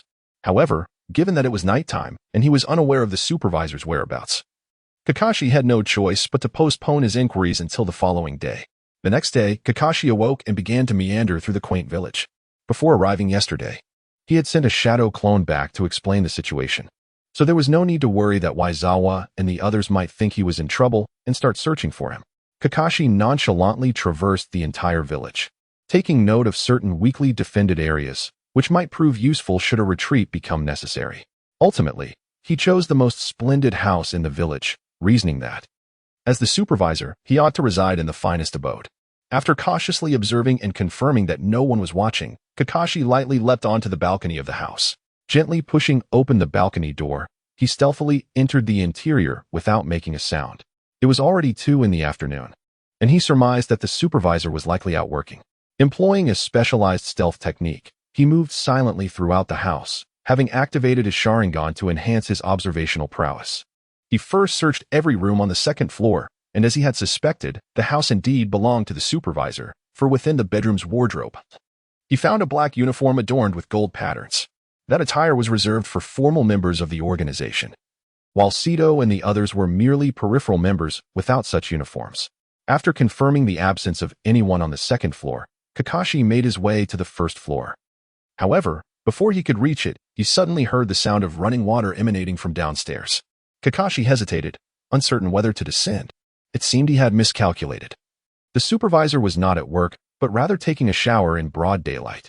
Kakashi felt concerned for the future of the organization. The supervisor, at such a critical moment, was shirking responsibilities and indulging in leisure, truly a thief of salary. After some contemplation, he silently proceeded downwards.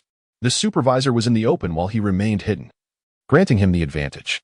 Given that the supervisor was already inferior in strength, under the conditions of a surprise attack, Kakashi could swiftly eliminate him. Cautiously, he thoroughly inspected the 1st floor. Apart from the sound of water from the bathroom, there was no one else present. As the bathroom was positioned around the corner from the kitchen, Kakashi concealed himself beside the kitchen wall, patiently awaiting the supervisor's emergence to deliver a decisive blow during a moment of relaxation. 10 minutes passed, and Kakashi continued to wait. 20 minutes elapsed, yet he remained unperturbed. Half an hour went by, and Kakashi noted the supervisor's fastidiousness in taking such an extended bath. 40 minutes later, he began to wonder if the supervisor harbored some peculiar penchant for prolonged bathing. 50 minutes passed, and Kakashi felt he was wasting time. It might be more prudent to search through the house's documents instead. Just as an hour approached, he finally heard footsteps. As Kakashi prepared to unleash a fierce assault on the supervisor, he was taken aback. Emerging was not a resolute middle-aged man, but rather a young girl, skipping playfully and humming a cheerful tune. The young girl wore nothing but a large white bath towel, her soft, pale skin, tinged with a hint of rosy hue, exposed to the air, revealing glimpses of her northern hemisphere. Kakashi wiped the crimson liquid from his nose, beginning to question himself. Had he perhaps made an error in his approach? How could a freshly bathed girl emerge before him? Was this truly content he could access without payment? Kakashi scrutinized the scene once more, ultimately confirming that he was not hallucinating. Indeed, a girl, wrapped solely in a towel, had stepped forth. Feeling somewhat at a loss, Kakashi was utterly taken aback by this unforeseen occurrence. His mind had just conjured countless strategies for confronting a supervisor. Should he successfully eliminate the supervisor, he would turn the house upside down, perusing every document related to the gold organization, before assuming the supervisor's guise to possibly procure some valuable information. Conversely, if he failed to swiftly dispatch the supervisor, and their confrontation caused a commotion, he would simply execute his planned escape route. If the supervisor's strength exceeded his expectations, preventing a quick kill, he would adhere to his escape plan without hesitation. Such was Kakashi's composed nature. However, despite the multitude of scenarios he envisioned, he never anticipated that the figure emerging would be a young girl clad only in a towel, rather than a middle-aged supervisor. Overwhelmed by surprise, Kakashi instinctively moved, causing a slight rustle against the wall. Under normal circumstances, such a sound would go unnoticed, but the room was eerily quiet, rendering even the faintest noise conspicuous. "Is that you, father?" the girl queried, a hint of confusion in her voice. Kakashi recalled the supervisor's appearance from the previous day and swiftly employed a transformation technique, assuming the supervisor's likeness and stepping out with an air of nonchalance. Upon seeing the supervisor's form, the girl exhaled in relief, her face lighting up with a radiant smile as she asked, "Father, why are you home so early today?" Kakashi made a concerted effort to keep his gaze steady, explaining, "There was not much to attend to today, so I returned early." "That is wonderful. You've been coming home late recently. You seem so tired." Finally. You can rest today, she exclaimed, her expression filled with delight. Kakashi pondered for a moment before nodding in acknowledgement. I will go change now and prepare a sumptuous dinner for you tonight, she chirped, skipping back to her room. Kakashi watched her retreating figure, contemplating for a while before ultimately setting aside his kunai, refraining from taking action. He discerned that this girl was merely an ordinary person, devoid of any ninja training. Since he had already transformed into the supervisor's likeness, Kakashi decided against stealth and proceeded openly to the study to search for documents. He tore open the envelopes and examined them one by one. Most contained records of ninja tool transactions, while others detailed the financial movements of the gold organization. Kakashi diligently perused the entirety of the documents, discovering that the Gene organization was indeed affluent, effectively monopolizing the ninja tool trade in the Land of Rivers. However, he was unable to uncover any information pertinent to the Gene organization's base, which left him somewhat disheartened. Suddenly, a knock echoed through the room. Come in, Kakashi intoned gravely. A young girl entered the study, gazing at the piles of documents strewn across the desk, and remarked, Do you not wish to take a break today? Given the rare free time, Kakashi pondered for a moment before responding. One ought to accomplish more while alive. The eternal rest will come after death. This phrase was one that Nagasawa had imparted to them, intended as motivation. Initially, Kakashi found it quite resonant upon discovering that it was the shadow clone technique training them, though later it seemed reminiscent of something a father might say. The girl sighed. Is there something on your mind? Kakashi inquired. Nothing much. I merely wanted to ask what you would like to eat tonight, she replied with a cheerful grin. You decide. Anything is fine, Kakashi replied dismissively. He found her somewhat bothersome, preoccupied as he was with his search for information. Just as Kakashi was about to resume his quest for valuable insights, the girl's next remark halted him in his tracks. You aren't really my father, are you? Who are you? She suddenly queried. Kakashi contemplated her words and replied. Have you become muddled from your bath? If I am not your father, then who else could I be? If you feel unwell, perhaps you should rest. A good sleep might do you well. The girl smirked triumphantly and said, If you were my father, I would have been sent away for interrupting his work. Moreover, if you were my father, what would you call me? Kakashi sighed, rising to his feet, bemused by the audacity of some individuals. Realizing he could neither turn a blind eye nor a deaf ear to her antics. As he approached her, the girl sensed an impending unease. She was preoccupied with devising a way to expose this false father figure, forgetting to consider how she might contend with him thereafter. Do not come any closer. If you do, I shall scream, she exclaimed, growing anxious as Kakashi advanced. Go ahead and scream, even if you were to shout until your throat was raw. No one would come to your aid, Kakashi said with a mischievous grin. This marked the 5th day of Nagasawa's stay in Daping, thanks to his attendance at a banquet. He had garnered attention among the ninja organizations in Daping. Everyone was aware that an extraordinarily robust and heavy-drinking individual named Whitebeard had recently arrived, which made his undercover life all the more vibrant. Many were skeptical of Nagasawa's tales of him being a barrel drinker, considering them too exaggerated, and sought to test their mettle against him at the drinking table. The outcome, of course, was that they were all left sprawled on the ground, thoroughly inebriated. Nagasawa seized the opportunity to glean substantial information regarding the Gene organization while those individuals were intoxicated. He believed that as a ninja organization rooted in the Land of Rivers, they should possess knowledge of secrets that even Konoha's Umbu were unaware of. Ultimately, his efforts were not in vain, as he finally extracted information that could pertain to the base of the Golden Organization. It was revealed that, in the earlier years, transactions primarily occurred in southern Sichuan. But for reasons unknown, they later shifted en masse to northern Sichuan.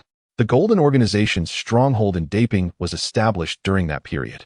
Based on this information, Yongze speculated that the base of the Golden Organization might not be located in Daping, nor in the capital, and perhaps not even in northern Sichuan, but rather in southern Sichuan.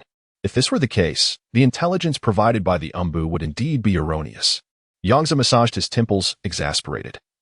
Wondering which Umbu had compiled the files on the Golden Organization, their reliability was questionable. He could only express relief that he was the one present. Otherwise, had someone else been sent, they would have scoured Daping in vain without discovering the base's whereabouts. I hope Kakashi has made some progress on his end, Yongze pondered. Since receiving a message from Kakashi's shadow clone a few days ago, he had not returned, and Yongze surmised that Kakashi must have uncovered something significant and was currently investigating. Lord Whitebeard, what are you thinking so deeply about? Naitaka, seated opposite Yongze, inquired with a smile. It was 3 in the afternoon. And Night Taka mentioned that to express gratitude for Yongze's life-saving intervention that day, she wished to treat him to afternoon tea. Yongze was perplexed. As a high-ranking shinobi, he doubted that even in his absence, the lesser ninjas could pose any threat to her. Moreover, with so many shinobi present, did she truly believe they would focus their attention solely on her? Such vanity was amusing. Initially, Yongze intended to decline the invitation. But upon seeing Night Taka in a black lace corset that accentuated her figure, he ultimately acquiesced. He mused about how long it would take for the Golden Organization to forge his custom weapon, the Tsongyun Xia. Night Taka chuckled lightly, exuding pride as she responded. Our Golden Organization produces ninja tools swiftly and efficiently. Under normal circumstances, it can be completed within a month. A month? That seemed rather lengthy. Yongze contemplated the possibility of the Golden Organization still being operational by then. After all, this is a custom weapon that requires the incorporation of chakra-infused metal. That time frame is relatively quick, Night Taka remarked, her brows furrowing slightly, finding Yongze's perspective a bit absurd.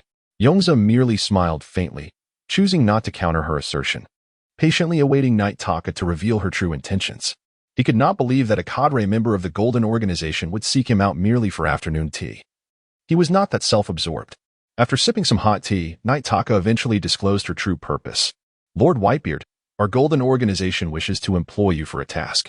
Upon successful completion, your order will be reduced by 100 million Rio, meaning you would only need to pay 100 million Rio without the necessity of an advance deposit. 100 million Rio, what a substantial sum. What is the task? Do tell, Yongze inquired, maintaining a calm demeanor. 100 million Rio was roughly equivalent to 3 Asuma. Although it was not the Golden Organization's funds being utilized, but rather a deduction from his order, it still represented a lavish expenditure. He was curious about what the Golden Organization wanted him to do. It could not possibly involve assassinating the daimyo of the Land of Rivers, as that sum would not suffice. In the world of ninjas, the position of the daimyo holds a rather unique significance. Even if the individual occupying that role possesses no chakra and is incapable of executing even a simple transformation technique, they remain perched atop the pinnacle of power. The black market refrains from accepting bounties for assassinating a daimyo, as ninjas do not engage in production. The Land of Fire pioneered the model of a nation coupled with ninja villages, where the ninja village serves as a military institution safeguarding the nation, while the daimyo is merely responsible for the financial aspects. We desire you to assassinate the current head of the Kawakawa family, Yusuke Kawakawa, Night Crow stated solemnly. Isuke was taken aback, exclaiming, "You truly are an extraordinarily rare collaborative partner. Just days ago, you were extorting and backstabbing. And now you won't even spare the head of a family. Weren't you about to embark on a partnership? Is this merely the Golden Organization's peculiar way of demonstrating goodwill?" Night Crow felt a twinge of embarrassment upon hearing this. Just days prior, she had assured Isuke that the two families were good partners. Cough, cough. Night Crow cleared her throat and explained, though the two families are partners, the Kawakawa family has previously committed some unkind acts against the Golden Organization. This is an act of retribution. Isuke chuckled softly, choosing not to voice his thoughts. He had no faith that the Golden Organization would expend a considerable sum to assassinate the head of a family merely due to past grievances. I need to contemplate this. Isuke replied, withholding immediate consent. That's fine. Just provide me with an answer before the deposit is made. Night Crow responded, unfazed by his hesitation. After all, the target of the assassination was the head of the Kawakawa clan, who truly ruled in the Southern River region, relegating the daimyo to a position of insignificance. After discussing the matter at hand, Night Crow departed shortly thereafter, and Isuke returned to his rented dwelling. He sensed that the seal he had left there was broken. It was salt water calling for him. Upon returning, Isuke discovered that Kakashi had returned, along with salt water and Inuzuka Midori. Isuke-senpai. The Golden Organization's base is not in Daping. The intel from the Umbu was incorrect. Kakashi quickly relayed the information he had gathered during his infiltration. Isuke nodded lightly. I am aware. Furthermore, the Golden Organization's base is located in the Southern River region, not in the Northern River. Kakashi was taken aback, wondering how Isuke possessed such knowledge. Had his infiltration been in vain? He had thoroughly searched the supervisor's residence to uncover the secret documents regarding the Golden Organization's construction base. The base is situated at the southern edge of the river region, nestled within the western Silver Mountain. Kakashi disclosed the ultimate intel he had acquired. He found it hard to believe that Isuke was already aware of this. If so, his endeavor had indeed been a fruitless risk. A flicker of surprise crossed Isaac's face as he remarked, "I truly did not know that." Kakashi, where did you conduct your investigation to obtain information about the Golden Organization's base? 2 days ago, I observed the movements of a courier for the Golden Organization. And then Kakashi recounted his actions in full. Naturally, he omitted the rather absurd encounter with a bathing maiden during his mission. Very well. This infiltration has showcased my prowess. Yongze gently tapped Kakashi on the shoulder as a gesture of encouragement. In comparison to you, I still have a long way to go. Kakashi humbly remarked. Once Kakashi finished speaking, Yongze handed a piece of paper to Yongze, stating, "Class Leader Yongze, this just arrived from Konoha." Yongze glanced at it, his brow furrowing slightly. The note indicated that, for some unknown reason, Elder Shimura was aware of the recent operation against the Gene Organization. The devoted Elder Shimura, who had always put his life on the line for Konoha, insisted that such a mission to defend the village could not proceed without him. And he dispatched a team of root ninjas to collaborate with Yongze and the others. Yongze pondered for a moment, suspecting that based on Danzo's illustrious history, he might have accepted some form of benefit from the Gene Organization, suggesting a possible collaboration between the two parties. I knew the Umbu's files on the Gene Organization were riddled with errors, Yongze remarked with exasperation. He could already deduce the sequence of events. The Gene Organization was unsure whether Konoha had truly dispatched personnel, leading them to contact Danzo. Perhaps the Gene Organization had offered too much money, prompting Danzo to send a squad of root ninjas to inadvertently hinder him, such as by providing the Gene Organization with information. Let us prepare to depart for the Silver Take Mountain, as Kakashi suggested, Yongze decisively declared. Aren't we waiting for the people from Konoha to act together with us? Yongze inquired. If we wait for them, the enemy will likely have already fled by the time we set out, Yongze responded with a statement of considerable weight. Yongze appeared contemplative, realizing that Yongze harbored an extraordinary disdain for Danzo. No need to concern ourselves with them. Let us proceed directly, Yongze ordered. In the Land of Rivers. Within the base of the Gene Organization, Sakio Chuan entered the forging room dedicated to Master Tetsu and observed the nearly stabilized chakra armor. Master Tetsu, is the annihilation nearly complete? He asked. Master Tetsu cast a sidelong glance at Sakio Chuan and replied nonchalantly, "It should be finished soon. In fact, had it not been for that peculiar material you provided, it would have been completed already. Where did you acquire that material? I've never encountered anything so bizarre. It resembles meteorite yet has a wooden quality, and it is incredibly hard, infused with strange chakra," Master Tetsu inquired with curiosity. Having crafted ninja tools since he was 10 years old, and now in his 50s, he had never seen such an unusual material. It is worth noting that he had previously resided in the village of craftsmen, where he nearly became the leader, so he was well acquainted with materials. Even so, he had been taken aback upon first seeing that material. I obtained it through a trade with the daimyo, though it cost me quite a bit in resources. They knew the Gene Organization had an affinity for peculiar materials and aimed to extort me heavily, Sakio Chuan chuckled, his disdain for those individuals evident in his tone. It is all worthwhile, for you are about to acquire the most formidable ninja tool in the history of the ninja world. Master Tetsu beamed with pride. Since childhood, he had heard tales of the founding ancestor of the craftsmanship village, Kaimitsu, and he vowed to create a ninja tool that surpassed that of Kaimitsu, even exceeding the legendary sage of the Six Paths, ultimately crafting the strongest ninja tool in existence. Driven to madness by his obsession with the creation of ninja tools, he found himself expelled from the craft ninja village, consequently losing his source of funding. Thus, when the Gold Organization beckoned him to return, he readily acquiesced, indifferent to their motives, for he solely aspired to forge the most formidable ninja tools, the most powerful tools in the ninja realm.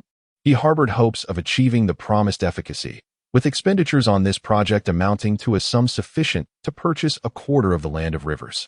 The Gold Organization had invested a substantial portion of its profits into the research and development of this endeavor, a fact he concealed from all his subordinates. After all, the organization's ostensible motto was to amass wealth, positioning itself as the richest faction among ninjas, encouraging all to reap substantial profits. Should they discover that their leader was clandestinely expending vast sums on a venture unrelated to profit, it could incite undesirable repercussions. His establishment of the Gold Organization was not motivated by a desire for riches. For one who was already destined for demise, money held no significance. Earning funds served merely as a means to achieve his ultimate objective. After a prolonged wait, the plan was finally poised for execution. His demeanor grew increasingly austere. Time had not dulled his hatred. Rather, it had deepened with each passing moment. Upon leaving the forge, He summoned two of his remaining subordinates at the base and inquired about the situation with Night Sparrow. Has that white-bearded man acquiesced? Shun Kobayashi shook his head and replied, No. She stated she has not agreed, but has not outright declined either. She requires further consideration. The absence of a refusal indicated that the offered price was insufficient. Have Night Sparrow increase the offer. As long as the white-bearded man is willing to undertake the assassination of the Kawakawa family head, we shall craft weapons for him free of charge, Moonlight River stated coolly. Isn't that somewhat extravagant? That SA-2. 6-meter-long Naginata, which will require a significant amount of chakra metal. Hayakawa could not help but interject. While the gold organization had indeed discovered chakra metal mines, such extravagance seemed unwarranted. The extracted material was not pure chakra metal. It required refinement, and a stone the size of a head yielded but a trivial amount. The value of chakra metal lay in its use, not a mere storage. Moreover, time was of the essence, according to Danzo's information. Konoha's investigative ninjas had been dispatched for about a week now. Any further delay could result in the base being discovered, which would spell disaster. Moonlight River elaborated. If it were possible, he too would prefer not to waste resources. Chakra metal was a precious commodity, and he had utilized it extensively in his apocalyptic endeavors. Yet, time was not on his side for meticulous planning. If he did not act soon, he feared being discovered by Konoha, leading to his downfall. Otherwise, why would he solicit the assistance of someone he barely knew for such a critical task? However, Hayakawa began to voice further concerns, but was silenced by the sight of Moonlight River's eyes turning crimson. Moonlight River glared with blood-red eyes and coldly stated, Q. Do not forget who saved you when you were being pursued by the Mist Ninjas. Moreover, I am the leader of the Gold Organization. Yes. Hayakawa ultimately lowered his head in submission. Very well, go and notify Night Sparrow, Moonlight River said calmly, then waved his hand, signaling for the two to withdraw. Upon exiting the conference room, Hayakawa felt a furrow of concern etch across his brow. Shun, do you not sense an urgency in our leader's desire to incite war? The moment Konoha falters, he immediately exacerbates the tensions between the Kawakawa clan and the feudal lord, seemingly intent on plunging the land of rivers into civil strife. Is there something amiss? Surely, war would yield greater profits, he mused. However, Kobayashi Shun perceived no cause for alarm. Yet must he be so hasty? Inviting an unfamiliar powerhouse to assassinate the head of the Kawakawa clan. What if that individual turns against us and reports to the clan? Hayakawa retorted. And what if they do? Will the Kawakawa clan trust their ally or a stranger? Just focus on your duties, Jaku. You are still being hunted by the Mist Shinobi. Without the Gene organization, you would have nowhere to take refuge, Shun cautioned. He held no curiosity regarding the leader's intentions. His focus remained on fulfilling his role as a competent enforcer. Fine. I understand, Hayakawa conceded, raising his hand in surrender. By the way, what exactly is our leader's bloodline limit? When activated, his eyes turned crimson, reminiscent of the Uchiha's Sharingan, yet devoid of the Tomo, and I have yet to witness him employing Jinjutsu. Hayakawa reflected on the recent appearance of Tsukiyo River. Who knows? Regardless, he is our leader, not an adversary. Why delve deeper? Curiosity can be perilous for a shinobi, Shun replied. Curiosity indeed. Are you not intrigued? It's no wonder you are being pursued by the Mist. Did you offend the Mizukichi? Upon learning that Danzo intended to dispatch aid, Nagasawa, accompanied by Kakashi and the others, journeyed overnight from the northern regions to the southern expanse, halting in a quaint village beside Silver Take Mountain. Considering their travel fatigue, he procured accommodations for Kakashi and the others, offering a modest sum for rest. For him, the journey was inconsequential. He could run for another week if necessary. Yet Kakashi and his companions were ill-prepared to infiltrate immediately after a night of travel. While Kakashi and the others recuperated, Nagasawa left a shadow clone in the village as a precaution against potential theft, proceeding alone towards Silver Take Mountain. Despite only recently engaging with the Gene organization, his curiosity regarding them was profound. They possessed the capability to forge such high-quality ninja tools. Why not simply sell them without engaging in elaborate schemes? Silver Take Mountain was not particularly lofty, and soon Nagasawa found himself at the mountainside. Along the way, he encountered numerous hidden ninjas on alert. However, under the influence of his observation haki, they were rendered invisible and easily evaded. Initially, he worried that Kakashi's intelligence might be erroneous, resulting in a fruitless trip. But the vigilant ninjas indicated that this was no ordinary locale. Before long, Nagasawa beheld a grand gate towering 5 or 6 meters high, flanked by 2 sentries. with individuals inside scanning the surroundings through binoculars. Peering through the gate, he discerned structures resembling factories situated within. Clearly, this was the true base of the Gene organization. Not merely a stronghold. A sigh of relief escaped his lips. Finding the location equated to the completion of the mission. After all, given his prowess, even an assault by the ninjas of the Land of Rivers would prove futile. However, given the proximity to the Land of Rain, he could not afford to be overly reckless. Obliterating a mountain with a single punch would be unwise, as it might attract the attention of Kagaya's shadow. He held no fear for Nagato and Obito, both of whom were mere manifestations of adolescent angst turned dark. Yet, Kagaya's shadow was a cunning tactician.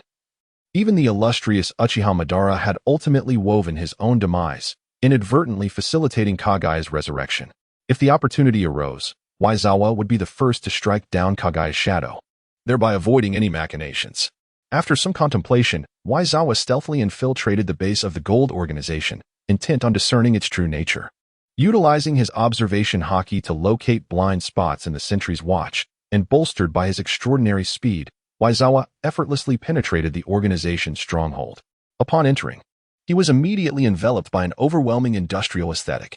The buildings were predominantly black and white, with brick walls, and the air was filled with the clanging of metal from nearby factories. Initially, Waizawa relied on his observation haki to evade the bustling crowd. But soon he realized that this base did not enforce stringent regulations. Aside from the guards, there were several individuals wandering aimlessly. The Gold Organization's base was expansive. Beyond the work areas, he observed rows of identical bungalows, distanced from the factories, likely serving as residential quarters. He assumed the guise of a figure of considerable standing. Lord Kobayashi, for if people were addressing him as Lord, he must hold a position of some significance. He was curious to see if commerce could indeed foster prosperity. He considered the ninja tools business a promising venture, especially since the Gold Organization thrived in its endeavors. However, before Waizawa could thoroughly survey the organization, he sensed a formidable presence approaching his direction. A frown creased his brow. Had he been detected? That seemed improbable, given his infiltration skills. Unless the adversary possessed some form of clairvoyance, discovering him was unlikely. Yet, this was not Konoha, devoid of those afflicted with visual impairments. Maintaining his composure, Waizawa continued to walk nonchalantly. Regardless of whether he had been noticed, he remained invincible in this realm. Should he be exposed, he would have no choice but to decimate the Gold Organization, rendering Kakashi and the others' efforts futile. He had initially hoped to observe the growth of the trio during this endeavor. Moments later, a figure clad in the official black and gold uniform of the Gold Organization approached him. Waizawa was certain he had indeed been discovered. The individual was closing in on him, an occurrence too coincidental to dismiss. Moonlit River regarded the transformed Waizawa with a faint smile, remarking, "Daring to infiltrate the Gold Organization alone, commendable courage." Moments prior, while honing his crimsonite abilities in the training room, he had sensed a chakra presence as formidable as his own entering the base. The absence of any alarms indicated that the intruder had not yet been detected. On a moonlit night, Sakio Chuan was intrigued by how the other party had managed to penetrate his seemingly impenetrable defenses. He believed his protective network was sufficiently robust. However, if it weren't for his crimson eyes, the infiltration would have gone unnoticed. Driven by curiosity, he approached alone, confident that within the confines of the Golden Organization's base, even without summoning assistance, help would swiftly arrive in the event of a confrontation. "You discovered my presence and still dared to come alone. That is indeed commendable bravery," he remarked. Yongze chose to counter magic with magic, offering a compliment in return. To his surprise, Sakio Chuan burst into laughter, a reaction that left Yongze feeling perplexed. It reminded him of the Uchiha's infamous quartet, particularly Sasuke, who had similarly laughed before being bested. "Of course, it is because you are no match for me. One is sufficient to deal with you," Sakio Chuan declared with unwavering confidence. "Such certainty. Where does your confidence stem from?" Yongze inquired, genuinely curious about the source of the other's audacity. Sakio Chuan's cold smirk revealed, "Are you familiar with the Byakugan and Sharingan? The world knows them as the two most formidable ocular jutsu in the ninja realm, yet few are aware that in the distant Warring States period, there existed a kind of eye known as the Red Eye. It possessed observational prowess rivaling that of the Byakugan and could disrupt chakra, rendering it the perfect nemesis of the Byakugan. Alas, its overwhelming power ultimately led to its downfall." Red Eye. Yongze's expression shifted to one of intrigue. He recalled this bloodline, which perfectly countered the Byakugan, making it the Hyuga's natural adversary. Yet, he remembered it belonged to a mere child. Could it have originated from a prominent clan? How distressing that must have been for the Hyuga. Sakio Chuan channeled chakra, awakening his bloodline limit. His eyes transforming into a blood-red hue, surrounded by a crimson aura. I have seen through your strength. Your chakra is comparable to mine. Yet I possess the red eye capable of discerning your every move. Your life flickers like a candle in the wind. Sakio Chuan proclaimed confidently. Yongze chuckled, unexpectedly finding that the ability to perceive chakra had become a disadvantage. His chakra was significantly inferior to his physical prowess. With that, Sakio Chuan drew a short blade, approximately 50 centimeters long, from behind and infused it with wind attribute chakra. The moment the chakra was infused, the blade surged, extending to an impressive length of 1 meter, resembling a blue lightsaber. With a sudden explosion of chakra from his feet, Sakio Chuan propelled himself forward, leaving a small crater in the ground as his speed intensified, transforming him into a blur racing toward Yongze. Remaining motionless, Yongze quietly observed Sakio Chuan's display. Through his observation haki, he had already sensed the trajectory of the impending attack, allowing him to easily predict and evade. As Sakio Chuan neared him, he abruptly altered his attack, extending the short blade by another meter, aiming a strike at Yongze's arm. The 2-meter-long blue blade sliced through the air, leaving a shimmering blue trail akin to ripples in water. Yet, in the face of this unexpected maneuver, Nagasawa seemed to have anticipated it, gracefully sidestepping to evade the powerful slash. As Tsukiokawa's strike missed its mark, he swiftly retreated, his expression darkening. Just moments ago, he had clearly perceived Nagasawa's movements. How could he have failed to land a blow? Did you not claim to have discerned my actions? Then allow me to return the favor, Nagasawa declared, stamping the ground twice before vanishing from Tsukiokawa's sight. Bang! A dull thud resonated as Tsukiokawa collided violently with the adjacent building, causing the wall to cave in, wiping the blood from the corner of his mouth. He gazed at Nagasawa in disbelief. It felt surreal. Just moments ago, his crimson eyes had failed to capture the essence of Nagasawa's actions, only catching a fleeting glimpse of his figure before he was sent flying. This was an unprecedented experience for him. His enhanced perception had proven inadequate. The sudden cacophony attracted the attention of the patrol team. Upon witnessing the dire state of their leader, they immediately sounded the alarm. Enemy attack. Leader under assault. Requesting rapid support near Factory Number 3. The entire Gene Organization base sprang into action as numerous members clad in black and gold uniforms surged forth from various directions, encircling Nagasawa. The members of the Gene Organization brandished an array of ninja tools, ready to hurl them at Nagasawa at Tsukiokawa's command. Kobayashi-shun, along with Hayakawa Satoru, swiftly arrived at the scene of the battle. Upon seeing Tsukiokawa injured, Kobayashi attempted to assist him, only to be halted by Tsukiokawa's raised hand. I'm fine.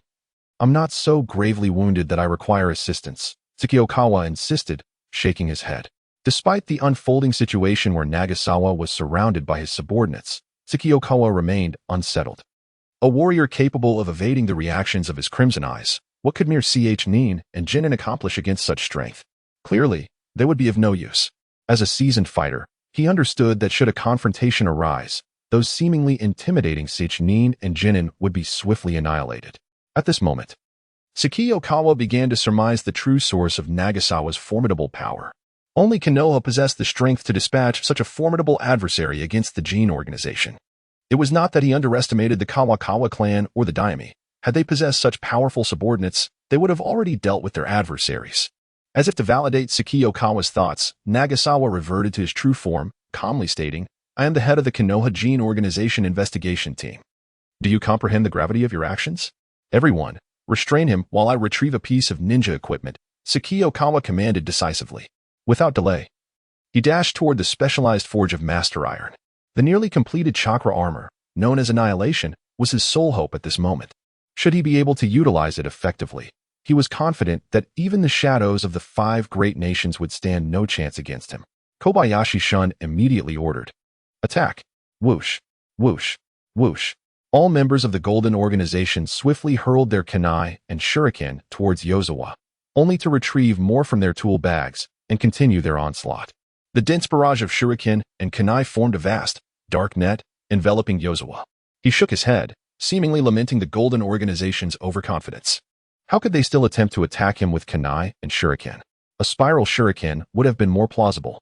Yozawa activated his armament haki, enveloping his entire body in a hardened layer, resembling an iron figure forged from obsidian steel. Clang, clang, clang. The kunai and shuriken incessantly struck Yozawa, only to be deflected. Not a single scratch marred his form, nor did a faint mark appear. After the relentless assault, he stood unscathed amidst a sea of battered kunai and shuriken. This extraordinary scene left the ordinary ninjas of the Golden Organization in shock. What was happening? Was he even human? How had he suddenly transformed into a being of iron? No, even iron would have been shattered by such a barrage. Was he a monster capable of transformation? Many of the ordinary members of the Golden Organization were instantly intimidated by Yozawa's displayed prowess. At that moment, Kobayashi Shun stepped forward, calmly stating, "It is merely a bloodline limit or a secret technique. There is no need for panic. As with any technique, there are limitations. We must continue our assault." As a cadre, Kobayashi Shun possessed far greater insight than the ordinary members. The ninja world was rife with peculiar secret arts and bloodline abilities. Transformations into water were not unheard of, so a transformation into steel was not entirely beyond belief. However, he had misjudged his opponent this time. Perhaps Yozawa's armament haki had limits, but those limits were undoubtedly beyond their grasp. As more kunai flew toward him, Yozawa lost interest, preparing to dispatch them all with a single punch and then investigate what tools the leader of the Golden Organization had prepared for their confrontation. From Kobayashi Shun's treatment of Tsukiyokawa, coupled with the attitudes of others, Yozawa could essentially confirm that the red-eyed individual was indeed the leader of the Golden Organization. Harnessing the power of the tremor fruit, a white halo appeared around Yozawa's fist at the moment of his clench. He swung his fist with ferocity, unleashing a tremendous wave of vibrational force into the air. Airquake. Crack. Crack. In an instant, under the immense power of the shockwave, the air erupted, resembling a shattering mirror. As fissures spread outward in all directions. Boom. With a resounding explosion, members of the Golden Organization were violently propelled away by the overwhelming shockwave. The resulting air currents bending the trees on the mountain, while the ground fractured, sending dust and debris soaring into the air. Kobayashi Shun was also sent flying by Yozawa's punch, crashing violently against the factory wall. As he surveyed the chaotic scene around him, filled with fallen members of the Golden Organization, a tempest swelled within Kobayashi Shun. He had anticipated that the Yozawa who had defeated Tsukiyokawa would be formidable. But he never imagined he would be this powerful, capable of instantly dispatching him and numerous ninjas from his security division with a single blow. Is the disparity among ninjas truly so vast? Even when united in their utmost effort, they cannot withstand a single blow from Nagasawa. Shun Kobayashi struggles to rise, spitting blood and exhaling deeply. At that moment, he stands as the sole figure upright upon the battlefield, aside from Nagasawa. Gasping for breath, Shun Kobayashi's body rebels against him, yearning for rest. Yet, he understands that he cannot succumb. Their leader has yet to return with the ninja tools, and as the head of security, he must not falter. Hurry, faster, even faster. Tsukiyo Chuan races desperately toward the forge of Master Tetsu, aware that Shun Kobayashi and his companions cannot hold off Nagasawa for long. To vanquish that leaf ninja, their only hope lies in the early activation of the cataclysm. There is no other recourse. Upon entering the forge, Master Tetsu remains leisurely crafting ninja tools, seemingly indifferent to the alarms blaring outside. Can the cataclysm be activated early? Tsukiyo Chuan inquires earnestly. Master Tetsu pauses, mildly questioning. Is there a crisis? Tsukiyo Chuan nods. The enemy is formidable, and we are utterly outmatched. Only by employing the cataclysm do we stand a chance of victory. Master Tetsu, not one to be obstinate, realizes that without the Golden Organization, he can no longer enjoy crafting his ultimate ninja tools, and thus responds, the cataclysm is nearly complete. Though it has yet to undergo critical testing, its reckless use carries certain risks. None of that matters now. I must use it immediately, Tsukiyo Chuan asserts without hesitation. He fears not death itself, but rather the prospect of failing to exact his revenge upon the world before he departs. Very well. Seeing Tsukiyo Chuan's determination, Master Tetsu retrieves the cataclysm. It manifests as a suit of purple armor, comprising a chest plate, arm guards, and leg armor. Once donned, Master Tetsu instructs. You may attempt to channel chakra to activate the cataclysm.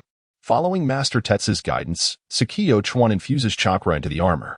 In an instant, a torrent of overwhelming, frenzied power surges within him, warping his chakra into something extraordinary.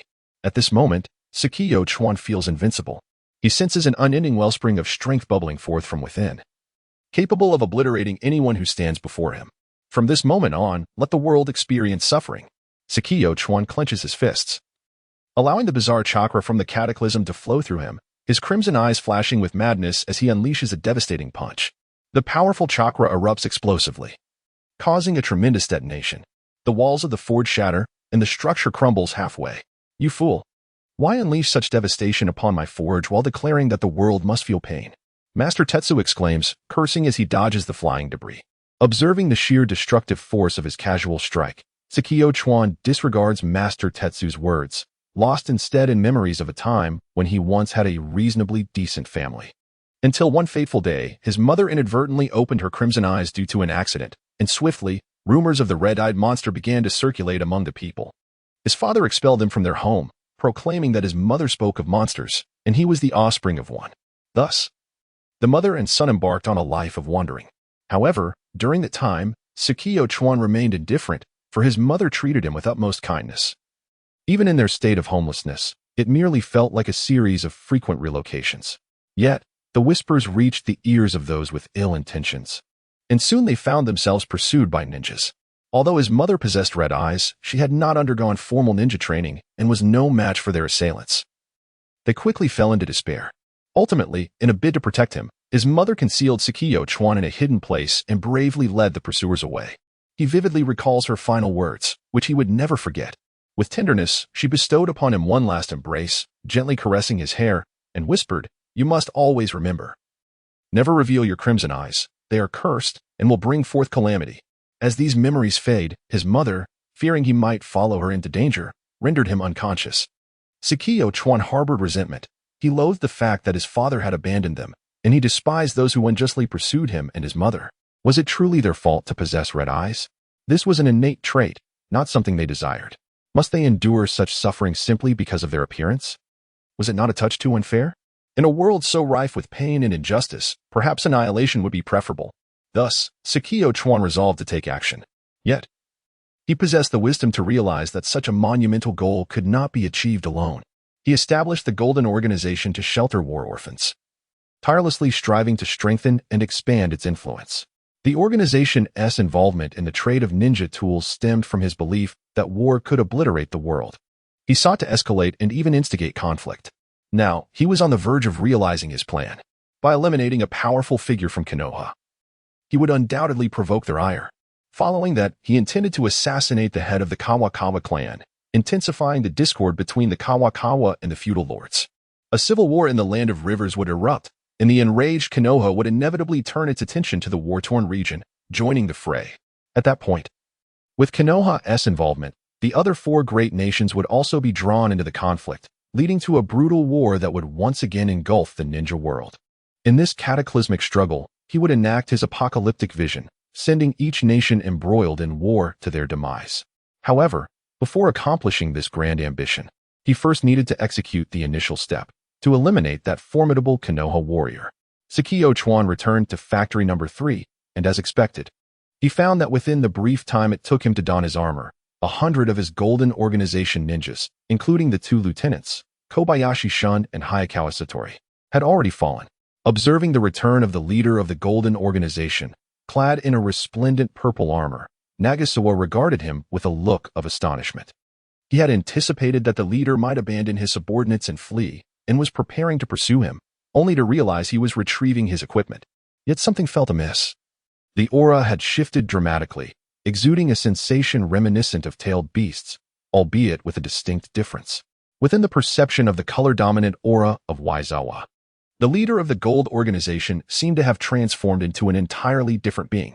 Ordinarily, the essence of an individual's chakra remains unchanged. However, at this moment, the leader exuded an oddly unsettling aura. What was once normal chakra now conveyed a sense of madness and brutality, reminiscent of the primal chakra of tailed beasts. Feeling an overwhelming sense of confidence, the leader casually remarked, "I must thank you for sparing my life. It has granted me the opportunity to exact revenge upon this world. In return, I shall leave you with a complete corpse." Waizawa responded with 3 question marks. "The wind has ceased. The rain has stopped. Do you believe yourself capable again? Just because you don a chakra armor infused with parts of an unknown tailed beast, do you think you can surpass me? Even if you were to conjure a tailed beast on the spot, it would be of no consequence. You would still be utterly defeated. In terms of courage, among the individuals I have encountered, you could be deemed the strongest. Who instilled such bravery in you? Have you forgotten who it was that was just slammed into the wall? Waizawa inquired with curiosity. The current me is not the same as the one from before, Moonlit River sneered, feeling a significant advantage. Armed with the potent observational abilities of his red eyes, coupled with the enhanced chakra and physique from the annihilation augmentation, how could he possibly lose? Surrounding him was a dark red chakra, and slowly, he began to levitate off the ground. Do you see? This is the power of annihilation. It liberates me from the constraints of the earth, Moonlit River exclaimed with excitement. This unexpected ability, he speculated, was a result of the peculiar material. Activating his armored gauntlets, he infused them with chakra, causing two elongated lightsabers to materialize instantly. Whoosh! Moonlit River abruptly accelerated in mid-air, brandishing the lightsabers as he lunged towards Waizawa. The combination of his incredible speed and the sharpness of the blades seemed to slice through the very air, leaving behind a trail of blue light.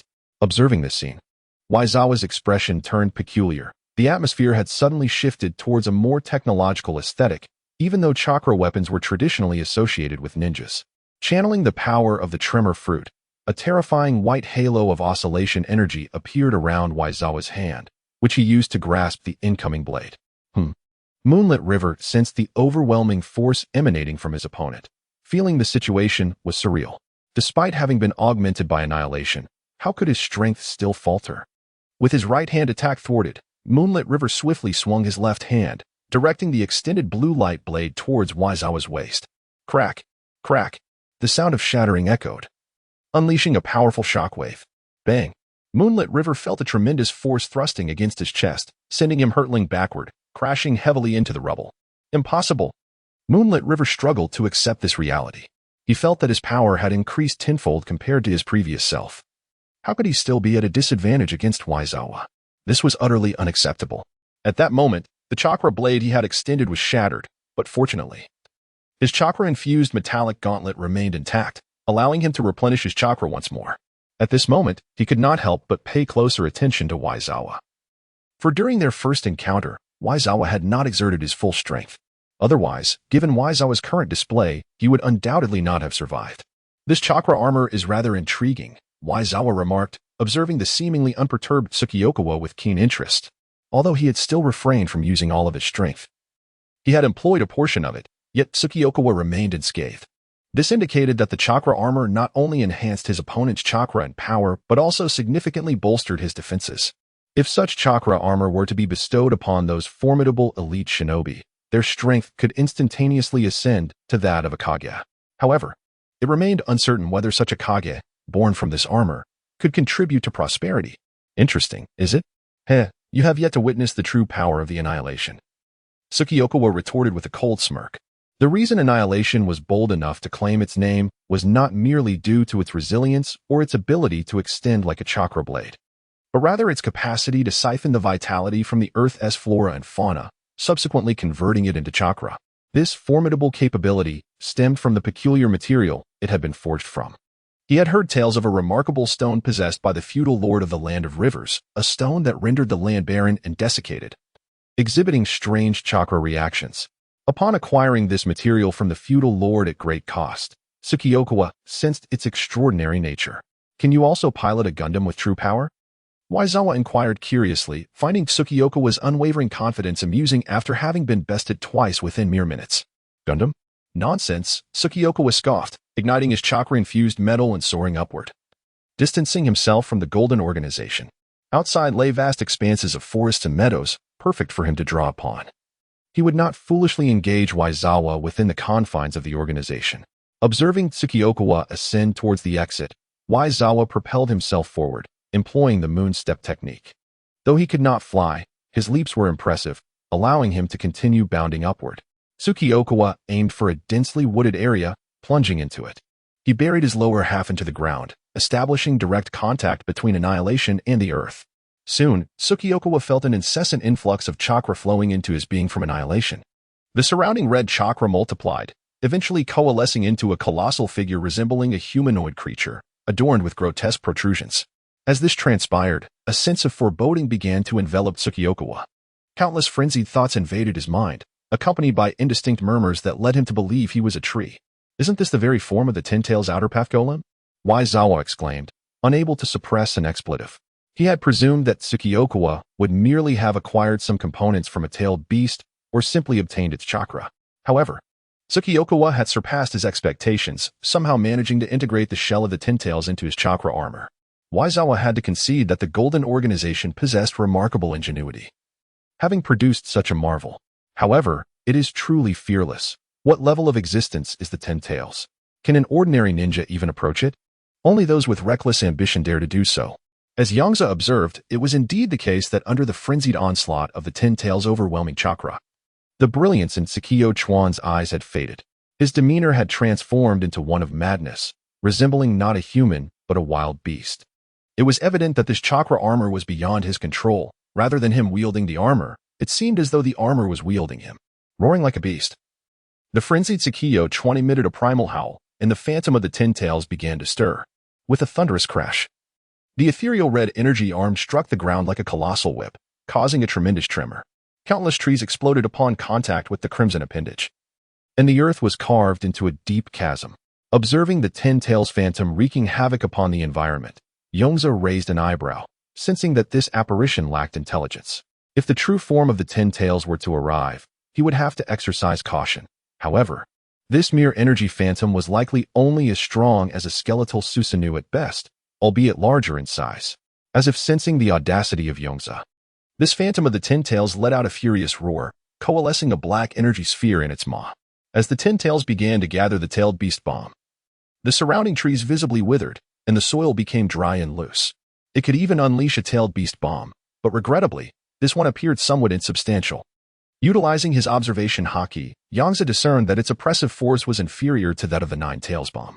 As the vegetation within a 50-meter radius of Tsukio Chuan perished, the massive black-tailed beast bomb took form and was hurled in Yongze's direction. A powerful gust of wind erupted as the bomb was released, stirring up a maelstrom of dust and sand that whipped around, bending Yongze's hair. Yet, he had already gathered his strength. This was his first full-force punch since acquiring the template. Yongze raised his right fist, aglow with a white aura, enveloped in an armor of haki to shield himself from the collision's aftermath, and then he struck the phantom's tailed beast bomb with a mighty punch. Crack! Snap! The tremendous shockwave ravaged the air, producing a sound akin to shattering glass, culminating in a resounding explosion. Boom! The powerful force of the collision between the shockwave and the black-tailed beast bomb ignited a massive detonation, shattering boulders into dust and reducing towering trees to ashes. The ground was blasted into a deep crater. From a distance, one might observe that the Silver Take Mountain appeared to have been bitten, missing a chunk. Even Kakashi and others resting nearby were startled by the cataclysmic noise, turning their gazes towards the source of the explosion. Was that not the direction of the Gold Organization S-base? What could have caused such a commotion? Where had class leader Yongze gone? Surely, hadn't he ventured alone into the Gold Organization and gotten discovered, leading to this chaos? There exists a significant likelihood, yet the degree of devastation is truly exaggerated. It appears as though a substantial portion of the mountain is missing. Shall we go and investigate? Indeed, perhaps Teacher Nagasawa is in need of our assistance at this moment. After some deliberation among the three, they ultimately resolved to ascend the mountain and ascertain the situation. Upon shattering the tailed beast ball, Nagasawa did not allow the Ten-Tails phantom a moment's respite. He swiftly launched another offensive, his fist enveloped in a radiant white aura. The air trembled.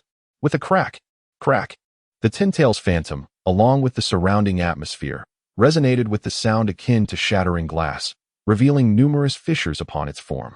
A thunderous explosion erupted, causing the Ten-Tails phantom to disintegrate instantaneously into myriad red luminescent particles, vanishing into the ether, leaving behind a ravaged landscape. The collision of the tailed beast ball and the shockwave triggered an explosion that enveloped everything within 1,000 meters, collapsing the ground and reducing flora to mere ashes. The devastation wrought was even greater than the harm inflicted by the Ten-Tails phantom as it siphoned the Earth's vitality. Only Nagasawa, endowed with the protection of armed haki and possessing formidable physical prowess, could audaciously confront the tailed beast ball in such a manner. Otherwise, the prudent approach to countering the tailed beast ball would be to evade or alter its trajectory. Engaging it head-on is an imprudent choice. Although the tailed beast ball appears formidable, those with shadow-level speed can typically evade it. Thus, while the tailed beast ball possesses immense power, it poses a genuine threat to skilled fighters only when controlled. Wind release, great breakthrough. Nagasawa summoned a small whirlwind, dispersing the immense dust cloud raised by the explosion, and proceeded towards Tsukiurukawa. At this moment, Tsukiurukawa no longer bore the spirited demeanor Nagasawa first encountered. His hair had inexplicably turned a grayish-white, and his visage was marred by numerous wrinkles, resembling that of an elderly man. Tsukiurukawa regained consciousness at the instant the Tin-Tail's phantom was shattered by Nagasawa. Observing the devastated surroundings, he believed he should feel a sense of exhilaration. After all, although this was but a minor step toward environmental destruction, it marked a significant stride in inflicting suffering upon the world. Yet inexplicably, he felt no thrill of vengeance within his heart, only a profound emptiness.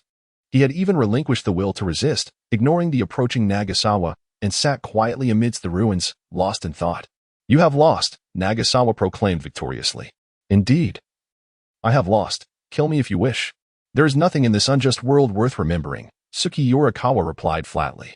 Apart from the 8 years spent with his mother, the subsequent 32 years of his life had been dominated by the pursuit of revenge. "Do you harbor no fondness for the organization you established, the Kin organization?" "It must have required considerable effort," Nagasawa inquired. "It was merely a tool for my vengeance against the world, devoid of any sentimentality," Tsukiurukawa responded, his expression unyielding. "What dealings do you have with Shimura Danzo?" Yongze pondered the team dispatched by Danzo and inquired. "I provide him with funds and ninja tools, and he grants us assistance." "It is as simple as that," Moonlight Chuan responded. Yongze thought to himself that it was fortunate he was decisive enough to disregard Danzo's team. Otherwise, they might have barely prepared to head to Nanchuan before the Golden Organization became aware of their movements. However, Danzo, that cunning old fox, was indeed something else. He demanded substantial resources from the village while profiting on the side, yet he stubbornly refrained from providing Konoha with anything of value. "Have you finished your inquiries? Just kill me. Let those cursed eyes disappear from this world entirely," Moonlight Chuan said in a somber tone. Due to the red eyes, he had endured far more than he should have, and now he wished for his demise to finally bring an end to the burden of those red eyes. Yongze cast a casual glance at Moonlight Chuan and remarked, "Cursed eyes? Red eyes, you say? Surely you cannot be the only one in this world possessing red eyes." If his memory served him correctly, there would soon be a boy with red eyes in the land of rivers. If that boy possessed red eyes, then either his father or mother must harbor the potential for awakening, even if they had yet to do so.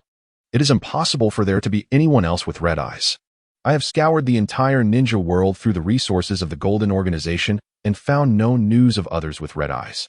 The ninja realm has long forgotten this bloodline limit, Moonlight Chuan asserted flatly. He once harbored great hope for the emergence of a fellow clansman. However, despite expending vast amounts of manpower and resources, he had found no one with red eyes, only some historical legends concerning them. "Do you truly believe the power of your Golden Organization can rival that of Konoha?" Yongze retorted with a hint of sarcasm. Although this information did not originate from Konoha, it did not hinder him from leveraging their reputation. Moonlight Chuan fell silent. Comparing the Golden Organization to Konoha was clearly an exercise in futility. "None of this matters anymore. It no longer concerns me," he shook his head. He was on the brink of death. Why should he care about kinship or otherwise? "I may choose not to kill you, but I demand that your Golden Organization work for Konoha from now on," Yongze declared with a smile. Since he had not managed to acquire the secrets of the Golden Organization, he resolved to subjugate it instead. This was a crucial and necessary course of action, as it pertained to Yongze's plan to extricate himself from the nation village model. Currently, it was challenging for ninja villages to break free from the funding provided by the state. Relying on merchants for tasks was merely a pittance, while the wealth of the feudal lords was paramount. Some might argue that with such formidable ninja strength, they could simply rob the wealthy, taking from whoever possessed riches. While this was feasible, the consequence would be the collapse of the entire order within the ninja world, plunging ordinary people into despair. If the 5 great ninja villages led the charge in plundering, what would become of the smaller villages, ninja organizations, and even the wandering ninjas? This was not the scenario Yongze wished to witness. Thus, he needed the Golden Organization. Although its strength was lacking, it had a wide-ranging business network.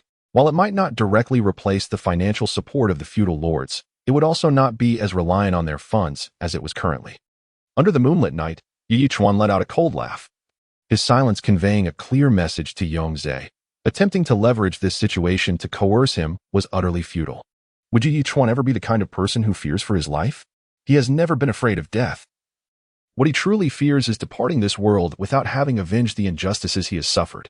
Observing Yu Chuan, whose spirit had resigned to death, Yongze felt compelled to unleash the most formidable verbal technique of the Hokage, wordplay. You continuously lament the world's unfairness. Yet if you are aware of this injustice, why not endeavor to change it? Why resort to vengeance against the world, thereby perpetuating further misfortune? Just because you have suffered, must others also bear the brunt of your despair? Have you considered that your own misfortunes may have arisen in a similar manner? Hatred begets only more hatred. Instead of reminiscing about the past, perhaps it would be wiser to cherish the present and those who care for you. As he spoke, Yongze pointed towards the direction of the gold organization, where a group of shadowy figures was hastening towards them. Momentarily stunned by Yongze's barrage of words, Yu Chuan instinctively glanced in that direction. Though they were far away, his crimson eyes discerned their forms, even the wounds upon their bodies. What a foolish lot. Mere subordinates, working for me. Yu Chuan remarked with an impassive expression. What will your choice be? Yongze inquired calmly. If Yu Chuan refused to acquiesce, then Yongze would have no alternative but to carry out his duties and eliminate him, subsequently advancing his original plans for Konoha. The gold organization presented an unexpected opportunity. But it was not the sole option. Could one truly alter the world, rendering it equitable? A complex expression crossed Yu Chuan's face. Over the years, he had indeed allowed hatred to blind him, inadvertently bringing misfortune to countless others. This was why he had become indifferent to death.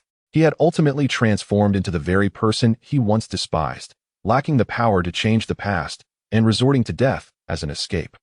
I can agree to assist Konoha, but my actions must aim to foster fairness and improvement in the world, rather than furthering Konoha's ambitions, Yu Chuan declared solemnly.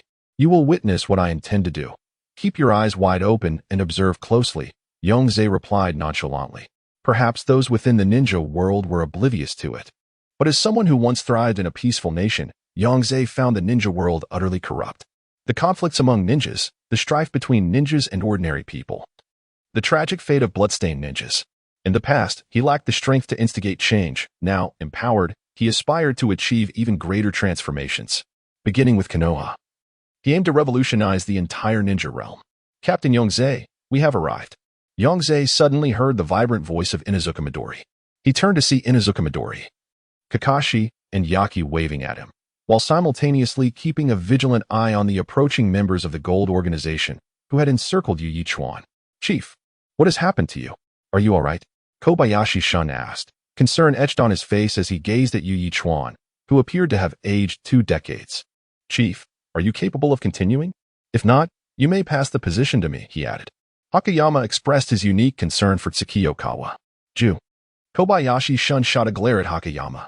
With so many people here, we can finally unleash our frustrations. Observing the numerous adversaries from the gold organization, Inuzuka Midori began to roll up her sleeves, eager to release the pent-up anger from 2 months of being beaten. Kakashi silently raised his right hand, ready to unleash Chidori. Shio had prepared to employ the shadow imitation technique. Kobayashi-shun quickly stepped forward, positioning himself protectively in front of Tsukiokawa, vigilantly watching the 4-leaf village ninjas before him. Tsukiokawa shook his head, urging Kobayashi-shun to step aside. Nagasawa pressed his palm down, signaling Kakashi and the others to remain calm. What exactly should we do? Tsukiokawa inquired. Just continue with your business as usual, but there is one task that requires your attention. You still have connections with the root, correct?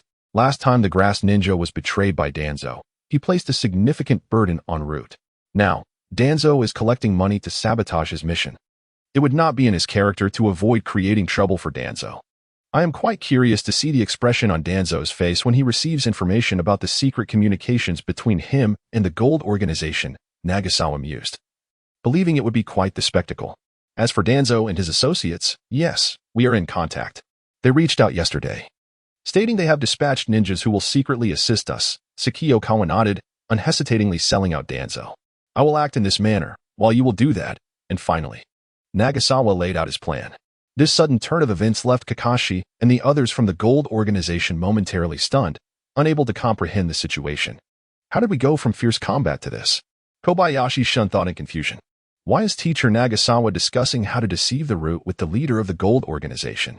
Surely this mission does not involve the political struggle between the fourth Hokage and Elder Danzo. Shio could not help but ponder further, sensing that a battle might not ensue. Kakashi dispelled Chidori, his arm feeling weary. When will we finally have a proper fight? Inuzuka Midori realized that since joining the Umbu, she had yet to engage in a genuine battle with an enemy. During the previous encounter with the Grass Ninjas, she had refrained from using her full power for the sake of disguise, and now it seemed even actual combat was unnecessary. Is that so? I understand. Saki Okawa nodded before removing his chakra armor and presenting it to Nagasawa. This piece of ninja gear is too perilous, but it represents years of effort from the Gold Organization. It would be a shame to destroy it, so I entrust it to your care. Nagasawa accepted it readily, acknowledging Saki Okawa's insight. He was certain he would not leave this chakra armor with the Gold Organization. Although using the Tin-Tail Shadow had resulted in significant side effects that aged Saki Okawa by 20 years, even without that final ability, the chakra armor remained a formidable piece of ninja equipment. Its ability to facilitate flight alone was immensely powerful, not to mention its capacity to enhance physical strength and augment chakra comprehensively. Though he may not have a use for it himself, it could certainly be of benefit to others. By the way, do remember to assist me in forging the Tsung Yun cut. He suddenly recalled something and remarked. Through an uncanny portrayal, the degree of fusion was indeed enhanced, though merely by a mere half point. It nonetheless signifies monumental progress. Tsung Yun cut, isn't that? Upon hearing this somewhat familiar name, Yu Yechuan immediately recalled the formidable figure known as Whitebeard. So that is how it is. Our defeat was not without reason. Yu Yechuan never anticipated that the Leaf Ninja, whom they had been so concerned about, had been collaborating with their organization all along. Upon returning to the base of the Golden Organization, Kobayashi Shun inquired with a hint of confusion. Chief, does this mean we have reached an understanding with the Leaf? Yu Yechuan nodded, then shook his head. This left Kobayashi Shun bewildered. What could it possibly mean to both nod and shake one's head? He found it perplexing. Just consider it a truce with the Leaf, Yu Yechuan chuckled. The losses we have incurred are substantial, and we must ensure that Yi Ji remains unaware. Otherwise, she would return to Silver to berate me. Yu Yechuan gazed at the extensive ruins within the Golden Organization, lamenting. The explosive clash he and Aizawa had unleashed was so intense that even the residual shockwaves had devastated many structures within the organization. That woman has become obsessively fixated on wealth, Kobayashi Shun scoffed. You all. Yu Yechuan shook his head in resignation. By the way, do remember to inform Master Tetsu we have new ninja tools to forge for him. Yu Yechuan instructed. He would refrain from going himself, as Master Tetsu was likely displeased with him for demolishing his forging room. Yu Yechuan now felt somewhat embarrassed recalling that moment. He had been entranced by the chakra of annihilation, oblivious at the time, but now it felt quite mortifying in retrospect. Upon returning to the tranquil village for rest, the three companions, brimming with questions, could no longer restrain themselves from asking Aizawa what had just transpired. After contemplating, Aizawa replied, the Golden Organization has been swayed under the might of my beloved fist. Even the leader of the organization gifted me his chakra armor. And the mission is accomplished. Kakashi found himself at a loss for words. It had ended rather anticlimactically.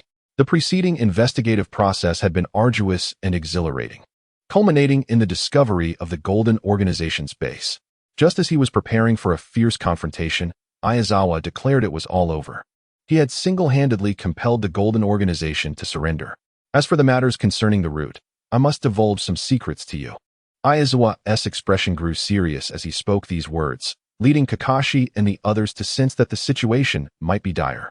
After all, Shimura Danzo was nothing more than a blundering fool, inept at achieving anything substantial while deluding himself into believing he was capable. Aizawa did not hesitate to criticize Danzo harshly. Hearing this, Kakashi and the others were taken aback, gaining a deeper understanding of Aizawa's profound disdain for Danzo. During our mission in the Grass Village, Danzo had dispatched root ninjas who completely divulged Konoha's operations to the Grass Ninja. Fortunately, I had already infiltrated the upper echelons of the Grass Ninja, thus thwarting Danzo's schemes. In an effort to undermine the reputation of the village, some individuals are willing to jeopardize the community's interests, a notion that I find utterly intolerable. Kakashi expressed his astonishment at the recent events, unable to fathom the perilous situation they would have faced had Danzo succeeded. However, it is not certain that their predicament would have been dire. Aizawa could likely have led them to safety. Reflecting on the recent attack that had shattered mountains, Kakashi surmised that no one among the Grass Ninjas could surpass Aizawa's prowess. Nonetheless, his impression of Danzo had soured significantly. Such behavior is tantamount to betraying one's comrades, a trait Kakashi despises most vehemently. This operation was funded largely by the Root organization, which had received substantial financial support and ninja tools from the Gold organization. In order to maintain this source of income, Danzo had dispatched operatives under the guise of assisting them in locating the Gold organization's base, while in truth acting as informants for the enemy. Thankfully, I reacted swiftly. Otherwise, this mission would have been fraught with complications. Thus, I must seize this opportunity to gather evidence against him and quell his arrogant demeanor. Indeed, Inazuka Kibo plotted. Such individuals deserve this treatment. Why didn't you inform us sooner? We had no idea such incidents had transpired. I would truly relish the chance to confront that Danzo with a few blows. After all, Shimura Danzo holds a significant position within the village, being one of the elders of Konoha. I share this with you chiefly to prevent any rash actions, Waizawa clarified. Kakashi expressed his bewilderment at how such a person could attain the status of an elder in Konoha.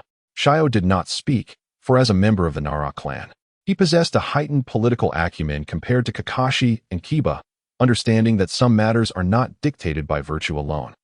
Danzo had risen to his position due to his long-standing relationship with the third Hokage, being a former classmate, a disciple of the second Hokage, and possessing sufficient strength. Leave the matter of dealing with Danzo to me. You all must be weary from investigating the Gold organization these past few days. Take some time to rest.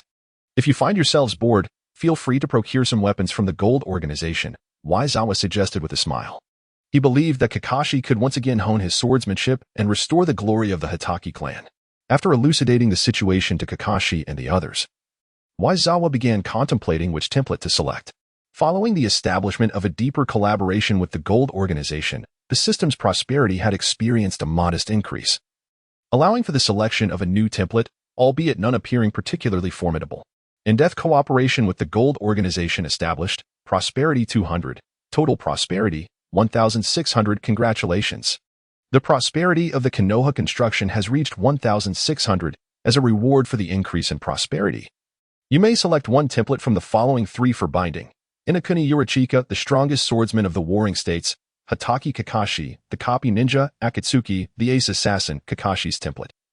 Surprisingly, was indeed included. It likely pertained to his prowess during the time of the three Tomo Sharingan. The notion of having copied over 1,000 jutsu may sound impressive. Yet in practical terms, it holds little significance. If it were Kakashi endowed with the dual Kamui, he might indeed make that choice. For Kamui is undeniably a glitch within the kaleidoscope of the Sharingan. As for the red-eyed variant, it is even less viable. Setting aside the question of whether the template would bear an imperial tool, the primary concern lies in the fact that the combat style associated with the red eyes does not suit him and is rather lacking in potency. Find Kaneo Tsuyuri, Yongze silently declared in his heart. Kaneo Tsuyuri is an existence of extraordinary caliber in the world of Demon Slayer. Having rendered the formidable antagonist Muzan Kabutsuji into a state of despair, transforming from a brutish warrior into a master of survival. Moreover, Kaneo is a prodigious swordsman, innately gifted with the ability to perceive the world and equipped with unique markings. Having developed her own breathing techniques from nothing, she is truly a child of destiny, a paragon of excellence. Yongze mused that if Kaneo were to exist within the realm of Naruto, she would undoubtedly conjure even more astonishing miracles. In addition, Kaneo's prowess should not be underestimated. With a single breath, she can unleash a flurry of 1,500 strikes, overwhelming Muzan into a state of despondency. Finding successful. Current fusion rate is 0. Yongze was taken aback. A fusion rate of 0 was unexpected, as he had presumed it would start at 40. It seems he had overestimated the initial level. Yongze endeavored to enhance it using points and was pleasantly surprised to find it quite affordable, 500 points for a mere 1% increase. He promptly expended 5,000 points to elevate it to 10%, noticing that the cost had not escalated. He proceeded to invest another 10,000 points, raising the fusion rate to 30%. Upon achieving a fusion rate of 30%, Yongze perceived the world in an entirely new light. He could distinctly see the internal organs and skeletal structures of Kakashi and others. Furthermore, he sensed a considerable enhancement in his perception, a sensation distinct from the observation haki. Simultaneously, his mind was enriched with the methods and techniques for breathing techniques, along with profound insights into swordsmanship. Alas, it appeared he had not inherited Kaneo's extraordinary talent. Despite possessing knowledge of the frameworks of ninjas and pirates, he had failed to create new breathing techniques or sword styles. Yongze speculated that he would need to reach 100% fusion rate to fully inherit all capabilities, much like the Whitebeard template. He currently could not train the intensity of his haki independently as he was constrained by the specific fusion rate. Only upon achieving complete fusion would he be able to cultivate haki on his own. However, this limitation posed little impact on him at present. He could attain 1% fusion each week, and even with a month of training, he could not achieve significant growth. After our investigation, we discovered inaccuracies in the information regarding the Gene Organization's base. It should not be in the Northern River area, but rather in the Southern River area. We have now arrived in the south and commenced our investigative actions. Oil Woman Ryoma frowned slightly, surprised that this covert investigation team was moving so swiftly. Having already detected the discrepancies in the records we established for the Gene Organization, the Gene Organization serves as Danzo's financial reservoir, with annual contributions exceeding the allowances provided by the third Hokage. Thus, with the Gene Organization now within Konoha's sights, Danzo grew anxious and promptly dispatched elite members from his Root Division, with Oil Woman Ryoma leading the charge alongside 3 Root members. "My lord, what shall we do now?" inquired a ninja from the Root, codenamed Gray. Yongze rapped his knuckles on the table, contemplating for a moment before articulating. "We shall respond to them by stating that we have arrived at Daping in northern Sichuan and wish to rendezvous with them to undertake the investigative mission together. However, we must not hastily conclude that the base of the Gene Organization is not located in northern Sichuan. After all, Daping is not the only place in that region. And we must remain vigilant against potential deception from the Gene Organization. Their tactic is to deploy a smokescreen, aiming to instill hesitation in the investigative team, thereby slowing their progress. Yet, we cannot assert with certainty that the Gene Organization's base is indeed situated in northern Sichuan, should any discrepancies be uncovered. It would spell disaster for us. Moreover, we must simultaneously convey a cautionary message to the Gene Organization, alerting them that the Konoha investigative team has already reached southern Sichuan. Additionally, we should incite some commotion in northern Sichuan to further confuse them." Yongze commanded. He was confident in his ability to serve as an insider, intending to relay all information regarding the Konoha investigative team to the Gene Organization. However, he harbored concerns that the Gene Organization might falter, fearing that if someone reported their activities, their base could be discovered, thereby exposing their connection. Upon receiving intelligence from the Root Organization, the Gene Organization promptly forwarded the information to Yongze. Coincidentally, the intelligence from Root had just arrived as well. Yongze reviewed both documents together and smiled. To be fair, the individuals from Root possess a commendable knack for fabricating tales, and they are astutely cautious of the Gene Organization as potential deceptions, presenting their arguments quite convincingly. Were it not for my prior discovery of the Gene Organization's base, I might have been swayed by their words. Yongze pondered for a moment before instructing the Gene Organization members. "You should respond to them, advising that they come to southern Sichuan to assist you." "Understood, my lord." The Gene Organization members replied with utmost respect, bowing before departing. Subsequently, Yongze indicated in his reply that he found Root's assertions reasonable and was preparing to return to northern Sichuan to meet with the Root team. He considered the dilemma at hand. One faction urged him to head south, while the other insisted he remain in the north. Yongze secretly hoped that the Root team would come to southern Sichuan, allowing him to capture them and bring them back to Konoha. A few photographs of the Gene Organization's ruins would suffice to declare the mission accomplished. Ultimately, after this operation, the Gene Organization would likely change its name. And in the realm of shinobi, the Gene Organization would cease to exist. In a certain sense, he would indeed have eradicated the Gene Organization. A day later, intelligence from the Root Organization arrived once more. They reported that they were investigating a clandestine outpost of the Gene Organization and would likely be unable to rendezvous for some time. Nevertheless, they advised Yongze and his cohort to proceed to northern Sichuan, citing recent investigations indicating a higher likelihood of the Gene Organization's presence in that area. As for the information from the Gene Organization to Yongze, it conveyed that they would hastily advance to southern Sichuan to provide assistance. Events were unfolding in a manner favorable to Yongze, as the Root team, responding to the Gene Organization's request, declined to meet with them. Feigning an investigation of the Gene Organization's outpost, Yongze once again disseminated false information, claiming they would head to northern Sichuan for an investigation, urging the Gene Organization to hasten the Root team's arrival in southern Sichuan. 2 days later, on a sunlit afternoon, the Root team arrived beside Yingzhu Mountain as per the Gene Organization's directive. Observing the oddly shaped Yongze mountain, Yonvlongma felt an inexplicable sense of unease. He always felt that the mountain appeared incomplete, as if a significant portion was missing, creating a sense of dissonance.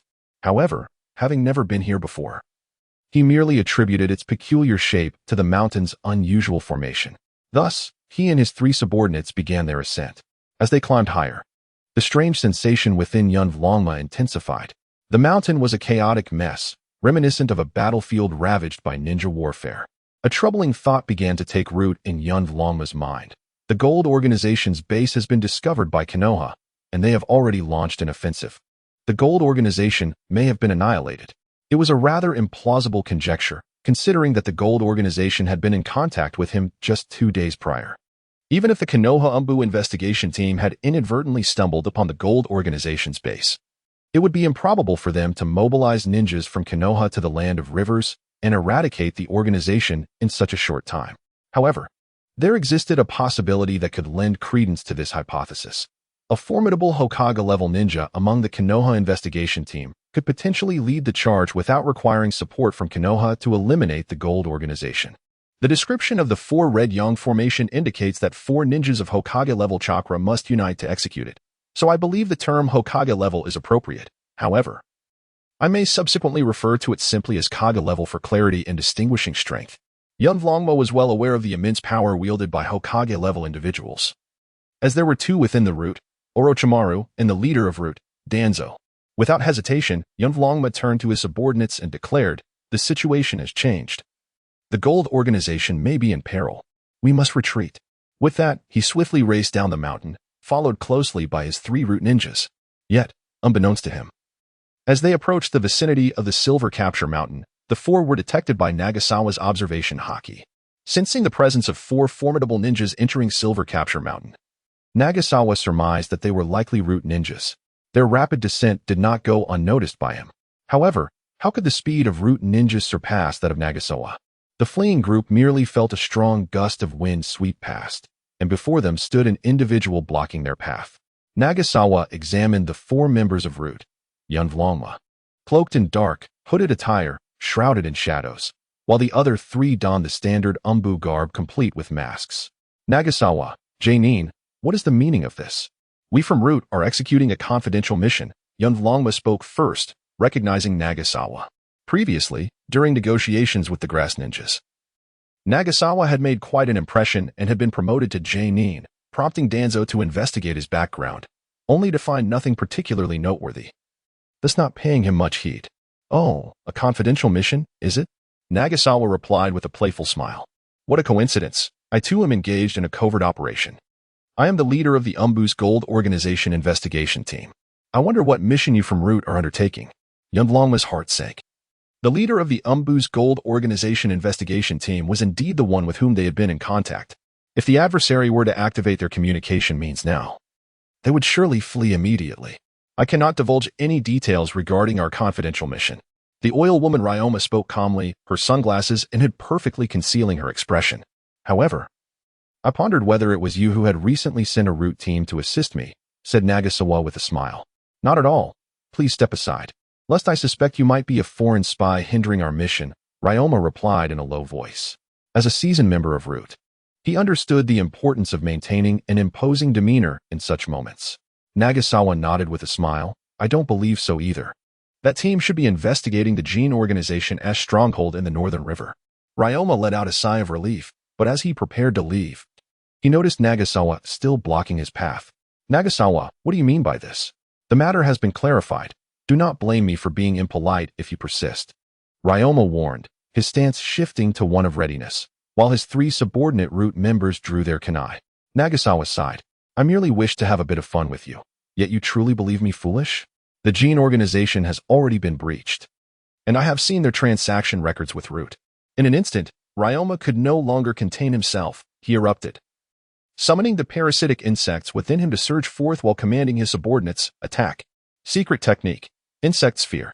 The parasitic insects crawled out, enveloping Ryoma in a swirling tide of black.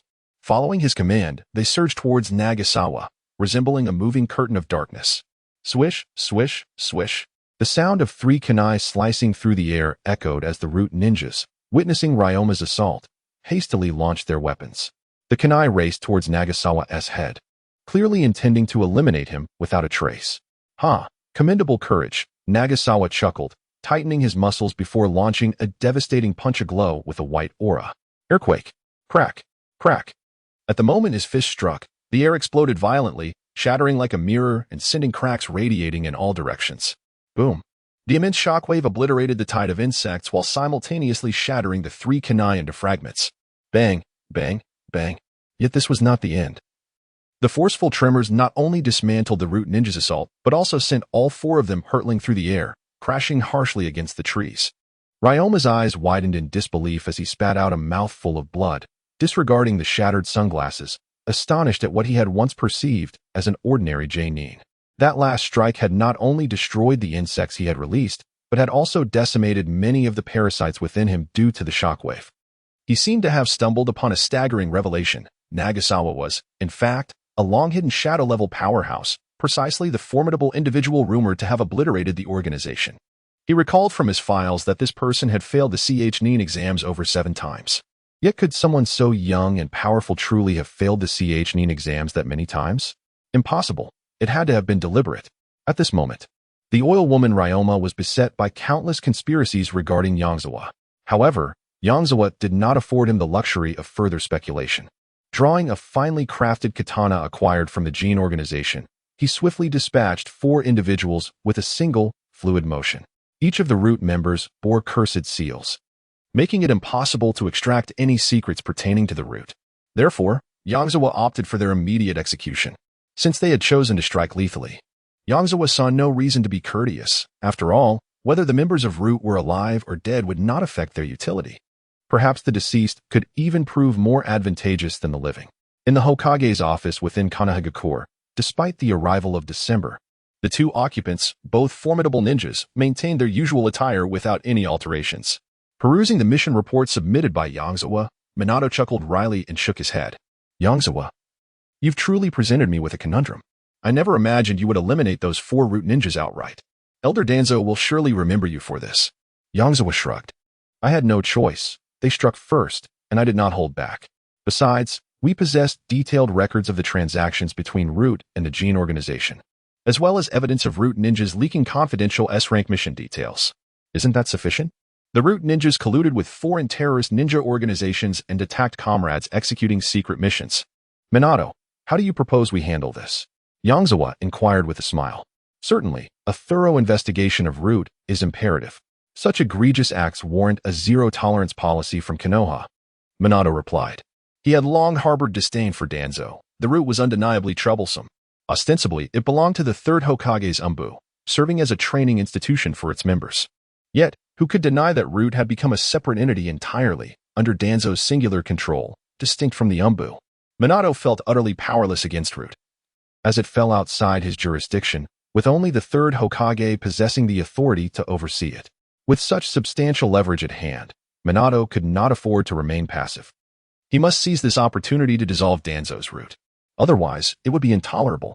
He could accept the 3rd Hokage's Umbu, reasonable and just, but the expansive power wielded by Danzo's Root, equating it with that of the Umbu, was unacceptable to Minato. Acting swiftly, Minato convened a high-level meeting in his capacity as Hokage, denying Danzo any chance to react.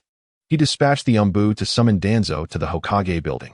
Yongze was present as well, being the discoverer of the pertinent information and thus qualified to attend.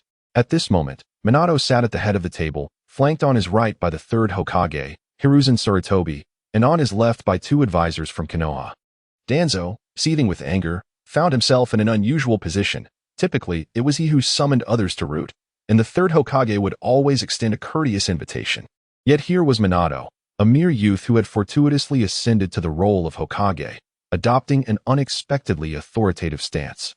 Were it not for the Umbu's insistence that the 3rd Hokage and the 2 advisors would also be present, Danzo might have disregarded Minato entirely, dismissing him without concern. Upon witnessing the scene prepared for the interrogation, Danzo's mood soured even further.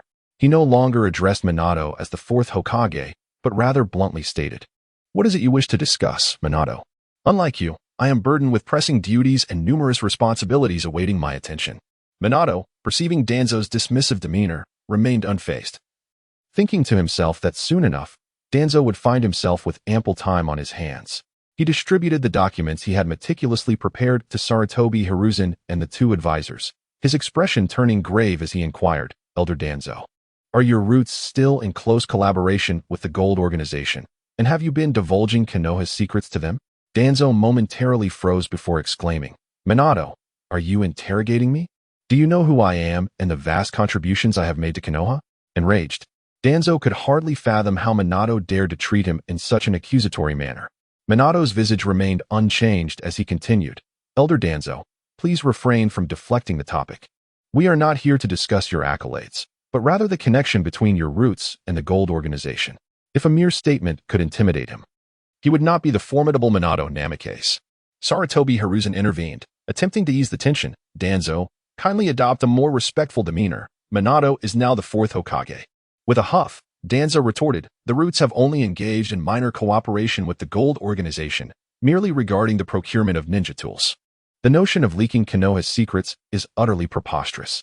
Minato responded with a faint smile, isn't exposing the whereabouts of UMBU members executing S-rank missions tantamount to revealing classified information?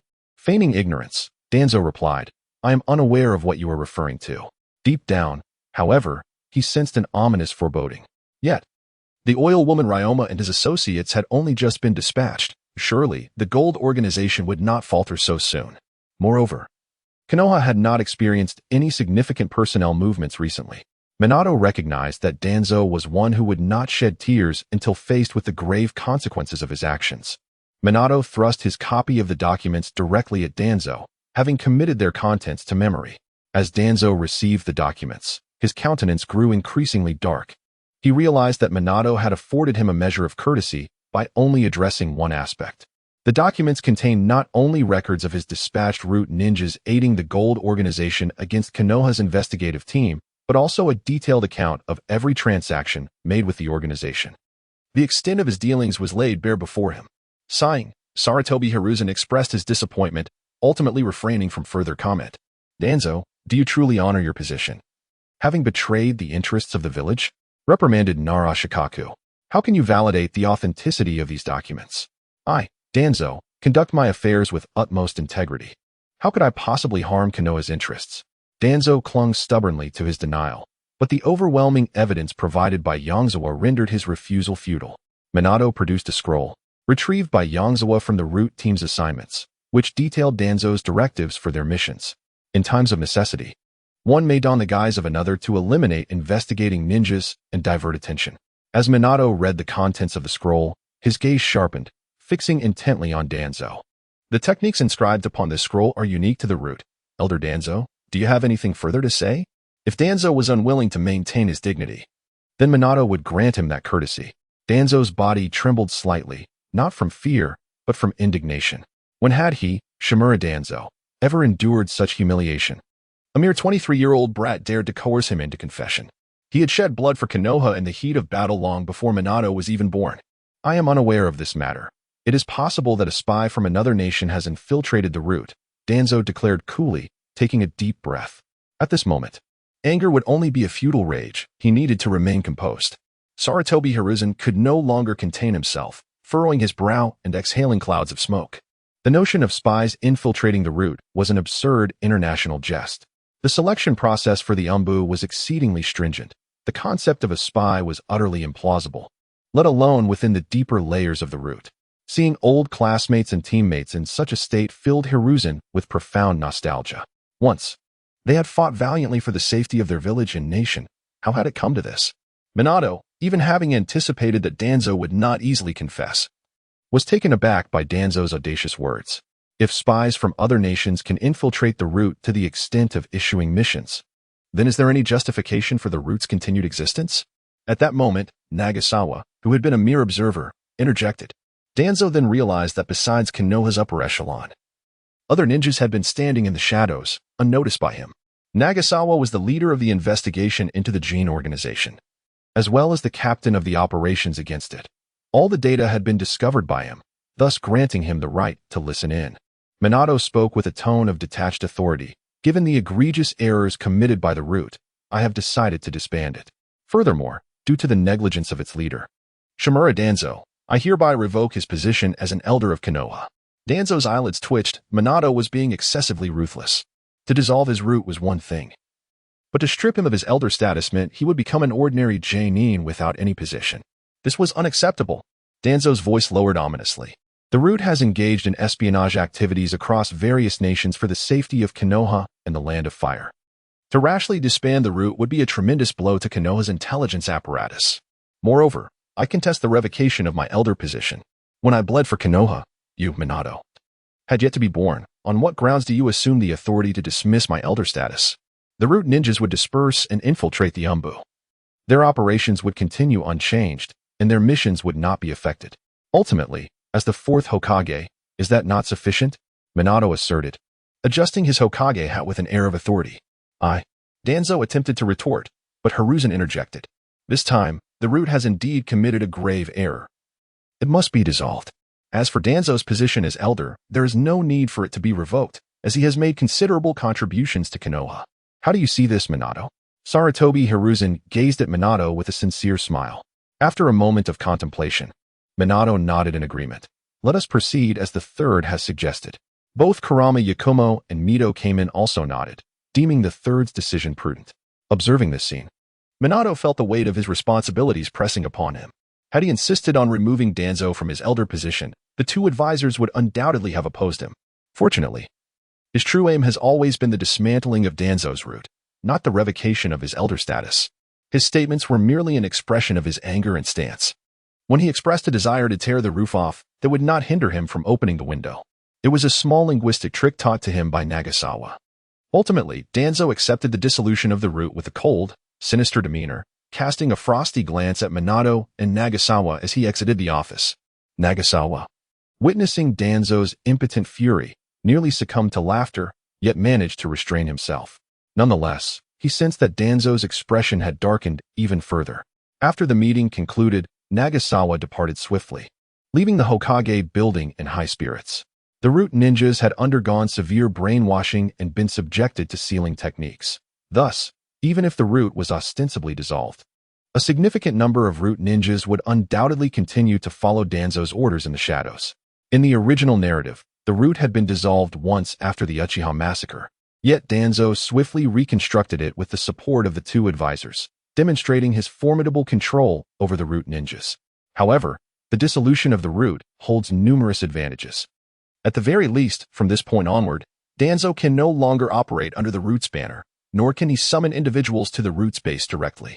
The power of the root was so immense that even the fourth Hokage could not fully oversee it. Thus, its dissolution was imperative. Minato could tolerate the third's Umbu being more powerful and privy to greater secrets, as they were the legitimate Umbu under the third Hokage. However, why should Danzo wield authority over a department beyond the reach of a Hokage, engaging in dubious activities? Nagasawa harbored a strong dislike for Danzo. The influence of his actions, coupled with Danzo's own deeds, was indeed off-putting, which led Minato to share this disdain. Upon leaving the Hokage building, Nagasawa made his way towards the Umbu. He was now, in fact, a squad leader, a fact publicly announced by Minato, though the official appointment papers had yet to be processed, requiring a certain procedure. Currently, the fourth Umbu comprised only 2.5 squads. A standard squad consists of a squad leader and 4 Umbu teams, totaling 17 members. However, the fourth Umbu was in its infancy, operating in a different environment than before, and following the conclusion of the war and the onset of peace, there had been no forced drafts of personnel. Additionally, the third's faction had only managed to assemble 10 Umbu teams. Yet, it was impossible to form a squad with merely 2 teams. Thus, presently, one squad leader oversaw 5 Umbu teams. Yongze originally held a position in the third Hokage's Umbu, dispatched to assist with its establishment, but he has since returned to the third Umbu. It is improbable that Minato would demote such a seasoned captain to the rank of squad leader, given his extensive experience and formidable abilities that allowed him to attain the position of captain. Thus, he was simply reassigned back to the third Umbu. At this moment, Kakashi and his companions were stationed at the Umbu base, engaged in fundamental training. Yongze approached them with a warm smile, prompting the trio to halt their training and greet him. "Captain Yongze," one of them exclaimed. "Still calling me Captain Yongze?" Yongze replied, gesturing to the beige trench coat he wore. Typically, the Umbu donned black form-fitting attire complemented by a white strap shirt, with lower garments akin to those of other shinobi. Occasionally, they might wear a black cloak, while the squad captain's cloak was beige. Indeed, Captain Yongze, Saltwater responded swiftly. Teacher Yongze, Inazuka acknowledged, grasping the situation but refraining from misstep in his words. In my heart, you will always be Captain Yongze, Kakashi stated after a moment of contemplation. Everyone certainly knows how to flatter, don't they? Your words are as sweet as honey, Yongze chuckled. Are we to announce the position of captain? Kurwa inquired solemnly, appearing prepared to accept this significant responsibility. Saltwater rolled his eyes, thinking it irrelevant to him, as they had merely played a minor role in the last mission. Although he too wished to vie for the position, the last mission was far from commendable. Only Kakashi had earned a modicum of merit. While Yongze had accomplished the bulk of the work, Kakashi maintained an air of calm. Was there any need for an announcement? Based on their performance in the last mission, it was clear who would assume the role of captain. In light of the prior mission's results regarding the investigation of the Gene organization, I hereby declare that Kakashi shall henceforth be the captain of Umbu's 7th Division, Yongze proclaimed, disregarding Kurwa's antics and turning his gaze towards Kakashi. Kakashi, although you are the youngest among us, your capabilities surpass those of your peers. Do you possess the confidence to fulfill the responsibilities of captain? I will not disappoint your expectations, Kakashi affirmed resolutely. Yongze's kindness towards him was not lost on Kakashi. At this moment, Yongze had become a figure of reverence akin to Minato in his heart. Excellent. You three should intensify your training in the 6 forms. I have plans in store, Yongze advised. His upgraded version of the 6 forms was nearing completion, tailored more suitably for shinobi, requiring less from their physical capabilities while, paradoxically, enhancing the power through the incorporation of chakra. Consequently, the trio, already familiar with the foundational 6 forms, would adapt swiftly. After which he would impart this knowledge to other Umbu under his guidance. Yongze did not anticipate the widespread adoption of the Haki technique among all Umbu, as its training was significantly more arduous than the 6 forms, demanding a longer duration to master. He could hardly expect all Umbu to halt their duties to train under him in Haki. However, it was a consideration for the cultivation of the next generation of Umbu. Understood, Kakashi nodded. After organizing the training for the 7th Division, Yongze proceeded to oversee the daily tasks of the divisions he managed, 6, 8, 9, and 10. The clandestine tasks are assigned by the Hokage to the squad leaders, who in turn delegate them to various Umbu teams. Thus, besides arranging duties for Team 7, he must also allocate tasks for the others under his command. Crash. Rip. Rustle. Upon returning to the route, Danzo found himself increasingly infuriated by the events of the day. And in his rage, he hurled everything from his desk in a fit of fury. Orochimaru, entering the room, chanced upon this chaotic scene and, licking his lips, asked in a raspy voice, "What a sight! What has transpired to evoke such a furious display from you?" Danzo gritted his teeth and replied, "That brash kid, Minato Namikaze, actually demanded the dissolution of Root, and the third has acquiesced. A bunch of short-sighted fools, unaware of how much Root contributes to Konoha." Huh. It seems your clandestine activities have been uncovered to a considerable extent, Orochimaru remarked with a smirk. You can still afford to laugh? Without Root. Where will you find the resources for your experiments in the future? Danzo retorted with dissatisfaction. The two were now allies. Yet it was shocking that Orochimaru could still find amusement in such dire circumstances. Orochimaru nonchalantly replied, "Even if Root is disbanded, do you think those Umbu ninjas will cease to heed your commands? We merely need to operate from deeper shadows, exercising greater caution. The subsidies from Root will cease henceforth. That is no trifling sum, and we shall no longer have the leverage of Root's name in our endeavors." Danzo was well aware of the implications of Orochimaru's words, yet he still faced significant losses. What has become of the experiment? Danzo suddenly inquired. We have reached an impasse. It seems the subjects lack the requisite strength, unable to withstand the cells of Hashirama. All perished. Orochimaru's expression darkened at the mention of the experiment. He had initially believed they had made a breakthrough, only to find it was a false dawn. You must hasten your efforts. If we can resurrect the wood release of the first Hokage, even the third will be powerless to stop us, Danzo sneered. In truth, he had already acquired a user of the wood release, the child who had fortuitously survived Orochimaru's last experiment. Orochimaru thought he had failed, but in reality, he had succeeded. However, such a precious asset as the wood release was not something Danzo intended to share with Orochimaru. He would keep it hidden for himself. The reason for his inquiry was simple. A wood-release ninja was an invaluable asset. Moreover, he felt a sense of urgency. Minato had only been Hokage for a few months before dissolving his precious root. If Minato remained in power for a few more years, he could uproot their influence entirely, and they might even vanish. Danzo pondered the hearts of men, always measuring them by his own standards. I, too, wish to expedite the process. I believe ordinary subjects will not suffice. I require ninjas for experimentation, Orochimaru stated solemnly. Danzo frowned slightly. We are not in wartime. Where am I to find ninjas to serve as your subjects? How you find them is your concern. I am solely responsible for the experiments, Orochimaru replied coolly. After a moment's thought, Danzo nodded. I will do my utmost to procure ninja subjects for you, but do not let me down. In the village, there are numerous disabled ninjas who have lost their arms or legs due to the ravages of war. For a ninja, losing limbs equates to losing one's life. Since they are rendered incapable, they might as well dedicate their existence to contributing to Konoha. Self-sacrifice is the essence of a ninja's duty. I am more eager than you to uncover the secrets of the Hashirama cells, Orochimaru remarked with a hint of indifference. Having witnessed the loss of countless lives during two great ninja wars, friends, disciples, and foes alike, he has come to understand the fragility of life.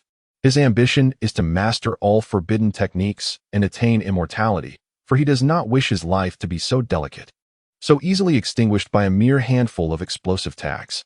To achieve this, he is willing to resort to any means, prepared to pay any price.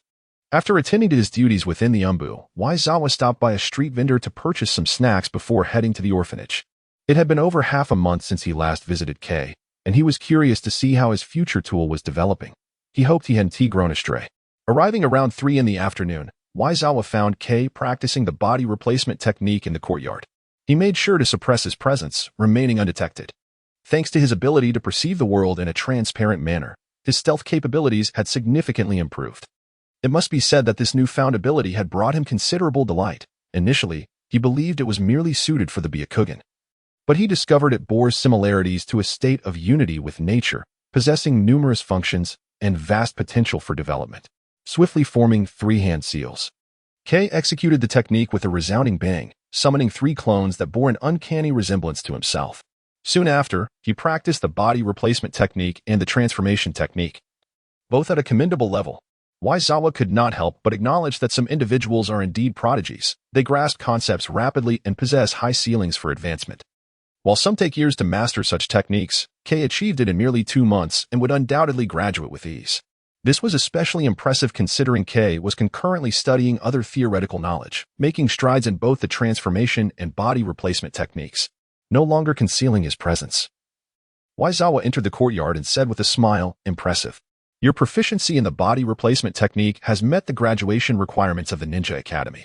Hearing that familiar voice, Kei turned in surprise. However, due to his inherent disposition, he did not rush over like an ordinary child seeking affection. Instead, he shyly scratched his head and thanked Waizawa. With a practiced hand, Waizawa tousled Kei's hair and led him inside the orphanage, distributing the snacks he had brought for the children. Yin, who had been narrating tales of ninjas, watched as the children scattered upon Waizawa's entrance. "Was your mission successful?" she inquired gently, rising with a warm smile. After his last birthday, Waizawa had informed her of a lengthy mission that would keep him away from the orphanage for some time. She had anticipated he would be absent for months. Yet here he was, returning in just over half a month. After dispersing the children that had gathered around him, Waizawa sat beside Yin and replied with a grin, "Of course, it was successful. With me on the task, there is no such thing as failure." Upon hearing Yongze's unabashed self-praise, Yena chuckled and replied, "Yongze, you are so formidable. Every task seems effortless for you." In truth, Yena had discerned that Yongze's identity was far from ordinary. He was certainly not a mere average chunin. What common chunin celebrates their birthday with the Hokage couple in attendance? Moreover, that so-called genius Jonin, Kakashi, appeared quite subordinate in Yongze's presence. Initially, Yena harbored some concern that Yongze might have ulterior motives for masquerading as an ordinary chunin. However, she quickly dismissed such thoughts. There was nothing in the orphanage that Yongze could covet, and he had consistently offered his assistance to the orphanage, making it unjust for her to speculate maliciously. After pondering for a moment, Yongze stated, "I wish to have Do by my side for 3 months of instruction. What do you think?" Now that he had become a squad leader, his focus was shifting toward the development of the Umbu and enhancing his strength, suggesting that he would not be leaving the village for some time. He wanted to impart some knowledge to Do before he began his formal education. Though Yanao was an elite ninja from the root, her expertise leaned more towards espionage and medical ninjutsu, leaving other areas rather average. Yongze had no intention of molding Do into a spy. The prodigies from the ninja clans not only possessed exceptional talent, but also received superior education from a young age. Although Do appeared promising at the moment, he was certainly not on par with Kakashi at the same age. It is crucial to note that Kakashi had already passed the Chunin exams and achieved Chunin status by the age of 6. Does this imply that Do's talent pales in comparison to Kakashi's? Certainly not. It merely indicated that Do lacked the same advantageous conditions that Kakashi had. Given identical circumstances, the outcome of a competition between them would be uncertain. As Yongze's designated disciple, he would ensure that Do had everything others possessed. Lacking a family, Yongze would personally teach him not only ninjutsu, but also taijutsu, and even the newly acquired breathing techniques. Yongze eagerly anticipated the heights to which Do, nurtured in this manner, could ascend. It would undoubtedly astonish everyone. Considering Do's perspective, your home isn't too far from the orphanage, Yana mused. She believed it to be beneficial. Having Yongze personally instruct Do for 3 months would surely be more advantageous than her own teachings, though she respected Do's autonomy and refrained from making a unilateral decision. Do, are you willing? Yongze inquired, turning his gaze toward Do. At that moment, Do fell into deep contemplation. The orphanage was a warm and nurturing family, not only featuring Yanao in a maternal role, but also older children who cared for him like a younger brother. The prospect of leaving this comforting environment, even temporarily, stirred feelings of nostalgia within him. Yet, Do understood that Yongze surely had his best interests at heart, aiming to enhance his abilities. Faced with the choice between a comfortable life and accelerated growth and strength, Do resolutely opted for the latter. Strength was essential for graduating swiftly as a ninja, enabling him to undertake missions, earn money, and alleviate Yanao's burdens. I am willing, Do replied softly. Your loyalty to me has not gone unnoticed. Train diligently with me, and I assure you will excel at the Ninja Academy, Yongze said with a smile. Thank you, brother Yongze, Do nodded appreciatively. Yongze, you ought to be mindful of your eating habits. Do not allow Do to indulge in the same foods as you, as it may lead to cavities, suggested Yano. Yano, you underestimate me. I am quite capable of preparing proper meals. Yongze felt a tinge of indignation. It seems you are aware that your usual dietary choices are not entirely conventional, Yano silently remarked, critiquing Yongze's penchant for daily desserts without fear of sweetness-induced demise. Genius is often accompanied by solitude. No, I believe there is no necessary correlation between the two, replied Yongze earnestly, assuring Yano, rest assured. I will take excellent care of Do. I believe in you, Yano nodded, having observed Yongze's attentiveness towards Do. Yongze hesitated to take Do back, deciding to wait until evening to return, allowing Do to enjoy one last dinner at the orphanage and play with friends. After all, though Konoha is referred to as a village, it is rather extensive. Unless one is a ninja, speed is of little consequence. As night fell, after dinner, Do and his companions frolicked in the dining hall, while Yongze and Yano strolled outside together. The orphanage was devoid of nearby buildings, lending an air of tranquility to the pitch-black night.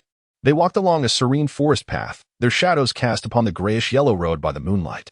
Suddenly, a gentle breeze swept through the grass, lifting Yano's radiant golden hair in a graceful arc.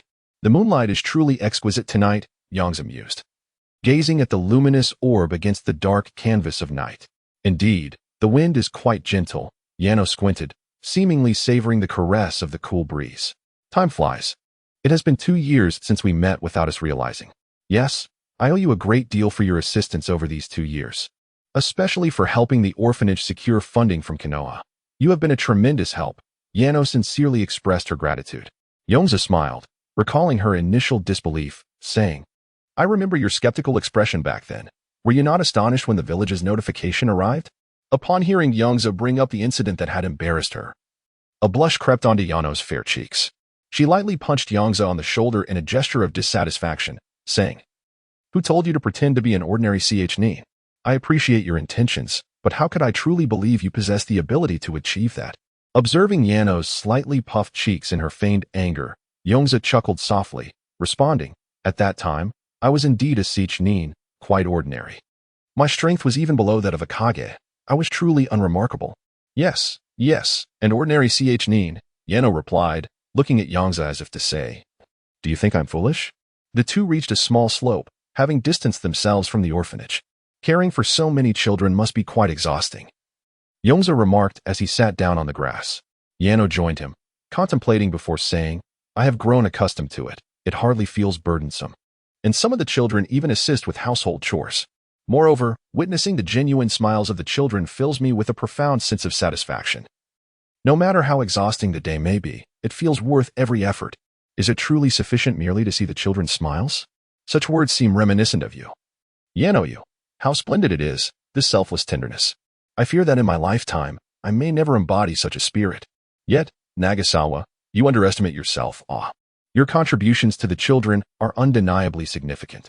Yano gazed intently at Nagasawa, unwilling to allow him to belittle his own worth. "I am not like you," Nagasawa replied, shaking his head, somewhat oblivious to his own essence. While he undoubtedly harbors compassion for the war orphans in the orphanage, his motivations for doing so much ultimately stem from the fact that the director is Yano and there is a child named Kabuto. I do not understand how we differ, but in my heart, Nagasawa is just like me. This realization filled me with a sense of pride. To have earned Yano's acknowledgement, Nagasawa exclaimed somewhat dramatically. His exaggerated performance elicited a soft chuckle from Yano. "Let us return. We have been out for quite some time." The two departed hand in hand. The following day, Nagasawa arose early as usual and woke up Kabuto. Kabuto looked at Nagasawa with a bewildered expression, still in the haze of sleep, likely due to having changed beds and not falling asleep until late. "Kabuto, the path of a ninja does not allow for sloth. The early bird catches the worm. Rise and let us run." Kabuto, fighting against his drowsiness, freshened up and then turned to Nagasawa, inquiring, "Where are we running?" After a moment of contemplation, Nagasawa replied, "On our first morning, let us take it easy. We shall run 2 laps around Konoha." Kabuto blinked in disbelief. "Do you realize you are speaking to a 6-year-old child?" Seemingly perceiving Kabuto's skepticism, Nagasawa smiled. "Believe in yourself. You can do it. Moreover, listen closely to my breathing rhythm. I need you to maintain this rhythm while running." The breathing technique was invented by the demon slayers Yoriichi Tsujikuni, significantly enhancing one's physical capabilities and enabling them to combat demons. Each breathing style boasts its unique strengths. Prolonged practice of these techniques can augment one's physical prowess. Thus, Nagasawa aimed to have Kabuto practice the breathing method while running, which should yield excellent results. "Do not worry if you cannot remember it all. I will be by your side to remind you," Nagasawa assured with a smile. Upon finishing, he created a shadow clone. The clone snapped a twig and silently observed Kabuto. Kabuto suddenly found himself reminiscing about the orphanage and Yano. After enduring a torturous morning run, Kabuto collapsed onto the ground, his eyes vacant, appearing utterly exhausted as he gasped for fresh air. He had thought a single lap would be overwhelming. But with Nagasawa's assistance, the shadow clone trailing behind with the twig, and the miraculous breathing technique, he indeed managed to complete the run. Observing the utterly spent Kabuto, Nagasawa could not help but chuckle. Kabuto, usually so composed, had finally broken his calm demeanor. Upon hearing Yongze's laughter, even Do couldn't help but roll his eyes at him. He was too exhausted to speak, resorting only to expressions of reproach. Helping Do to his feet, Yongze cheerfully remarked, "You can't sit down right after running. Come. Today I shall take you to broaden your horizons." With that, Yongze led Do to the training ground where Kakashi and the others regularly practiced. His shadow clone had already begun assisting them in their training, and Might Guy was also present. Although Guy was a disciple of Yongze, his formidable physique and solid foundation in martial arts enabled him to quickly catch up, prompting Yongze to have all 4 train together. This arrangement would foster mutual progress. After all, witnessing Kakashi's improvement would effectively grant Guy a beneficial boost. Furthermore, Guy's advancement would serve as motivation for Inuzuka Midori and Shiizumi, who had learned first, as being surpassed by newcomers would surely bruise their egos. However, despite Shiizumi's diligent efforts, his innate talent was a limiting factor. Although he made commendable progress in observation haki, his physical techniques were somewhat lacking. "Let's pause the training for now. Today will be different," Yongze announced. The 4 of them promptly removed the black cloths covering their eyes. Inuzuka Midori turned to Yongze, then glanced at the newly arrived Yongze, exclaiming in astonishment, "So the one who has been training us all along is actually teacher Yongze's shadow clone?" Kakashi remained silent. He had already discerned this. Being familiar with Might Guy, he was aware that when Guy was not training with them, Yongze had taken him on as a disciple to teach him martial arts and hockey. It was evident that Yongze could manage both sides, likely utilizing a shadow clone for one of them, or perhaps even employing shadow clones for both. After all, Yongze's prowess was more than sufficient, even with a shadow clone, to train them effectively. It is worth noting that after over 3 months of practicing observation hockey, no one had managed to land a single touch on Yongze, not even his shadow clone. In fact, the only reason some could evade Yongze's attacks was due to his self-imposed limitations on speed. Wow, Teacher Yongze is so cunning, making us wake up early every day to endure training while he enjoys himself elsewhere. Inuzuka Midori openly expressed her envy. Ever since she began hockey training, the notion of sleeping in had vanished from her mornings, replaced solely by the relentless cycle of training. She felt as if her little head had grown a bit larger from all the impacts. Once the shadow clone is dispelled, memories and experiences return to the original body, making it just as arduous, Shiizumi remarked calmly. The shadow clone technique proved quite convenient for training, though it risked sudden exhaustion. Those lacking vitality and chakra should avoid such methods. Shiizumi had yet to encounter anyone who could enhance their training using shadow clones. Neither Inuzuka Midori nor Kakashi excelled in chakra or vitality. Yongze swiftly appeared beside Inuzuka Midori, playfully tapping her on the head before tousling her black short hair into a disheveled mess. Since Yongze had met Inuzuka Midori, she had kept her hair short, perhaps for the sake of convenience in battle. You should know that while I use shadow clones to assist your training, my original self is developing ninja body techniques and orchestrating your training plans. Coupled with the shadow clones, it's essentially double the labor. How dare you complain? Covering the spot that had been struck with both hands, Inuzuka Midori hastily admitted her fault, exclaiming, I was wrong. Captain Nagasawa is the best in the world. Please. No more. I might be knocked senseless. Once she had composed herself, Nagasawa cleared his throat a couple of times and began to address the matters at hand. You have been training for quite some time now, and I believe it is time for you to enter a new phase, real combat. In the realm of actual battle, the pace of your progress will accelerate dramatically. He outlined the upcoming arrangements, stating that for this week, you would engage in friendly sparring among yourselves, and after tomorrow, I will invite some skilled ninjas from Konoha to spar with you. While training remains essential, it must now incorporate elements of real combat. When Rayleigh taught Luffy the hockey in One Piece, he took him to a deserted island teeming with formidable beasts. Although Nagasawa wished to replicate such an environment, the circumstances did not permit it. Firstly, in the world of Naruto, there exists no island solely filled with powerful beasts. Perhaps the 3 great holy lands could serve a similar purpose, but their consent is uncertain. Secondly, he was preparing to take certain actions within the Umbu, as a newly appointed official often stirs up a bit of fire, making it inconvenient for him to leave Konoha. Draw lots to determine your matchups. The ultimate victor will receive an advanced version of the 6 styles in advance, Nagasawa mused aloud. A reward would undoubtedly motivate them further. Although it was knowledge they would acquire eventually, learning it earlier would provide an advantage. He casually inscribed the numbers 1 through 4 on a wooden stick for the 4 participants to draw from. Inuzuka Midori was the first to draw and received number 1. Kakashi was nearest, followed by the second draw, which resulted in number 4. Yenshui drew third, obtaining number 2, and finally, Might Guy drew number 3. How dull. I thought I would get to fight Kakashi, Inuzuka Midori lamented, her disappointment evident as she noticed Yenshui had drawn number 2. She had initially hoped to defeat Kakashi to prove that she was the most suitable candidate for the captaincy. Yenshui smirked, although I may not excel in one-on-one combat. I didn't expect it would come to this. Ah, Kakashi, my dear friend, this must be fate, granting us a spirited battle of youth. Might Guy exclaimed, his enthusiasm igniting like flames in his eyes upon realizing that Kakashi was his first opponent. What a nuisance, Kakashi thought, glancing at the exuberant guy.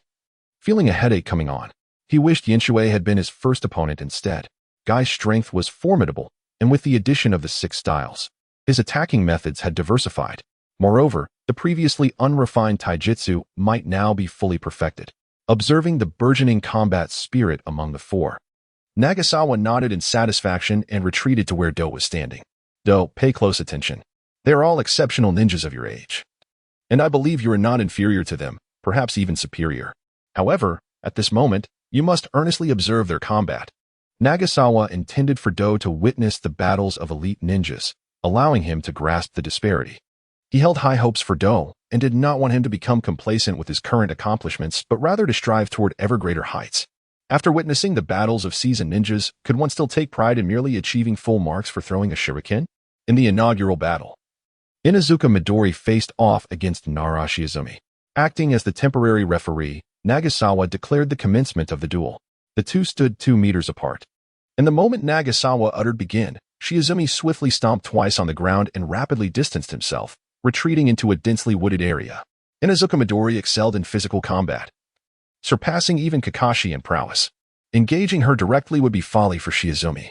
Witnessing Shiizumi's incredible speed, he vanished with a swish, leaving Do wide-eyed in astonishment. Yet, Do would soon behold an even swifter sight. Greymaru, charge forth. Deliver a blow to Shiizumi. Inuzuka Midori called out, unleashing a speed that eclipsed Shiizumi's. However, she soon found herself hampered. Shiizumi had cunningly maneuvered into the thick trees, where her agility would be curtailed. Her rapidity was more suited for reckless charges, which this terrain would restrict. Shiizumi leaped among the trees, searching for an opportunity to strike. Though it appeared to be a one-on-one contest, it was, in fact, a 1 against 2, as Inuzuka Midori had a ninja dog by her side. Thus, even if Shiizumi managed to control Midori with the shadow imitation technique, he would still have to contend with the possibility of being ambushed by the ninja dog. Attempting to control both simultaneously would demand excessive energy, rendering it impractical.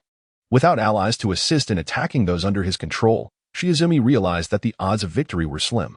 Nevertheless, he felt no shame in defeat.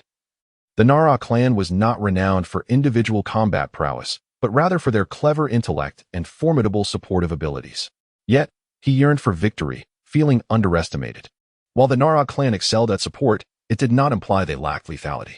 Techniques like the shadow sewing technique or the advanced shadow imitation technique, known as the shadow binding neck technique, could indeed pose a lethal threat to foes. If he could eliminate the enemy, his allies would remain unharmed, serving as an alternative form of support. Of course, this was contingent upon the enemy not resorting to any unfair advantages. Although powerful, secret techniques faltered against opponents employing cheats. Fortunately, his current adversary was a relatively standard ninja. Observing Shiizumi slip away like an eel, Inuzuka Midori contemplated her situation and resolved that this could not continue. If Shiizumi intended to exploit the terrain to limit her, she would simply dismantle it. Greymaru, prepare. Fang through Fang. Inuzuka Midori and Greymaru began to spin, entering a state of rapid rotation, forming 2 swiftly moving whirlwinds. The powerful gust stirred the leaves into a cacophony, lifting fallen foliage into a dance alongside the whirlwinds. With a resounding crash, the 2 whirlwinds disregarded the terrain, toppling tree after tree that obstructed their path, advancing directly toward Shiizumi. Witnessing the massive trees, which 4 of him could not embrace, topple effortlessly, Do gaped in astonishment. Neither Nagasawa nor Yano had ever demonstrated such destructive prowess before him. This was Do's first encounter with the formidable power of ninjutsu, and as he watched tree after tree succumb, he viscerally grasped the sheer destructive capability of the art. Even such towering trees were effortlessly toppled by the force, and should such an assault be directed at him, it would likely result in his utter annihilation. Saltwater continuously leaped and dodged among the trees, while Inuzuka Midori and Greymaru wreaked havoc upon the forest without restraint. Soon, a vast expanse devoid of standing trees emerged within the woods, leaving Saltwater with dwindling options for evasion. Nevertheless, he remained composed, his steps steady and deliberate. His comrade, Inuzuka Midori, who had been by his side throughout this mission, was well understood by him. The rampant destruction of the forest was entirely within Saltwater's expectations and part of his strategy. He was aware of Inuzuka Midori's capabilities, and she, in turn, had a degree of insight into his shadow stitching technique, remaining vigilant against it. Moreover, given her inherent swiftness, it would be quite challenging for Saltwater to ensnare her with his technique. Therefore, he needed to deplete her stamina while simultaneously adopting a more cautious approach, allowing her guard to lower, thus creating a chance for victory. In the midst of his desperate evasion, Saltwater finally perceived a glimmer of hope for success. At that moment, due to the intense utilization of her tooth for tooth, Inuzuka Midori, considering the need to conserve energy and having already inflicted considerable damage, came to a halt. However, halting after such rapid motion was no simple feat. Inuzuka Midori swayed slightly, her balance momentarily compromised. Seizing the opportunity, Saltwater struck with lightning speed. Shadow stitching. The shadows beneath him sprang to life, and 4 pitch-black tendrils erupted from the darkness, lunging towards Inuzuka Midori to ensnare her. Upon witnessing this scene, Kei instinctively leaned closer to Nagasawa. The sudden emergence of 4 tendrils from the shadows seemed like something straight out of a ghost story. Noticing Kei's reaction, Nagasawa chuckled and offered an explanation. This was a secret technique passed down through the Nara clan, capable of transforming shadows into tangible assaults. Kei nodded in understanding, quietly noting the name Nara, resolving to exercise caution in future encounters with anyone bearing that surname, for this ninjutsu was indeed treacherous. The tide of the battle shifted dramatically. The previously unrestrained Inuzuka Midori and the beleaguered Saltwater had their roles reversed. The black shadow tendrils, perfectly timed by Saltwater, reached Inuzuka Midori before she could fully react. Poised to bind her. "I've won," Saltwater thought triumphantly, when a familiar voice suddenly interrupted. "Hiki, just kidding." It was then that Grey Maru, who had been positioned beside Inuzuka Midori, transformed into her form, chakra surging forth as he stomped the ground and launched himself at Saltwater with incredible speed. It turned out that Inuzuka Midori was well aware of Saltwater's cunning nature and anticipated that he would not confront her directly, instead opting to exploit her character. Thus, she played along with his scheme, feigning a mindless rampage. However, throughout the destruction of the forest, she had exchanged positions with Grey Maru numerous times. Therefore, after concluding tooth for tooth, Inuzuka Midori swiftly utilized a transformation technique to assume Grey Maru's appearance. While Grey Maru maintained his beastly form to deceive Saltwater into believing he was the real Inuzuka Midori. And at the moment Saltwater attacked Grey Maru, that would be her opportunity to strike. In a state of panic, Yongze was unable to evade in time and was swiftly brought down to the ground by Inuzuka Midori's powerful punch, a kunai pressed against his neck. "I concede," Yongze declared, acknowledging his defeat with a resolute spirit. Despite his defeat, he was not one to shy away from challenges. The kunai at his throat meant that had Inuzuka Midori been an enemy, he would have met his demise. "I underestimated you," Yongze admitted to himself. Feeling a twinge of self-doubt, it did not trouble him to lose. Rather, it was the realization that he had fallen for Inuzuka Midori's ruse that gnawed at him. He mentally vowed to be cautious around seemingly simple-minded individuals in the future, as they could be unexpectedly treacherous. Inuzuka Midori, basking in his triumph, proclaimed with a feigned seriousness, "You all think I'm slow-witted, but in truth, I possess remarkable cunning. Indeed impressive," Do praised earnestly, profoundly shaken by the battle. The fierce display of Inuzuka Midori's brute force had devastated the arena.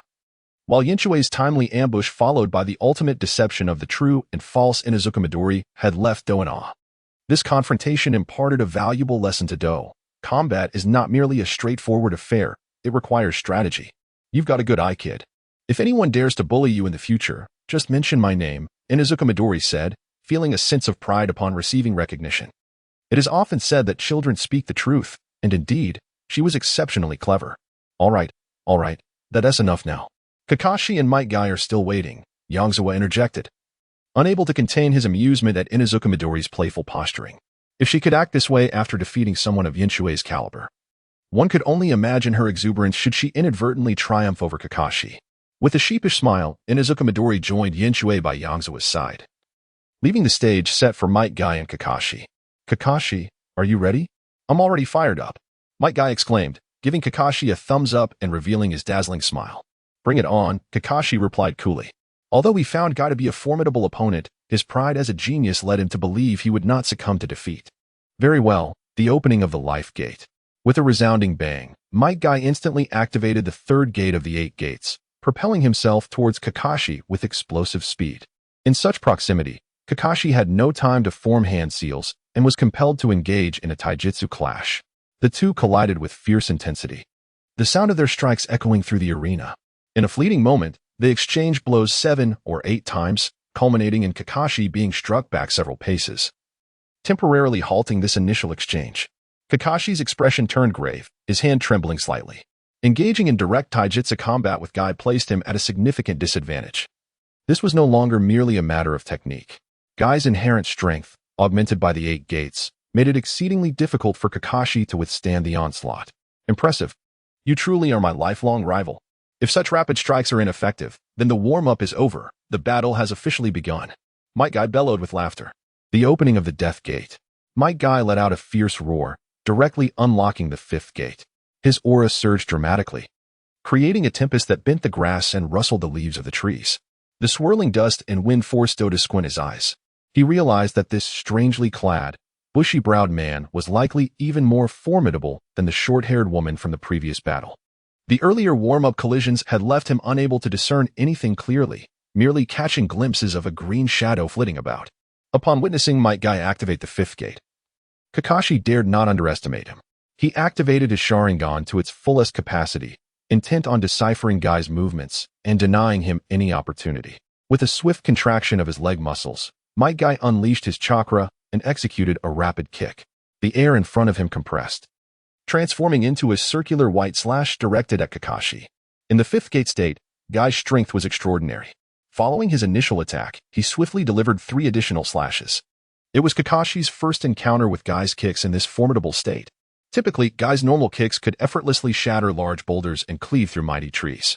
The kicks unleashed in the fifth gate were undoubtedly extraordinary.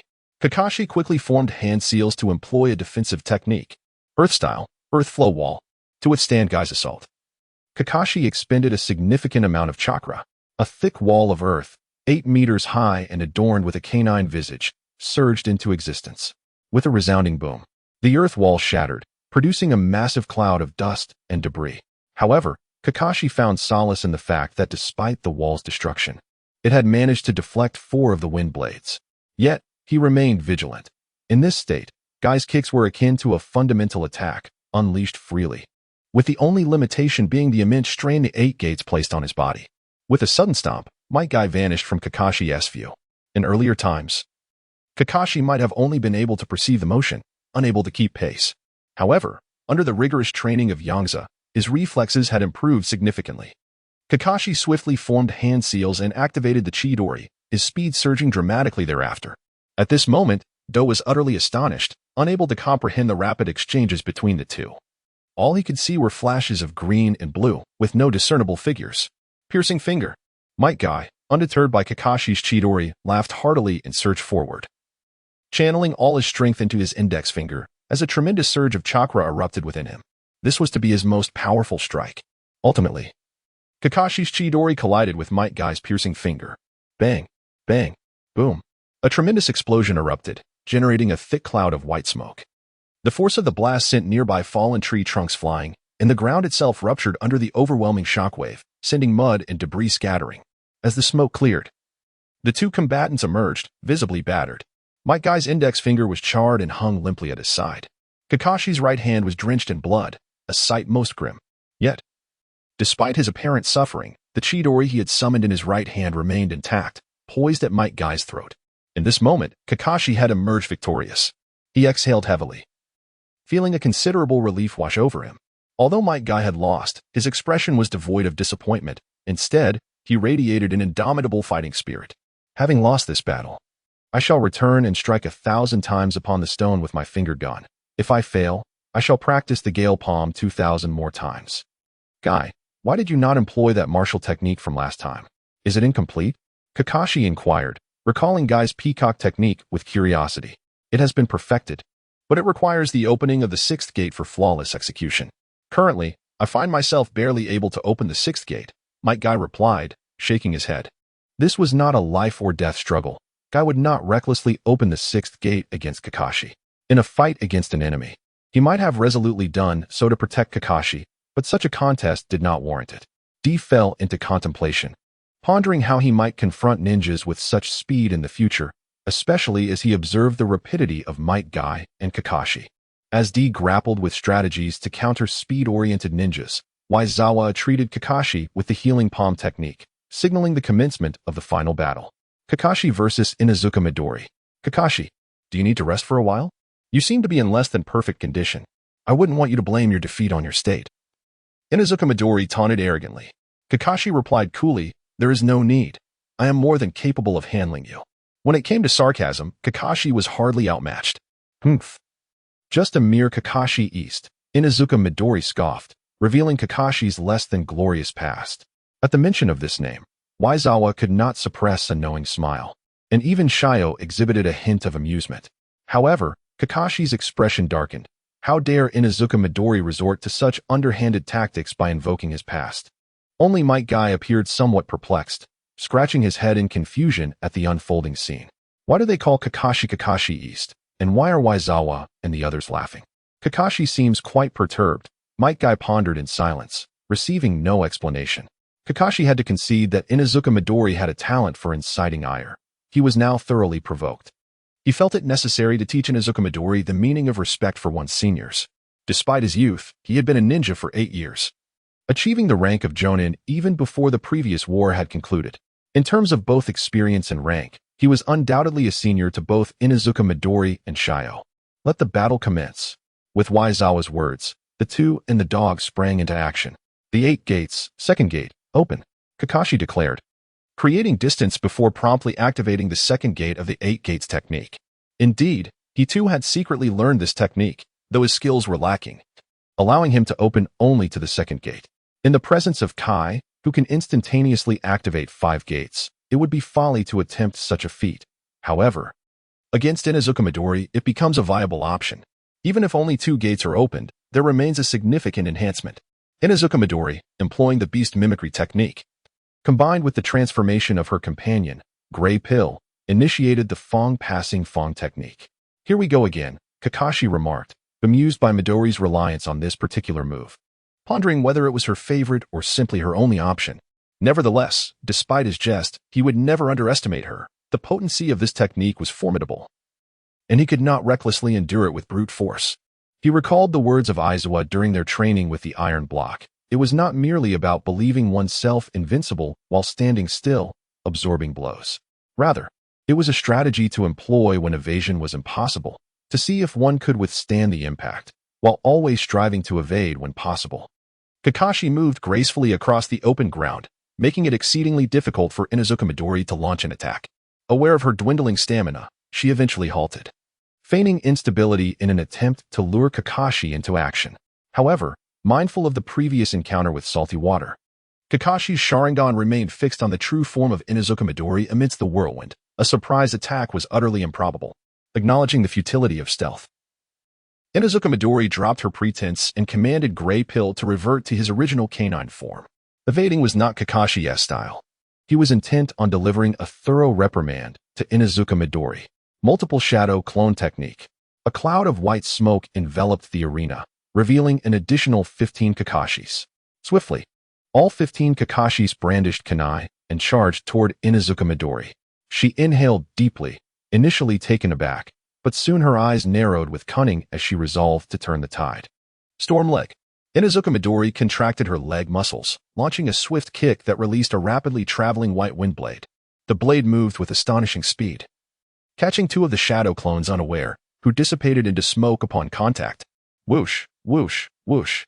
The remaining shadow clones hurled their kunai, each employing various taijutsu and ninjutsu techniques against Inuzuka Midori.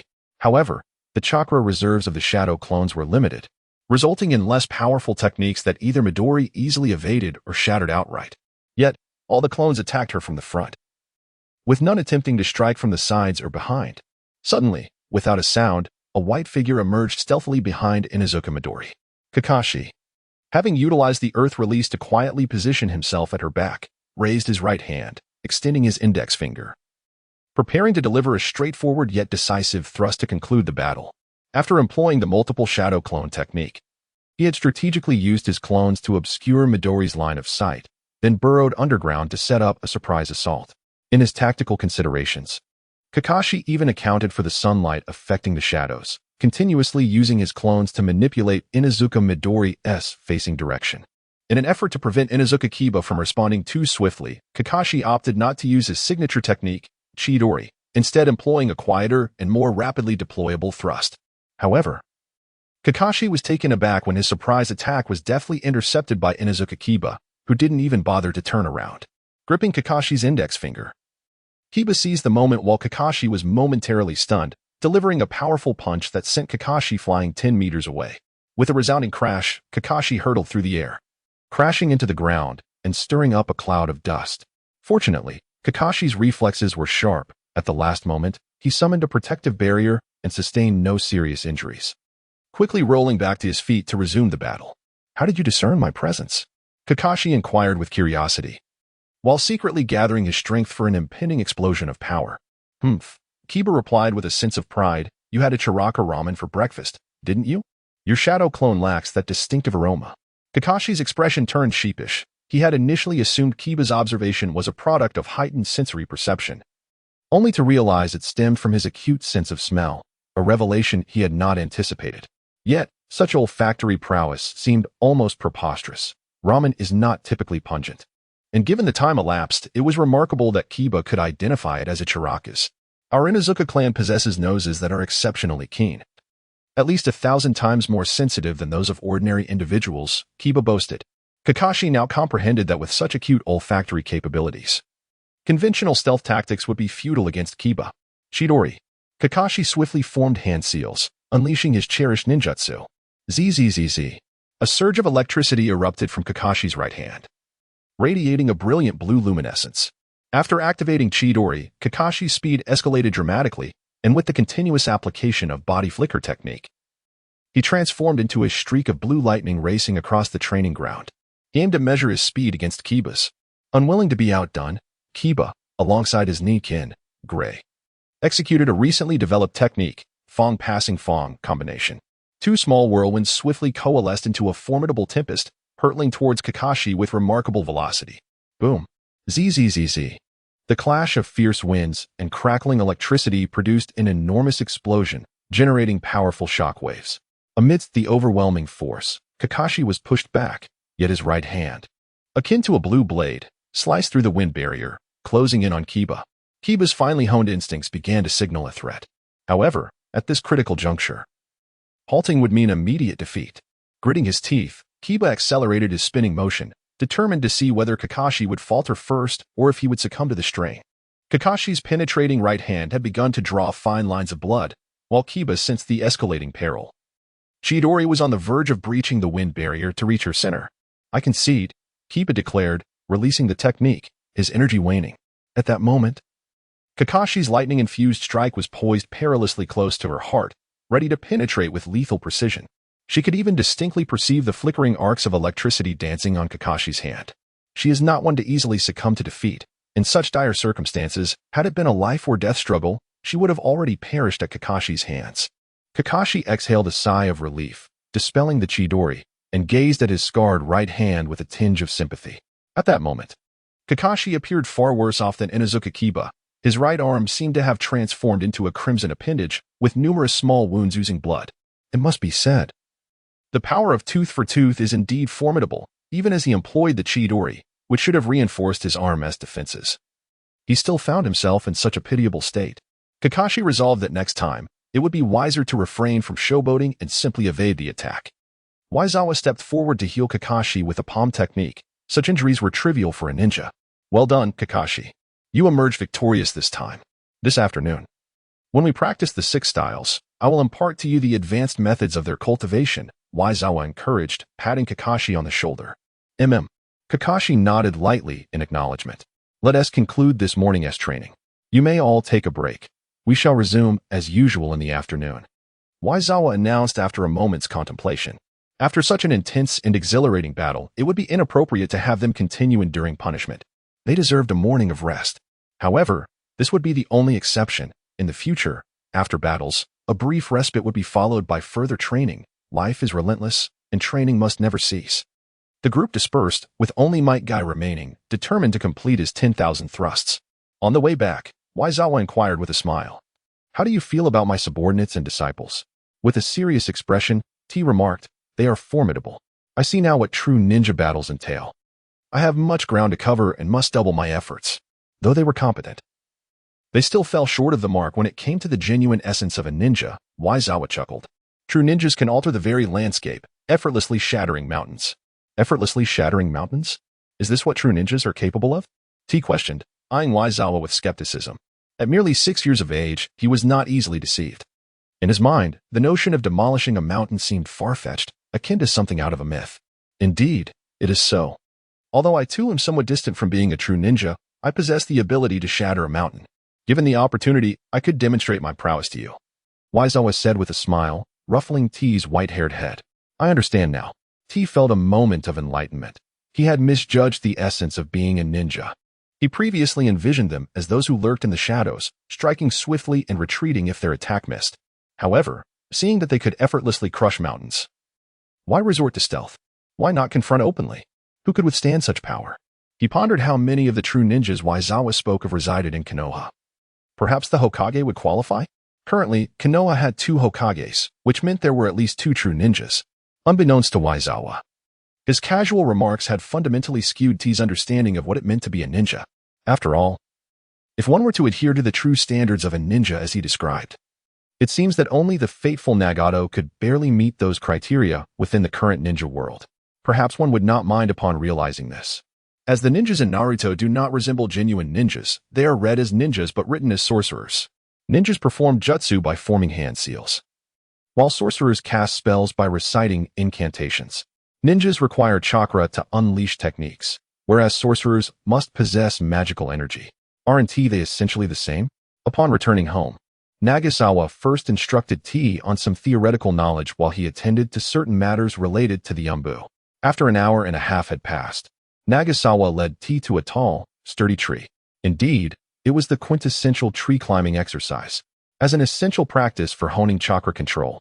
It may be delayed, but will never be absent.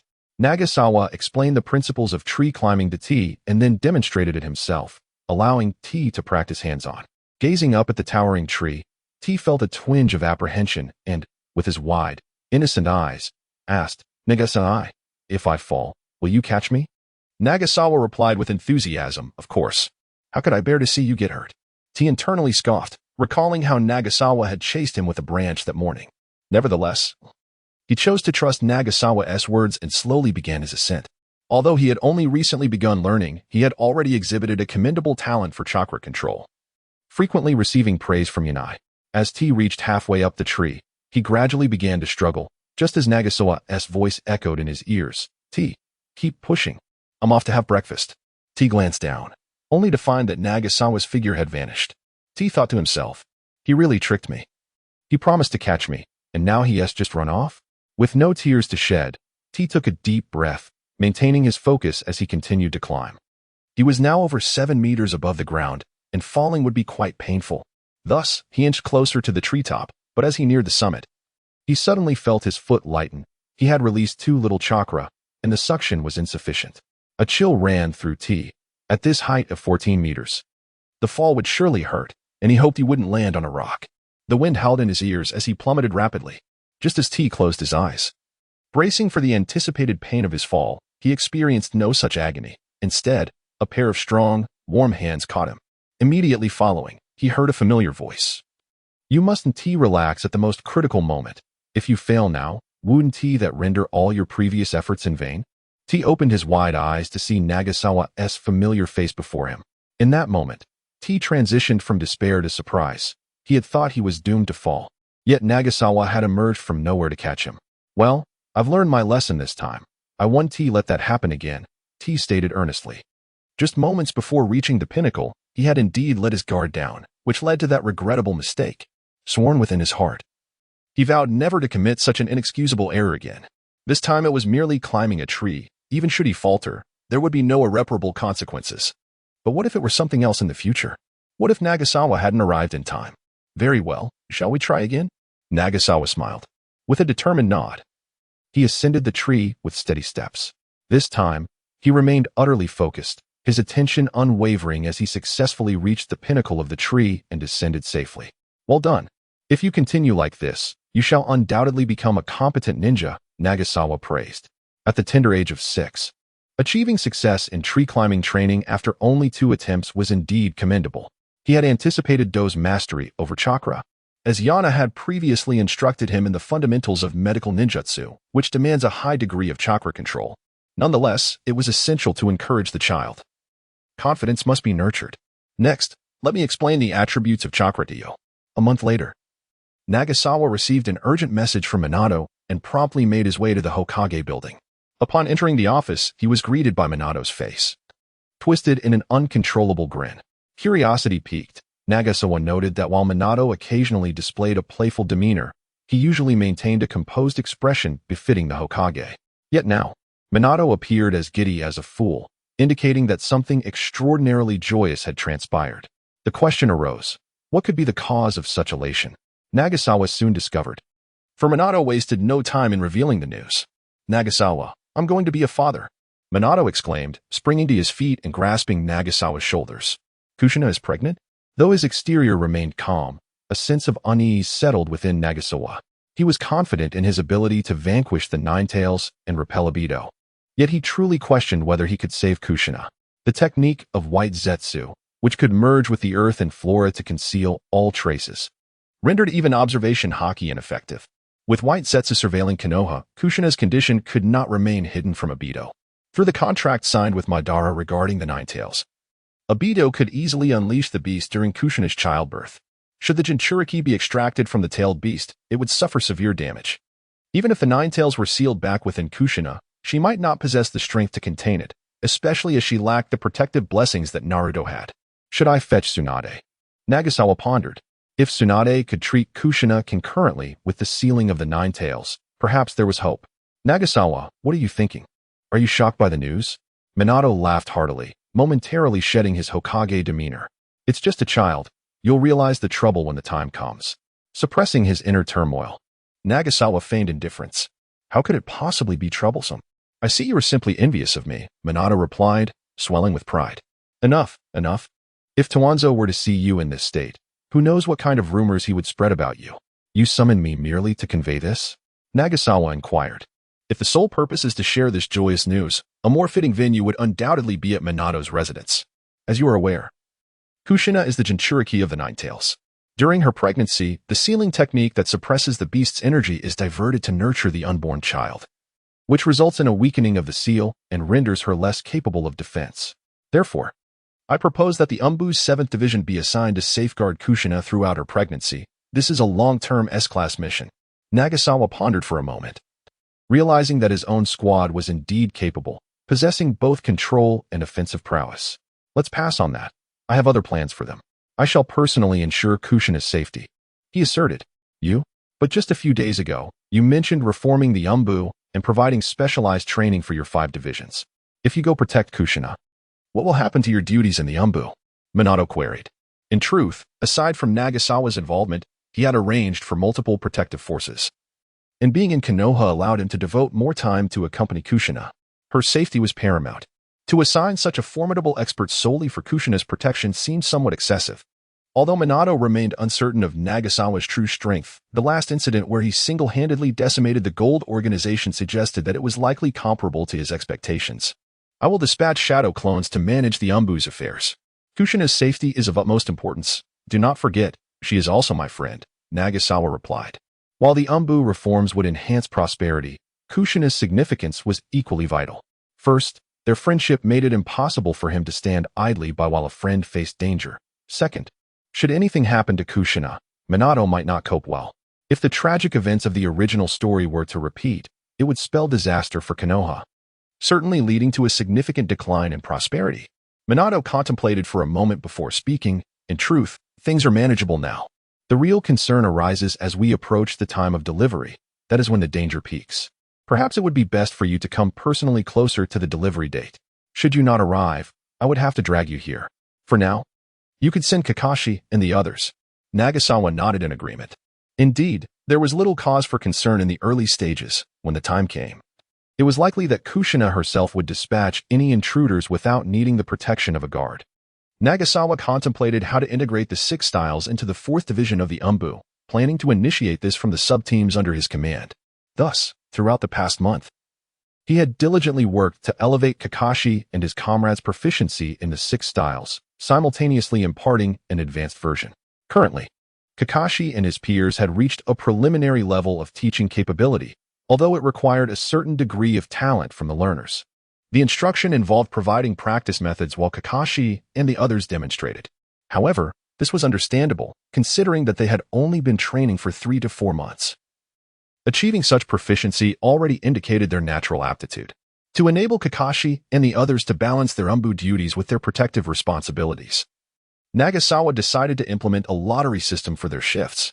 Waizawa summoned Kakashi and his companions to the Umbu base, informing them of a long-term guardian mission that they would be executing in shifts. Each of you will be responsible for a week, taking turns. Furthermore, I will be establishing an Umbu training squad, which will be divided into 3 groups, with the 3 of you serving as leaders responsible for instructing them in the 6 styles, Waizawa announced the primary tasks for the upcoming year. Group leader? How delightful. Inuzuka Midori exclaimed, envisioning the respect with which others would address her as Inuzuka leader. What if we are on duty? Saltwater inquired. The groups will practice independently. Waizawa replied. It is essential to allow time for them to absorb the techniques of the 6 styles, as mastering such physical arts cannot be accomplished in a day or two. Naturally, during the first week, he would have a shadow clone nearby to provide guidance to all groups. Otherwise, it would indeed be excessive to permit free practice from the outset. 2 days later, all 5 Umbu squads under Waizawa gathered at the Umbu base. As the 4th Umbu was still under construction, personnel were limited, and Konoha had suffered significant losses due to the war, necessitating resource conservation. Therefore, the plan for the new 4th Umbu base was temporarily on hold, and Waizawa's new Umbu training squad was to operate from the 3rd Umbu base.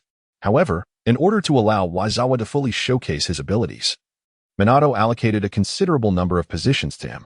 Upon the assembly of the Umbu squads, they were astonished to find that the majority comprised members of the 2nd Division of the 4th Umbu, with the exception of the rather enigmatic 7th Squad, which was also in attendance. Although the identities of the Umbu were confidential, being part of the same division within a single village meant that the ninjas were familiar with one another, recognizing the individuals behind the masks. However, as fellow Umbu, despite their curiosity, they remained silent, patiently awaiting the appearance of the training squad leader. Prior to joining this training squad, they had all signed confidentiality agreements, aware that this was likely no trivial matter. In comparison to ordinary Umbu members, the squad leaders possessed significantly more knowledge. They not only confirmed that this was the first major initiative since the establishment of the 4th Umbu, but also understood the training squad's unique status. The training squad operated independently from the 4th Umbu structure, reporting directly to the 4th Hokage and not under the jurisdiction of the Umbu commander. Furthermore, the training squad's leader held a rank equivalent to that of an Umbu captain, but with a slight elevation above ordinary captains, subordinate only to the commander and deputy commander. The commander had no authority over the training squad, while the squad leader enjoyed a status surpassing that of typical Umbu captains, indicating the 4th Hokage's significant expectations for this training initiative. Sensing that everyone had arrived, Waizawa stepped out with Kakashi in Saltwater. The drawing order was Inuzuka Midori as number 1, Kakashi as number 2, and Saltwater as number 3. Thus, Inuzuka Midori was currently engaged in a covert guardianship of Kushina and could not attend the Umbu, leading the 2 ahead and standing before the assembled crowd. Waizawa remarked calmly, I believe you are all familiar with me, so I shall not squander time on self-introductions. Welcome to the Umbu training squad. The 4 ninjas from the Dark Division stood in a state of bewilderment, for they were well acquainted with Nagasawa. After all, he was their squad leader. It seemed that not only ninjas from the same squad had arrived, but also the captain of the training unit was assumed by the squad leader, effectively relocating their 2nd squad entirely. As if sensing the confusion among the ninjas, Nagasawa remarked, this is merely a preliminary experiment. Further Dark Division members will join the training unit in due course. Next, you will be divided into 3 groups. When I call your names, please gather with your respective leaders. First group, Leader Kakashi Hitaki, members Kyohei Sakakami. Second group, Leader Midori Inuzuka, members Kin Nakayama. Third group, Leader Shio Nara, members Nozomi Takahira. P.S. Let us disregard the code names to avoid any confusion. Members of the 1st and 3rd groups quickly found their leaders and reported in. However, the members of the 2nd group looked around in vain for their leader and could only cast bewildered glances at Nagasawa. Clearing his throat, Nagasawa explained, your leader is on a mission this week and is unable to attend. I will temporarily guide you through your initial training. The 2nd group members shifted from worry to delight. Having their captain teach them directly was indeed a fortuitous opportunity. The group members stood together, with their leaders at the forefront, quietly awaiting Nagasawa's instructions. The purpose of the Dark Division training unit is to cultivate competent dark ninjas, during which your leaders will be responsible for your education, particularly in the 6 techniques developed by the training unit. Kakashi, Shio, please come forward to demonstrate the 6 techniques. Nagasawa instructed, stepping aside to give the stage to the 2. Kakashi and Shio, having rehearsed the previous day, smoothly approached the forefront. Whoosh, whoosh. The 2 moved with such swiftness that it appeared they had employed a form of advanced body flicker technique. This spectacle astonished the gathered dark ninjas, for they had not witnessed any hand seals. Nagasawa explained, this is one of the 6 techniques, shave, which enhances explosive speed. After demonstrating shave, Kakashi suddenly contracted his leg muscles and swiftly delivered a powerful kick, unleashing a wind blade that struck the wall of the dark base, leaving a profound indentation. This is the sixth technique known as Gale Foot, capable of producing a wind blade. Suddenly, Kakashi launched 5 shuriken at Shio. Whoosh, whoosh, whoosh. Shio relaxed his body, acutely sensing the airflow surrounding him. To the perspective of the Dark Division members, it appeared as though Shio was oblivious to the incoming shuriken, standing in a daze. Just as the shuriken were about to pierce him, Shio moved with agility, leaning to the left and bending down, evading each shuriken with precision, sustaining not a single hair's breadth of injury. This is the sixth technique known as paper drawing. Seemingly in retaliation for Kakashi's shuriken, Shio produced a kunai and hurled it towards Kakashi. However, to the eyes of the Dark Division members, the throw appeared somewhat errant, too high. Yet, Kakashi's subsequent actions left them truly astonished. As Kakashi and the others appeared to tread upon an invisible staircase, they gracefully traversed the air, only to forcefully thrust their index fingers towards the shuriken, piercing it with precision. This technique, known as the lunar step, allows for ephemeral movement in the air. The finger spear technique concentrates one's entire strength into the fingertip. Subsequently, a surge of salt water rushed towards Kakashi, aimed directly at his chest. Remarkably, Kakashi remained steadfast, absorbing the blow without flinching or retreating. This technique, referred to as iron block, temporarily enhances physical defense, though it renders one immobile. Its optimal use is in the face of unavoidable attacks, rather than as a means to deliberately endure ninjutsu.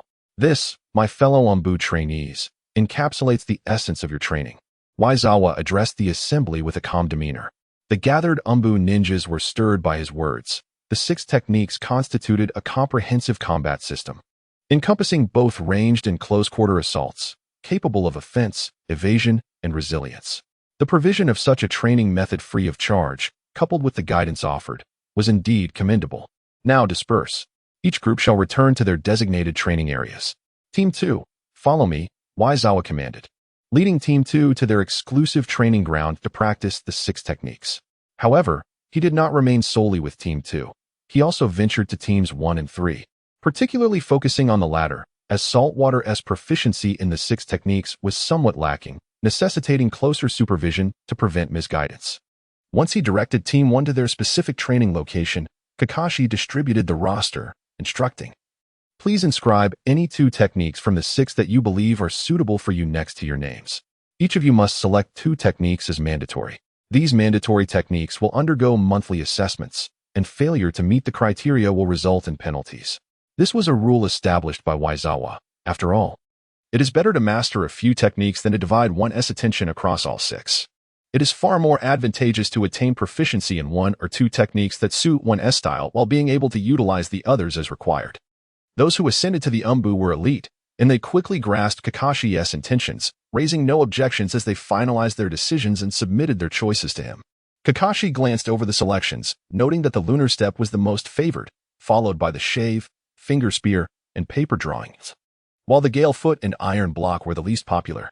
This outcome was anticipated, although the lunar step allows only for a momentary suspension in the air. It significantly enhances mobility, making it understandably popular. Should iron block have garnered the most selections, he would have pondered whether these individuals harbored misconceptions about the role of a ninja. The Gale Foot received similar treatment to iron block due to the abundance of long-range striking capabilities among ninjas. When distance is involved, there is ample time to form seals and execute ninjutsu rather than resorting to the Gale Foot. As for iron block, its effectiveness is contingent upon one's physical strength, and there remains time for adjustments. Kakashi issued a reminder when he noticed one individual had chosen iron block as mandatory. After receiving no response, he collected the list, preparing to initiate the detailed instruction of the 6 techniques. All that needed to be said has been articulated. Perhaps the other party excels in physical skills and possesses formidable strength. As the option of the moon step is the most frequently chosen, let us first elucidate the principles and techniques of the moon step. Kakashi commenced his instruction with utmost seriousness. He could sense the expectations that Nagasawa held for him. This time, the Anbu training team comprised 4 Anbu squads in addition to Team 7, each composed of 16 members. The group he led was the largest, consisting of 7 individuals, while the second group had only 5, and the third group, led by Shio, was even smaller, with merely 4 members. To live up to Nagasawa's expectations, he must achieve remarkable results, ensuring that his group secures the top position in the assessments. Time seemed to pass swiftly when one was diligently engaged in work. Before he knew it, the afternoon had slipped away, marking the end of the workday. As Kakashi exited the Umbu base, he gazed at the clouds in the sky, painted crimson by the setting sun, and a hint of confusion flickered in his eyes. In the past, at this hour, he would have just endured a grueling training session under Nagasawa, leaving him in a state of physical and mental exhaustion, heading straight home to bathe and rest. However, although teaching the 6 styles for an entire afternoon was no trivial task, it paled in comparison to Nagasawa's rigorous training, leading him to feel relatively unburdened and devoid of any inclination to rest. Kakashi found it peculiar that he was actually reminiscing about the days of being thoroughly beaten by Nagasawa. In truth, there was no need for nostalgia, as Nagasawa's relentless training would not cease until their prowess reached a certain level. Nevertheless, the recent demands of the Umbu training team would temporarily suspend such rigorous sessions. Ultimately, Kakashi made his way toward Hualing's residence. After all, he had brought her from outside the village, and it seemed reasonable to check on her living conditions. Originally, Kushina intended for Hualing to reside in a spacious compound she had once inhabited, but Hualing, feeling somewhat embarrassed as an outsider, declined the offer. Subsequently, considering the remote location of that place and the potential for abduction going unnoticed, Kushina refrained from insisting, instead presenting Hualing with a modest 2-story house closer to her home for convenience in visiting. Upon seeing that this residence appeared significantly more ordinary, Hualing agreed to it, mentioning that she would repay the expenses in due course. Kakashi believed Hualing need not concern herself with such matters. Her notable talent in sealing techniques had already manifested under Kushina's tutelage, making the exchange of a house for a future sealing expert an exceptional bargain. Upon arriving at Hualing's doorstep, Kakashi found himself hesitating. Will my frequent visits give her the impression that I have been sent by the village to monitor her? Just as Kakashi grappled with his uncertainty, the door swung open, revealing Hualing clad in casual home attire. Upon noticing Kakashi lost in thought at the entrance, Hualing paused for a moment before breaking into a gentle smile, saying, "Why are you standing outside? Come in and sit down." Faced with the unexpectedly charming sight of Hualing in her loose-fitting attire, Kakashi clearly struggled to maintain his composure, beginning to mumble incoherently, "I was just wandering around. I didn't come specifically to find you." Hualing's expression shifted to one of disappointment as she replied, "Is that so? What a pity." Upon witnessing the forlorn flower laying, a pang of guilt surged within Kakashi, prompting him to exclaim, "Although I merely passed by, it wouldn't hurt to stop by your home for a while, considering the day is still young." Ling glanced at the sky, which had begun to don a somber hue, and nodded in agreement. "Indeed, that is true." Feeling triumphant in having found an appropriate excuse, Kakashi stepped into Ling's abode. Unbeknownst to Kakashi, from a vantage point he could not see, Ling radiated an exceptionally bright smile, thinking to herself, "Oh, esteemed ninja, your chakra is rife with deceit. You came here intentionally, yet you feign a casual visit, hesitating at the threshold for so long. How endearing." At the Hokage building, in the elder's office, the 3rd Hokage perused the documents before him, deep in contemplation. Since passing the mantle to Minato, he had vacated the Hokage office, which he had occupied for decades, relocating to the office designated for the elders. The documents detailed Minato's establishment of the Umbu training squad and included a dossier on Nagasawa. Drawing a squad directly from the newly formed Umbu, which only had 2 divisions, to join the training squad was indeed a significant maneuver. Furthermore, the authority of the training squad's leader was remarkably unique, so much so that the 3rd felt a sense of familiarity. After all, Danzo had once cloaked his machinations under the guise of Umbu training, subsequently birthing the Root. Gradually, Root drained the Umbu, growing ever more autonomous until it became a faction solely beholden to Danzo. However, the 3rd held confidence in his ability to keep Danzo in check. After all, disbanding Root was merely a matter of his command. Thus, he chose not to intervene further, granting his old comrade a modicum of respect. Yet, he was unfamiliar with Nagasawa and felt compelled to ensure Minato's judgment was sound. After reviewing Nagasawa's records from childhood to adulthood, the 3rd discerned that this individual was far from ordinary, his capabilities not adequately reflected in the documents. Though Nagasawa's academic achievements suggested he was an average ninja, taking 6 years to ascend to the rank of Chunin, his record of Umbu missions told a different story. Within 4 months of joining the Umbu, he had successfully completed 3 S-rank missions, serving as captain for each. The latter 2 missions were particularly noteworthy. A single Umbu team managed to conduct an investigation and strike against the Akatsuki, accomplishing their objectives in merely 4 weeks. Undoubtedly, Nagasawa possessed formidable strength, far beyond that of an ordinary jonin, which explained Minato's trust in his capabilities. Yet, it raised a question. Why had such a capable individual exhibited mediocrity during his time at the Ninja Academy and throughout his career? Was it a matter of profound introspection or a deliberate strategy of latent brilliance? The third leaned towards the former. If that were the case, the credibility of the dossier in his hands was brought into question. Perhaps it was all a fade carefully crafted by Nagasawa. With this thought in mind, the third summoned a hidden Umbu operative, instructing, "Bring Uchiha Shursui to me."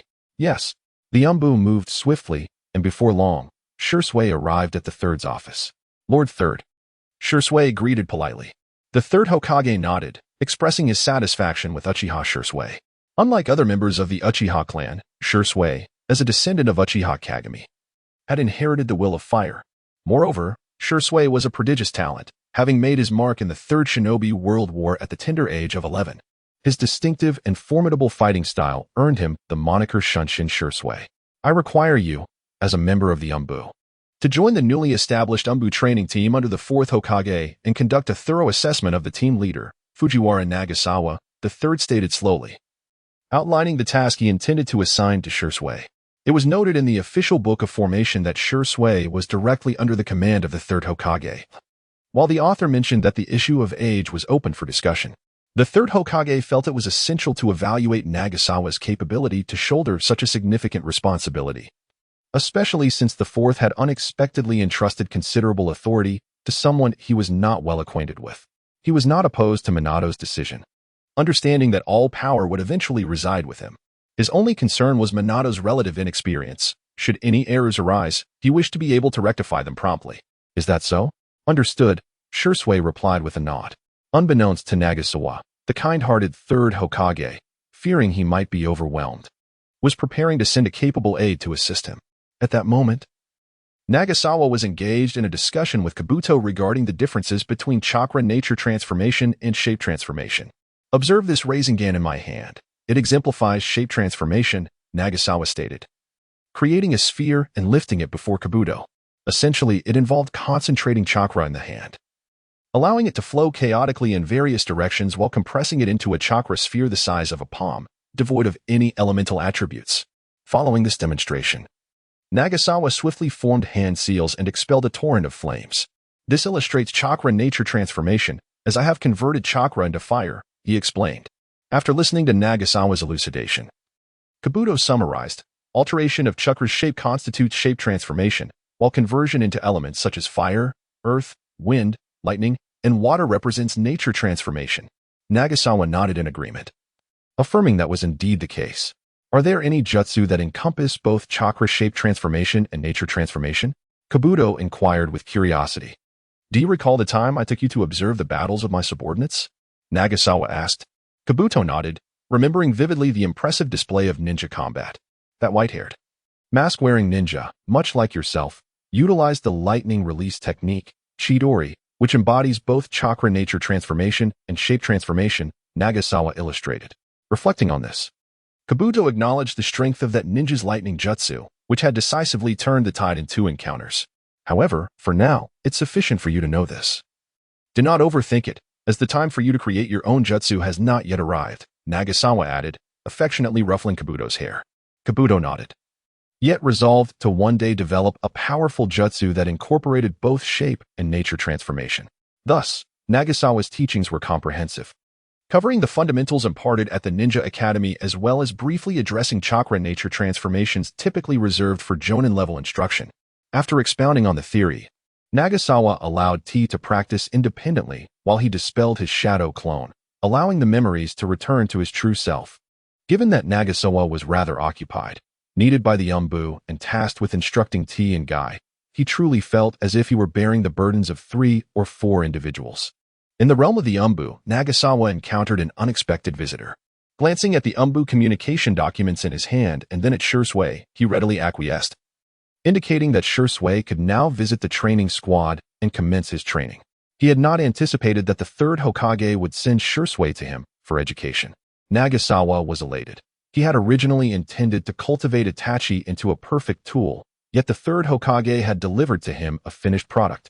Was there such good fortune? At that moment, Shisui was significantly stronger than Kakashi, having earned a reputation during the war. No small feat if Shisui could serve as his deputy. Nagasawa would find his workload considerably lightened, no longer needing to juggle the responsibilities of several individuals, while others reveled in their strength, enjoying the fruits of their labor. He found himself in a more demanding position than before. He hadn't been this busy even during his Nin days. Nagasawa now aspired to cultivate more tools, empowering them to bolster Konoha's strength and prosperity, allowing him to merely recline and count his points in the end. Come. Allow me to show you around our training squad and reveal our training content, Nagasawa said with a warm smile. Yes, Shisui nodded silently, forming a favorable initial impression of Nagasawa. Exiting the office, Nagasawa guided Shisui toward the designated training area. After traversing a dark, tranquil corridor, they arrived at a relatively spacious indoor training ground, where the first group was engaged in practice. Both were careful to muffle their footsteps, refraining from disturbing the first group's training. Nagasawa quietly provided Shisui with a brief overview before continuing onward to the second group's training area. Shisui's assessment of Nagasawa elevated once more. He was a captain devoid of arrogance. The captain of the Umbu was, in fact, at the pinnacle of Umbu ninjas. The overall commander and deputy commander seldom interfered with the Umbu's operations unless a significant event occurred. Typically, it was the captain managing Umbu affairs. As for the Hokage, he merely assigned missions to the Umbu, which the captain would then allocate to the respective squads. Only for critical missions would the Hokage summon certain Umbu members to execute tasks. This made Shisui feel a sense of familiarity with Nagasawa, reminiscent of the third Hokage's approachable demeanor. However, as they approached the third group, an unexpected incident unfolded. A ninja practicing the moon step suddenly found his leg immobilized, rendering him powerless as he plummeted rapidly from the air. Saltwater's expression shifted slightly as he began forming hand seals to employ a secret technique to catch the fallen Umbu, mentally preparing himself for Nagasawa's ire. Yet, in that moment, Nagasawa acted. With a swift motion, he vanished from his position, reappearing with a single hand grasping the misfortunate ninja. The Umbu, grateful, hurriedly expressed his thanks, saying, "Thank you, Captain Nagasawa. Although it is likely that he would not suffer any serious consequences from his fall, it is prudent to be mindful when the leader himself comes to your rescue." Nagasawa nodded, placing his hands behind him, his expression solemn as he advised. One must not be hasty in training. It is essential to start from the fundamentals. A towering building rises from the ground up. Establishing a solid foundation is crucial. If there are issues with the moon step, it may be beneficial to first enhance your leg strength and explosiveness. In that moment, Nagasawa resembled a strict yet responsible teacher. The dark ninja appeared to have an epiphany, while Shisui silently contemplated the scene before him, muttering to himself, "So, a towering building rises from the ground up. Indeed a valid point. The foundation is vital. It seems this Captain Nagasawa is quite remarkable." Saltwater scratched his head in confusion as he observed Nagasawa's departing figure. Not only did Nagasawa refrain from admonishing him, but he also cast a look of approval, leaving Saltwater perplexed. Could it be that the other teams made even more mistakes? That seemed unlikely, as all members of the Dark Division possessed a solid foundation, and such significant errors were rare. It was merely a matter of proficiency, and crashes were uncommon. Thus, this incident was unexpected for Saltwater, as everything usually went smoothly. Why did it falter upon their arrival? After visiting the three small teams, Nagasawa returned to the office and inquired with a smile, "Shisui, what do you think of my training team?" Reflecting on the experiences he had encountered along the way, Shisui organized his thoughts and replied, "Very good. The members of the Dark Division are quite earnest in their studies. The physical techniques they are learning are not simple and are highly suitable for dark ninjas." This was his sincere opinion, not mere flattery. Although he had not delved deeply into their training, even a cursory glance revealed that this training team was full of vitality. Nagasawa nodded, stating, "After all, the establishment of the 4th Dark Division necessitates a thorough training regimen for its members." He continued, "Do you wish to learn the 6 forms? That is the physical technique they are practicing. However, to train in the 6 forms, you must sign a confidentiality agreement, as it is intended to be the secret weapon of the training team, taught exclusively to its members. Any leakage to outsiders will be considered a breach of Konoha's secrets." even if they are also Konoha ninjas. Nagasawa outlined the requirements for learning the 6 forms. Shursui pondered briefly before shaking his head. I must discuss this with Lord Third. I primarily came to learn from the training team's experiences, not to study physical techniques. Although Shursui recognized the uniqueness of the techniques practiced by the training team, he did not have a strong desire to pursue them. He had already developed his own combat style, and acquiring those techniques might not significantly enhance his combat prowess. That is understandable. In that case, you shall not join the training group. Instead, you will serve as my assistant, Nagasawa said with a smile. Shursui nodded in agreement, unaware that this was precisely what Nagasawa had hoped for. By entering the training group, they would train daily, thereby reducing Nagasawa's opportunities to interact with Shursui. If Shursui were to become his assistant, it would only be a matter of time before he conformed to Nagasawa's expectations. Deceiving a 13-year-old child was a task Nagasawa felt confident he could manage. The third Hokage, truly, my gratitude knows no bounds. Your assessment of Shursui is remarkable. Waizawa couldn't help but feel a deep sense of appreciation for Sarutobi Izashi. Sarutobi Izashi glanced at Shursui's evaluation of Waizawa and fell into a contemplative silence. Unpretentious and approachable, he prioritized the safety of his subordinates, exhibited strictness in training, yet was exceedingly responsible. The feedback was overwhelmingly positive, devoid of any negative remarks. Did you witness all of this firsthand? Sarutobi Hizashi inquired of Shursui, unable to shake the suspicion that the author of the report might have been bribed by Waizawa. Were it not for the fact that the esteemed Uchiha Shursui stood before him. Shursui nodded affirmatively, confirming that he had indeed observed everything with his own eyes. Captain Waizawa is undoubtedly an exceptional ninja, albeit exceedingly modest, Shursui remarked. Goodness, even Captain Waizawa is mentioned. Sarutobi Izashi mused before continuing. Since he has appointed you as his deputy, it would be prudent for you to remain in that role for an extended period and observe closely. The Umbu training team's position is unique and must not falter. Understood, Shursui replied with a nod. Were it not for Sarutobi Izashi's knowledge that Waizawa had never before encountered Shursui, he might have considered a different individual for the investigation. Furthermore, given Shursui's character, Sarutobi Hizashi was confident that he would not engage in actions detrimental to the village's interests. However, he did harbor some conjectures regarding the report's content. Perhaps Waizawa had surmised that Shursui was sent to observe him, thus deliberately showcasing only his virtuous attributes, with Waizawa's history of concealing his true strength. Such speculation was not unfounded. Hence, the third Hokage entrusted Shursui with ongoing surveillance. No matter how adept one is at deception, their true nature will ultimately be revealed, especially under the scrutiny of the Uchiha Shursui, possessor of the 3 Tomo Sharingan. The third Hokage was confident that if Waizawa indeed harbored any issues, Shursui would undoubtedly uncover them. In the afternoon, having completed most of his tasks, Waizawa delegated the remaining duties to Shursui, successfully liberating himself. I shall not disappoint your expectations, Captain Waizawa, Shursui silently vowed as he watched Waizawa's retreating figure, perceiving this as a testament to Waizawa's trust in him. During the past few weeks serving as Waizawa's deputy, Shursui had come to realize that Waizawa was indeed the rightful heir to the Will of Fire. Possessing a profound love for Konoha and consistently pondering ways to strengthen it. This was not mere daydreaming. He actively pursued practical measures, such as the current training team initiative, and approached his work with utmost seriousness, leaving Shursui with no room for critique. This instilled in Shursui a sense of admiration. If Konoha had more individuals like Captain Waizawa, its strength would be assured. Casting aside any distractions, Shursui commenced his work with diligence, aspiring to learn from Waizawa. If Waizawa were to discover Shursui's thoughts at that moment, he would likely reflect on Shursui's keen observational abilities. For he had indeed been tirelessly striving for the advancement of Konoha.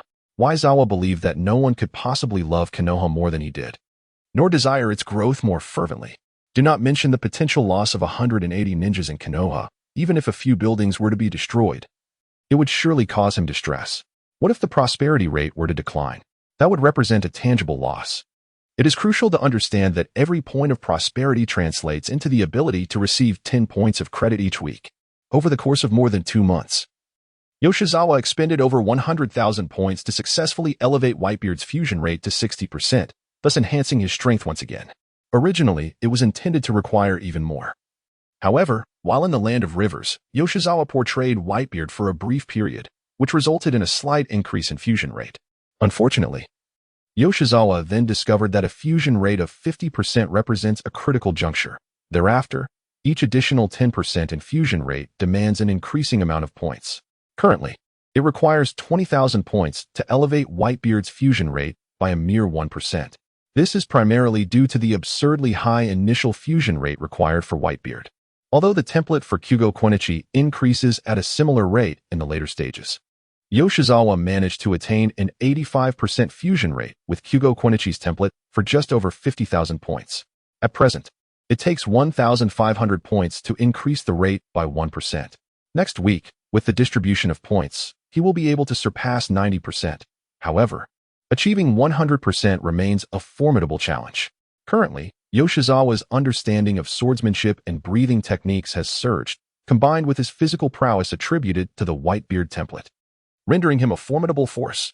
Without employing the powers of the three-colored haki or the tremor fruit, his capabilities, coupled with his physical strength derived from Kyugo Quinichi's template, already classify him as a strong individual, more than capable of standing against the shadows of the five great nations. Having departed from the Umbu, Yoshizawa made his way to the orphanage. Since that night, he subtly confessed his feelings after taking Do away. The two had yet to embark on a proper date. While Yana might not mind, Yoshizawa felt this was inadequate. With the weather being splendid today, he resolved to initiate their first date following his confession. Consequently, he delegated a portion of his work to Shui, completing the remainder himself and leaving early. Prior to his arrival, Yoshizawa deliberately changed into a more casual outfit, preparing to accompany Yana on a delightful outing. As he had not informed her in advance, Yana was pleasantly surprised yet concerned upon his sudden appearance at the orphanage, inquiring if his work was not too burdensome, as he had seemed quite busy previously. Yoshizawa replied with a smile, "I was indeed quite occupied recently, but things have improved now and it won't interfere with my work." "Wait a moment, I'll go change my clothes," Yana said, suddenly recalling something, and hurriedly left Yoshizawa's line of sight. He remained unhurried, sitting quietly as he awaited her return, contemplating what attire she might choose. However, given that it was not a festive occasion, he anticipated she would not dress too extravagantly. Nonetheless, he felt a sense of excitement. Typically, due to her responsibilities caring for numerous children at the orphanage, Yana often wore practical black and gray kimonos, designed to withstand dirt. Even so, these did little to obscure her striking beauty, providing her with a unique charm. Should she choose to adorn herself in a more exquisite kimono, she would undoubtedly become even more radiant. After a while, Yana reappeared before Yoshizawa, her face adorned with shyness. Eternal gaze widened, feeling that today was indeed fortuitous, for Yano had unexpectedly donned a stunning shrine maiden outfit. At this moment, Yano wore a pristine white top paired with an orange-red hakama, the cinched waist exquisitely accentuating her slender figure. Her previously unremarkable bust, often concealed beneath loose garments, was now subtly revealed, exuding an extraordinary allure despite not being overtly revealing. It was evident that this was Yano's first time wearing such attire. Her cheeks flushed slightly. She hesitated to meet Eternal's gaze, turning her face sideways to softly inquire, "Didn't you mention wanting to see me in a shrine maiden outfit last time? I had some spare time and decided to sew one for myself. What do you think? Is it not suitable?" "Not suitable? It is absolutely perfect," Eternal responded, taken aback by Yano's lack of confidence. "No one in the entire ninja world suits this outfit better than you. You must have faith in yourself." "The entire ninja world is being overly dramatic," Yano retorted, though inwardly pleased, her nervousness subsiding as she turned her face to meet Eternal's gaze. Observing her slightly flushed cheeks, Eternal let out a sigh. Upon hearing this, Yano felt a wave of anxiety wash over her and nervously asked, "What is it? Is there something wrong?" Eternal shook his head and replied, "I'm beginning to regret taking you out into the streets. You are so beautiful that I feel as though I am at a disadvantage." Yano paused, her face swiftly turning crimson as she playfully swatted Eternal with her delicate hand. "It's not as exaggerated as you claim." Seizing the opportunity, Eternal grasped Yano's hand, pulling her into his embrace. "No, it truly isn't an exaggeration. You are the most stunning in the ninja realm. Don't fidget. If a child sees, they might learn bad habits." Yano, blushing, grasped Eternal's mischievous hand. "It's entirely your fault for being so alluring," Eternal declared preemptively. Yano shot him a glare, feeling unjustly blamed. However, Eternal ceased his playful antics, quietly watching as Yano smoothed out the wrinkles in her attire, then inquired, "Where would you like to go? Today's date is entirely up to you." Yano thought for a moment before shaking her head, saying, I don't have a particular place in mind. You choose. I'm fine with anything. Then let us meander wherever the day takes us, Eternal suggested, already formulating a vague plan in his mind, no matter where they ventured. He was determined to conclude their outing with a delightful surprise. All right, Yano nodded. After leaving the orphanage, Eternal initially assumed Yano would shy away from crowded areas, feeling bashful. To his surprise, she walked with remarkable poise, her expression calm and composed. It dawned on him that Yano was no mere young girl. She had once been an elite in the Root organization. If she were to shy away at every turn, how could she ever fulfill her role as an undercover agent? Her shyness stemmed solely from the fact that the person in front of her was him. Only he could enjoy such a privilege. The two individuals strolled hand in hand along the main street of Konoha, not deliberately seeking out any commercial areas, tea houses, or flower shops, but rather meandering freely. Their striking appearances, coupled with the rare sight of Nanoyu adorned in traditional Miko attire, captivated the attention of numerous passers-by.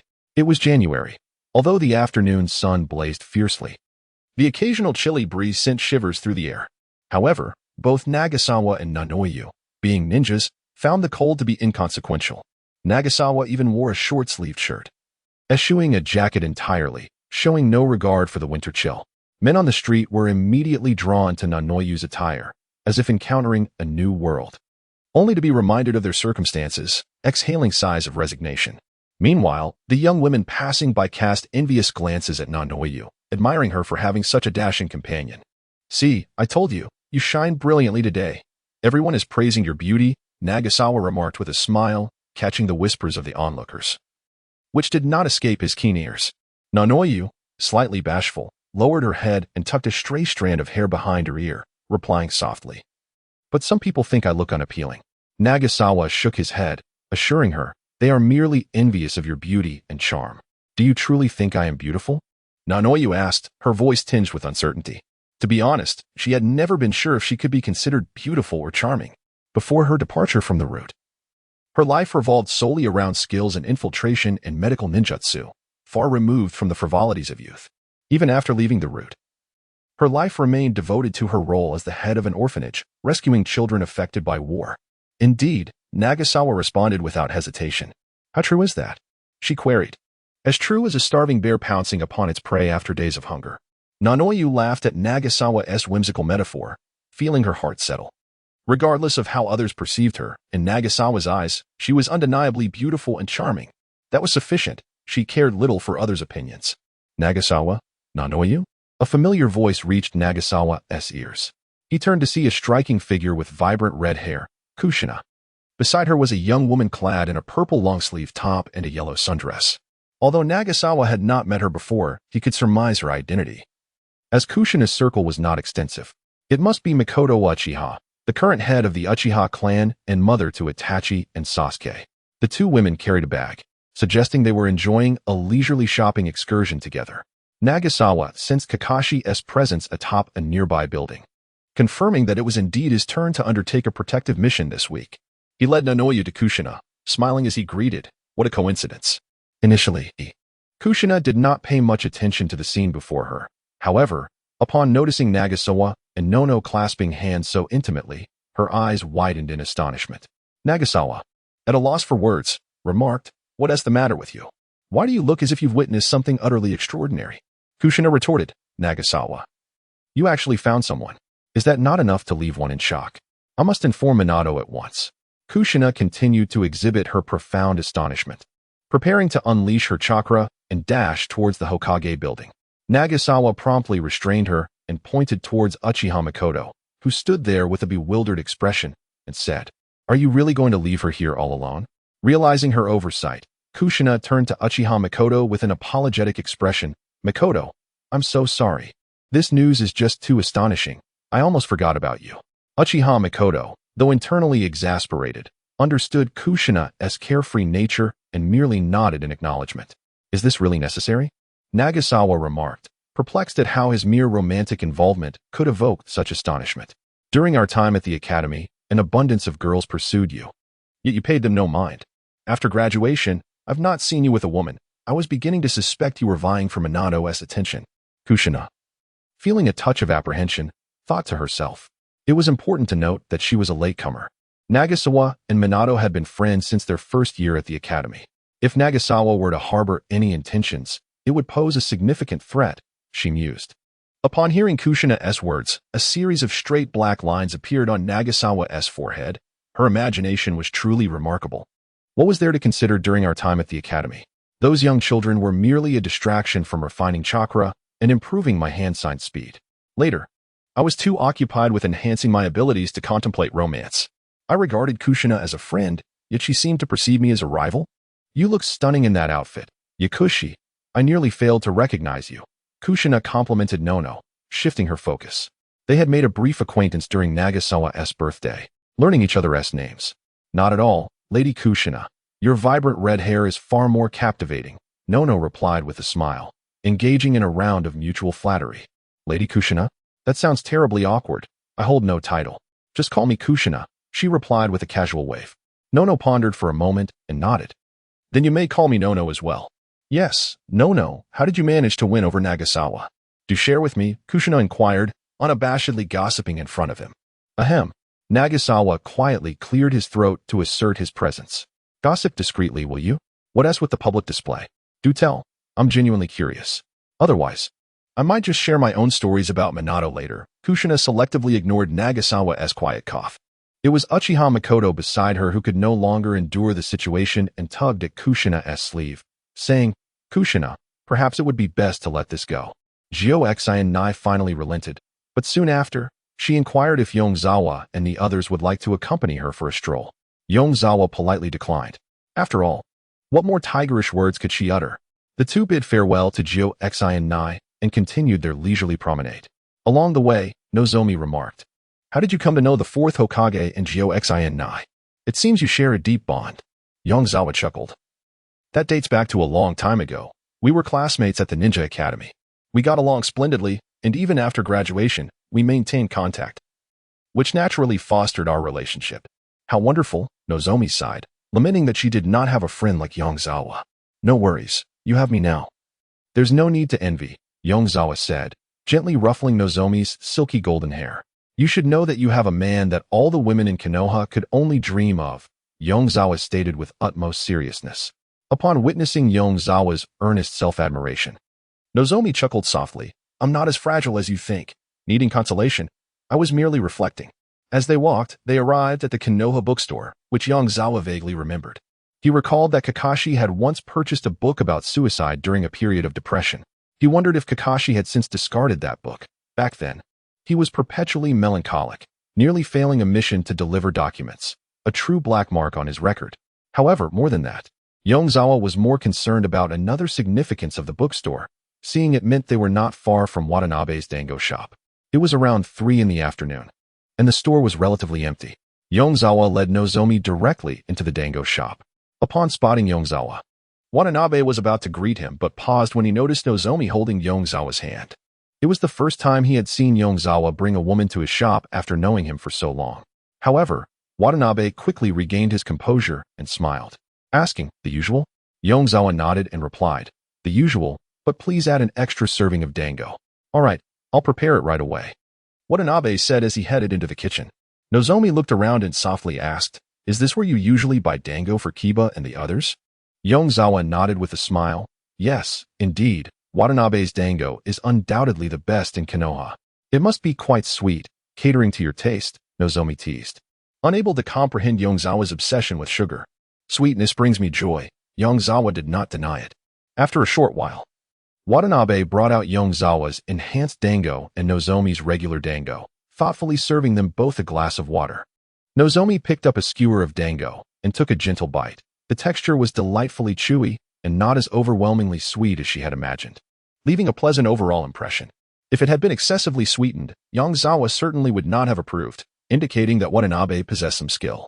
After a brief meal, Yongzawa bid farewell to Watanabe and continued strolling with Nozomi through Konoha. In the midst of their journey, Nagasawa summoned a shadow clone to organize a camera, preparing to capture some commemorative photographs. They ascended to the Hokage Rock, where they posed with peace signs alongside the likenesses of the Hokage from generations past. They also lay together in the forest, basking in the essence of nature. At the Valley of the End, the two of them explored every corner of Konoha. And as they were about to return to the orphanage, the moon hung high in the night sky. Don't be in such a hurry to go back. I have a surprise for you, Nagasawa said, gently grasping Yona's arm as they strolled down the street. What kind of surprise? Yona inquired with curiosity. She was already feeling immensely satisfied and joyful, believing this to be the happiest day of her life. How can it be called a surprise if I tell you? Nagasawa chose to remain enigmatic, leading Yona to the commercial district of Konoha. Though it was nighttime, it was still relatively early, around 8 o'clock. And the street bustled with people. As Nagasawa led her, Yona quietly observed her surroundings, wondering if he intended to buy her a gift. However, instead of entering a shop, he guided her to a more open space with a clearer view, leaving Yona somewhat bewildered. Just as she pondered what Nagasawa was up to, he swiftly removed her glasses and covered her eyes. Your surprise is about to arrive, care to take a guess? He said. A new yukata? Yona tentatively suggested.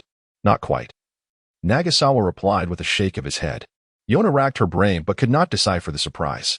Before long, he released his hands and cheerfully instructed her. Take a look at the sky, but don't be too moved. It was then that Yona noticed the surroundings had transformed into a crimson world. Vibrant red light cascading from above. Passers-by on the street also noticed the phenomenon and gazed skyward, marveling. That girl named Yona must be incredibly fortunate to receive such a grand gesture. In the sky, enormous fiery letters spelled out, Yona is the cutest in the world. Even with her nearsightedness, Yona could clearly discern the blazing words. This spectacle was visible not only from the commercial district but throughout all of Konoha, even catching the attention of several ninjas. However, Nagasawa had already instructed his shadow clone to inform the Umbu in advance, preventing any chaos from ensuing. Kushina, who was out for a stroll with Minato, witnessed the scene and her eyes sparkled with delight. I didn't expect Nagasawa had such flair. It's truly romantic. Minato, you should do something like this for me too. Minato scratched the back of his head and replied, I'm not very skilled with fire release. I was just joking. Our relationship doesn't need such theatrics, Kushina said with a playful smile. More and more people gazed up at the sky, marveling at the uniqueness of ninjas and wishing well for the girl named Yona. Yano gazed at the massive fiery characters emblazoned across the sky, momentarily rendered speechless. Only she, as a ninja, comprehended the monumental difficulty and the immense chakra expenditure required to achieve such a feat. Nagasawa enveloped Yano in his embrace with his right arm and gently whispered in her ear, How do you feel? Isn't it moving? Instead of responding verbally, Yano answered through her actions, bestowing upon Nagasawa a passionate kiss. A kiss so intoxicating it took one's breath away. At that moment, there were glimmers of tears in the corners of Yano's eyes, yet she seemed to smile as she asked Nagasawa, Why are you so good to me? This must be exhausting and draining on your chakra. Moreover, such a commotion could lead to punishment if discovered. Is it truly worth it just to make me happy? Yano felt unworthy of Nagasawa's kindness, believing she had contributed little to him, and was not someone deserving of such respect, just an ordinary Yano. Nagasawa tenderly caressed Yano's golden locks and replied with a smile, I believe you are worth it, and that is all that matters. He added that chakra management should not be neglected either. The next day, a drained Nagasawa sighed, reflecting on the previous day's efforts. To create that line of characters, he had produced dozens of shadow clones. Some clones employed fire release, while others combined sun call with sword techniques to guide the flames into letters visible throughout the entire Hidden Leaf Village. Once he recalled all the clones, his body felt significantly weakened. The exertion had indeed been taxing. The technique of multiple shadow clone was wondrous. If the clones did nothing, there would be little chakra depletion. However, if they were continuously engaged in strenuous activities, the moment they returned, the fatigue was profoundly palpable. Upon arriving at the Umbu base, Kakashi observed Nagasawa's appearance with a perplexed expression. Today was a change of duty. He was assigned to guard the saltwater. Noticing Kakashi seemed to harbor some questionable thoughts, Nagasawa swiftly positioned himself behind Kakashi and playfully struck his white-haired head. What are you thinking? You can't even conceal your presence properly while lurking on the roof. You need to intensify your training. The familiar sting evoked memories of the terrifying dominance Nagasawa had exerted over Kakashi during their training in observation hockey, prompting him to quickly rein in his wandering thoughts and begin practicing the 6 styles with his team of Umbu members.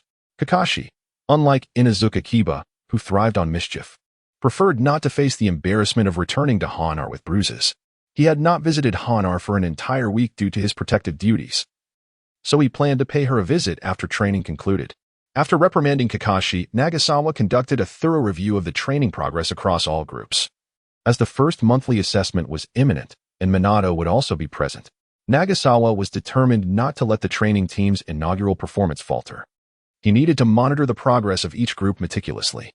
After ensuring that all groups were on track, he made his way to the Hokage building, intending to discuss the matter of bringing Tsunade back to the village.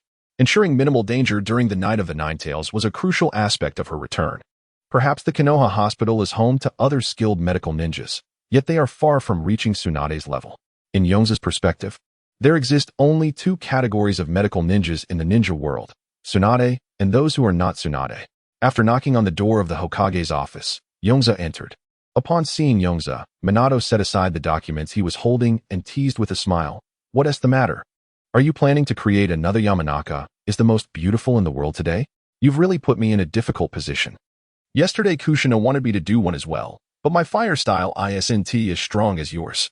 Yongze scratched his head, feeling a bit embarrassed, but quickly regained his composure and suggested, "You could call upon more fire style ninjas. Gather around 100 proficient in fire techniques to practice coordination.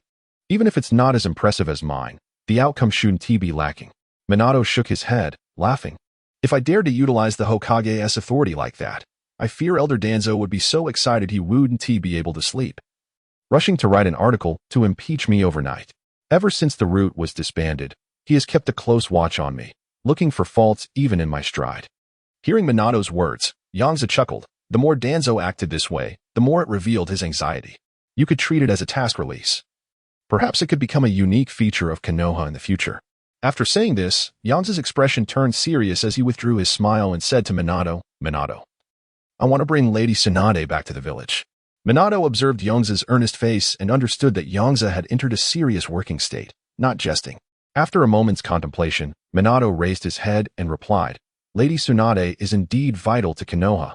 She is the founder of our medical ninja system." Minato displayed great respect towards Tsunade, a senior who stood alongside his mentor Jiraiya as one of the legendary Sannin, even adding the honorific lady despite being Hokage himself. However, whether she returns to the village depends on her personal will. We cannot compel her, especially after what occurred. Tsunade's brother, Nawaki, and her lover, Dan Kato, perished in the war, with Kato dying right before Tsunade's eyes, inflicting tremendous pain upon her and even leading to her developing hemophobia. Minato pondered. If Kushina were to die before him, he couldn't imagine suffering from anything less than suicidal despair. The thought of losing Kushina was too terrifying for him to bear. "I will find a way to persuade her to return, but you must first locate her," Yongze suggested after a moment's thought. To be honest, he lacked absolute confidence in his ability to convince Tsunade to return. After all, he was not Naruto, and his persuasive skills were not as sharp.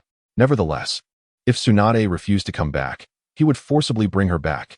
For the sake of Kushina's safety, Tsunade was indispensable. As long as the Night of the Nine Tails passed, Yongze would not concern himself with where Tsunade chose to wander, even providing her with a substantial sum of money as gambling capital. But before the Night of the Nine Tails, Tsunade must remain in Konoha for a while. Minato nodded and said, "I will arrange for a ninja to investigate Tsunade's whereabouts. Once I have confirmed information, I shall inform you. However, you seem rather anxious for her return to the village. Is there something amiss?" Minato inquired. Although Tsunade's contributions were significant, she was not an indispensable presence in the current state of Konoha. Considering her exceptional medical ninjutsu, Minato initially suspected that something might have gone awry with either Nagasawa or someone close to him. Gazing into Minato's eyes, Nagasawa posed a question that might seem puzzling to an outsider. "Do you trust me, Minato?"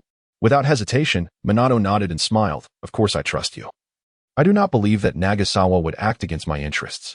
If I were to say that Konoha might soon face a crisis, one that could endanger both you and Kushina, and that is why I need to bring Tsunade back, would you believe me?" "I would," Minato replied, his smile fading and his expression growing serious. "Is it regarding the childbirth?" he asked in a low voice. If there were to be a crisis, this was undoubtedly the first thought that crossed Minato's mind. "Yes," Nagasawa confirmed, nodding without the intention of being cryptic. "I will make arrangements to locate Lady Tsunade as soon as possible." Minato did not inquire about the source of Nagasawa's information or the outcome of his efforts. The ninja world is full of extraordinary phenomena, and foreseeing the future is not entirely implausible. He was aware of a great toad sage from Mayaboko Mountain who possessed prophetic abilities. Minato chose not to delve too deeply into Nagasawa's secrets. Observing Minato's somber expression, Nagasawa playfully punched him in the chest and remarked, "What are you thinking? I won't allow you to retire so easily. You must work for Konoha for at least 30 more years. 30 years, what a lengthy span that is. The role of Hokage is indeed taxing." Minato's warm smile returned. For he was never one to be troubled by the future. His only concern stemmed from the potential complications surrounding Kushina's childbirth. Tired? Many would envy such a burden. Like Elder Danzo, who toils tirelessly for Konoha, Nagasawa quipped, dragging Danzo into the conversation once more. Minato couldn't help but chuckle at Nagasawa's sarcastic jibes. Following this, Nagasawa discussed some matters regarding the training team before departing the Hokage building to return to the Yumbu. After Nagasawa left, Minato rose, turning to face the expansive floor-to-ceiling windows. The Hokage building towered high, providing a perfect view of Konoha below. Standing before the grand windows, Minato admired the peaceful scenery of the village through the glass. The war had not encroached upon Konoha's territory, and thus the village thrived, seemingly untouched by the horrors of the Ninja World War. The Nine Tails, I shall never allow you to mar this beautiful scene. Sunlight streamed through the window, illuminating Minato, clad in his ceremonial robes, making him resemble a small sun radiating golden light. Meanwhile, in a concealed laboratory beneath Konoha, Orochimaru surveyed the lifeless experimental subjects, his brow furrowed in deep concern. Damn it! Why is it that even ninjas cannot withstand the erosion of Hashirama's cells? Once again, failure gnawed at Orochimaru's thoughts. Ever since he made a request to Danzo, the latter had sent over a batch of disabled ninjas alongside ordinary individuals. Although these ninjas were crippled, Orochimaru was indifferent. The loss of limbs was a trivial matter, as long as they were ninjas. However, he had not anticipated that, in the presence of Hashirama's cells, ninjas appeared no different from ordinary people, merely delaying their demise. Was it a matter of strength? Orochimaru pondered. Yet, despite this thought, he could not put it into practice. While procuring some ninjas from Danzo was challenging, it was certainly feasible. There were plenty of wandering ninjas in the ninja world. However, the notion of acquiring a batch of Jonin was utterly unrealistic. Jonin represented the upper echelon of a village's combat power, and the inexplicable disappearance of even one would trigger an investigation, let alone a whole group. At this moment, Orochimaru had no thoughts of defection. He was living quite comfortably in Konoha.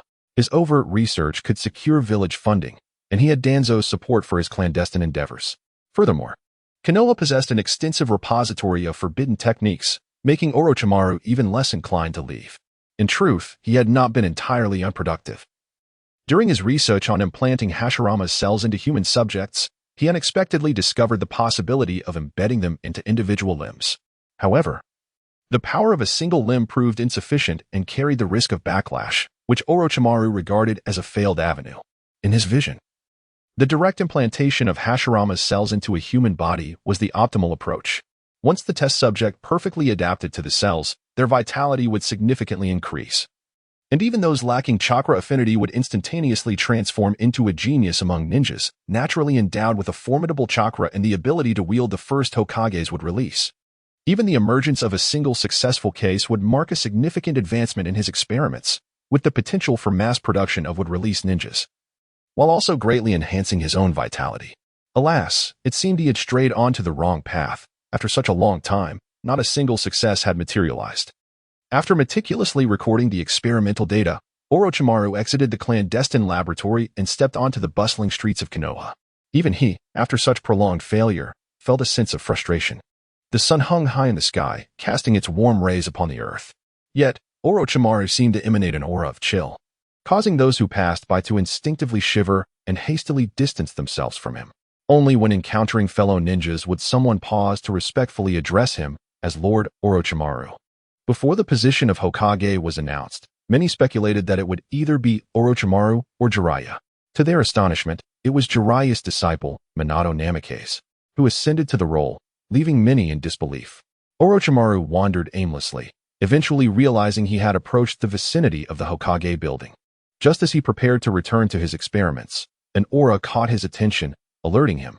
The sensitivity of a serpent's perception is keen, especially when it pertains to a presence that poses a threat to him. Orochimaru observed the strikingly handsome ninja before him with keen interest.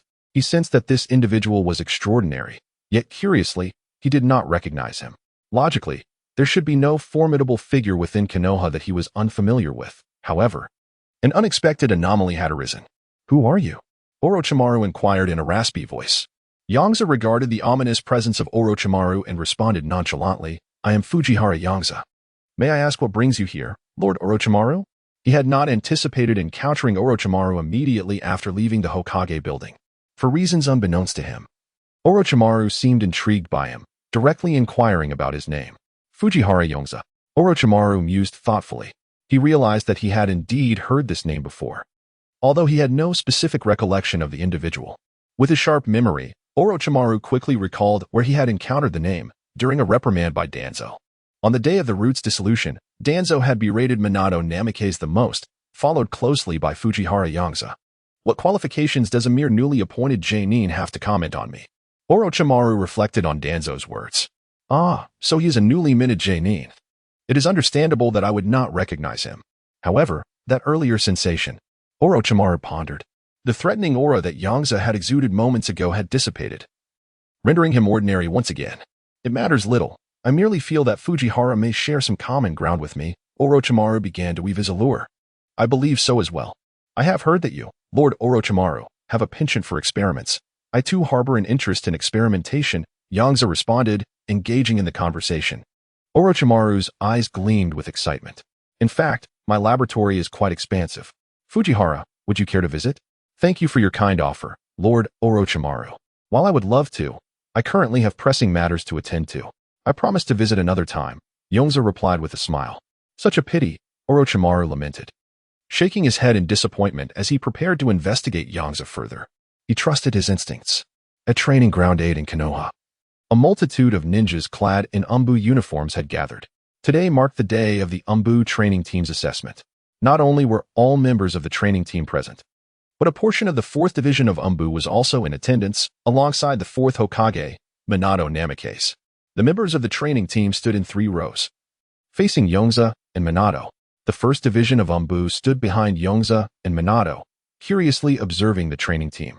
Due to the confidentiality agreements signed by the Umbu members in the training team, the 1st Division was aware of the existence of this special training unit, but lacked specific details regarding its operations.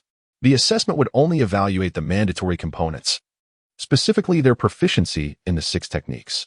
Yongze and Minato discussed the particulars of the evaluation. I have established a passing threshold. As long as you meet this threshold, you will be deemed competent. Should you fall short, additional training will be required. Minato nodded, acknowledging that this method of determining penalties was undoubtedly more humane than relying on rankings. In a ranking system, some individuals are inevitably positioned at the bottom, while passing is an attainable goal for all. Of course, if the training outcomes are severely lacking, it is possible for everyone to fail. Let us begin, urged Nagasawa, prompting Kakashi. Kakashi nodded in response and stepped out of formation today. He was not only responsible for grading, but also served as the judge for the 3 events: Moon Step, Body Flicker, and Pointing. Inuzuka Midori was tasked with overseeing the Iron Block, Gale, and Paper Drawing events. Had Saltwater been present, each would have managed 2 events, but unfortunately, Saltwater was on a mission. Kakashi harbored a reluctance toward this role, perceiving little value in the assessment. He was already familiar with the skill levels of the team members. No matter how well they performed, the results would not deviate significantly. Conversely, subpar performances would not plummet to abysmal levels either. He would prefer to grade them based on their regular training performances. However, despite his internal grievances, he understood that it was the captain's directive, and he had to comply. With an impassive expression, Kakashi addressed the training team, stating, "The Moon Step assessment will commence in 3 minutes. Those who have chosen Moon Step as their compulsory subject may begin warming up, while others can review their selected subjects." Upon hearing Kakashi's words, the training team members commenced their warm-up exercises. Those who had opted for different events distanced themselves, seeking suitable spaces to review their chosen 6 styles. 2.5 minutes later, Kakashi glanced at the time and announced, "The Moon Step assessment is about to begin. I will now declare the assessment criteria. Achieving a height of 10 meters with a suspension time of over 1.5 minutes is deemed passing. A height of 15 meters with a suspension time exceeding 1 minute and 50 seconds qualifies as good. Attaining 20 meters with a suspension time of over 2.5 minutes is considered excellent. Once the assessment time commenced, Kakashi began to call out the names of the participants in order according to their Umbu numbers. Given the limited number of Umbu members in the training team, including Kakashi as the team leader, only 16 regular members were to be assessed, allowing for individual evaluations. The Umbu whose names were called became highly alert, striving to perform exceptionally in front of the Hokage. Minato observed the Umbu executing the moon step, moving through the air as if traversing stairs, and remarked, "This technique is quite practical. Offensively, it allows for unexpected aerial assaults or stealthy entries from above. It also provides convenient means of escape, a capability that most ninjas lack." For Minato, reaching a height of 10 meters was effortless, and it was similarly manageable for most ninjas. However, that was the extent of their ability. They could leap 10 meters but could not maintain suspension in the air. For someone with the Flying Thunder God technique, such a physical skill held little utility. "If it were impractical, I wouldn't have specifically established a training team," Nagasawa chuckled. The 6 styles may seem trivial to true masters, yet they proved to be exceptionally beneficial for the intermediate practitioners, showcasing remarkable practicality. At this moment, the ninjas from the first squad, summoned by Minato for a demonstration, developed a keen interest in the moon step technique. Should they master this physical skill, many tasks would become considerably easier. Although this ninjutsu does not facilitate direct flight, even a brief moment of suspension in the air can greatly enhance the ninja's possibilities. Some members of the first squad began to contemplate the possibility of joining the training team, recognizing familiar faces from the second squad among them. All were members of the 4th Hokage's Umbu, which had only recently been established. Thus, they had all executed missions together and were well acquainted. If the ninjas from the second squad could enlist, there was no reason the first squad's members could not do the same. Furthermore, the Umbu training team was ostensibly meant to cultivate Umbu operatives. Following the conclusion of the moon step assessment, the next evaluation was for the body flicker technique. The criterion for this assessment was speed. The quicker one reached the designated location, the higher the score. Though the performance of the body flicker did not evoke the same on Minato as the moon step, his extensive combat experience led him to recognize the unexpected advantages of this technique. In contrast to the typical body flicker technique that requires hand seals, this one presents a clear advantage, allowing for simultaneous use with various ninjutsu. The first squad's Umbu also found merit in this technique. Mastering it would undoubtedly enhance their mobility. Soon enough, all 6 styles assessments were completed, and Minato had witnessed the entirety of the demonstration. He could not help but acknowledge the remarkable prowess of Nagasawa, who had indeed established a physical technique distinctly different from the existing schools within Konoha, all while being exceedingly practical. In this moment, he felt fortunate to have invited Nagasawa to the Umbu. Allowing such a talent to languish in the Chunin ranks would be an enormous waste. Before long, Kakashi presented his results to Nagasawa, revealing that all had passed, with none falling below the threshold. Nagasawa nodded in satisfaction, recognizing that his standards were calibrated against the training progress of the team members. As long as they had not been negligent, passing was to be expected. However, the distinction between regular practice and assessment performance was significant. In training, mistakes were of little consequence, fostering a positive mindset. Conversely, during assessments, with the captain and Hokage observing, the stakes were considerably higher, and failure bore penalties. Today's performance was commendable. Moreover, the results of your assessments will factor into promotions within the Umbu, so continue to strive for excellence, Nagasawa declared, eliciting jubilant reactions from the exceptional Umbu ninjas. Those who merely passed were momentarily taken aback, realizing it was time to step up their efforts, enhancing their skills while also aiming for promotion. Finally, Minato offered some words of encouragement to conclude the session, and thus the first Umbu training team's inaugural assessment came to a close. Intriguingly, after 6 years of graduation from the Ninja Academy and another 6 years to attain Chunin status, 3 months ago he had been promoted to Jonin. Orochimaru set down the dossier on Nagasawa, a smirk playing on his lips. From his perspective, Yongze's profile appears rather enigmatic. Prior to the appointment of Minato Namikaze as the 4th Hokage, Yongze was strikingly mediocre, merely an ordinary Chunin who had not undertaken any significant high-ranking missions. However, following Minato's ascension, his profile transformed dramatically, as if it belonged to a different individual altogether. He joined the 4th Umbu and swiftly completed 3 S-rank missions, subsequently being promoted to Jounin.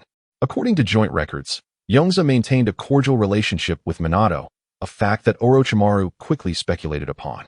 Despite being a genius with formidable strength, Yongze is not one to seek the limelight or pursue fame and fortune. Thus, even with his immense power, he remained content in the role of an ordinary chunin. Yet, with his close friend Minato becoming Hokage, Yongze chose to assist him by joining the Anbu, shedding his prior obscurity.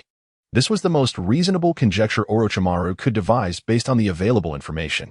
At this moment, he was convinced that Yongze's capabilities were undoubtedly extraordinary, capable of instilling a sense of crisis that suggested he might be a shadow-level powerhouse. Orochimaru deemed it prudent to inform Danzo of this revelation, especially since Danzo and the Fourth were currently at odds. The existence of such a hidden strength within the Fourth's camp was significant intelligence, despite some minor conflicts between them. Their overarching interests aligned, placing them in the same faction with shared goals. However, recalling Yongze's expressed interest in experimentation sparked other thoughts within him. Was there a possibility that Yongze was also a master of research? If that were the case, even if Yongze could not resolve the issues Orochimaru faced, he might offer unique insights. Nevertheless, Orochimaru's experiments were clandestine, and since Yongze was affiliated with the Fourth, the likelihood of collaboration seemed exceedingly slim. Yet, Orochimaru was not one to abandon his pursuits merely due to obstacles. He would employ any means necessary to achieve his objectives. First, he would assess Yongze's research capabilities and then gauge his attitude towards experimentation. Orochimaru quickly devised a concrete plan of action to accomplish his dual objectives. He needed to approach Yongze.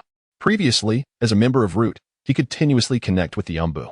However, following Minato's order to disband Root, he had been reduced to a mere jounin, stripped of any significant position.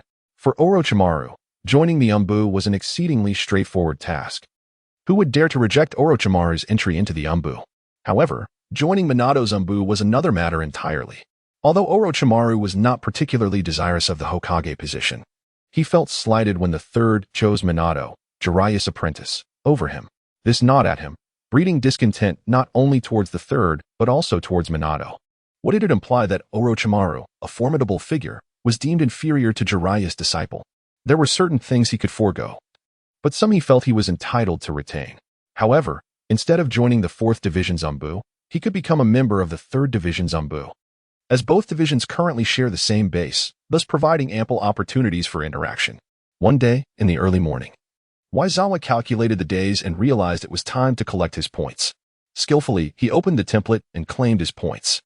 The reform within the Anbu was just beginning, and the prosperity level had yet to show significant changes, merely experiencing a slow increase.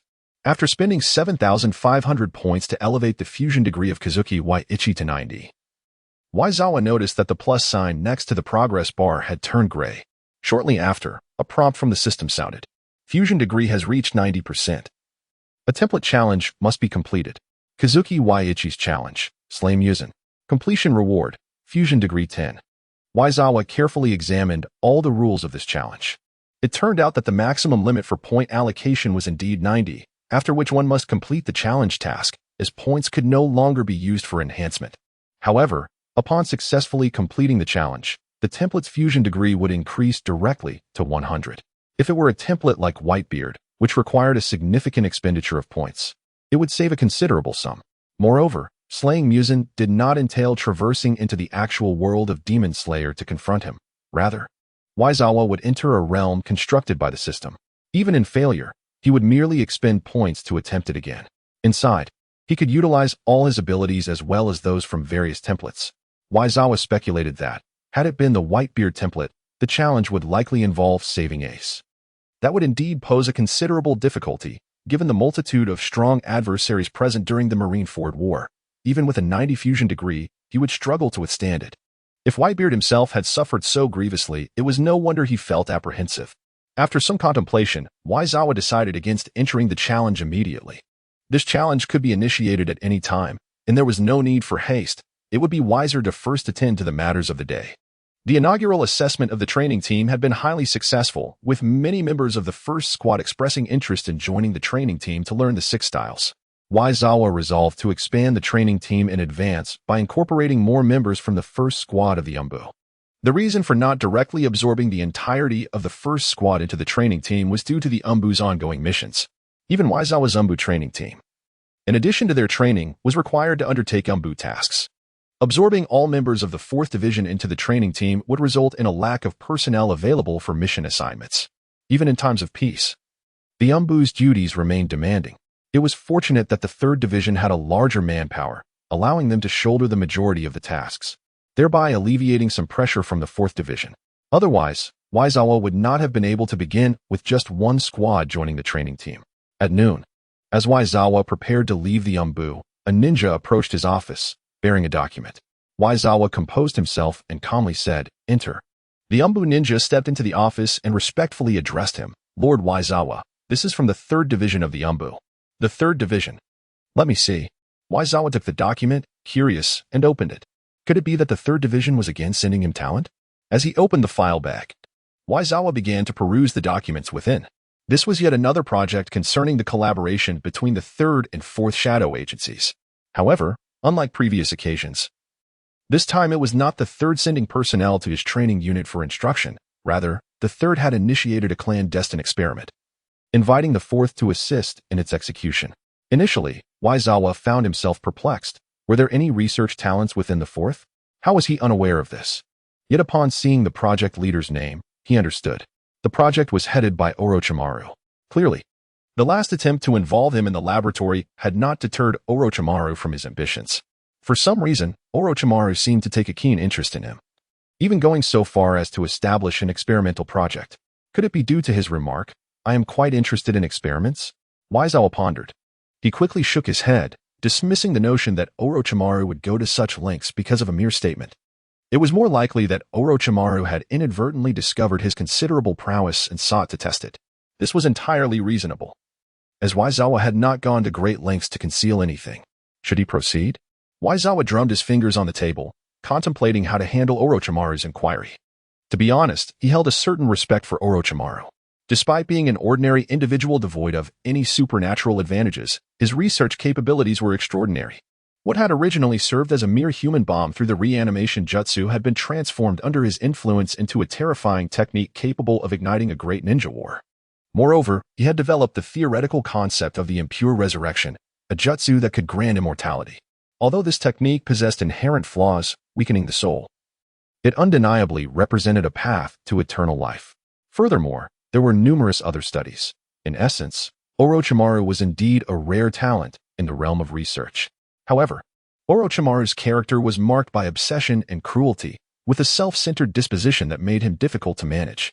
When encountering Yahiko and his companions in the Land of Rain, Orochimaru had proposed to end their suffering by killing them, a testament to his distorted sense of mercy and values.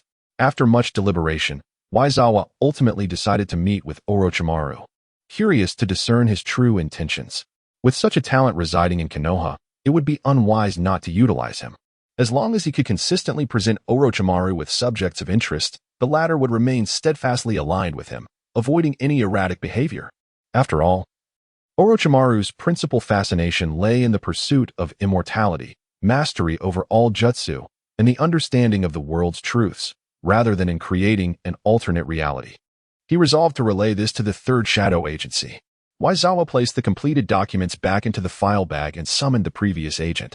Yes, in a modest street, a casino was currently enveloped in an extraordinary fervor. A large crowd had gathered around a gambling table, creating a raucous atmosphere. Come. Bet high or low, your choice is final," called the dice roller, urging patrons to place their wagers. However, those at the table remained unmoved, quietly observing a woman with light yellow hair as she spoke. Was this woman, with her golden locks, a divine figure of luck? Thus, the fate of an entire gambling table rests on one's decisions. Tsunade surveyed the eager crowd, waiting for her command, and couldn't help but display a fierce countenance. Exclaiming in frustration, "What is the meaning of this? Do you think you have me at your mercy? I refuse to believe it." 1,000,000 Ryo, betting on small. She was unconvinced, having witnessed 4 consecutive large rolls. How could it possibly remain large? "Tsunade-sama, please. We have hardly any money left," Shizen implored. Observing Tsunade's extravagant wager of 1,000,000 Ryo, leaving her momentarily speechless. Yet, Tsunade remained dismissive, asserting, "I truly believe this time I will win." Shizen sighed inwardly, thinking, "You are utterly oblivious to your luck at gambling. Large. I bet large." Instantly, The players at the table began to push their chips forward, fervently shouting their support for large. All right, 5, 4, 4, 13 points, large.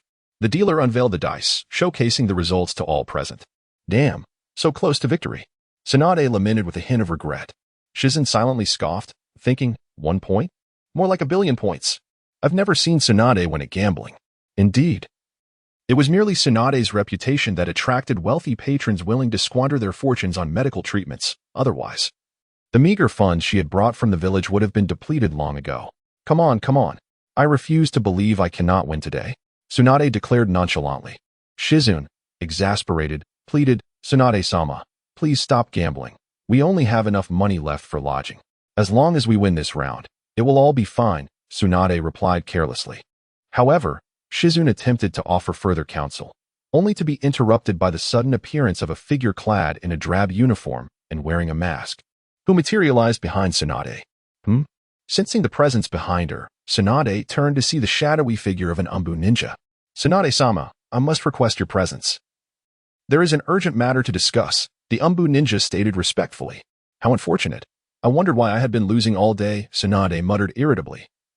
Entirely disregarding the Umbu behind her, the entire casino fell into a hushed silence. The individual bore the mark of a ninja headband, their attire indicating they were not to be trifled with. What's going on? Rolling the dice, are we? Is the establishment closing? Tsunade inquired of the dealer. The dealer offered an awkward smile, wiping the sweat from his brow, stammering, perhaps the guests should attend to their matters first. The casino is always open. But your urgent business takes precedence. The other patrons seemed to awaken to the situation, transforming into advocates of prudence, urging in unison, a little gambling is enjoyable. But excessive gambling is harmful. We must prioritize the important matters. Observing the dealer and the patrons' reactions, Tsunade sighed, rolling her eyes, and declared, Humph, how mundane. Shizen, let's leave. She promptly rose and exited the casino, with Shizen hurrying to catch up, while the Umbu ninja vanished without a trace before the crowd. As the shadowy figures of the Umbu departed, a palpable sense of relief washed over the patrons of the casino, who wiped away the cold sweat induced by tension and resumed their boisterous calls for larger and smaller bets. The rumors surrounding the identity of the so-called Big Fat Sheep were indeed substantiated. Did you expect otherwise? One gambler began to gossip. How could an ordinary person possess such vast sums to lose? It's fortunate to encounter a big fat sheep like that. Indeed, it's quite remarkable. I had thought such luck was merely a myth, another chimed in. If it weren't astonishing, how could it be the legendary Big Fat Sheep? What brings you here? Tsunade inquired, her expression reflecting irritation as she regarded the Umbu. She had been engrossed in her gambling, only to be interrupted. Lord Hokage, we hope you will return to Konoha. Your strength is needed, the Umbu responded earnestly, attempting to rekindle Tsunade's resolve. Is that the sole reason for your visit?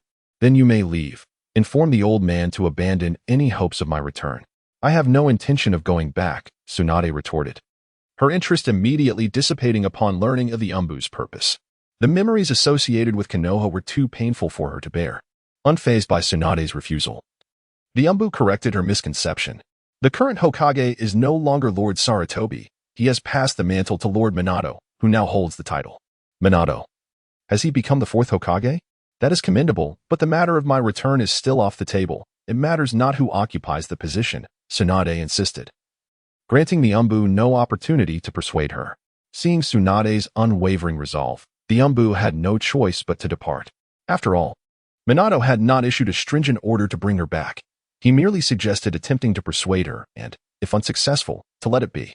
Were it a direct command, the Umbu would have been powerless, as Tsunade's combat prowess was formidable. One should never underestimate the fighting capabilities of a medical ninja, for they are well-versed in both healing and lethal techniques. Moreover, Tsunade was far from an ordinary medical ninja. As the Umbu faded into the distance, Shizune posed a question. Lady Tsunade, shall we never return to Konoha? Tsunade pondered for a moment before bursting into laughter, tousling Shizune's hair. When I wish to return, I shall. But I doubt I will entertain such thoughts for at least a decade. Meanwhile, within the Umbu base, in Orochimaru's office, he greeted Yongze. It's a pleasure to see you again. It seems you are as intrigued by experiments as you claimed. Of course, those who know me understand that I never speak falsely. Yongze replied, unwavering. What precisely is the collaborative research project requiring two Umbu?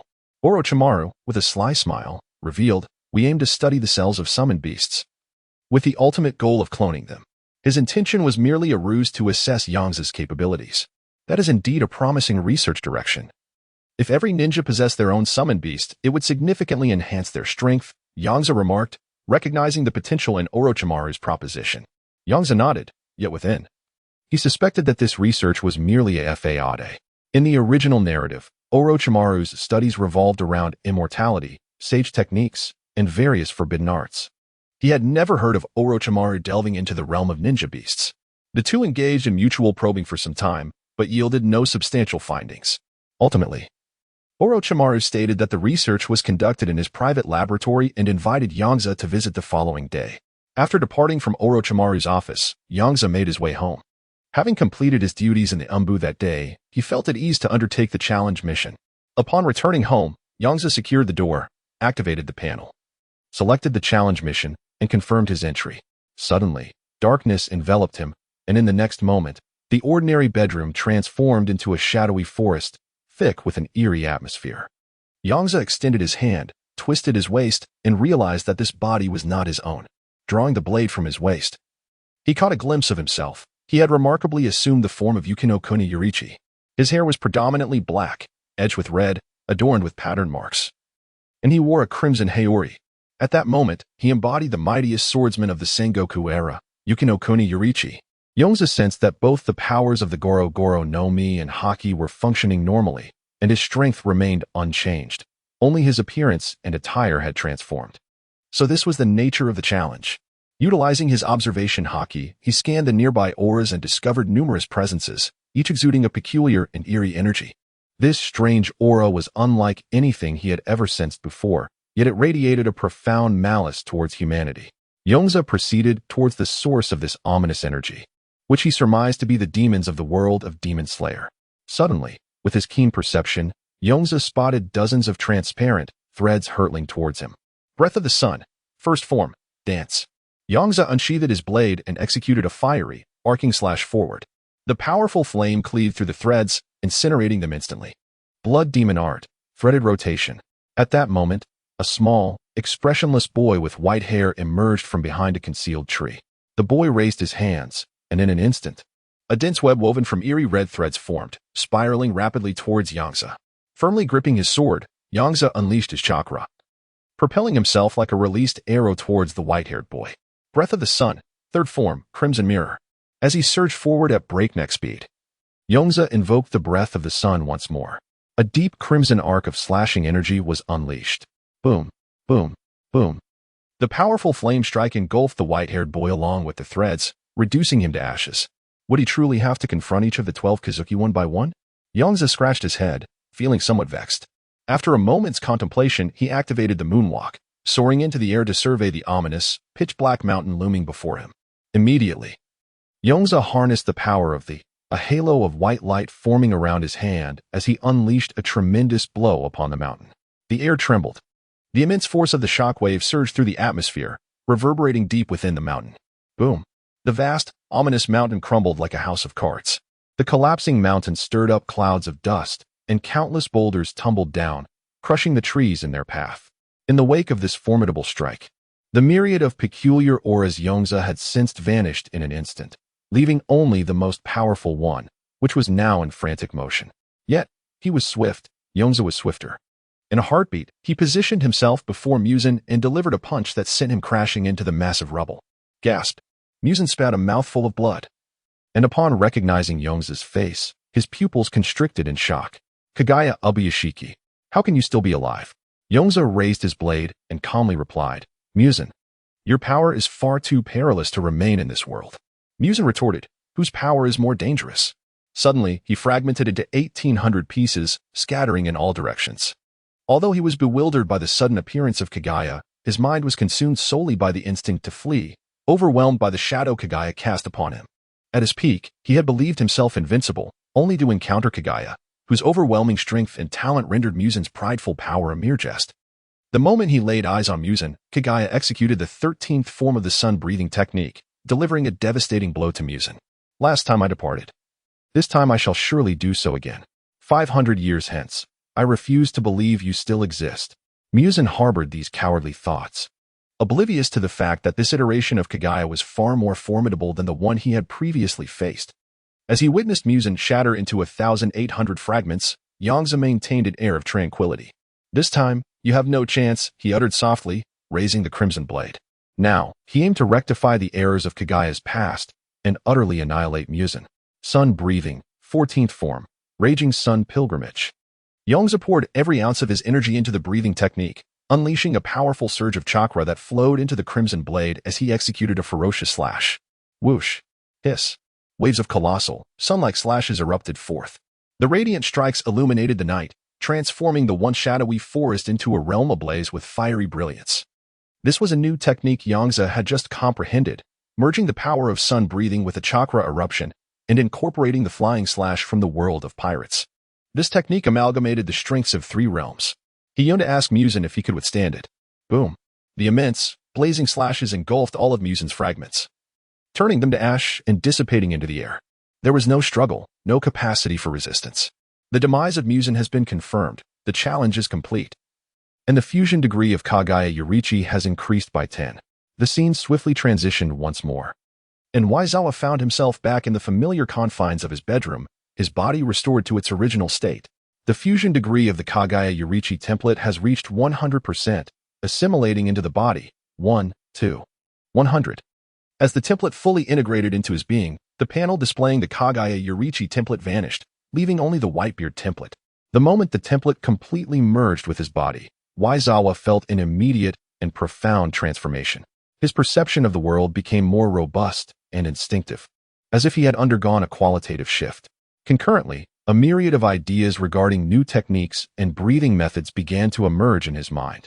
He even instantaneously recognized numerous areas for refinement in the newly conceived 14th form of the sun breathing technique.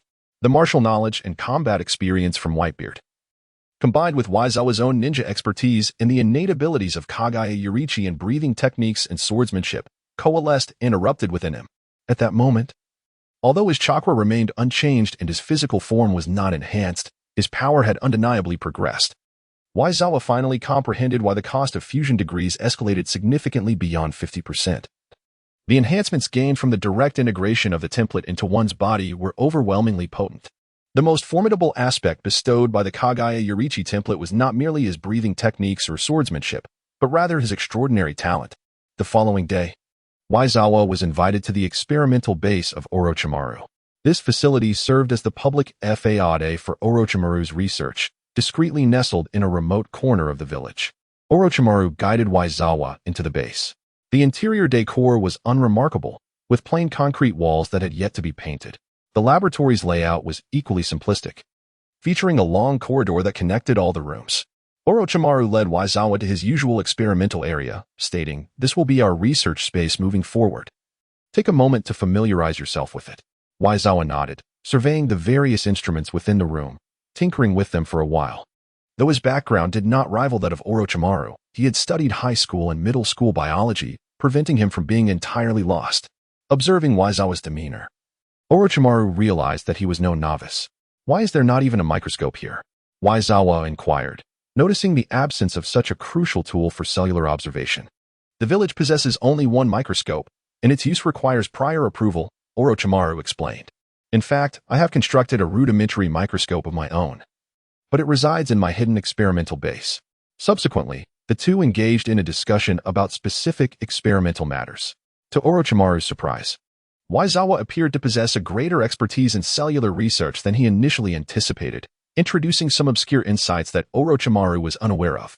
At that moment, a flicker of excitement surged within Orochimaru.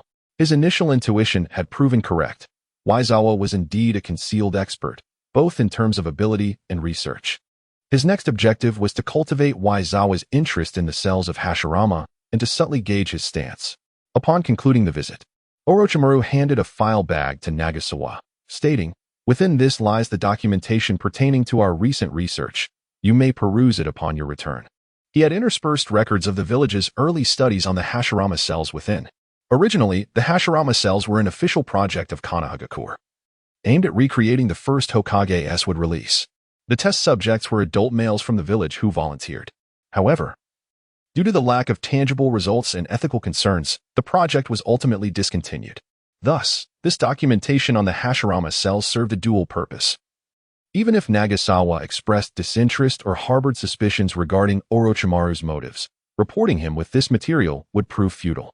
Conversely, should Nagasawa exhibit curiosity about the Hashirama cells, it would signal an opportunity for collaboration between the two.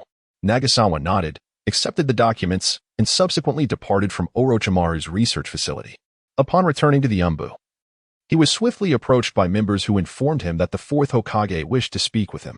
After properly stowing the documentation, Nagasawa hastened to the Hokage Tower. Watergate's summons likely pertained to news concerning Tsunade. Upon entering the Hokage's office, Nagasawa directly inquired, "Do you have news about Lady Tsunade?" Watergate nodded, responding, "The Umbu located Lady Tsunade in Shunsha Street. I instructed them to persuade her to return to the village, but the Umbu reported that she adamantly refused. It seems we will require your assistance." "Shunsha Street, is it?" "Understood. Leave it to me," Nagasawa affirmed resolutely. To ensure the safety of both Watergate and Kushina on the night of the Nine Tails, he would bring Tsunade back, regardless of her willingness. In Shunsha Street, within a casino, Tsunade was engaged with a slot machine. Suddenly, the machine's icons aligned perfectly with her chosen symbol. Clink, clink, clink. A cascade of coins poured forth. "Wow, Lady Tsunade, you've struck it rich." In contrast to the jubilant applause from Shizune, Tsunade furrowed her brow, sensing an underlying complexity to the situation. Undeterred, she continued to feed money into the machine, pressing her luck to the limit. Clink, clink, clink.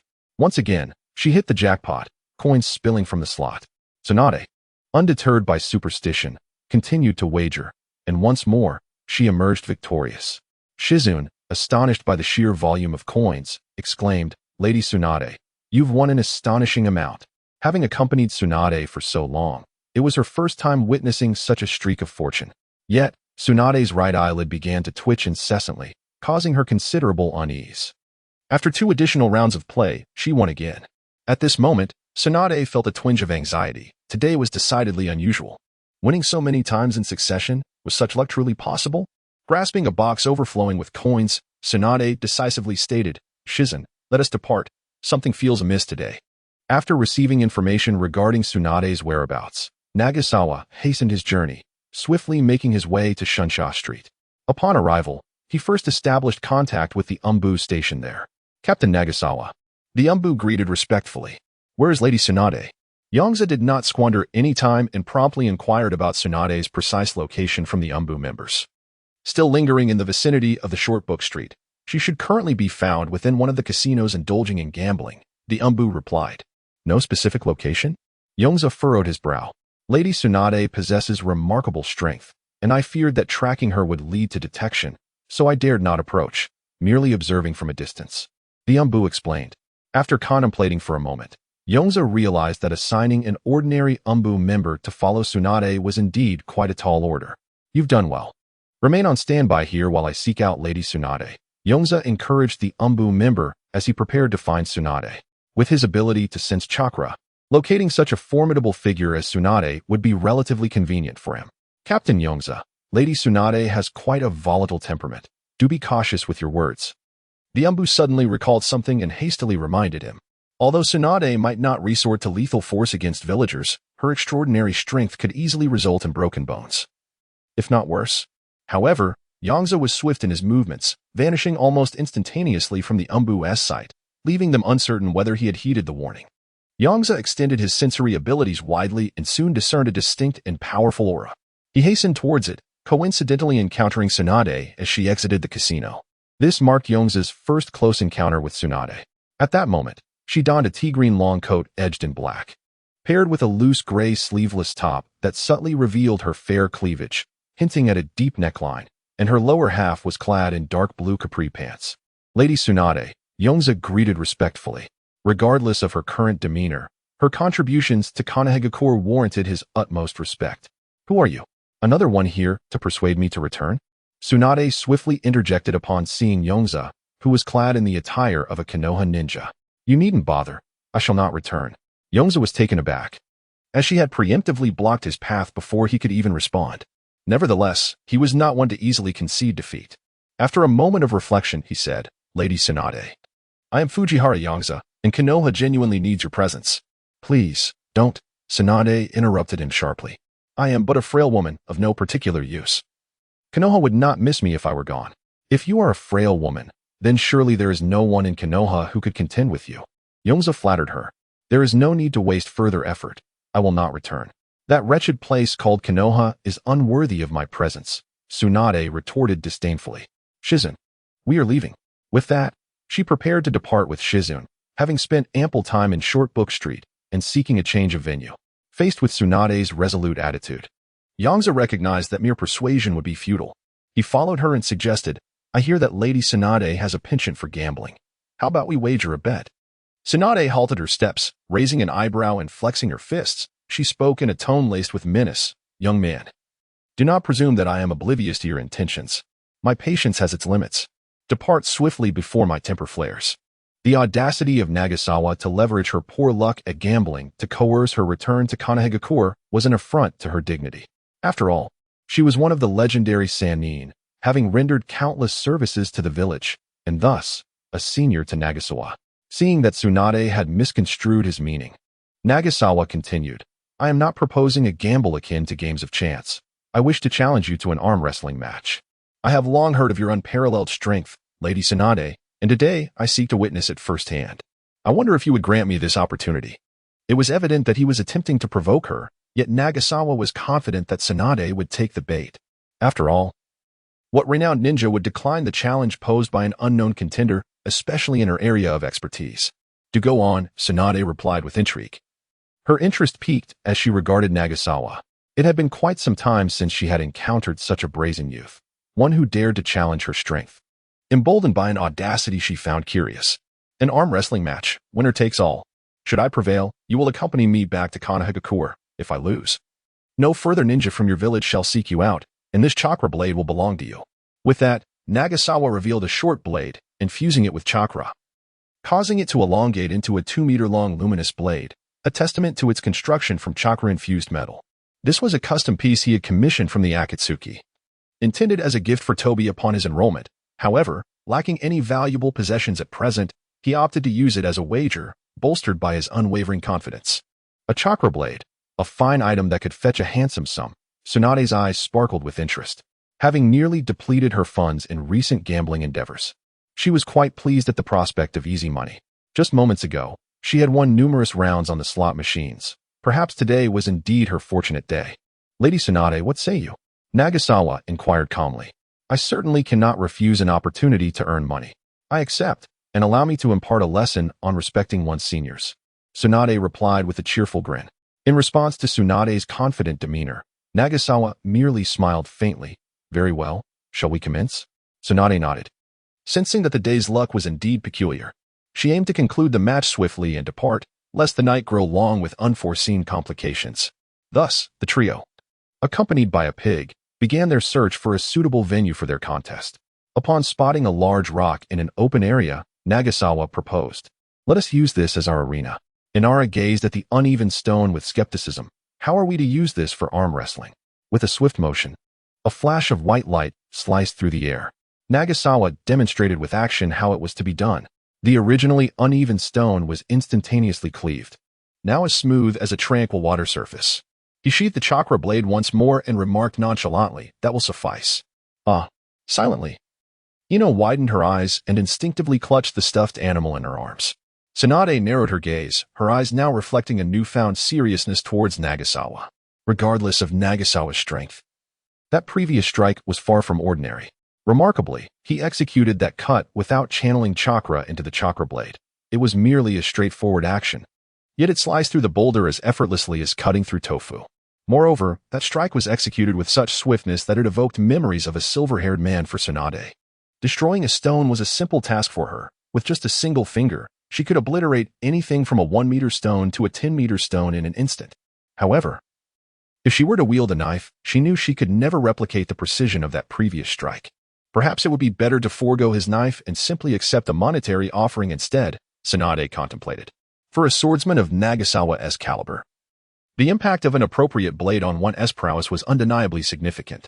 Nagasawa slightly bent his knees, resting his arm on the stone, raising his forearm, and addressed Tsunade.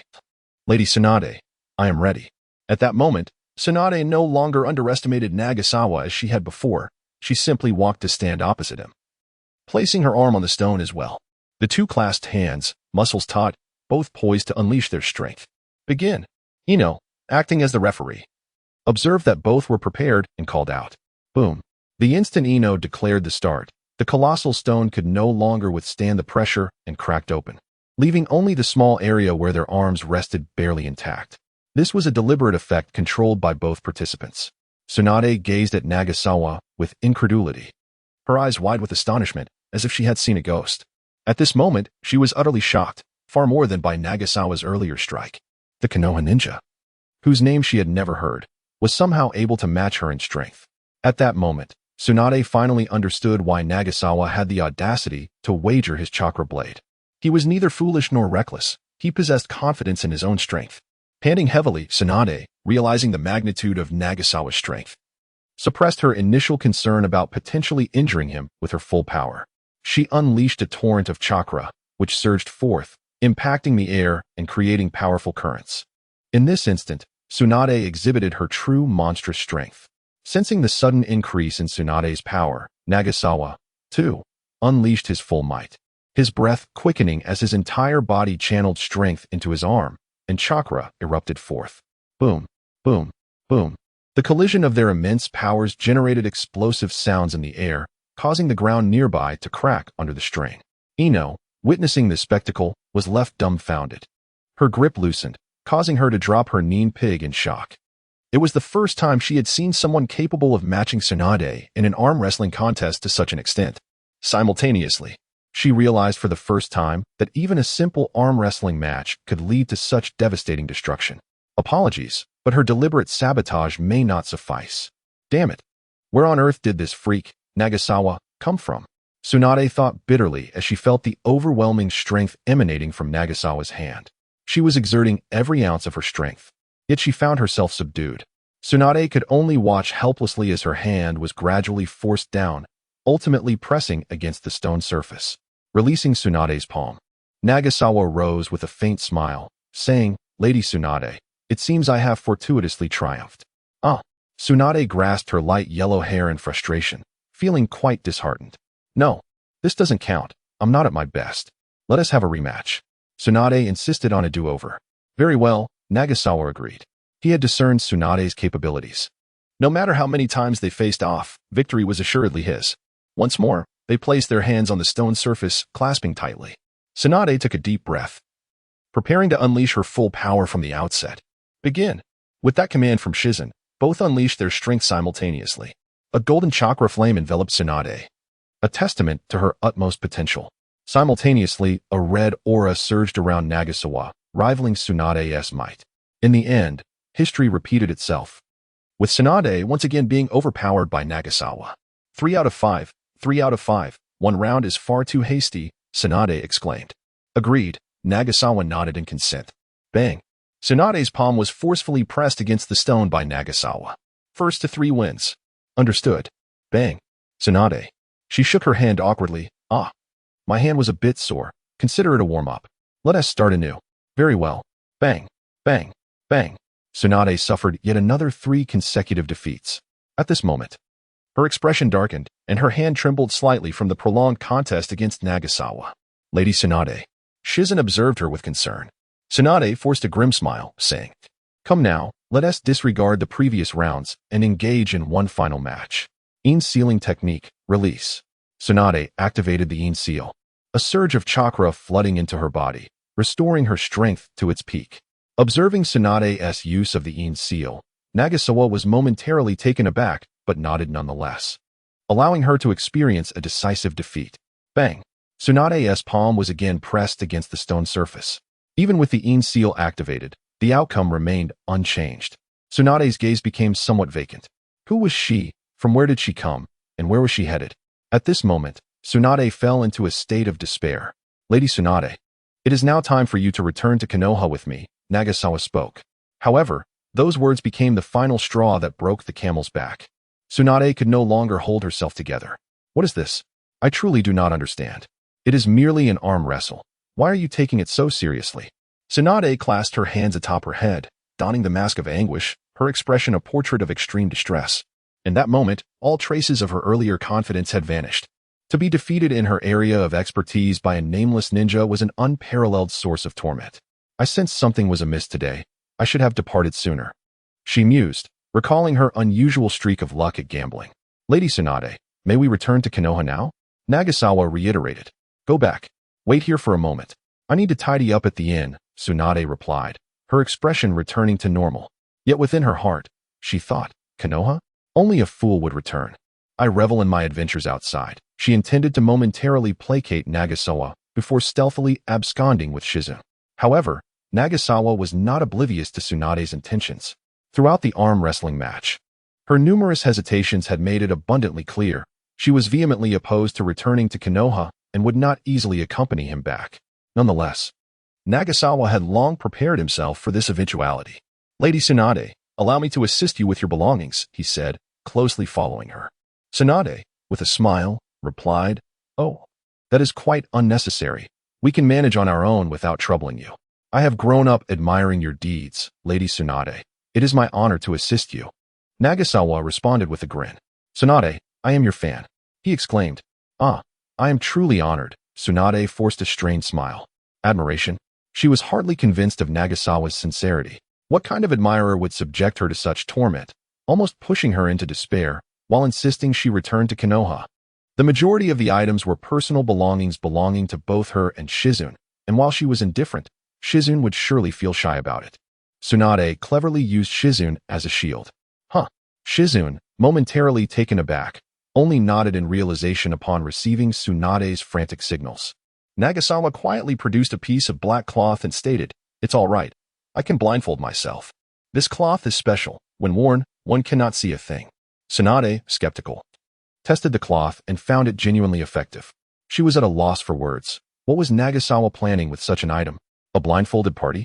Realizing that he had anticipated her desire to escape, she straightforwardly asserted, You should give up.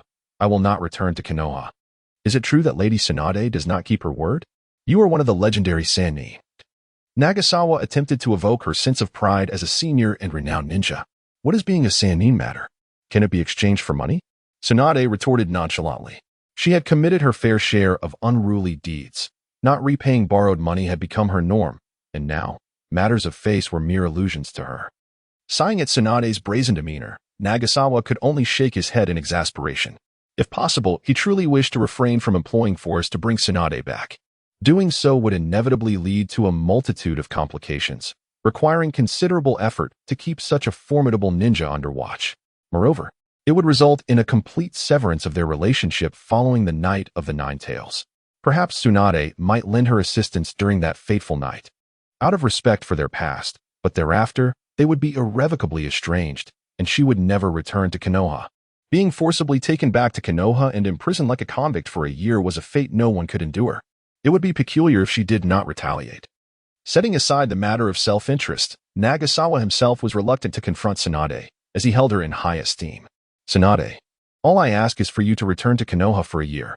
After that, you are free to go wherever you please. And I can even provide you with a substantial sum of 100 million ryo for your leisure. Nagasawa made his final plea. A year for 100 million ryo sounded appealing, yet Tsunade firmly declined, stating, In such a village, one can never predict when death may come. The heart-wrenching memories of Konoha were not something she wished to revisit. Then, Lady Tsunade, I must apologize, but Konoha truly needs you this year. Nagasawa exhaled deeply, preparing to forcibly take Tsunade back. Oh, do you intend to drag me back against my will? Do not presume that winning an arm wrestling match means you can defeat me. I am not merely a brute. Tsunade raised an eyebrow, feeling underestimated. Whether I can or cannot will be determined in battle. Shizune, step back a bit. It seems I must reveal my true strength. Tsunade tossed her dark green long coat to Shizune and cracked her knuckles. Go for it, Lady Tsunade. Shizune caught the coat and stepped back, creating distance between the two. The spring breeze, tinged with the lingering chill of winter, stirred Tsunade's light yellow hair and fluttered the edges of Nagasawa's attire. Boom! A dull thud echoed as Tsunade's fair fist collided with Nagasawa's, producing a resonant impact.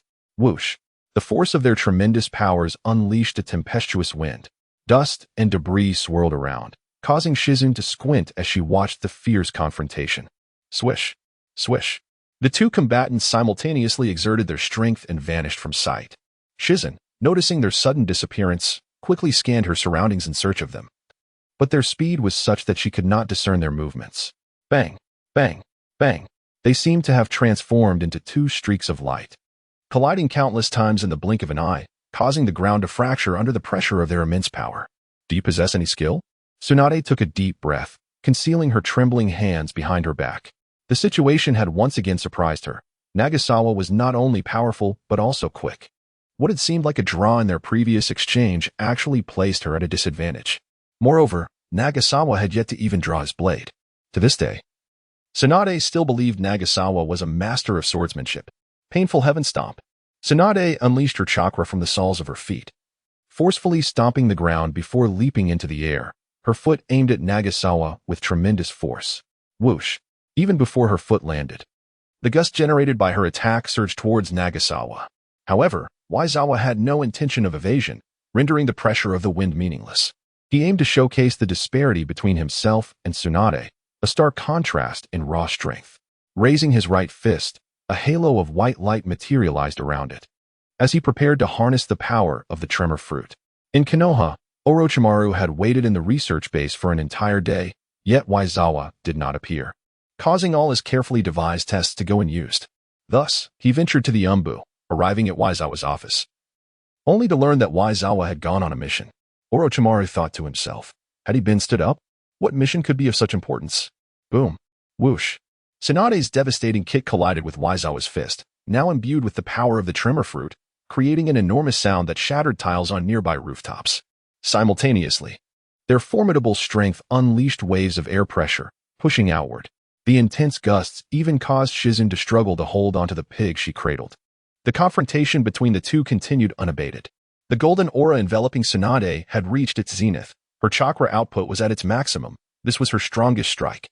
Confident, she believed that even a small mountain would crack beneath her foot. Initially, she feared that her kick might fatally harm Waizawa, but to her astonishment, she inflicted no damage whatsoever. Waizawa's right hand, adorned with a white halo, flawlessly blocked her kick. After expertly controlling the direction, Waizawa unleashed the full force of the tremor, causing a terrifying shockwave to erupt in the air. Crack, crack. The sound akin to shattering glass resonated through the atmosphere, as fissures began to spread across the sky. With a resounding explosion, the air set ablaze by the shockwave turned tumultuous, toppling the rooftops of nearby houses. This immense force propelled Tsunade away, crashing her violently against a wall, which crumbled upon impact. Tsunade-sama. Upon witnessing her being hurled, Shizun cried out in concern and rushed to her side, eager to administer medical ninjutsu. Tsunade brushed off the dust from her attire, raising a hand to halt Shizun's healing attempt. Do you think I am someone who needs your assistance? I am Tsunade. Such trivial injuries are hardly worthy of treatment. The location chosen for their arm wrestling had once been a vast open space, now transformed into a desolate ruin, devoid of any intact ground. The nearest houses had also suffered the repercussions of their battle. What sort of monster is this? Tsunade mused as she surveyed the devastation around her. She recognized that Waizawa had held back. She had sustained little harm. Only the open areas and roads of Short Book Street bore the scars of their conflict, while the houses had merely endured the residual effects of their clash. It appeared that despite his youth, he possessed strength surpassing her own. A new prodigy akin to the legendary Minato had emerged in Konoha. Yongze retracted his powers and slowly approached Tsunade, gazing at her earnestly. Lady Tsunade, my earlier promise remains intact. Please return with me. Konoha truly needs you. What significant event has transpired in Konoha to warrant your presence for such a plea? Tsunade inquired after a moment of silence. Yongze pondered briefly before replying. Kushina is with child, and you are well aware of the risks associated with the Jinchuriki's pregnancy. During the childbirth of Hashirama's wife, Mito Uzumaki, the Ninetales nearly escaped. Is that the sole reason? I am not versed in sealing techniques, Tsunade responded, somewhat puzzled. Yet you possess the ability to heal the weakened Kushina, Yongze asserted solemnly. Is there truly no other medical ninja in Konoha? In my eyes, there are only two types of medical ninjas. One is Tsunade, and the other comprises the rest, Yongze stated matter-of-factly. Tsunade was taken aback, contemplating whether Yongze genuinely regarded her with such admiration. This flattery, while pleasant, held more weight coming from someone who had just bested her in battle. Childbirth does not guarantee complications, it is merely a matter of probability. Besides, you could always seek me out when the time comes, Tsunade mused aloud. She still hesitated to return to Konoha, thinking she might manage to endure a few days during the delivery. That time will undoubtedly bring problems, Yongze insisted with certainty. Lady Tsunade, Konoha truly requires your presence. To wait until the childbirth to seek you? Who knows where you might be wandering then? In the event of an emergency, it would be disastrous. Undoubtedly? How can you be so certain? Tsunade challenged. I possess a sensory ability that allows me to glimpse fragments of the future. Recently, I witnessed the Nine Tails breaking free from its seal, Yongze explained after a moment's thought. Seeing the future? Tsunade raised an eyebrow, questioning Yongze's credibility. That reasoning is unlikely to convince me. If you could truly foresee the future, surely you could present a more compelling argument. Even my grandfather, whose strength is unparalleled, did not possess such an outrageous ability.